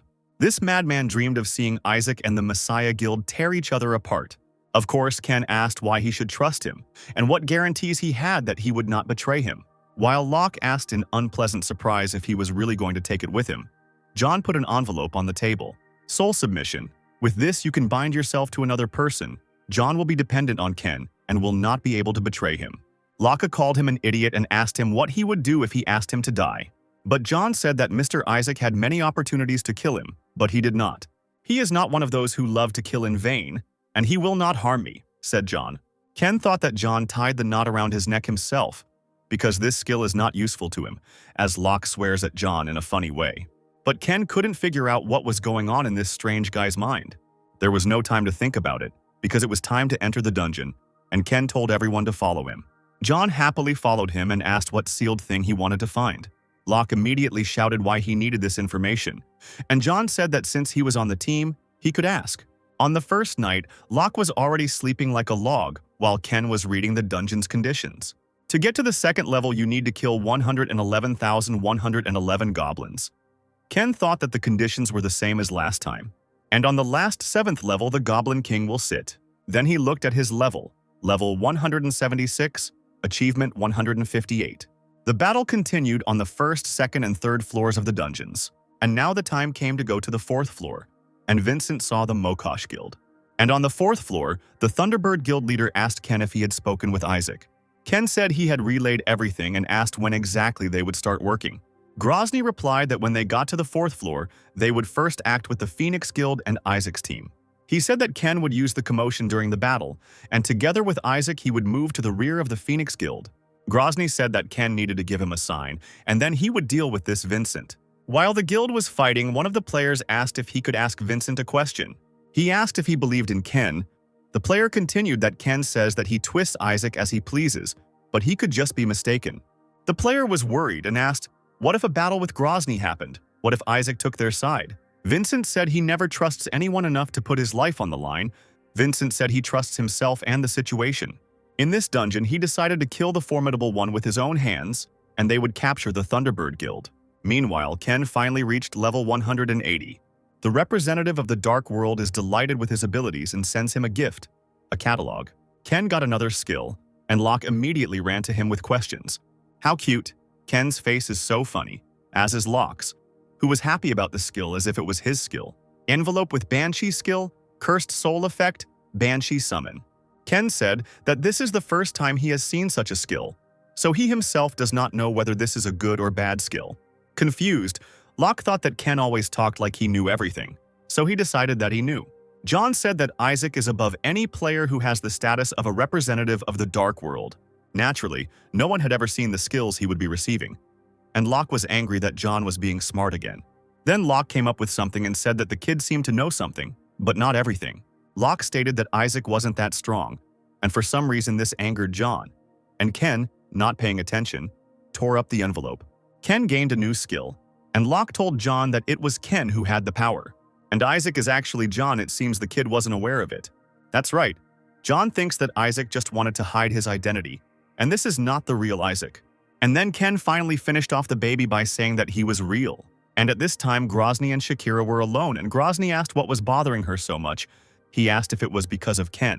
Shakira said she doesn't like his look. He's openly spying and working for Vincent and the boss at the same time. She said that, frankly, they couldn't trust his words about cooperation. Grozny said that it was quite possible that it would be worthwhile to deal with Vincent and Ken, and even Isaac, in one fell swoop. He said that they had already analyzed their combat capability. Isaac could summon a maximum of 200 skeleton warriors. But even if Vincent helps him in these scum, they still won't be able to stop him. Grozny stated that even if something changes, they will get nothing anyway. He warned his men waiting outside the gate that if he died in this dungeon, they would kill everyone. Ken used his skill, Banshee lets out long screams, and the frightened goblins begin to lose their fighting spirit. Locke admired the Banshee. He said that he didn't even need to interfere with this one. But Ken said that wasn't enough. And Locke sadly asked if he still had to intervene. Ken was talking about a skill. He meant that this skill is not very effective. Too much waste of magic power for a skill that doesn't directly damage the enemy. John asked if this meant they would not use Banshees in future battles. However, Ken said that no matter how low the effectiveness of a skill is, there is always a way to make up for the shortcoming. This was a Lich summon. The required level was above 180. That skill he then exchanged for the Cyclops' demonic eye. Ken gains the Dark World representative skill of summoning a Lich, and now has a new achievement for summoning a Lich. There was an explosion, and a dark-colored fog covered the sky. Locke asked what was happening, and if Ken knew this would happen. Ken denied it, and replied that he himself did not expect it. Some black smoke appeared in front of him. A huge demon appeared before him and demanded that he make a sacrifice. Ken pointed confidently at the monsters and asked if that was not enough. During the thunderstorm that was caused by Ken, Shakira noticed it and pointed it out to Grozny. Shakira said that this place is supposedly where Isaac's guild is located. Grozny suddenly remembered the moment when he made a contract with Indra. He began to worry that perhaps Isaac had gained power comparable to Indra's. Grozny realized that this could interfere with their plan, and ordered Shakira to follow him to eliminate this obstacle. Vincent's guild also noticed this thunder, and the player asked if Isaac's zone was there. The player suggested that maybe he had lured a new skill. Vincent said that it was not uncommon for a dungeon to let you level up and get a new skill. However, Vincent himself understood perfectly well that this was definitely an unusual skill. Suddenly, lightning flew from the forest straight at Vincent, but the player was able to quickly protect him. Of course, it was Mr. Pikachu who threw the lightning bolt, thinking that Vincent had decided to stop him. Vincent also looked at Grozny with fury and reminded him that until he destroyed the boss monster of the 7th floor, he had to help him. But Grozny said he had thought about it and realized he didn't have to do it. But Shakira noticed something, and all the other players turned around. It was that incredibly creepy demon. Lich used the summoner's power. The number of all summoned creatures doubles. Shakira naively assumed it was Ken, and he kept his promise. But Grozny thought that it seemed that the strength that Isaac had demonstrated so far had doubled, in which case there was no point in him currying favor with him and Vincent. He didn't understand why he hid his strength, and wondered if perhaps he had been seeking a three-way conflict from the very beginning. But Ivan the Terrible decided that no matter what, Isaac's plan would not work. Because he has his own plans and he is going to carry them out by any means necessary, he decided to deal with Isaac after killing Vincent and activated the Divine Punishment skill. Vincent, of course, did not intend to die here so easily and prepared for an attack. But as soon as he got ready, Locke ran up to him and protected him with the Shield of the Aegis. Vincent said that it was Isaac's assistant, but Locke got angry, and even at that moment began to complain that no one knew his name and nickname Sheba. Vincent, of course, ignored this complaint. He did not understand what was happening. But then Gunnar activated the Divine Punishment skill and struck Locke. This was, of course, a blow from Grozny, and only now did Vincent understand how strong Grozny was. The skill blessing of the River Styx was activated, and Locke jumped out of the pit, shouting Sheba. Shakira was shocked that he was able to block such a blow and survive. She wondered why Isaac's assistant decided to help Vincent. Grozny thought that it seemed like he wanted to destroy him by conspiring with him, and wondered where Ken was. While he stood there wondering about Ken, the ghost made his way through all the players. Of course, he took advantage of this chance and attacked Grozny. It was Ken who put on the helmet and was able to become a ghost. He was unhappy with his attack. Locke was happy to see Ken, but Vincent was completely confused. Grozny managed to survive the attack. Although he received fatal damage, he had 1 health point left.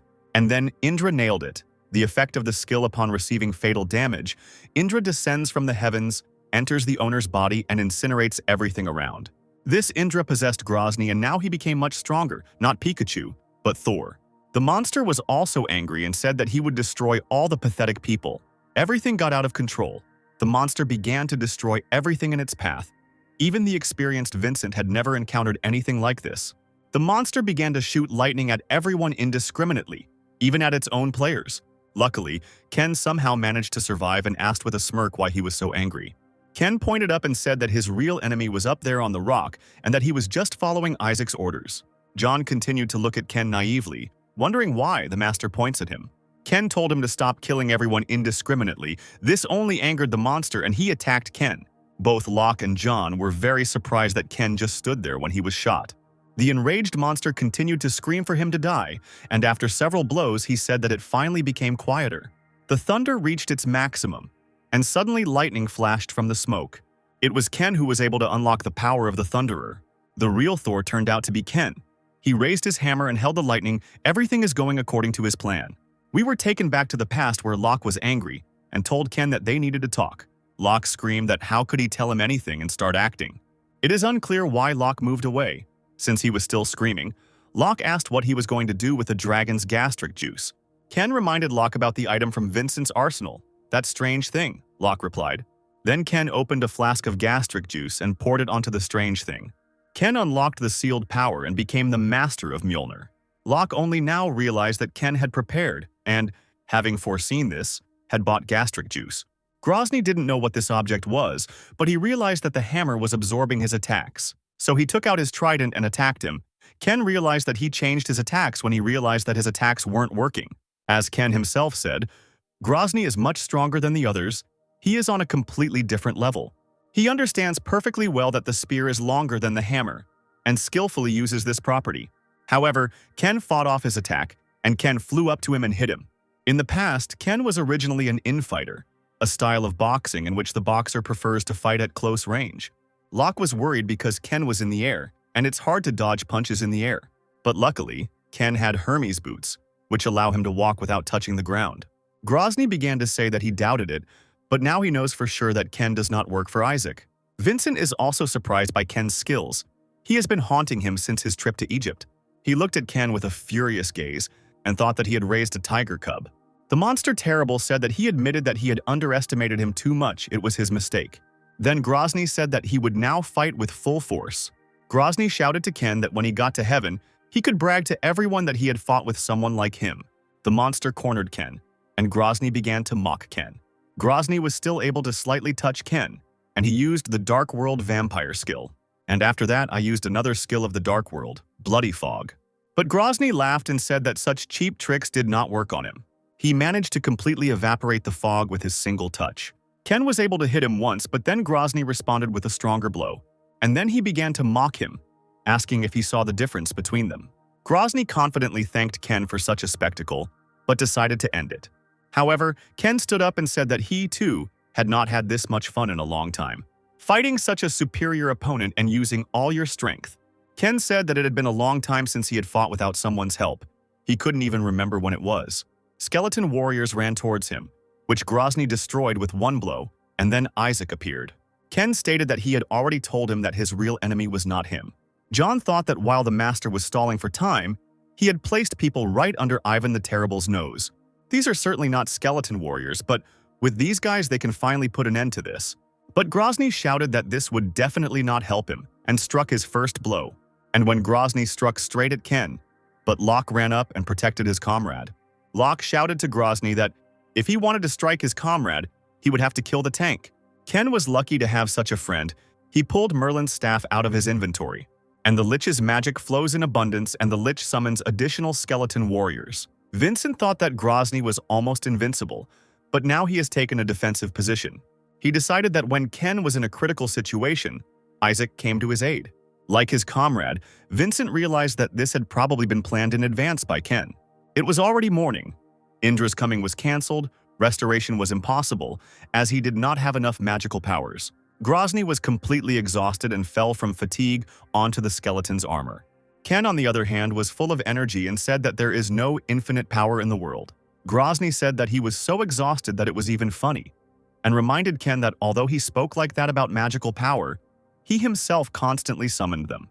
Ken didn't answer anything else and just left, and one of his skeletons with a sword ran up to Grozny. Shakira was shocked by the death of the leader and fell to the ground, like the rest of the players. She looked at Ken and thought how this freak could betray them, and decided to deal with him with her own hands. Isaac approached the players of the Thunderbird Guild and said that they needed to choose a successor to replace Grozny. Shakira was surprised by this. She only realized that he had no plans to kill everyone. Then she stood up and said that the boss didn't say who would take over the guild after him. Therefore, she suggested that Isaac be chosen to be the one who would represent the Thunderbird Guild. Shakira herself thought that there were no idiots who did not know that she was his right hand. She decided that they needed to survive the dungeon first and then deal with Ken. But her grandiose thoughts were interrupted by Ken when he said that he would take over the management of the guild. Ken stepped forward and said that before going to Egypt, he had made some sort of deal with Ivan the Terrible. For killing one person, he promised to give him a high position in Thunderbird. He stated that he had accepted his offer and fulfilled his part of the agreement, and therefore had every right to the boss's position. Ken said Shakira was there too when Grozny offered him a deal. But Shakira started screaming that he was talking complete nonsense and that there was no deal. Shakira thought that the boss was dead. Even if he lied, no one had proof. If the differences were not resolved, most likely they would have to fight. But she is not stupid, and understands that in the event of a fight, Isaac will kill the entire guild, and admitted that there was such an agreement. She was angry and said that even if Ken had the right, she was the one who was always by the boss's side. Shakira screamed that when the boss was running the guild, she was there, and that Isaac should appoint her. And then other guild members will accept it, and it will also be beneficial for clearing the dungeon. Poor John was already starting to worry. But then Vincent appeared with his guild. Vincent asked who came up with the idea of appointing successors to the leader of the Thunderbird, Since Grozny was dead, according to his will, the Thunderbird should go to his guild. He told Isaac not to interfere because these points had been agreed upon between him and Ivan the Terrible in advance. Ken approached him, and Vincent cursed that it was not enough for him to break into the weapons warehouse. Now he was encroaching on his property. But Ken replied that he seemed to have misunderstood everything. He himself did not know that it would turn out this way, and most importantly, he destroyed Grozny as he had instructed him. Everything went wrong because of Isaac's stubbornness, not his will, Ken lied. He tried to stick to the plan even if Ivan the Terrible died. Naturally, he also felt sorry to miss such a chance, so he did not refuse him. In gratitude for the support he has given him so far, he will give one piece of advice. There was no point in continuing to be stubborn, and he suggested that he forget about the Thunderbird, and if he didn't do it, then Isaac will kill him, because he is one of those who goes to the end for his goal. Ken is such a liar, but oh well, they're already on the 7th floor of the dungeon. He no longer hid his strength. Ken now had Thor's hammer and Odin's spear. Mana costs for maintaining the skill have been halved, and the Thunderer's strength skill level has increased by 200%. Ken ordered his skeleton warriors to battle, and the battle between the skeletons and the goblins began. Vincent stood below and was angry at Isaac, because of this guy he had disgraced himself in front of his people. He decided that now he would do as he wanted, but for today's insult, he would ask him for tens and hundreds of times more. The plateau area in Pakistan, the dungeon is cleared, but a surprise awaits the guys at the entrance. Shakira and the Thunderbird Guild were the first to emerge from the dungeon. Shakira approached the soldiers and ordered them to stop all actions. She said that from now on, according to the last order of his boss in the Thunderbird Guild. And from that moment on, a new guild leader is appointed. Ken stood behind her and smiled slyly as Shakira talked about the new leader. In the dungeon, Ken feigned an apology to them and stated that Isaac had appointed him as Grozny's successor. And he said that since that was the case, before they left the dungeon, he would give them one warning. Ken ordered them not to tell anyone that he had been appointed successor. He said to keep an eye on his people, and Vincent asked if they really looked like idiots who would go around chatting about this. He then asked why he couldn't talk about it. If he were him, he would want to tell everyone that he became the guild leader. Ken said it wasn't his idea, but Isaac's, who had his own plan. Therefore, at the entrance to the dungeon, Shakira said nothing about the new successor and ordered a meeting of the leaders to be held. Isaac gathered the journalists to give a statement. He began by thanking the players. He continued that he was very grateful to be able to stand there. After a long discussion, they came to one conclusion. They decided to merge the two guilds into one. Forward, the new guild will clear dungeons, fight monsters, and save the world. Without seeking any reward, a banner was unfurled behind Isaac. Isaac announced the founding of the Savior Guild. The people who heard Isaac's statement were delighted with the new guild. Owen was beaming in his office, thinking that now he could become a worthy rival to the Messiah Guild. He was angry that it took him so long to take this step. His lofty thoughts were interrupted by the crunch of chips, and he began to yell at Locke to eat in his house. But Locke ignored his advice and said that he was a national hero who cleared out a 7-story dungeon. And he said that if he behaved like that, he would go to another office. This provocation did not frighten him at all. Owen himself decided to make fun of him and told Lee that Locke wanted to move to another office and ordered him to help him pack his things. Lee decided to play along with him in this and thanked him for everything. Poor Locke got nervous. Owen laughed and asked what the people's hero would do now. Ken returned to his hideout and opened his box with his items. He managed to collect quite a few. During the battle with Grozny, the summoned Lich was stronger than Ken thought. However, this is still not enough to defeat Lei, and Vincent in his office did not look as elegant as usual. He said that he was some kind of son of a bitch, who should only obey his orders. Vincent shouted that he no longer recognized him and asked how he had the conscience to appear before him. But Ken approached him and said that he was still a subordinate. It was just that the boss had changed. Vincent looked at him silently, and Ken said that there was no need to be so upset, because he had always wanted to go beyond the Messiah's Guild. He continued to say that now the Thunderbird and the Phoenix are under Isaac's command. Ken was pleased with himself and said with a sly smile that finally, a force had appeared that could resist the Messiah Guild. This enraged Vincent, and he smashed his glass of drink, asking Ken what he even knew about him. Ken, without thinking, answered that he knew that he was one of those who walked over people just to get to the top, and he couldn't get to the top because Lei was stronger. A loser, always second. Ken continued to mock him, calling him a weakling. He said that Vincent pretended to be a strong man, but in reality he was a coward who had a lot to lose. And Ken added that he now had two choices: to remain angry until the end of days, or follow Isaac and become a real hero. Vincent leaned back in his chair, feeling sorry for himself, thinking that he was Vincent and that he could lose everything in one moment. He wondered what he had done wrong and where he had made a mistake. Vincent did not understand anything. But the world did not stand still. A huge dragon appeared in the city, repeating the scene from Godzilla. The news reported that yesterday at around 8 o'clock in the evening, an explosion occurred in a dungeon in the center of Paris, which led to numerous losses. At the request of the government, a team of dragon hunters arrived at the scene and eliminated the monster. Francois easily dealt with the huge dragon and simply left. On the internet, everyone was writing about dragons. Everyone was writing about a dungeon with dragons. This did not please Francois at all, and his funeral director said that perhaps this news put him in an awkward position. Francois replied that it was more than just an awkward situation and looked at the crowd, all demanding that they clear out the 7-story dungeon. He replied that he did not want to put the lives of the townspeople at risk. He was trying to soberly assess his strengths. The assistant agreed with him and said that they were not ready for a 7-story dungeon. Francois himself understood that if he did nothing, the people would become increasingly dissatisfied. Having reached the building, Francois thanked his assistant, when suddenly he noticed Lee at his building. He thought she was still as diligent as ever, so it seemed he wasn't too late. Lee greeted Francois and he thanked her for making the difficult journey from Korea. They went into a restaurant and it turned out that Francois had rented the entire restaurant for her. So besides them, there were only workers there. He doesn't look like Owen, who is ready to fight for a penny. He turned around and saw Locke, who was devouring all the food in a second. Locke noticed his gaze and shouted angrily, "Hadn't he ever seen a man eat?" Francois stood up and walked up to Locke, asking what he was doing in the restaurant he had rented. Francois approached Locke, asking who he was that he was sitting in the restaurant he had rented and eating as he pleased. And Locke had already begun to answer. But then, Secretary Lee interrupted him and said that it was just her colleague from work, not allowing Locke to boast of his successes. And Francois decided that they took on newcomers so that he could gain experience in a foreign country and at the same time work as a bodyguard. Poor Locke was already upset at being called a newbie, and a bodyguard at that. But then Lee finished him off by ordering him to sit quietly while they talked. Then Lee put an envelope on the table and said that now she would like to talk business. She checked his proposal and the materials he sent. The document summarizes all the conditions of their side. And in short, for clearing a 7-story dungeon in France, they want a page of Death Knight skills.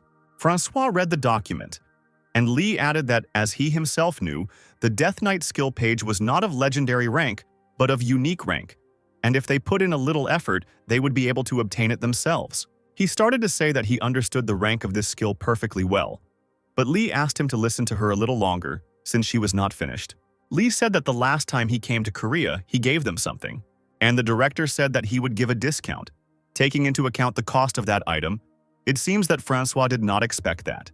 Francois replied that it turned out that his friend had a little conscience left, when suddenly Paula came in and noticed that they were all gathered there at such an early hour. Paula also sat down at their table and laughingly asked if her Messiah guild really had to compete with some rabble for the right to clear a dungeon in France. She laughed and said that she was speechless from such absurdity, and asked the dragon hunter if he was trying to make jokes. Paula said that their French government asked her guild for help, and started yelling at Lee, asking her if she understood who she was going to compete with and what her situation was now. Here Locke could not stand it any longer and butted into the conversation, shouting that even a newbie like him could no longer remain silent. And if she doesn't like competing with them, then she can return to Korea, and the right to clean up will pass to them. Locke said that he knew that the Messiah Guild had never dived into a dungeon above B rank, and the dungeon that appeared in France recently is of a rank. It turns out they have no experience in clearing such dungeons, and if their new Savior Guild gets around them and successfully clears out the raid, then they won't be so overconfident anymore. Then Lee stood up and said that she had already told her that she would soon find out everything and left, leaving Paula shaking with fear. The next day's news was all about this. Namely, they wrote that the Messiah's Guild had a branch office in the center of Paris. Now that the Messiah had a competitor, people watched what was happening with excitement. While Paula was in the spotlight, Francois watched her in the shadows as Lee and Locke, also hiding their faces, approached her.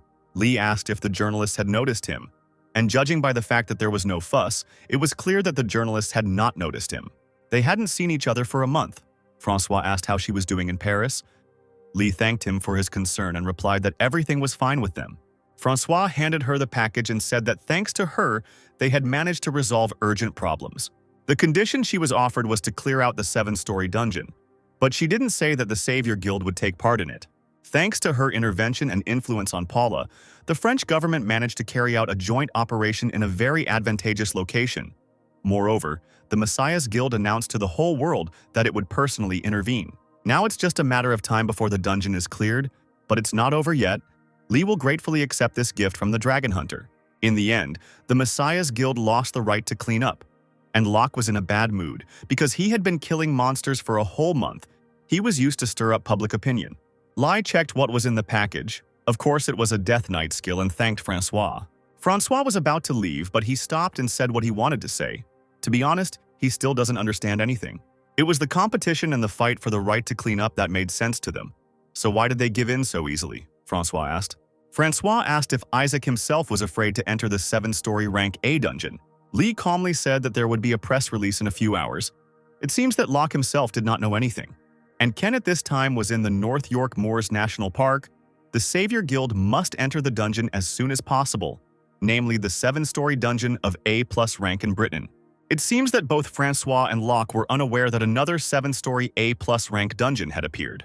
3 months ago, inside a 7-story C rank dungeon, after the very battle in which Ken was able to create a new guild, Shakira, Locke, and Georg left after Ken ordered them to, and he used his Eye of Anubis skill to look into Grozny's past. Ken himself didn't expect that the merger of Grozny was so great. Who knew that he would hide from everyone the existence of a rank A+ dungeon in Britain? Apparently, Ken got lucky once again. While he was rejoicing, they called him. Picking up the phone, the voice immediately asked how the weather was in Britain. It was Owen at Ken's. He said that the locals don't even carry an umbrella with them in the rain. Ken replied that he was not a local, but a Korean. But Owen jokingly said that Isaac was not Korean but American. Ken asked how things were going at the moment. Owen replied that this was not their first day working together, and naturally everything was going according to plan. Everyone was amazed that the Savior Guild had only been founded a month ago, and they were already heading to the 7-story A-rank dungeon. The guys from the Messiah were probably furious. As they expected, the big guilds began to offer their forces. First, their applications need to be approved. The Chinese guild Kunlun said that they would send 18 high-ranking players from the Great Guild. Carrie, Rowana, and Ellis, whom Ken already knows, will come. The Border Guild will also come and send Jay Jackson, and players from the Victoria Guild, considered the best in the British Royal Palace, will join. Ken replied that he had assembled a good lineup of players, but Owen added that it was not over yet. Despite the fact that they need to clear a dungeon in France, a request to join was received from the Messiah Guild. It looks like they want to send their people by any means necessary. Owen said that he probably knows him, Chad. He is from Paula's inner circle, one of the members of the Round Table, of which there are not many left. Ken replied that it was even good. Owen started shouting why he was saying that everything was good. Ken replied that they would still regret that they had scattered their forces. Great Britain, the day of clearing the 7-story rank A dungeon, all the participants gathered. Even Vincent put aside his pride and came. The Great Guild from America, the Chinese Guild Kunlun, and of course the Messiah Guild. Already in the 7-story dungeon of rank A, everyone received a notification that they had destroyed the master of the Minotaur Labyrinth. The Messiah Guild was fighting in the dungeon. Leia asked what day it was today, and Paula replied that it was already the 10th. Leia apparently wasn't happy with this because he told her that he would go ahead on the next floor. Paula was confused and said that the guild members would suffer then. But Leia interrupted her and said that the growth of the guild members was important, but it was too slow. Leia said that the Savior Guild had most likely already entered the A-rank dungeon. Leia was scaring Paula. He said that they should finish before them, and when they exited the dungeon, they would immediately begin preparing for the next one, possibly an 8-story dungeon. Leia hoped to meet his main rival there. Isaac read a message that said that in order to move to the next floor, they must hold out for 10 days. Isaac was happy that the survival quest was starting from the first floor when Chad approached him, asking if he was Isaac. He gave his name and said that he was from the Messiah Guild, adding that he was glad to meet them, extending his hand. Isaac shook his hand and said his name. Then Rowana came up to them and asked if they wanted to leave without them. Rowana pointed to Ellis and Jay, saying that he already knew them. It was a long time ago, but they saw each other in the dungeon of Duracana. Now these guys weren't acting so arrogant, and Ellis even greeted Isaac. Isaac himself thought that Ellis had become calmer than before, and said that now he remembered her, which is why they seemed familiar to him. He decided to make fun of them by saying that he was glad to see them again. Of course, the two of them weren't very happy about it. Suddenly, the guys from the Chinese guild said that he finally found them. He said that they would have to fight together for some time and get to know each other better beforehand. A player greeted everyone on behalf of the Kunal Loon Guild, and another player also greeted everyone on behalf of the Victoria Guild. Only Vincent stood aside and was angry that they had arranged some kind of meeting of friends and whined again about why everything turned out this way. Isaac said that since representatives from all the guilds were gathered here, he wanted to propose a bet to raise morale.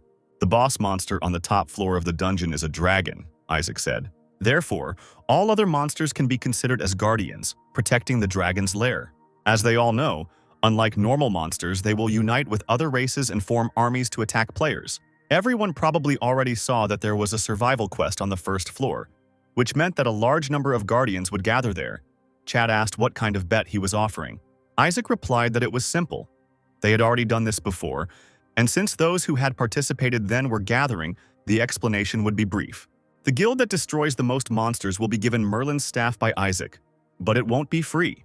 Those who want to take part in the bet must bet an item of legendary rank, approximately equal to this staff. The Chinese guild player thought that this was Isaac's style, but all 5 guilds, including the Messiah Guild, had made a secret agreement to maintain their fighting strength all the way to the top floor. He hoped there would be no unexpected obstacles in their plan, as he noticed that Rauna had spilled.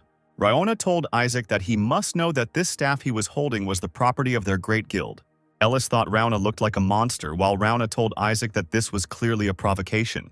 Isaac, of course, sarcastically replied that he wouldn't dare do such a thing, and Rauna only became more angry. Locke stood further away so he didn't understand anything. But then Rauna decided to calm down and said that if he wanted to return Merlin's staff to them, then there was no reason to refuse. She decided to accept the bet, but said that they also had a condition in return, and Locke had already run to Isaac.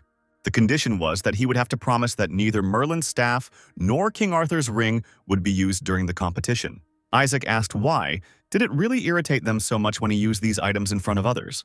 Rauna admitted that this was true, however. That was not the whole reason. Isaac's abilities and powers could be compared to Master Lei, and if he wants to make a bet with them, then they must make this concession. Let me remind you that Rauna herself used these items in the same bet. But Isaac agreed to such conditions. Locke thought that without King Arthur's ring and Merlin's staff, the effectiveness of the items on the course table would greatly decrease, and he was worried whether Ken would be able to cope with this. Then a Chinese player ran up and asked who gave them the right to make this decision alone. But Rauna looked at him with such a look that he immediately shut up, and Rauna said that he seemed too self-confident and asked if she could add one more condition. They will bet on how many guardians will be destroyed by the Savior Guild alone and how many by other guilds. That is, the Savior Guild against all other guilds. Locke started shouting that this was too much, but someone said that it made sense. It was Chad, saying that Isaac had been the one to suggest the bet in the first place, and trying to motivate them to get to the top floor as quickly as possible. While it may sound a little disadvantageous to him, Lady Rowanna's offer makes sense to Chad. Locke only grew more angry and wondered what they had done. Whether they were taking them for fools, he believed that Isaac would not agree to these terms.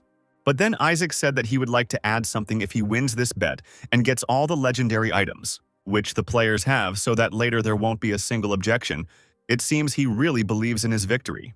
Meanwhile, Lee was watching the news, which reported on the restoration work on the Hansen building, which had been destroyed in the terrorist attack. Suddenly the light came on and Owen appeared in the room. He apologized and said that he didn't want to scare her. Owen approached her and asked why she hadn't left yet. Lee didn't give a clear answer, and Owen thought that something must have happened to her. Then he noticed that she was reading articles about the Hansen Group and the Messiah Guild, apparently all because of her old friend. So he hurriedly said that it was already late and suggested going to the corporate party today and asked what she wanted for dinner. Owen patted her chest and said that he would treat her to an expensive dinner of her choice. Lee remained silent and continued to look at Owen, and he began to get nervous, but then Lee finally agreed. They went to a tent snack bar, of which there are many throughout Korea. Owen said that it seemed like there was a misunderstanding. She always saw only how he saved on everything, but she did not have to eat such food. Lee replied that she knew he had a lot of money, the money he won from bets he made on clearing dungeons, since she was the one who looked after the accounts in Isaac's name. He probably doesn't act like this because he's obsessed with money, but Lee would just like to help him, because she knows that both of them have the same goal. Then Owen, after a short silence, asked about her father. This dragon hunter told her everything. 4 years ago in Seoul, Father Lee was in his office when he was called by the chairman. The chairman swore when he saw his stock price plummet, shouting that he had told them earlier not to let reporters in. Neil, apparently Paula's father was the chairman of the Hansen Group, he scolded the director for the information reaching the journalists. Lee's father also read all the articles about their group, while Neil shouted out what the government man who proposed working together knew. There has been chaos since the morning. People have been rioting outside the Hansen Group building, demanding an investigation to see if they are experimenting on players. Neil took all the documents and threw them at the director's face, asking if he thought he had the right to occupy his post and stand here. The man continued to apologize and bowed to the chairman, who promised to sort out the situation. Father Lee stood up and asked the chairman to calm down and said that the director would not do all this to them on purpose. After all, he had worked here for so many years, and he himself probably had a hard time because of all these incidents. The director's nose started bleeding from the blow from the chairman. Jin's father Lee approached the principal and said that he didn't have to bow so much and that he hadn't been having a good time lately. He said he would talk to the chairman himself and let him get on with the job, and asked the nervous Neil if he could go back now.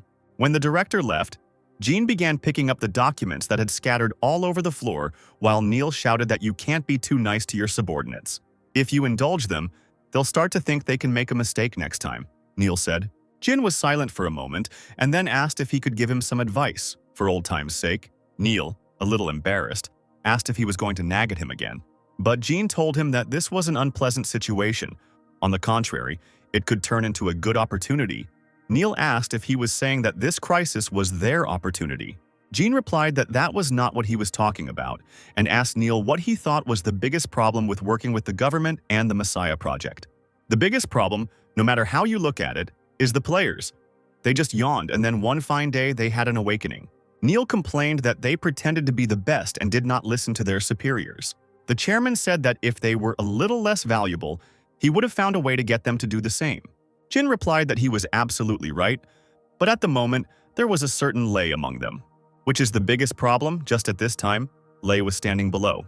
Lei said that before they monsters started appearing from the gate again, they had to chant the gate from the inside, so one of the players created a double of himself. Silent hunter skill, double and ran inside, and Lei asked if he could see anything. The player said he was looking for the boss monster. The player just said that he didn't see anything. Someone grabbed him and started dragging him. Then he stopped and said that it seemed like there was some kind of flying monster behind the gate. Moreover, it was the first time he saw such a kind of monster. Other players tried to calm him down. The flying monster, seen for the first time, Lei said that he needed to talk to the director and delay the cleanup time. At this time, Jin said that the special security team, including Lei, they all abandoned all their duties. Jin said that they keep delaying the gate clearing time. Lei stood at the door and listened to Jin say that if the player were to push back the gate that was still being held back in the Hansen Group's basement might rupture and spread outward. Jin said they had to make a decision. He was flying to France tonight. In order to hire a player to replace Lei, Neil asked if he had anyone in mind. Apparently, the narcissist Lei did not like this. Jin said that there is one guy who has been the focus of attention from all over the world lately. The only survivor of a quest called Dragon. Lei's ego took a huge hit from this. He opened the door to Neil's office and immediately said that he had something to report. Jin said that the chairman was talking now and asked what he was doing. Lei replied with a smirk that he had an urgent matter. Jin replied that no matter how urgent it was, he was being too rude. The chairman couldn't resist and threw a glass at Lei, but he of course dodged it. And he said arrogantly that the chairman shouldn't worry so much. It was bad for his health? Neil shouted, how dare he come here, as if it were his own home. Jin ran over to calm him down while Neil shouted that who was he to decide what was urgent and what wasn't. Neil complained that once you treat the players normally, they no longer understand what's what. Lei only became more angry and attacked the chairman, who then immediately fell silent. Jin noticed the blood on his face and protected him with his body, saying that Lei had crossed all boundaries. A sullen Lei replied that if he had crossed all the boundaries, the chairman would now be lying on the floor, cut in half.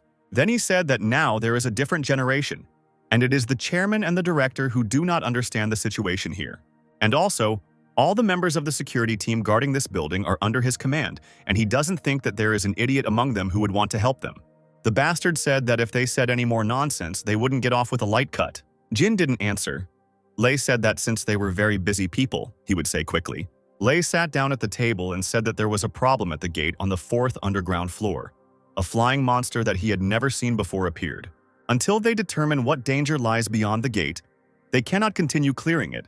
and it will be necessary to delay the passage inside. Jin said that he had just suggested last week that they delay the start of the cleanup until the dungeon was destroyed, since monsters would continue to appear from there.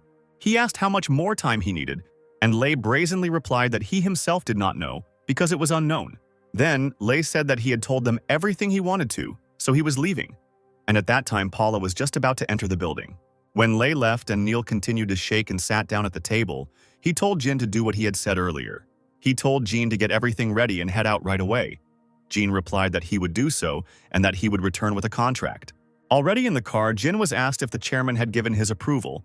We see a familiar bald head, apparently Owen. Owen said he would take him to the airport at full speed, and Paula didn't have time to open the door before the man pushed her away.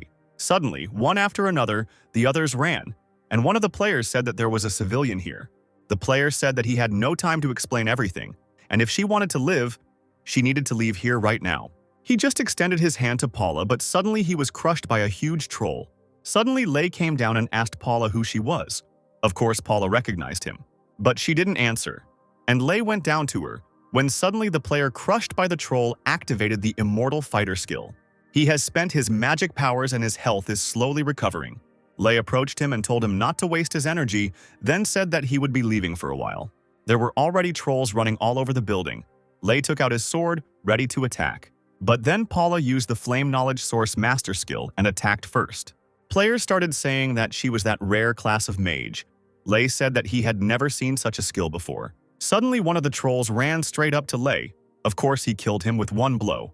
His sword swing was so powerful that it damaged one of the pipes and gas leaked out, creating a huge explosion. Jin sent a message to that same player, namely Francois. He was supposed to meet him. Owen took him to the airport and wished him a safe journey. Then Jean told him to drop by his house sometimes and visit his daughter, because she was like a niece to him. And then the radio announced that there was urgent news in the basement of the Hansen building. For unknown reasons, a fire broke out. The entrance to the building is blocked, and the question is whether new gates have appeared there. There are still workers in the building who were unable to get out. Jin got back into the car and told Owen to turn around. Meanwhile, Neil was running in his helicopter when he suddenly received a call and picked up the phone. It was Lei. He said that he needed to check the photos he sent him, and if he flew away now, he would regret it greatly. Neil did so and saw photographs of Paula fighting in the building. Lei said that the face seemed familiar to him, and judging by his reaction, it was definitely his daughter. He said that she grew up capable, unlike her father, who was nothing special. Neil shouted for him to get her out of there immediately. Lei replied that he would be glad to, but it would be a bit difficult. And it is unknown what might happen if he leaves this place, this bastard, specially waited for that very monster to come out of the gate. Neil told the jerk to wait for him and ran out of the helicopter to save his daughter. But before that, he took an axe out of the firebox and decided to finish off this bastard. Jin arrived at the building and got something and was already heading inside. But Owen stopped him and said that he shouldn't go in there, it was madness. He asked to entrust the situation to Lei, but Jin replied that he couldn't do that. And it seemed that Lei himself had no intention of controlling the gate from the beginning. And if you leave things like this, the damage will only grow, and most importantly, the school his daughter attends is located in this city. Jin said that he couldn't trust others with the future of his loved ones, and asked Owen not to worry and left. But Owen said that he would bring people who could help, and asked him to wait until he returned. Meanwhile, Paula was amazed by Lei's abilities, and she thought that his abilities were not so ridiculous that her old man would ignore them. She thought that if he trained her, she would quickly become stronger and then famous. The player approached Lei and asked if they could begin the operation. Lei replied that they would leave everything as is for now. Paula said that if he left it like this, the monsters would come out. But Lei interrupted her and finished saying that the monsters would come out due to the dungeon being broken through. He was interested in how the situation inside the gate would change. Lei brazenly said that it was of course a pity that the residents were in danger, but in order to clear the next dungeon, they first needed to ensure their safety. You can't demand an unconditional sacrifice from your players, and the useless lives of those who didn't become the chosen ones can be worth something if this sacrifice is divided between them. He asked if she really thought that the lives of those reborn like them and ordinary people had the same value. The words of a true narcissist. At this time, Lee was at home and listening to the news about the explosion in the Hansen group. Lee texted her father asking if he was on a plane and asked him to text her as soon as he read the message. As she watched the explosion, she wondered if Paula was okay and hoped that she was no longer there. However, both her dad and Paula were in the building. Jin asked what Lei had just said. Lei replied that they couldn't start the cleanup now. Jin said that it was necessary to start a cleanup operation to stop the monsters from breaking through. Then Lei said that he had a question. Does his words mean that he allows the death of all members of the Messiah Project? What kind of manipulator is he? Jin said that he didn't mean it that way, but if necessary, he would do it. If the power was given to them to protect people, then Lei told him to stop hiding behind big words. Lei replied that it didn't matter to him whether they died or not. But for the sake of saving people, he wanted them to go into the dungeon anyway. Jin grabbed Lei and said that Lei himself knew that he meant something else. The Messiah Project was started for the sake of protecting people, for the sake of raising players who have a calling and are ready to sacrifice their lives to save the world. Or he thinks it was started for his own safety and well-being. Jin orders him to go into the dungeon and deal with the situation before something even bigger happens. Lei said he would have to take responsibility for those words. Then Paula stepped forward and Jin asked what she was doing there. Then Lei began to manipulate Paula again, saying that Jin was offering them to sacrifice their lives for the sake of the lower races, who could not even protect themselves. Jin asked Paula not to fall for his tricks and said that it was dangerous here, and asked her to come to him. As she turned and walked away, Jin ran after her, when suddenly the monster destroyed all the floors and burst out. Paula's father continued to run towards his daughter, when suddenly that same monster noticed him, so he died on the 44th floor because of the huge monster. Jin, hearing the noise, said that there was no time to waste and, taking something out of his pocket, said that there was a lot of explosives under their feet, and if they don't continue the cleanup right now, he'll blow everything to hell and block the breakthrough. Lei said that even if he did that, the gate wouldn't close. Jin replied that he would be able to destroy everything around. It would be enough to buy time, Paula shouted. Was he crazy? Because this way they would all die. Jin apologized and said that he didn't mean to involve her in this, but if he didn't, there would be big trouble. Lei told him to stop and ordered everyone to go down to the basement and begin preparing for the cleanup. And only Paula remained, so until the very end she and Lei were with Lei's father. According to testimony from members of the Messiah Project, this information is accurate, Lei said. Now Lei understands why he hid the whole truth from her until she met the dragon hunter in person. Lei said she felt like she now understood what she would need to do and was quite happy with the answer. Meanwhile, in the dungeon, Ellis was already exhausted, when suddenly her strength increased again, and the speed of magic recovery rapidly increased. Rauna helped her, and Ellis thought that when there was a master of additional skills, then Isaac was not a problem for them. Fully recovered, Ellis once again used her fire powers to win the argument. And in another part of the forest, Locke, seeing the fiery clouds, sullenly asked if Isaac was going to play the game with the pet. Isaac asked what he was talking about. Locke replied that he was leaving the last blows to this skeleton, so the hunt took too long, poor skeleton. Locke opened the information and told him to look at the results. They were the ones lagging behind. In fact, they were in third place. But this did not calm him down, and Locke screamed hysterically that they were definitely finished, and that they would lose the legendary items. And he still gives this skeleton all the loot, as if he's trying to raise a pet out of him. While he was screaming hysterically, Isaac tore the envelope, mastered the skill of the representative of the Dark World, the Death Knight, then touched the skeleton. And so he doubled his power and summoned a Death Knight, and instead of the old skeleton, a huge one appeared in armor. Locke immediately said that it seemed his colleague had his own plan from the very beginning. The knight approached Isaac and dropped to one knee, then Locke asked if they would proceed with the brutal murder. But Isaac summoned the Book of the Dead and placed this knight there. Locke asked why he returned the new weapon that he had managed to make with such difficulty. Locke asked if he wasn't planning on using it to deal with the other guilds. Isaac said that he had finished preparing to attack the top. Now he needed to focus on the first floor. Victory did not depend on the Death Knight, but on him.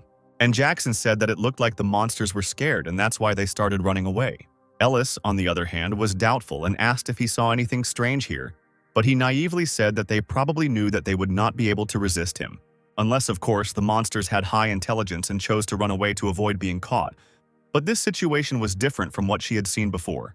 It turned out that the monsters ran to Locke, who was again turned into bait. A few months ago, on the 6th floor of the Sphinx's dungeon in Egypt, Locke said that they barely managed to destroy the monster and asked if they found anything useful. Isaac threw him the Death Echo box. It absorbs the user's life force, spreading the echo of death over a wide area. Locke said that he didn't need such an item. He didn't want to waste his life force and be prepared to die first. But as we see, Locke again had no choice. And Vincent approached Isaac and said that he had again proposed a useless argument and everything had only gotten confused. As brilliant as he was, and the result could not be changed, Vincent said he did not understand what he had planned. But he is quitting and does not want to involve Vincent's name in his senseless plan. Who knows, maybe something will go wrong and his reputation will be ruined. Including their alliance, as if Vincent's reputation was good, Isaac said that he could do as he knew. Vincent was shouting at Isaac to stop acting so confident when he suddenly saw the entire crowd of monsters. Chad's subordinate said that it suddenly became quiet. Chad thought that something was clearly wrong here, as if all the monsters had just disappeared. Suddenly, one of his players noticed a crowd of monsters and pointed at them. Chad wondered where they were going in such a hurry, and he decided to see where all the monsters were running. And when he reached the edge of the cliff, he saw a real war. Rauna came up and said that this was the Death Echo Box. She had been walking around the black market for a while. At that time, it seemed like a meaningless thing to her. They say that Isaac is such a stubborn and wayward man that there are no people who would sincerely want to obey him. But he had a man who was ready to sacrifice his life, having enough determination to use a wide-range provocation skill while going through a 7-story dungeon. Vincent thought Isaac was a complete psychopath. He almost died and decided that this was how he tried to remove him in this way. Meanwhile, Locke was rejoicing at his awards and said that apparently his efforts were not in vain. Isaac opened the spreadsheet and saw that they were in first place with a score of 179,000 monsters killed and said that if you compare all their results, the difference is insignificant. Chada thought the bastard was just making fun of them until Isaac said he just wanted to encourage them a little. So he offered a bet. He said that he himself did not believe that he would win, but a bet is a bet, and he would use these items for a good cause. Suddenly, something caught his attention. It was Galahad's shield. He didn't think that he would get his hands on something that belonged to the Knight of the Round Table. If you think about its options, it looks more like a weapon for attack than for defense, and it is not very beneficial for the user. Isaac's thoughts were interrupted by a player from the Chinese guild, who said that this dispute was invalid. Isaac put down the shield and asked if there was any problem, and the player began to make excuses. He said that the monsters they were fighting suddenly, for no apparent reason, began to flock to the place where the Savior Guild was located. The player was yelling that it was as if he was trying to stop everyone else from hunting monsters, so this argument cannot be considered fair. Isaac responded that what they were saying was that using an item with a taunt effect to direct a wave of monsters at a tank is unacceptable.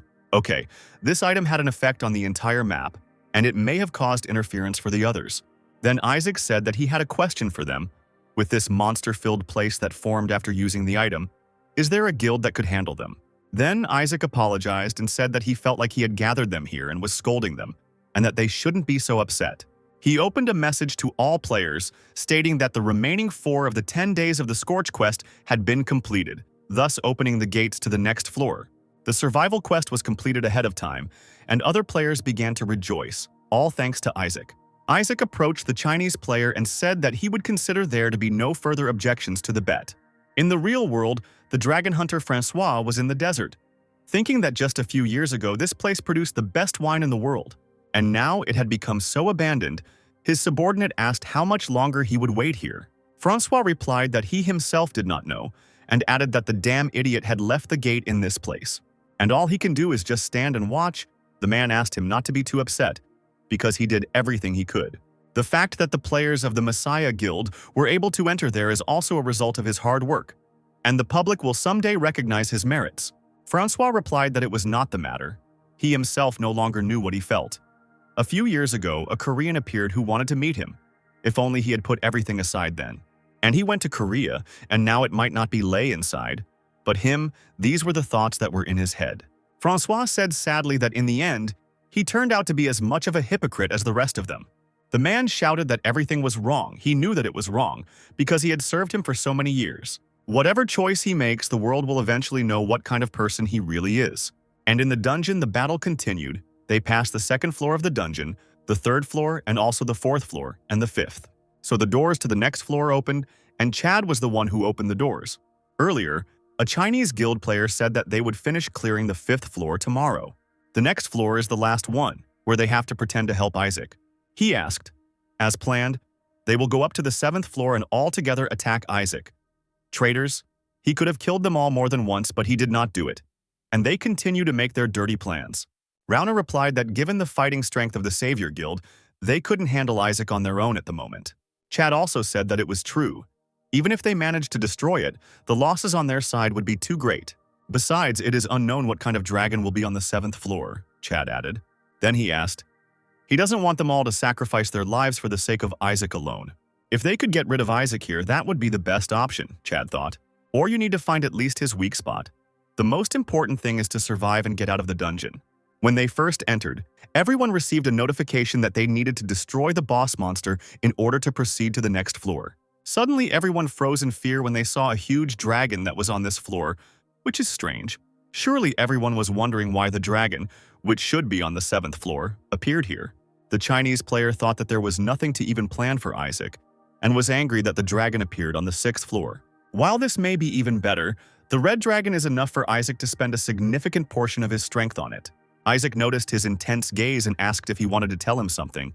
But of course, the pathetic coward lied that he was thinking about how to attack the dragon.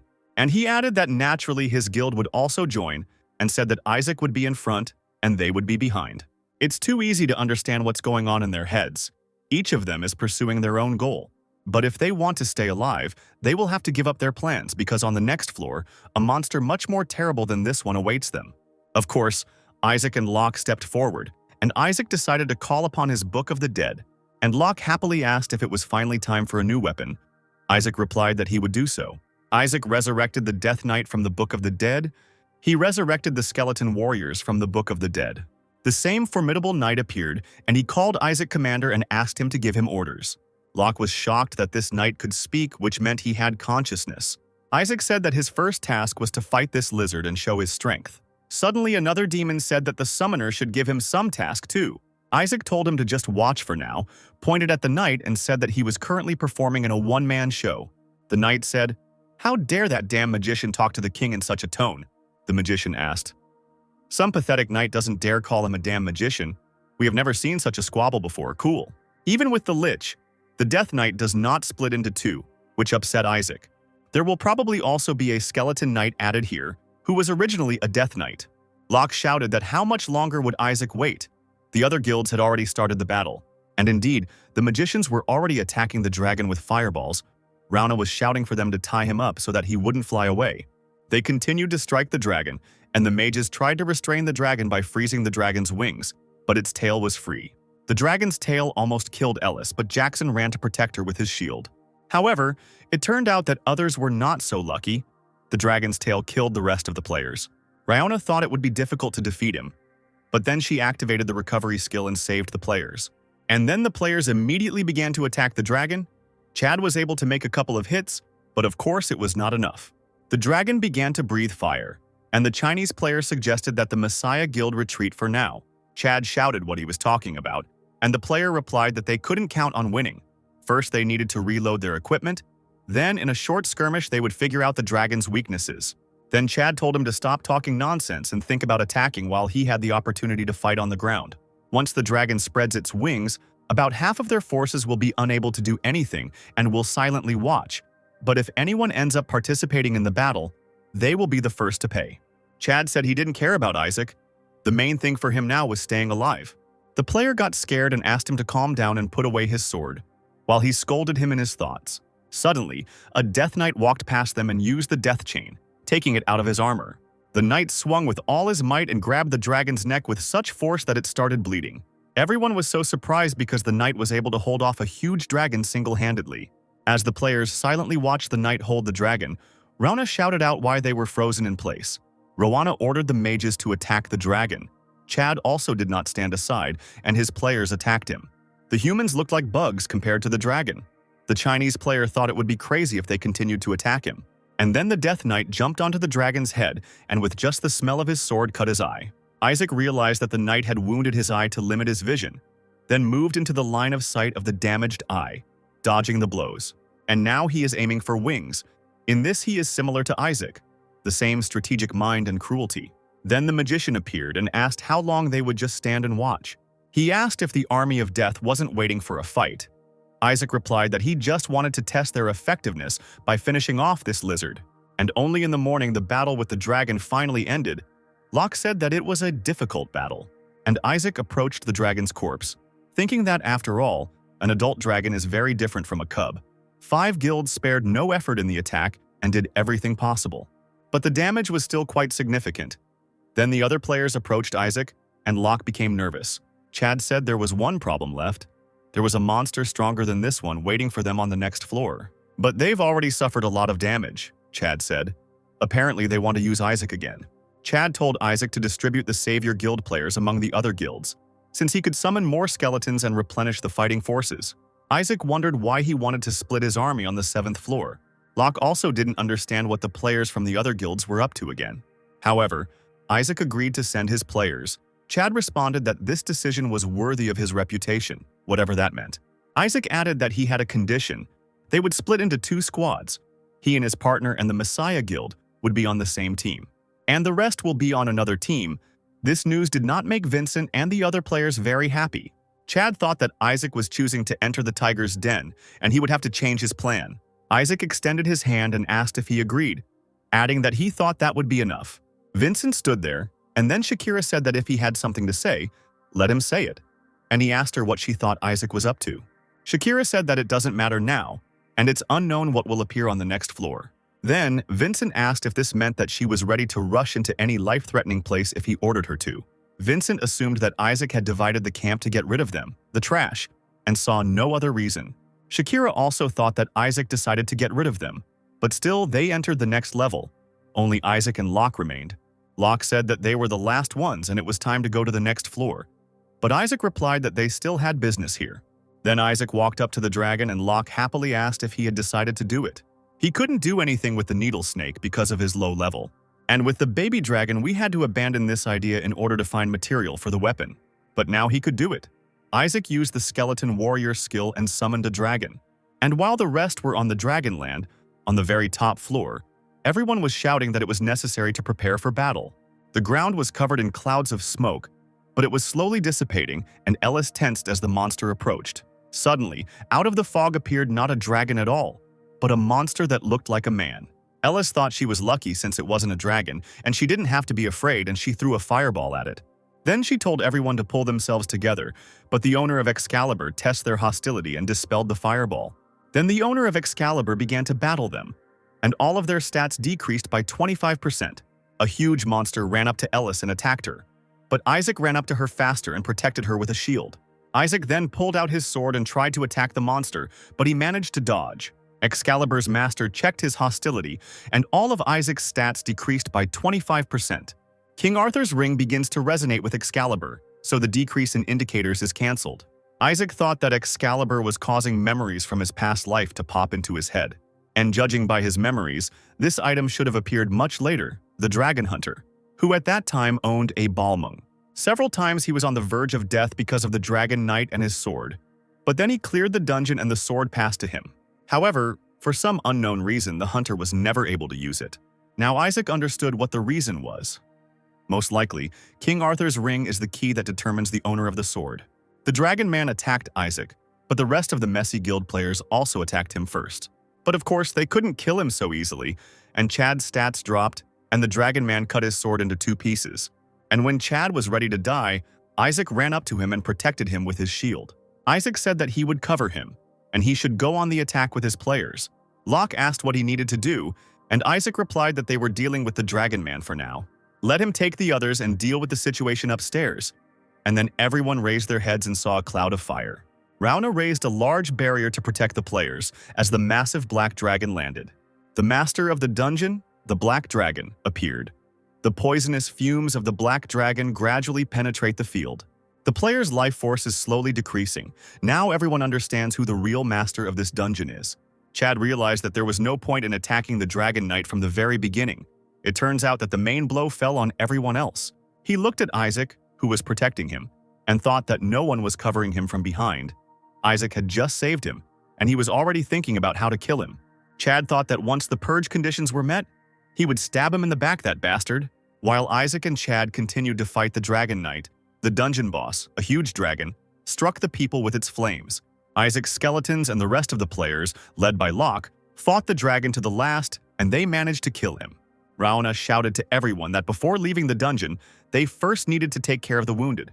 Vincent said that first they needed to rest and then decide how to divide the reward. For him, money comes first. He thought it was more profitable to have as few survivors as possible after the cleanup. Items from just one dragon corpse will cost an astronomical amount. It is clear that the distribution of the reward will begin with Isaac, who finally managed to cope with the Dragon Knight. Isaac approached the knight and Arthur's ring resonated with Excalibur, and so he became the new master of this sword. It is this sword that is suitable to put an end to the last days of the false messiah. As soon as Isaac managed to level up, Chad sneakily attacked him from behind. Chad started screaming that Isaac didn't even know that the most dangerous enemy is always behind you. Suddenly, he himself got wounded and fell to the ground. He did not understand what was happening because there was no one else here except them. But then Georg appeared, having taken off his helmet, and said that this idiot thought that he could kill his Isaac. Chad looked at the body lying there and saw that it was a skeleton.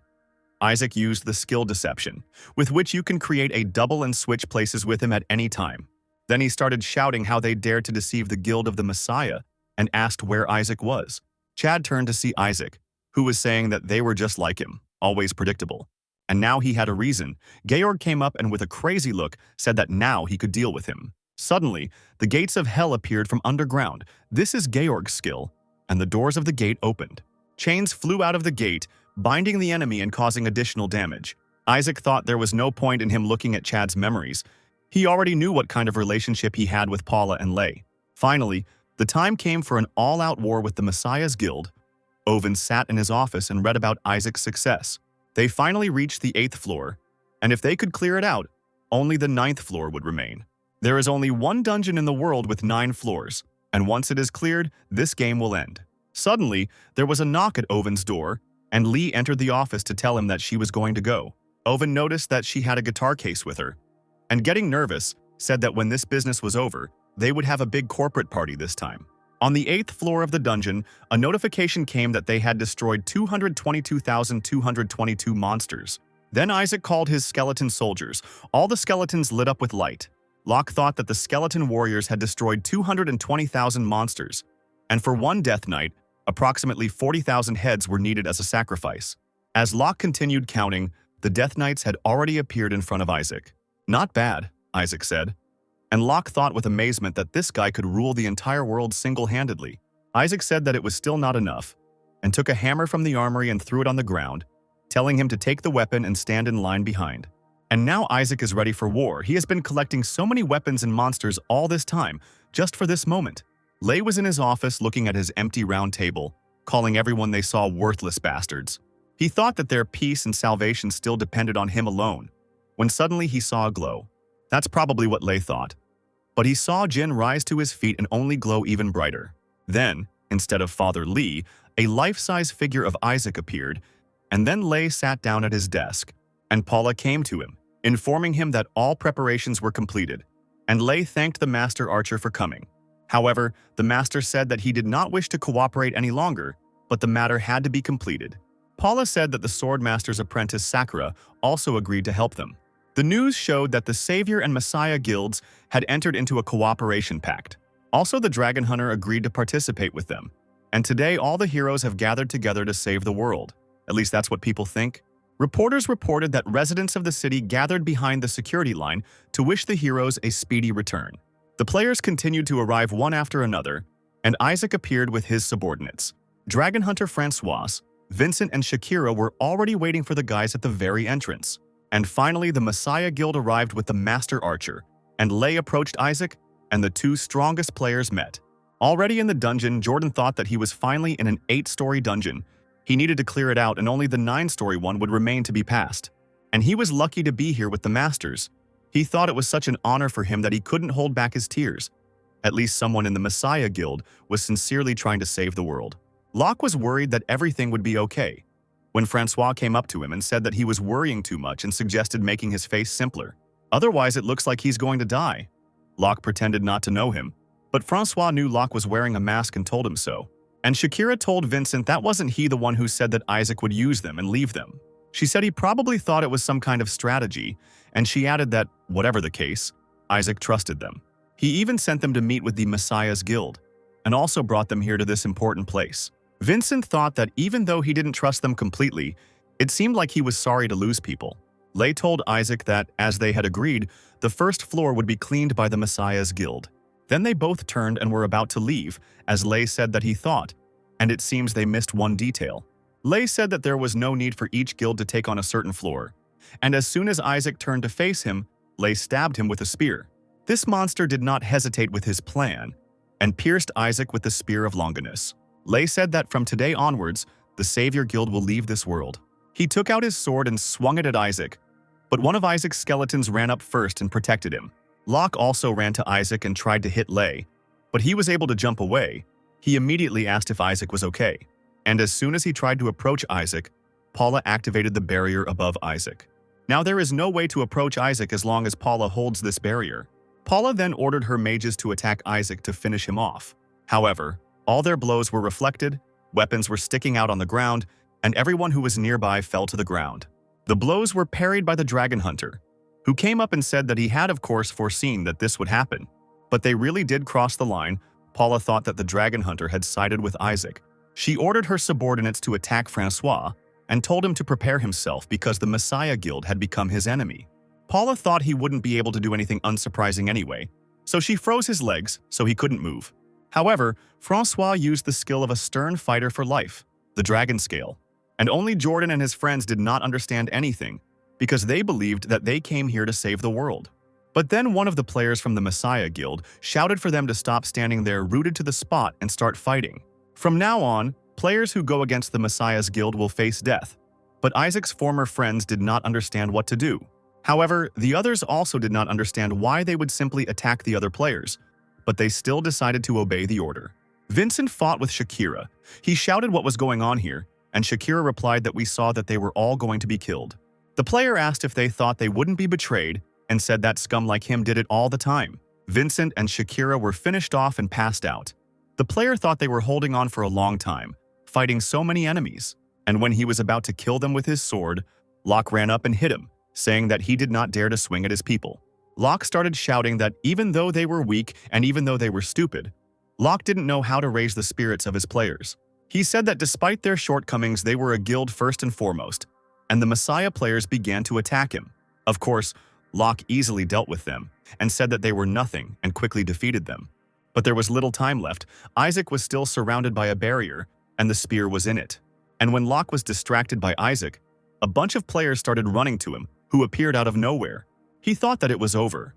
A strong player was being attacked by a crowd, and he began to easily deal with them, when suddenly something pierced him, and Locke fell to the ground, and the master archer came up to him and told him that he knew that he would not die from this.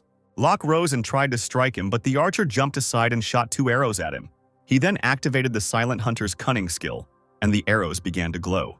Those arrows exploded right on his back, but the archer didn't even think of stopping, and fired again. But this time Locke turned away from the attack.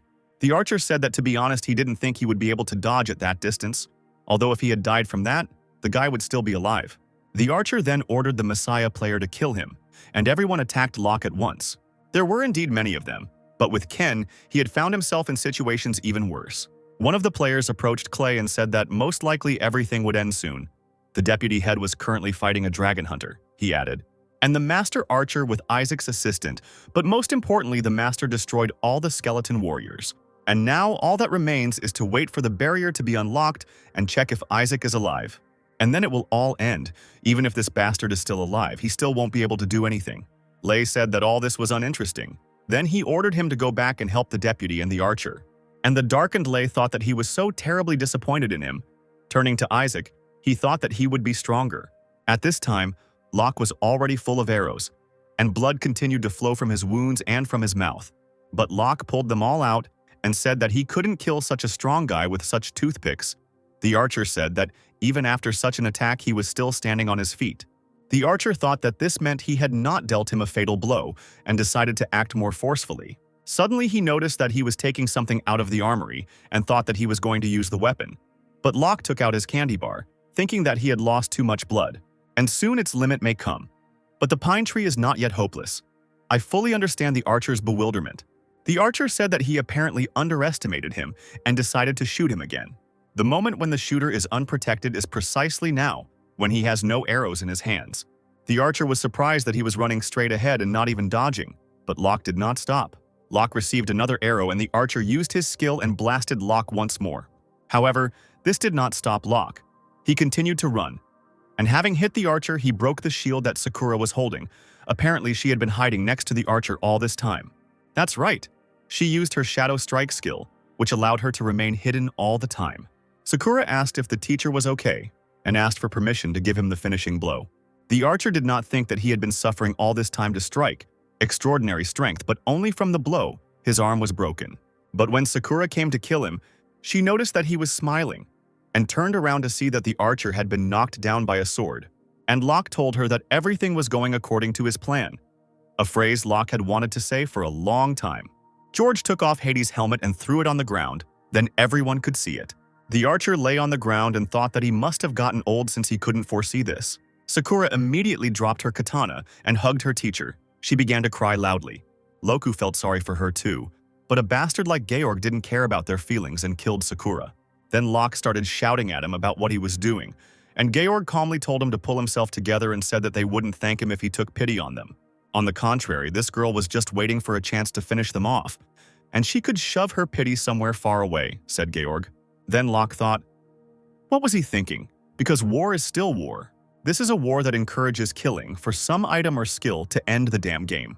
At this time, the Dragon Hunter's strength was already running out, and Paula's abilities corresponded to her rank.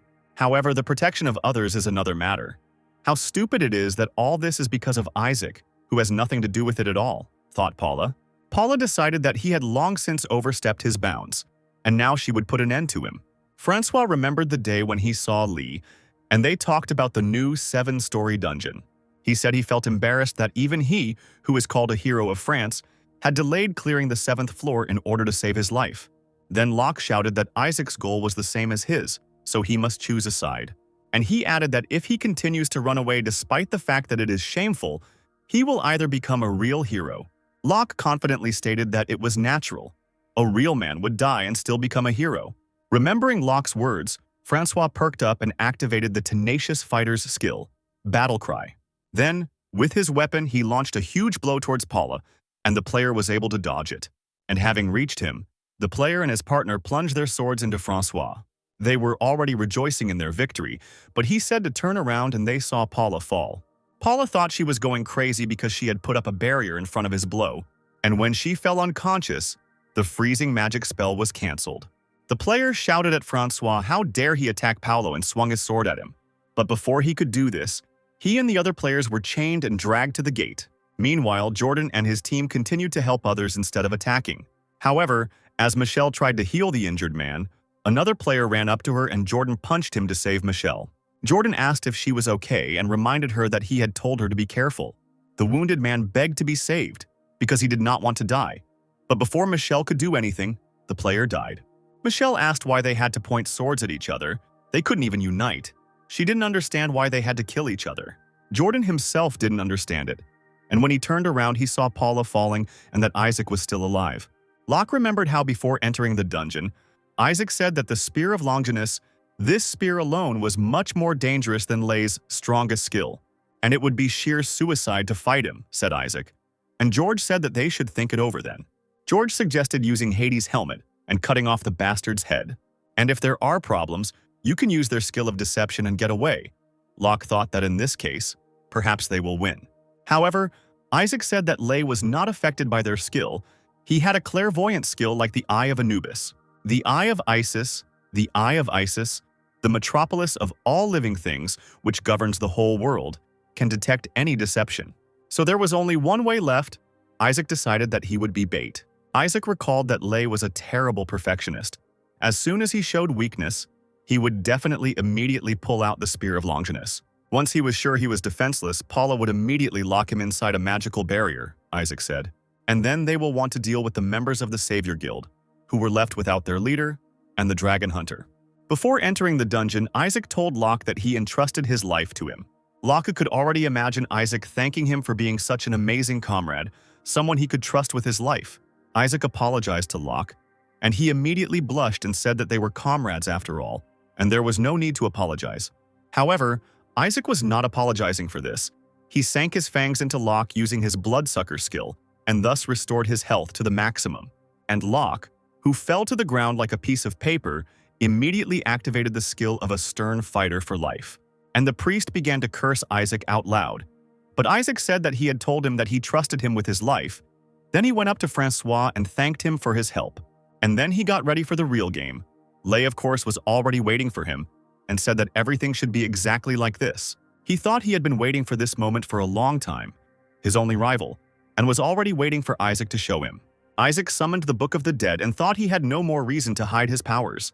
For the first and last time since he returned to the past, he is going to give it everything he has. All his powerful monsters came from the Book of the Dead. The dragon was, of course, the most spectacular. Even the dragon hunter was surprised by the number of skeleton soldiers, skeleton knights, dragon, and black mage. The Messiah players thought they already had a difference in ground forces, and now a dragon has appeared. Isaac gathered all his assistants, whom he had been collecting for a whole year, and even the very first skeleton of soldiers was next to him, and thus the battle began. The players thought that there was no way they could win, and one of them asked Lei to give them an order, but instead Lei swung his sword himself. With one blow, Lei destroyed the fire golems, and then the players thought that with him the guild would never lose. Then Lei said that let everyone fight as best they can, that was his order. Then he immediately went to Isaac. Then the Death Knight blocked his way, and the Death Knight told Lei that he forbade him to approach the master. Then Lei started fighting with the Death Knight. And it wasn't that it was hard for Lei. Then another skeleton soldier with Thor's hammer jumped in and started fighting him. Isaac thought that perhaps teaming up to fight Lei would be a good idea, but not particularly effective. Also, without the power of the Death Knight, the other guys wouldn't last long, so he decided to change the plan. Isaac said that it was necessary to put an end to it, and then he activated the Knights of the Round Table item set effect. Now Isaac had used all of his items, and now he really stopped holding back. He then ordered the Death Knight and the Soldier Knight to return to him. Lei had already dealt with the Death Knights with ease. Then he stuck his sword into the ground and waited for another attack. The Death Knight approached Isaac and, kneeling down, asked his master to give him an order. Isaac ordered to split up and help the allies, and the knight immediately began to carry out his order. Lei asked if he was going to fight him personally. Lei said it was funny. Even if he had legendary level items, his pride would eventually kill him. The Guardian of Light shows interest in this battle, and the representative of the Dark World also showed interest. Excalibur challenges a hostile wall enemy, and all stats of the hostile wall enemy are halved. Lei has lured the Light Guardian's skill, and the stat reduction effect does not affect him. The resistance power has increased by 100%, and the defense power has also increased by 100%. Lei used the Light Guardian skill, and the damage dealt during the skill increased by 1,000%. But Isaac managed to take out his shield in time and protect himself. But Lei struck him again, and then Isaac used his vampire skill and turned into a swarm of bats, which were not so easy for Lei to deal with. And in the moment when he was distracted, Isaac bit him on the hand. Locke was worried that something would happen to his friend, but Isaac said that he could handle it alone. But Lei turned out to be too strong. Lei looked at his bite and said, "It's time to stop, it's just getting disgusting." Isaac feigned an apology for feeling disgusted, but he would have to use everything he had to fight him. He poisoned Lei with poisonous blood, but Lei had resistance strengthened by the blessing, and it suppressed the poisonous blood in his body. Lei laughed and asked if he had used all of his techniques. Isaac replied that he had not yet. Isaac used the Dark Force representative's skill Blood Mist, and it surrounded Lei. Lei was poisoned by blood poison, but he immediately suppressed the blood poisoning, and Lei said that he continued to use useless skills on him. Then Isaac used Solomon's Ring, and then ants appeared from underground and began to attack Lei. Lei only got angry, telling him to stop joking, and with just one blow he destroyed all the monsters. Then Lei said that if he had nothing more to show, then let him die. Isaac used the Dark World skill, and the corpses of all the ants instantly caught fire and exploded. But Lei easily parried all the blows and responded with his own blow, grabbing Isaac by the head and throwing him to the ground. Isaac thought that it seemed like there was no escape from the difference in indicators with the warrior. Isaac flew a long way, and Lei said he acted so confident that he was even a little disappointed. Georg tried to help Isaac and opened the gates to hell, but Lei cut off all the chains and cut off Georg's arm and legs, and when Lei approached Isaac, he was wearing a mask. Lei said he expected more from him, but when he turned around he saw a skeleton with a spear rushing at him. He began to fight him, thinking that his attempts to use skeletons on him were stupid, but then Isaac himself stood up and cut him with his sword. The skeleton pierced him with the Spear of Longinus, and Lei thought that he should quickly pull it out. He thought that in this world there was nothing that could kill him. But then all his indicators dropped sharply, and his defense still couldn't be penetrated by any weapon in the world. Lei said it was a good blow, but it still wasn't strong enough to cut his head off. Isaac replied that he knew this, so he prepared something else. He took something out of the armory. Lei tried to block his attack, but Isaac managed to stab him with a knife, and Lei was subjected to Balmung's curse, and his resistance power was reduced by 90%. The representative of the Dark World was pleased with the results of the battle. Then everyone froze when they saw that Lei had fallen. Isaac managed to kill Lei, then he told everyone to lower their weapons. All players, including the Savior Guild and the Messiah Guild, will no longer be at odds with each other from this moment on. There have been too many casualties. The direction they must move in has been determined. It is necessary to heal the wounded and arm all the warriors as quickly as possible, and then go up to the 8th floor. Everyone listened carefully to Isaac.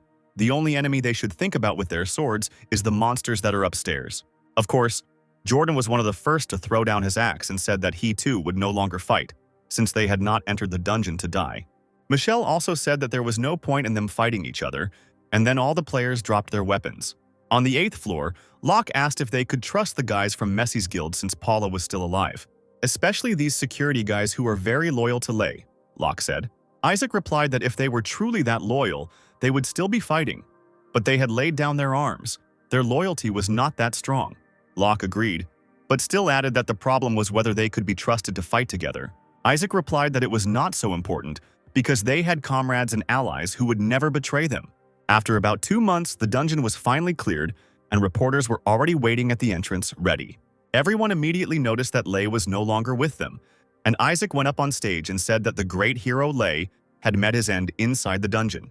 And dying, he left his will. He is very sorry that he could not reach the end of the game. Isaac decided to save the good name of Lei for the sake of people.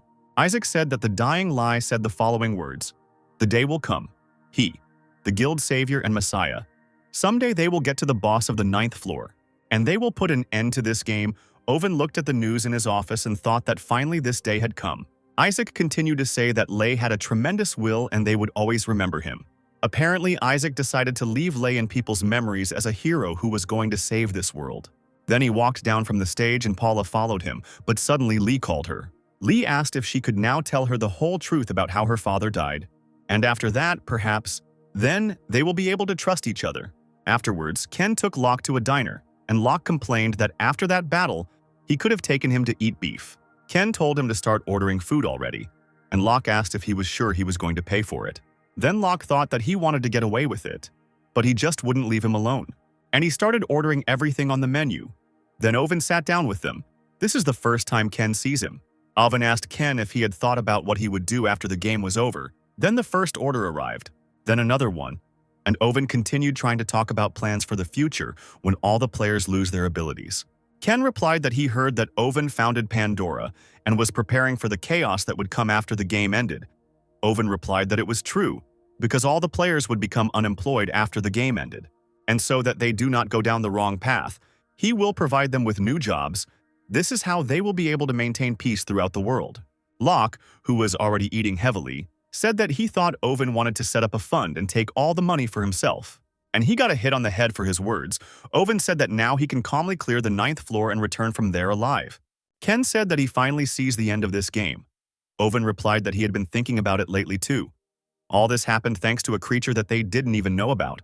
It is still in heaven and watching them from there, and judging by the behavior of people, it seems to him that at this rate, the end will not be achieved.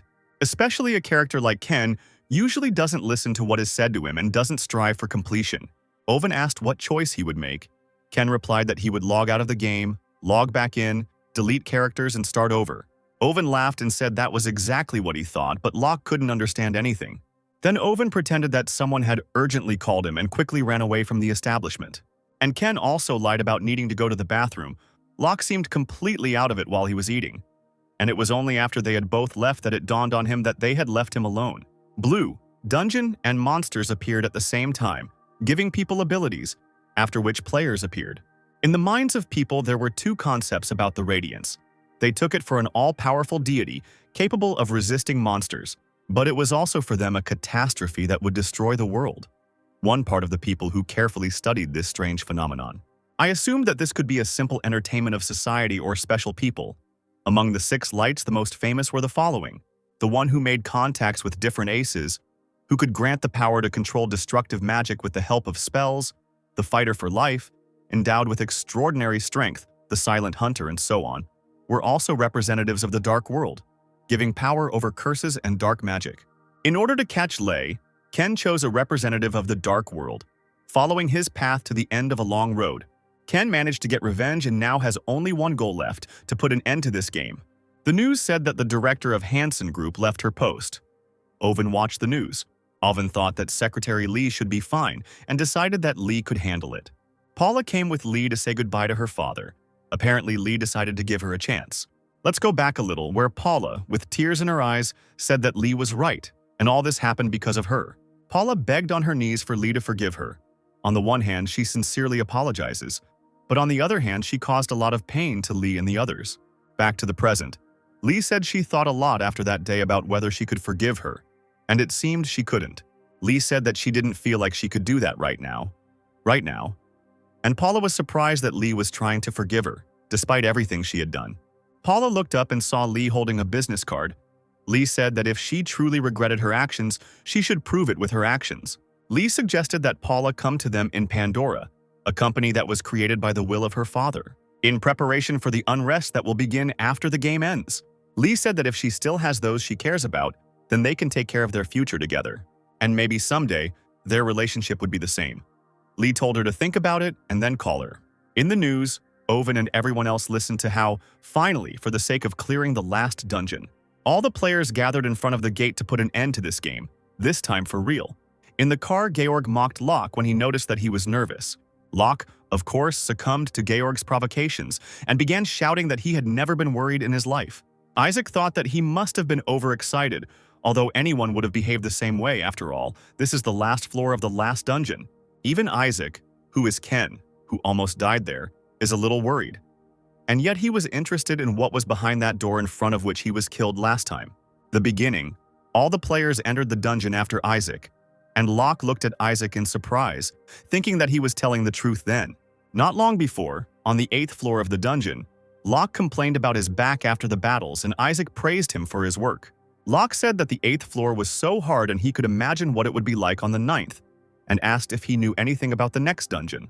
Isaac replied that he didn't really know what was there, and Locke scratched his head in irritation, saying that he thought Isaac would definitely know something. From the 1st to the 8th floor there is a continuous cave, and also a huge door, but Isaac himself does not know what is behind it. Locke asked what cave, what door he was talking about, but Isaac lied that he thought it would be like that. And then he just walked away, and Locke ran after him and shouted how he knew all this. While everything was going well, Isaac stood up and said that they would begin a briefing on their plan of action. But before Isaac could say anything, a system error message arrived. Then the same messages started pouring in one after another, stating that all levels had already been completed. Of course, no one understood anything, and Locke tried to ask Ken what was going on. But of course, he himself didn't know. While everyone was perplexed, the door to the end of the game had suddenly opened. Isaac had never heard of a system error before, and he was really worried this time. But Locke shook him on the shoulder and said that it seemed that Mr. Isaac was worried, and added that he should not be afraid because he was next to him, and that he would protect him, although his own legs were shaking badly. Of course, Isaac noticed this, and only smiled from his support. After all, the only sweetest one here was Locke. Yet it helped Isaac, and he said that this time he would put an end to everything. And so the final battle began. But when they entered, they saw nothing. But suddenly the candles lit up, and everyone saw the corpses of monsters lying on the ground. And at the end of the cave, a man was sitting on a throne. The corpses of monsters were laid out near the throne, and a man sat on them, who told them that they had come too late. Some random character appeared. Everyone was terrified because they didn't understand anything, but before they could get their weapons out, they were attacked. With just one blow, everyone except Isaac and a few of the boys were dead. And the man said he thought one blow would be enough to take care of them all. Isaac became very angry and immediately called his subordinates and went to him, asking who he was.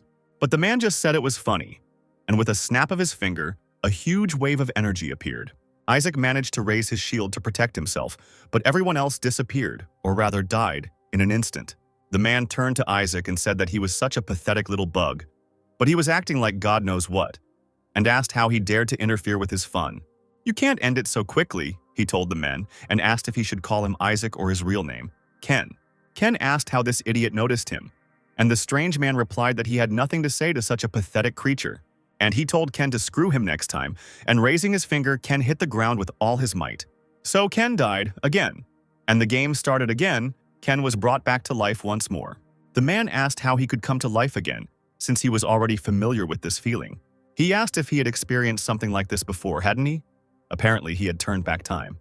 It seems Ken has now begun to understand who he is, the unprecedented force that caused the death of the entire squad, a system error that he saw for the first time, and also hostility and anger directed at Ken. It's probably him. Ken said he doesn't look like the Shining. He got into trouble because Ken killed Lei. Ken realized that this was the Guardian of the Light who had helped Lei throughout the journey. He became angry and asked if he thought he would be embarrassed by some little man.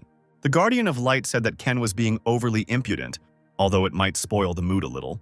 He said that his mood was really spoiled now. He raised Ken, the Keeper of Light, decided to take out his anger on Ken. After Ken started tossing from side to side, and the Keeper of Light said that people enjoy squashing bugs. And for people like him, people are toys. Ken has already managed to die 15 times during all this time. He clearly didn't expect the Radiance to intervene personally. But even if it did, perhaps its representative would appear. The angry glow said that Ken seemed to have a lot of thoughts in his head, and asked if he really thought that these were pieces of garbage that would fall apart just by touching them. He thought they could help him. Then he said that Ken had only one way to get out of here. He let Ken go down on his knees, then laid his head on the ground, saying that Ken was required to kneel and bow his head. The Guardian of Light declared that Ken was obliged to beg him for mercy, and it was barely noticeable that part of his body was missing. Ken realized that the figure became somehow blurry for a moment. Apparently, it was his fake body. First, it was worth provoking him a little more. Shining saw that Ken was smiling and said that apparently he had gone completely crazy. Ken replied that he just found it funny that he had such power, but could not make a person dance to his tune. Ken said he was puffing and angry, just like a human.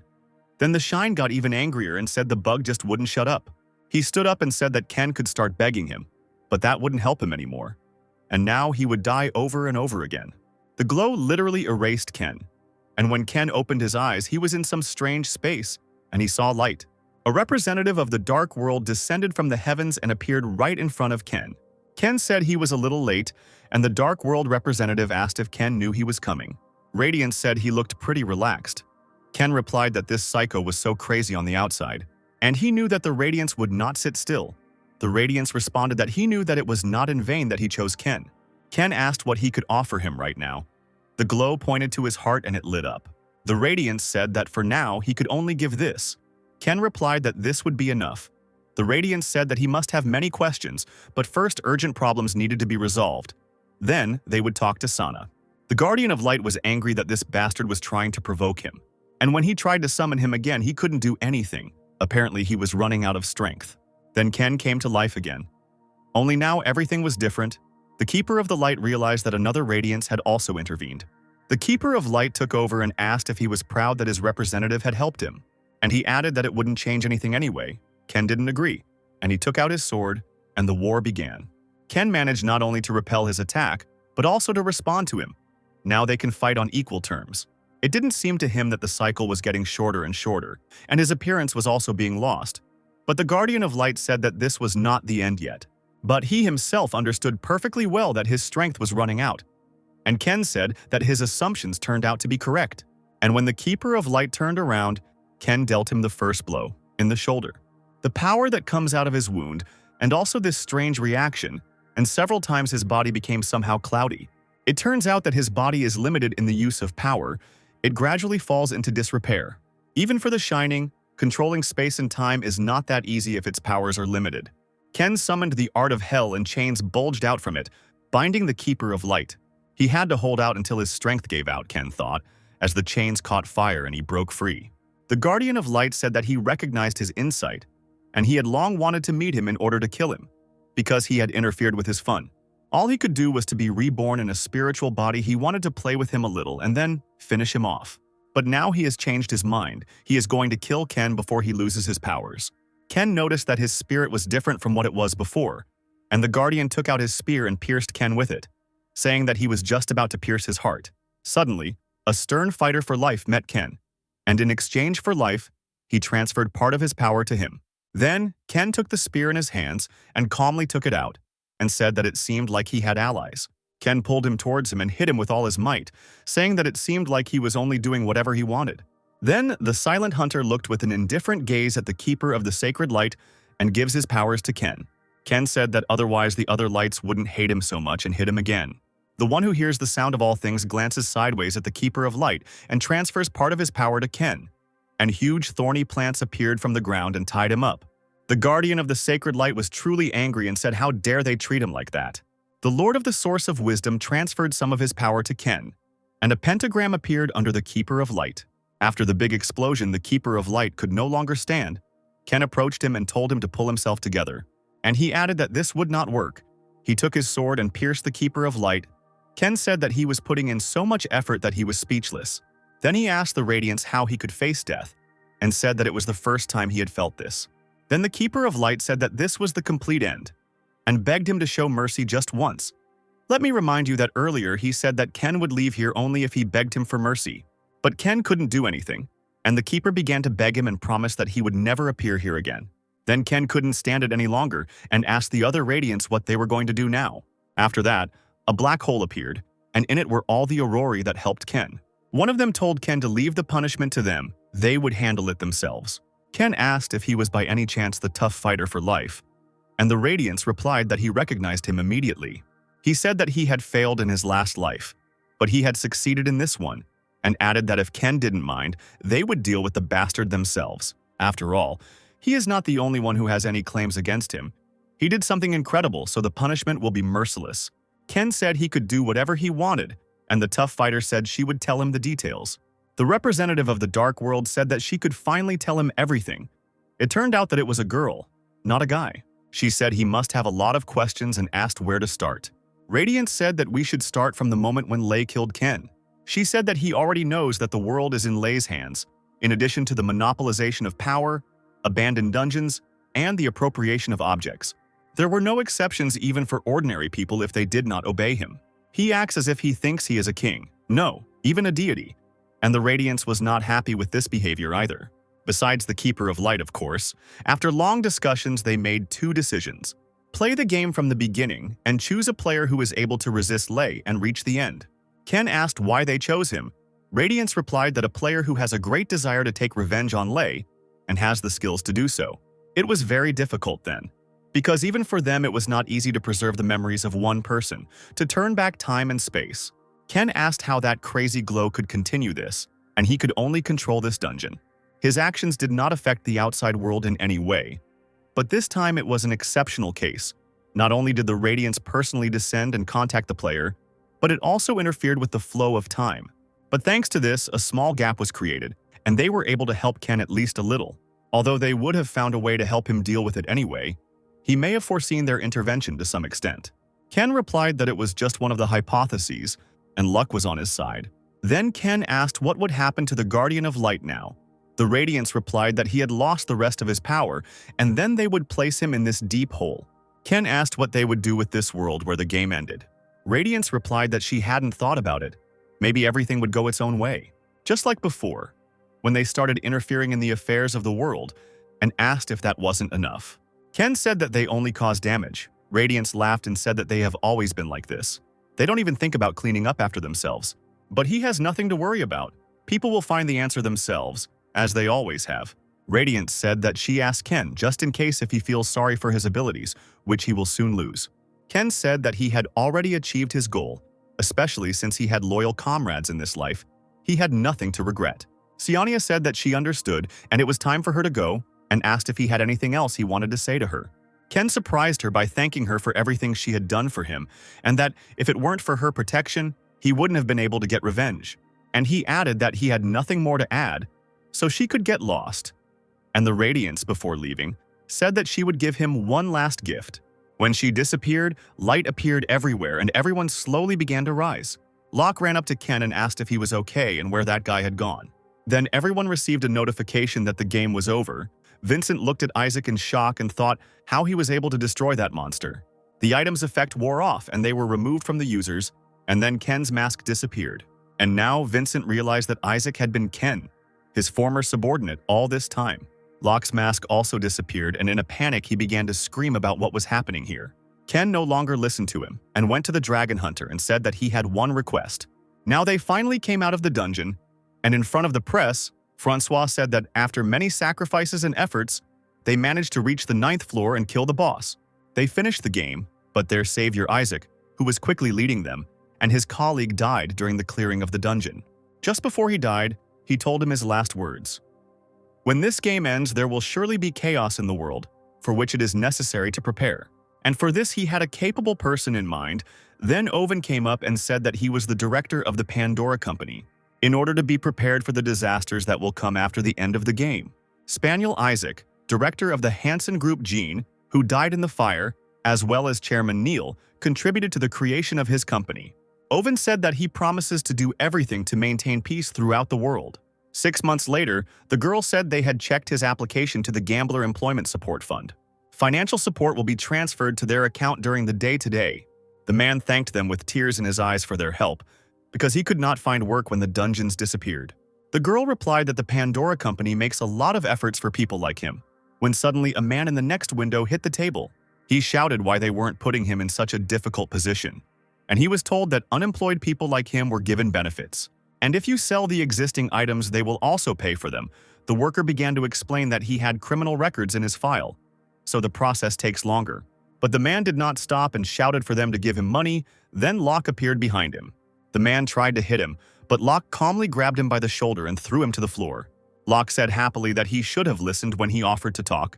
Later, he went to see Lee and saw a pile of documents on her desk and told her to remember to rest. Lee said it looked like he was on shift and asked the support department if there were any problems.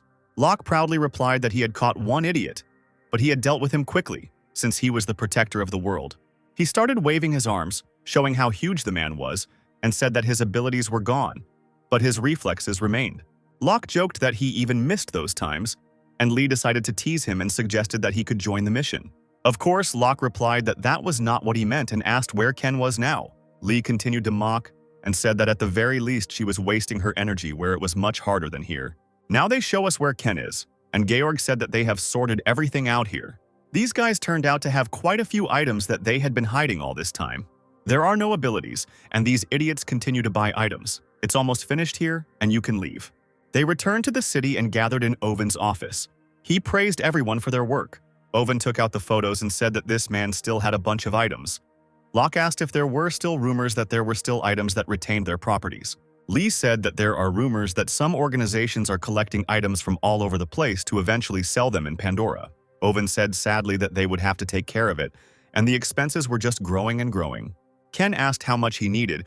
Owen looked a little confused and replied that the more the better, as always. Then Ken replied that he would deal with it, and we see Vincent, who was still working. When Ken came to him, he immediately became scared and asked what he was doing there.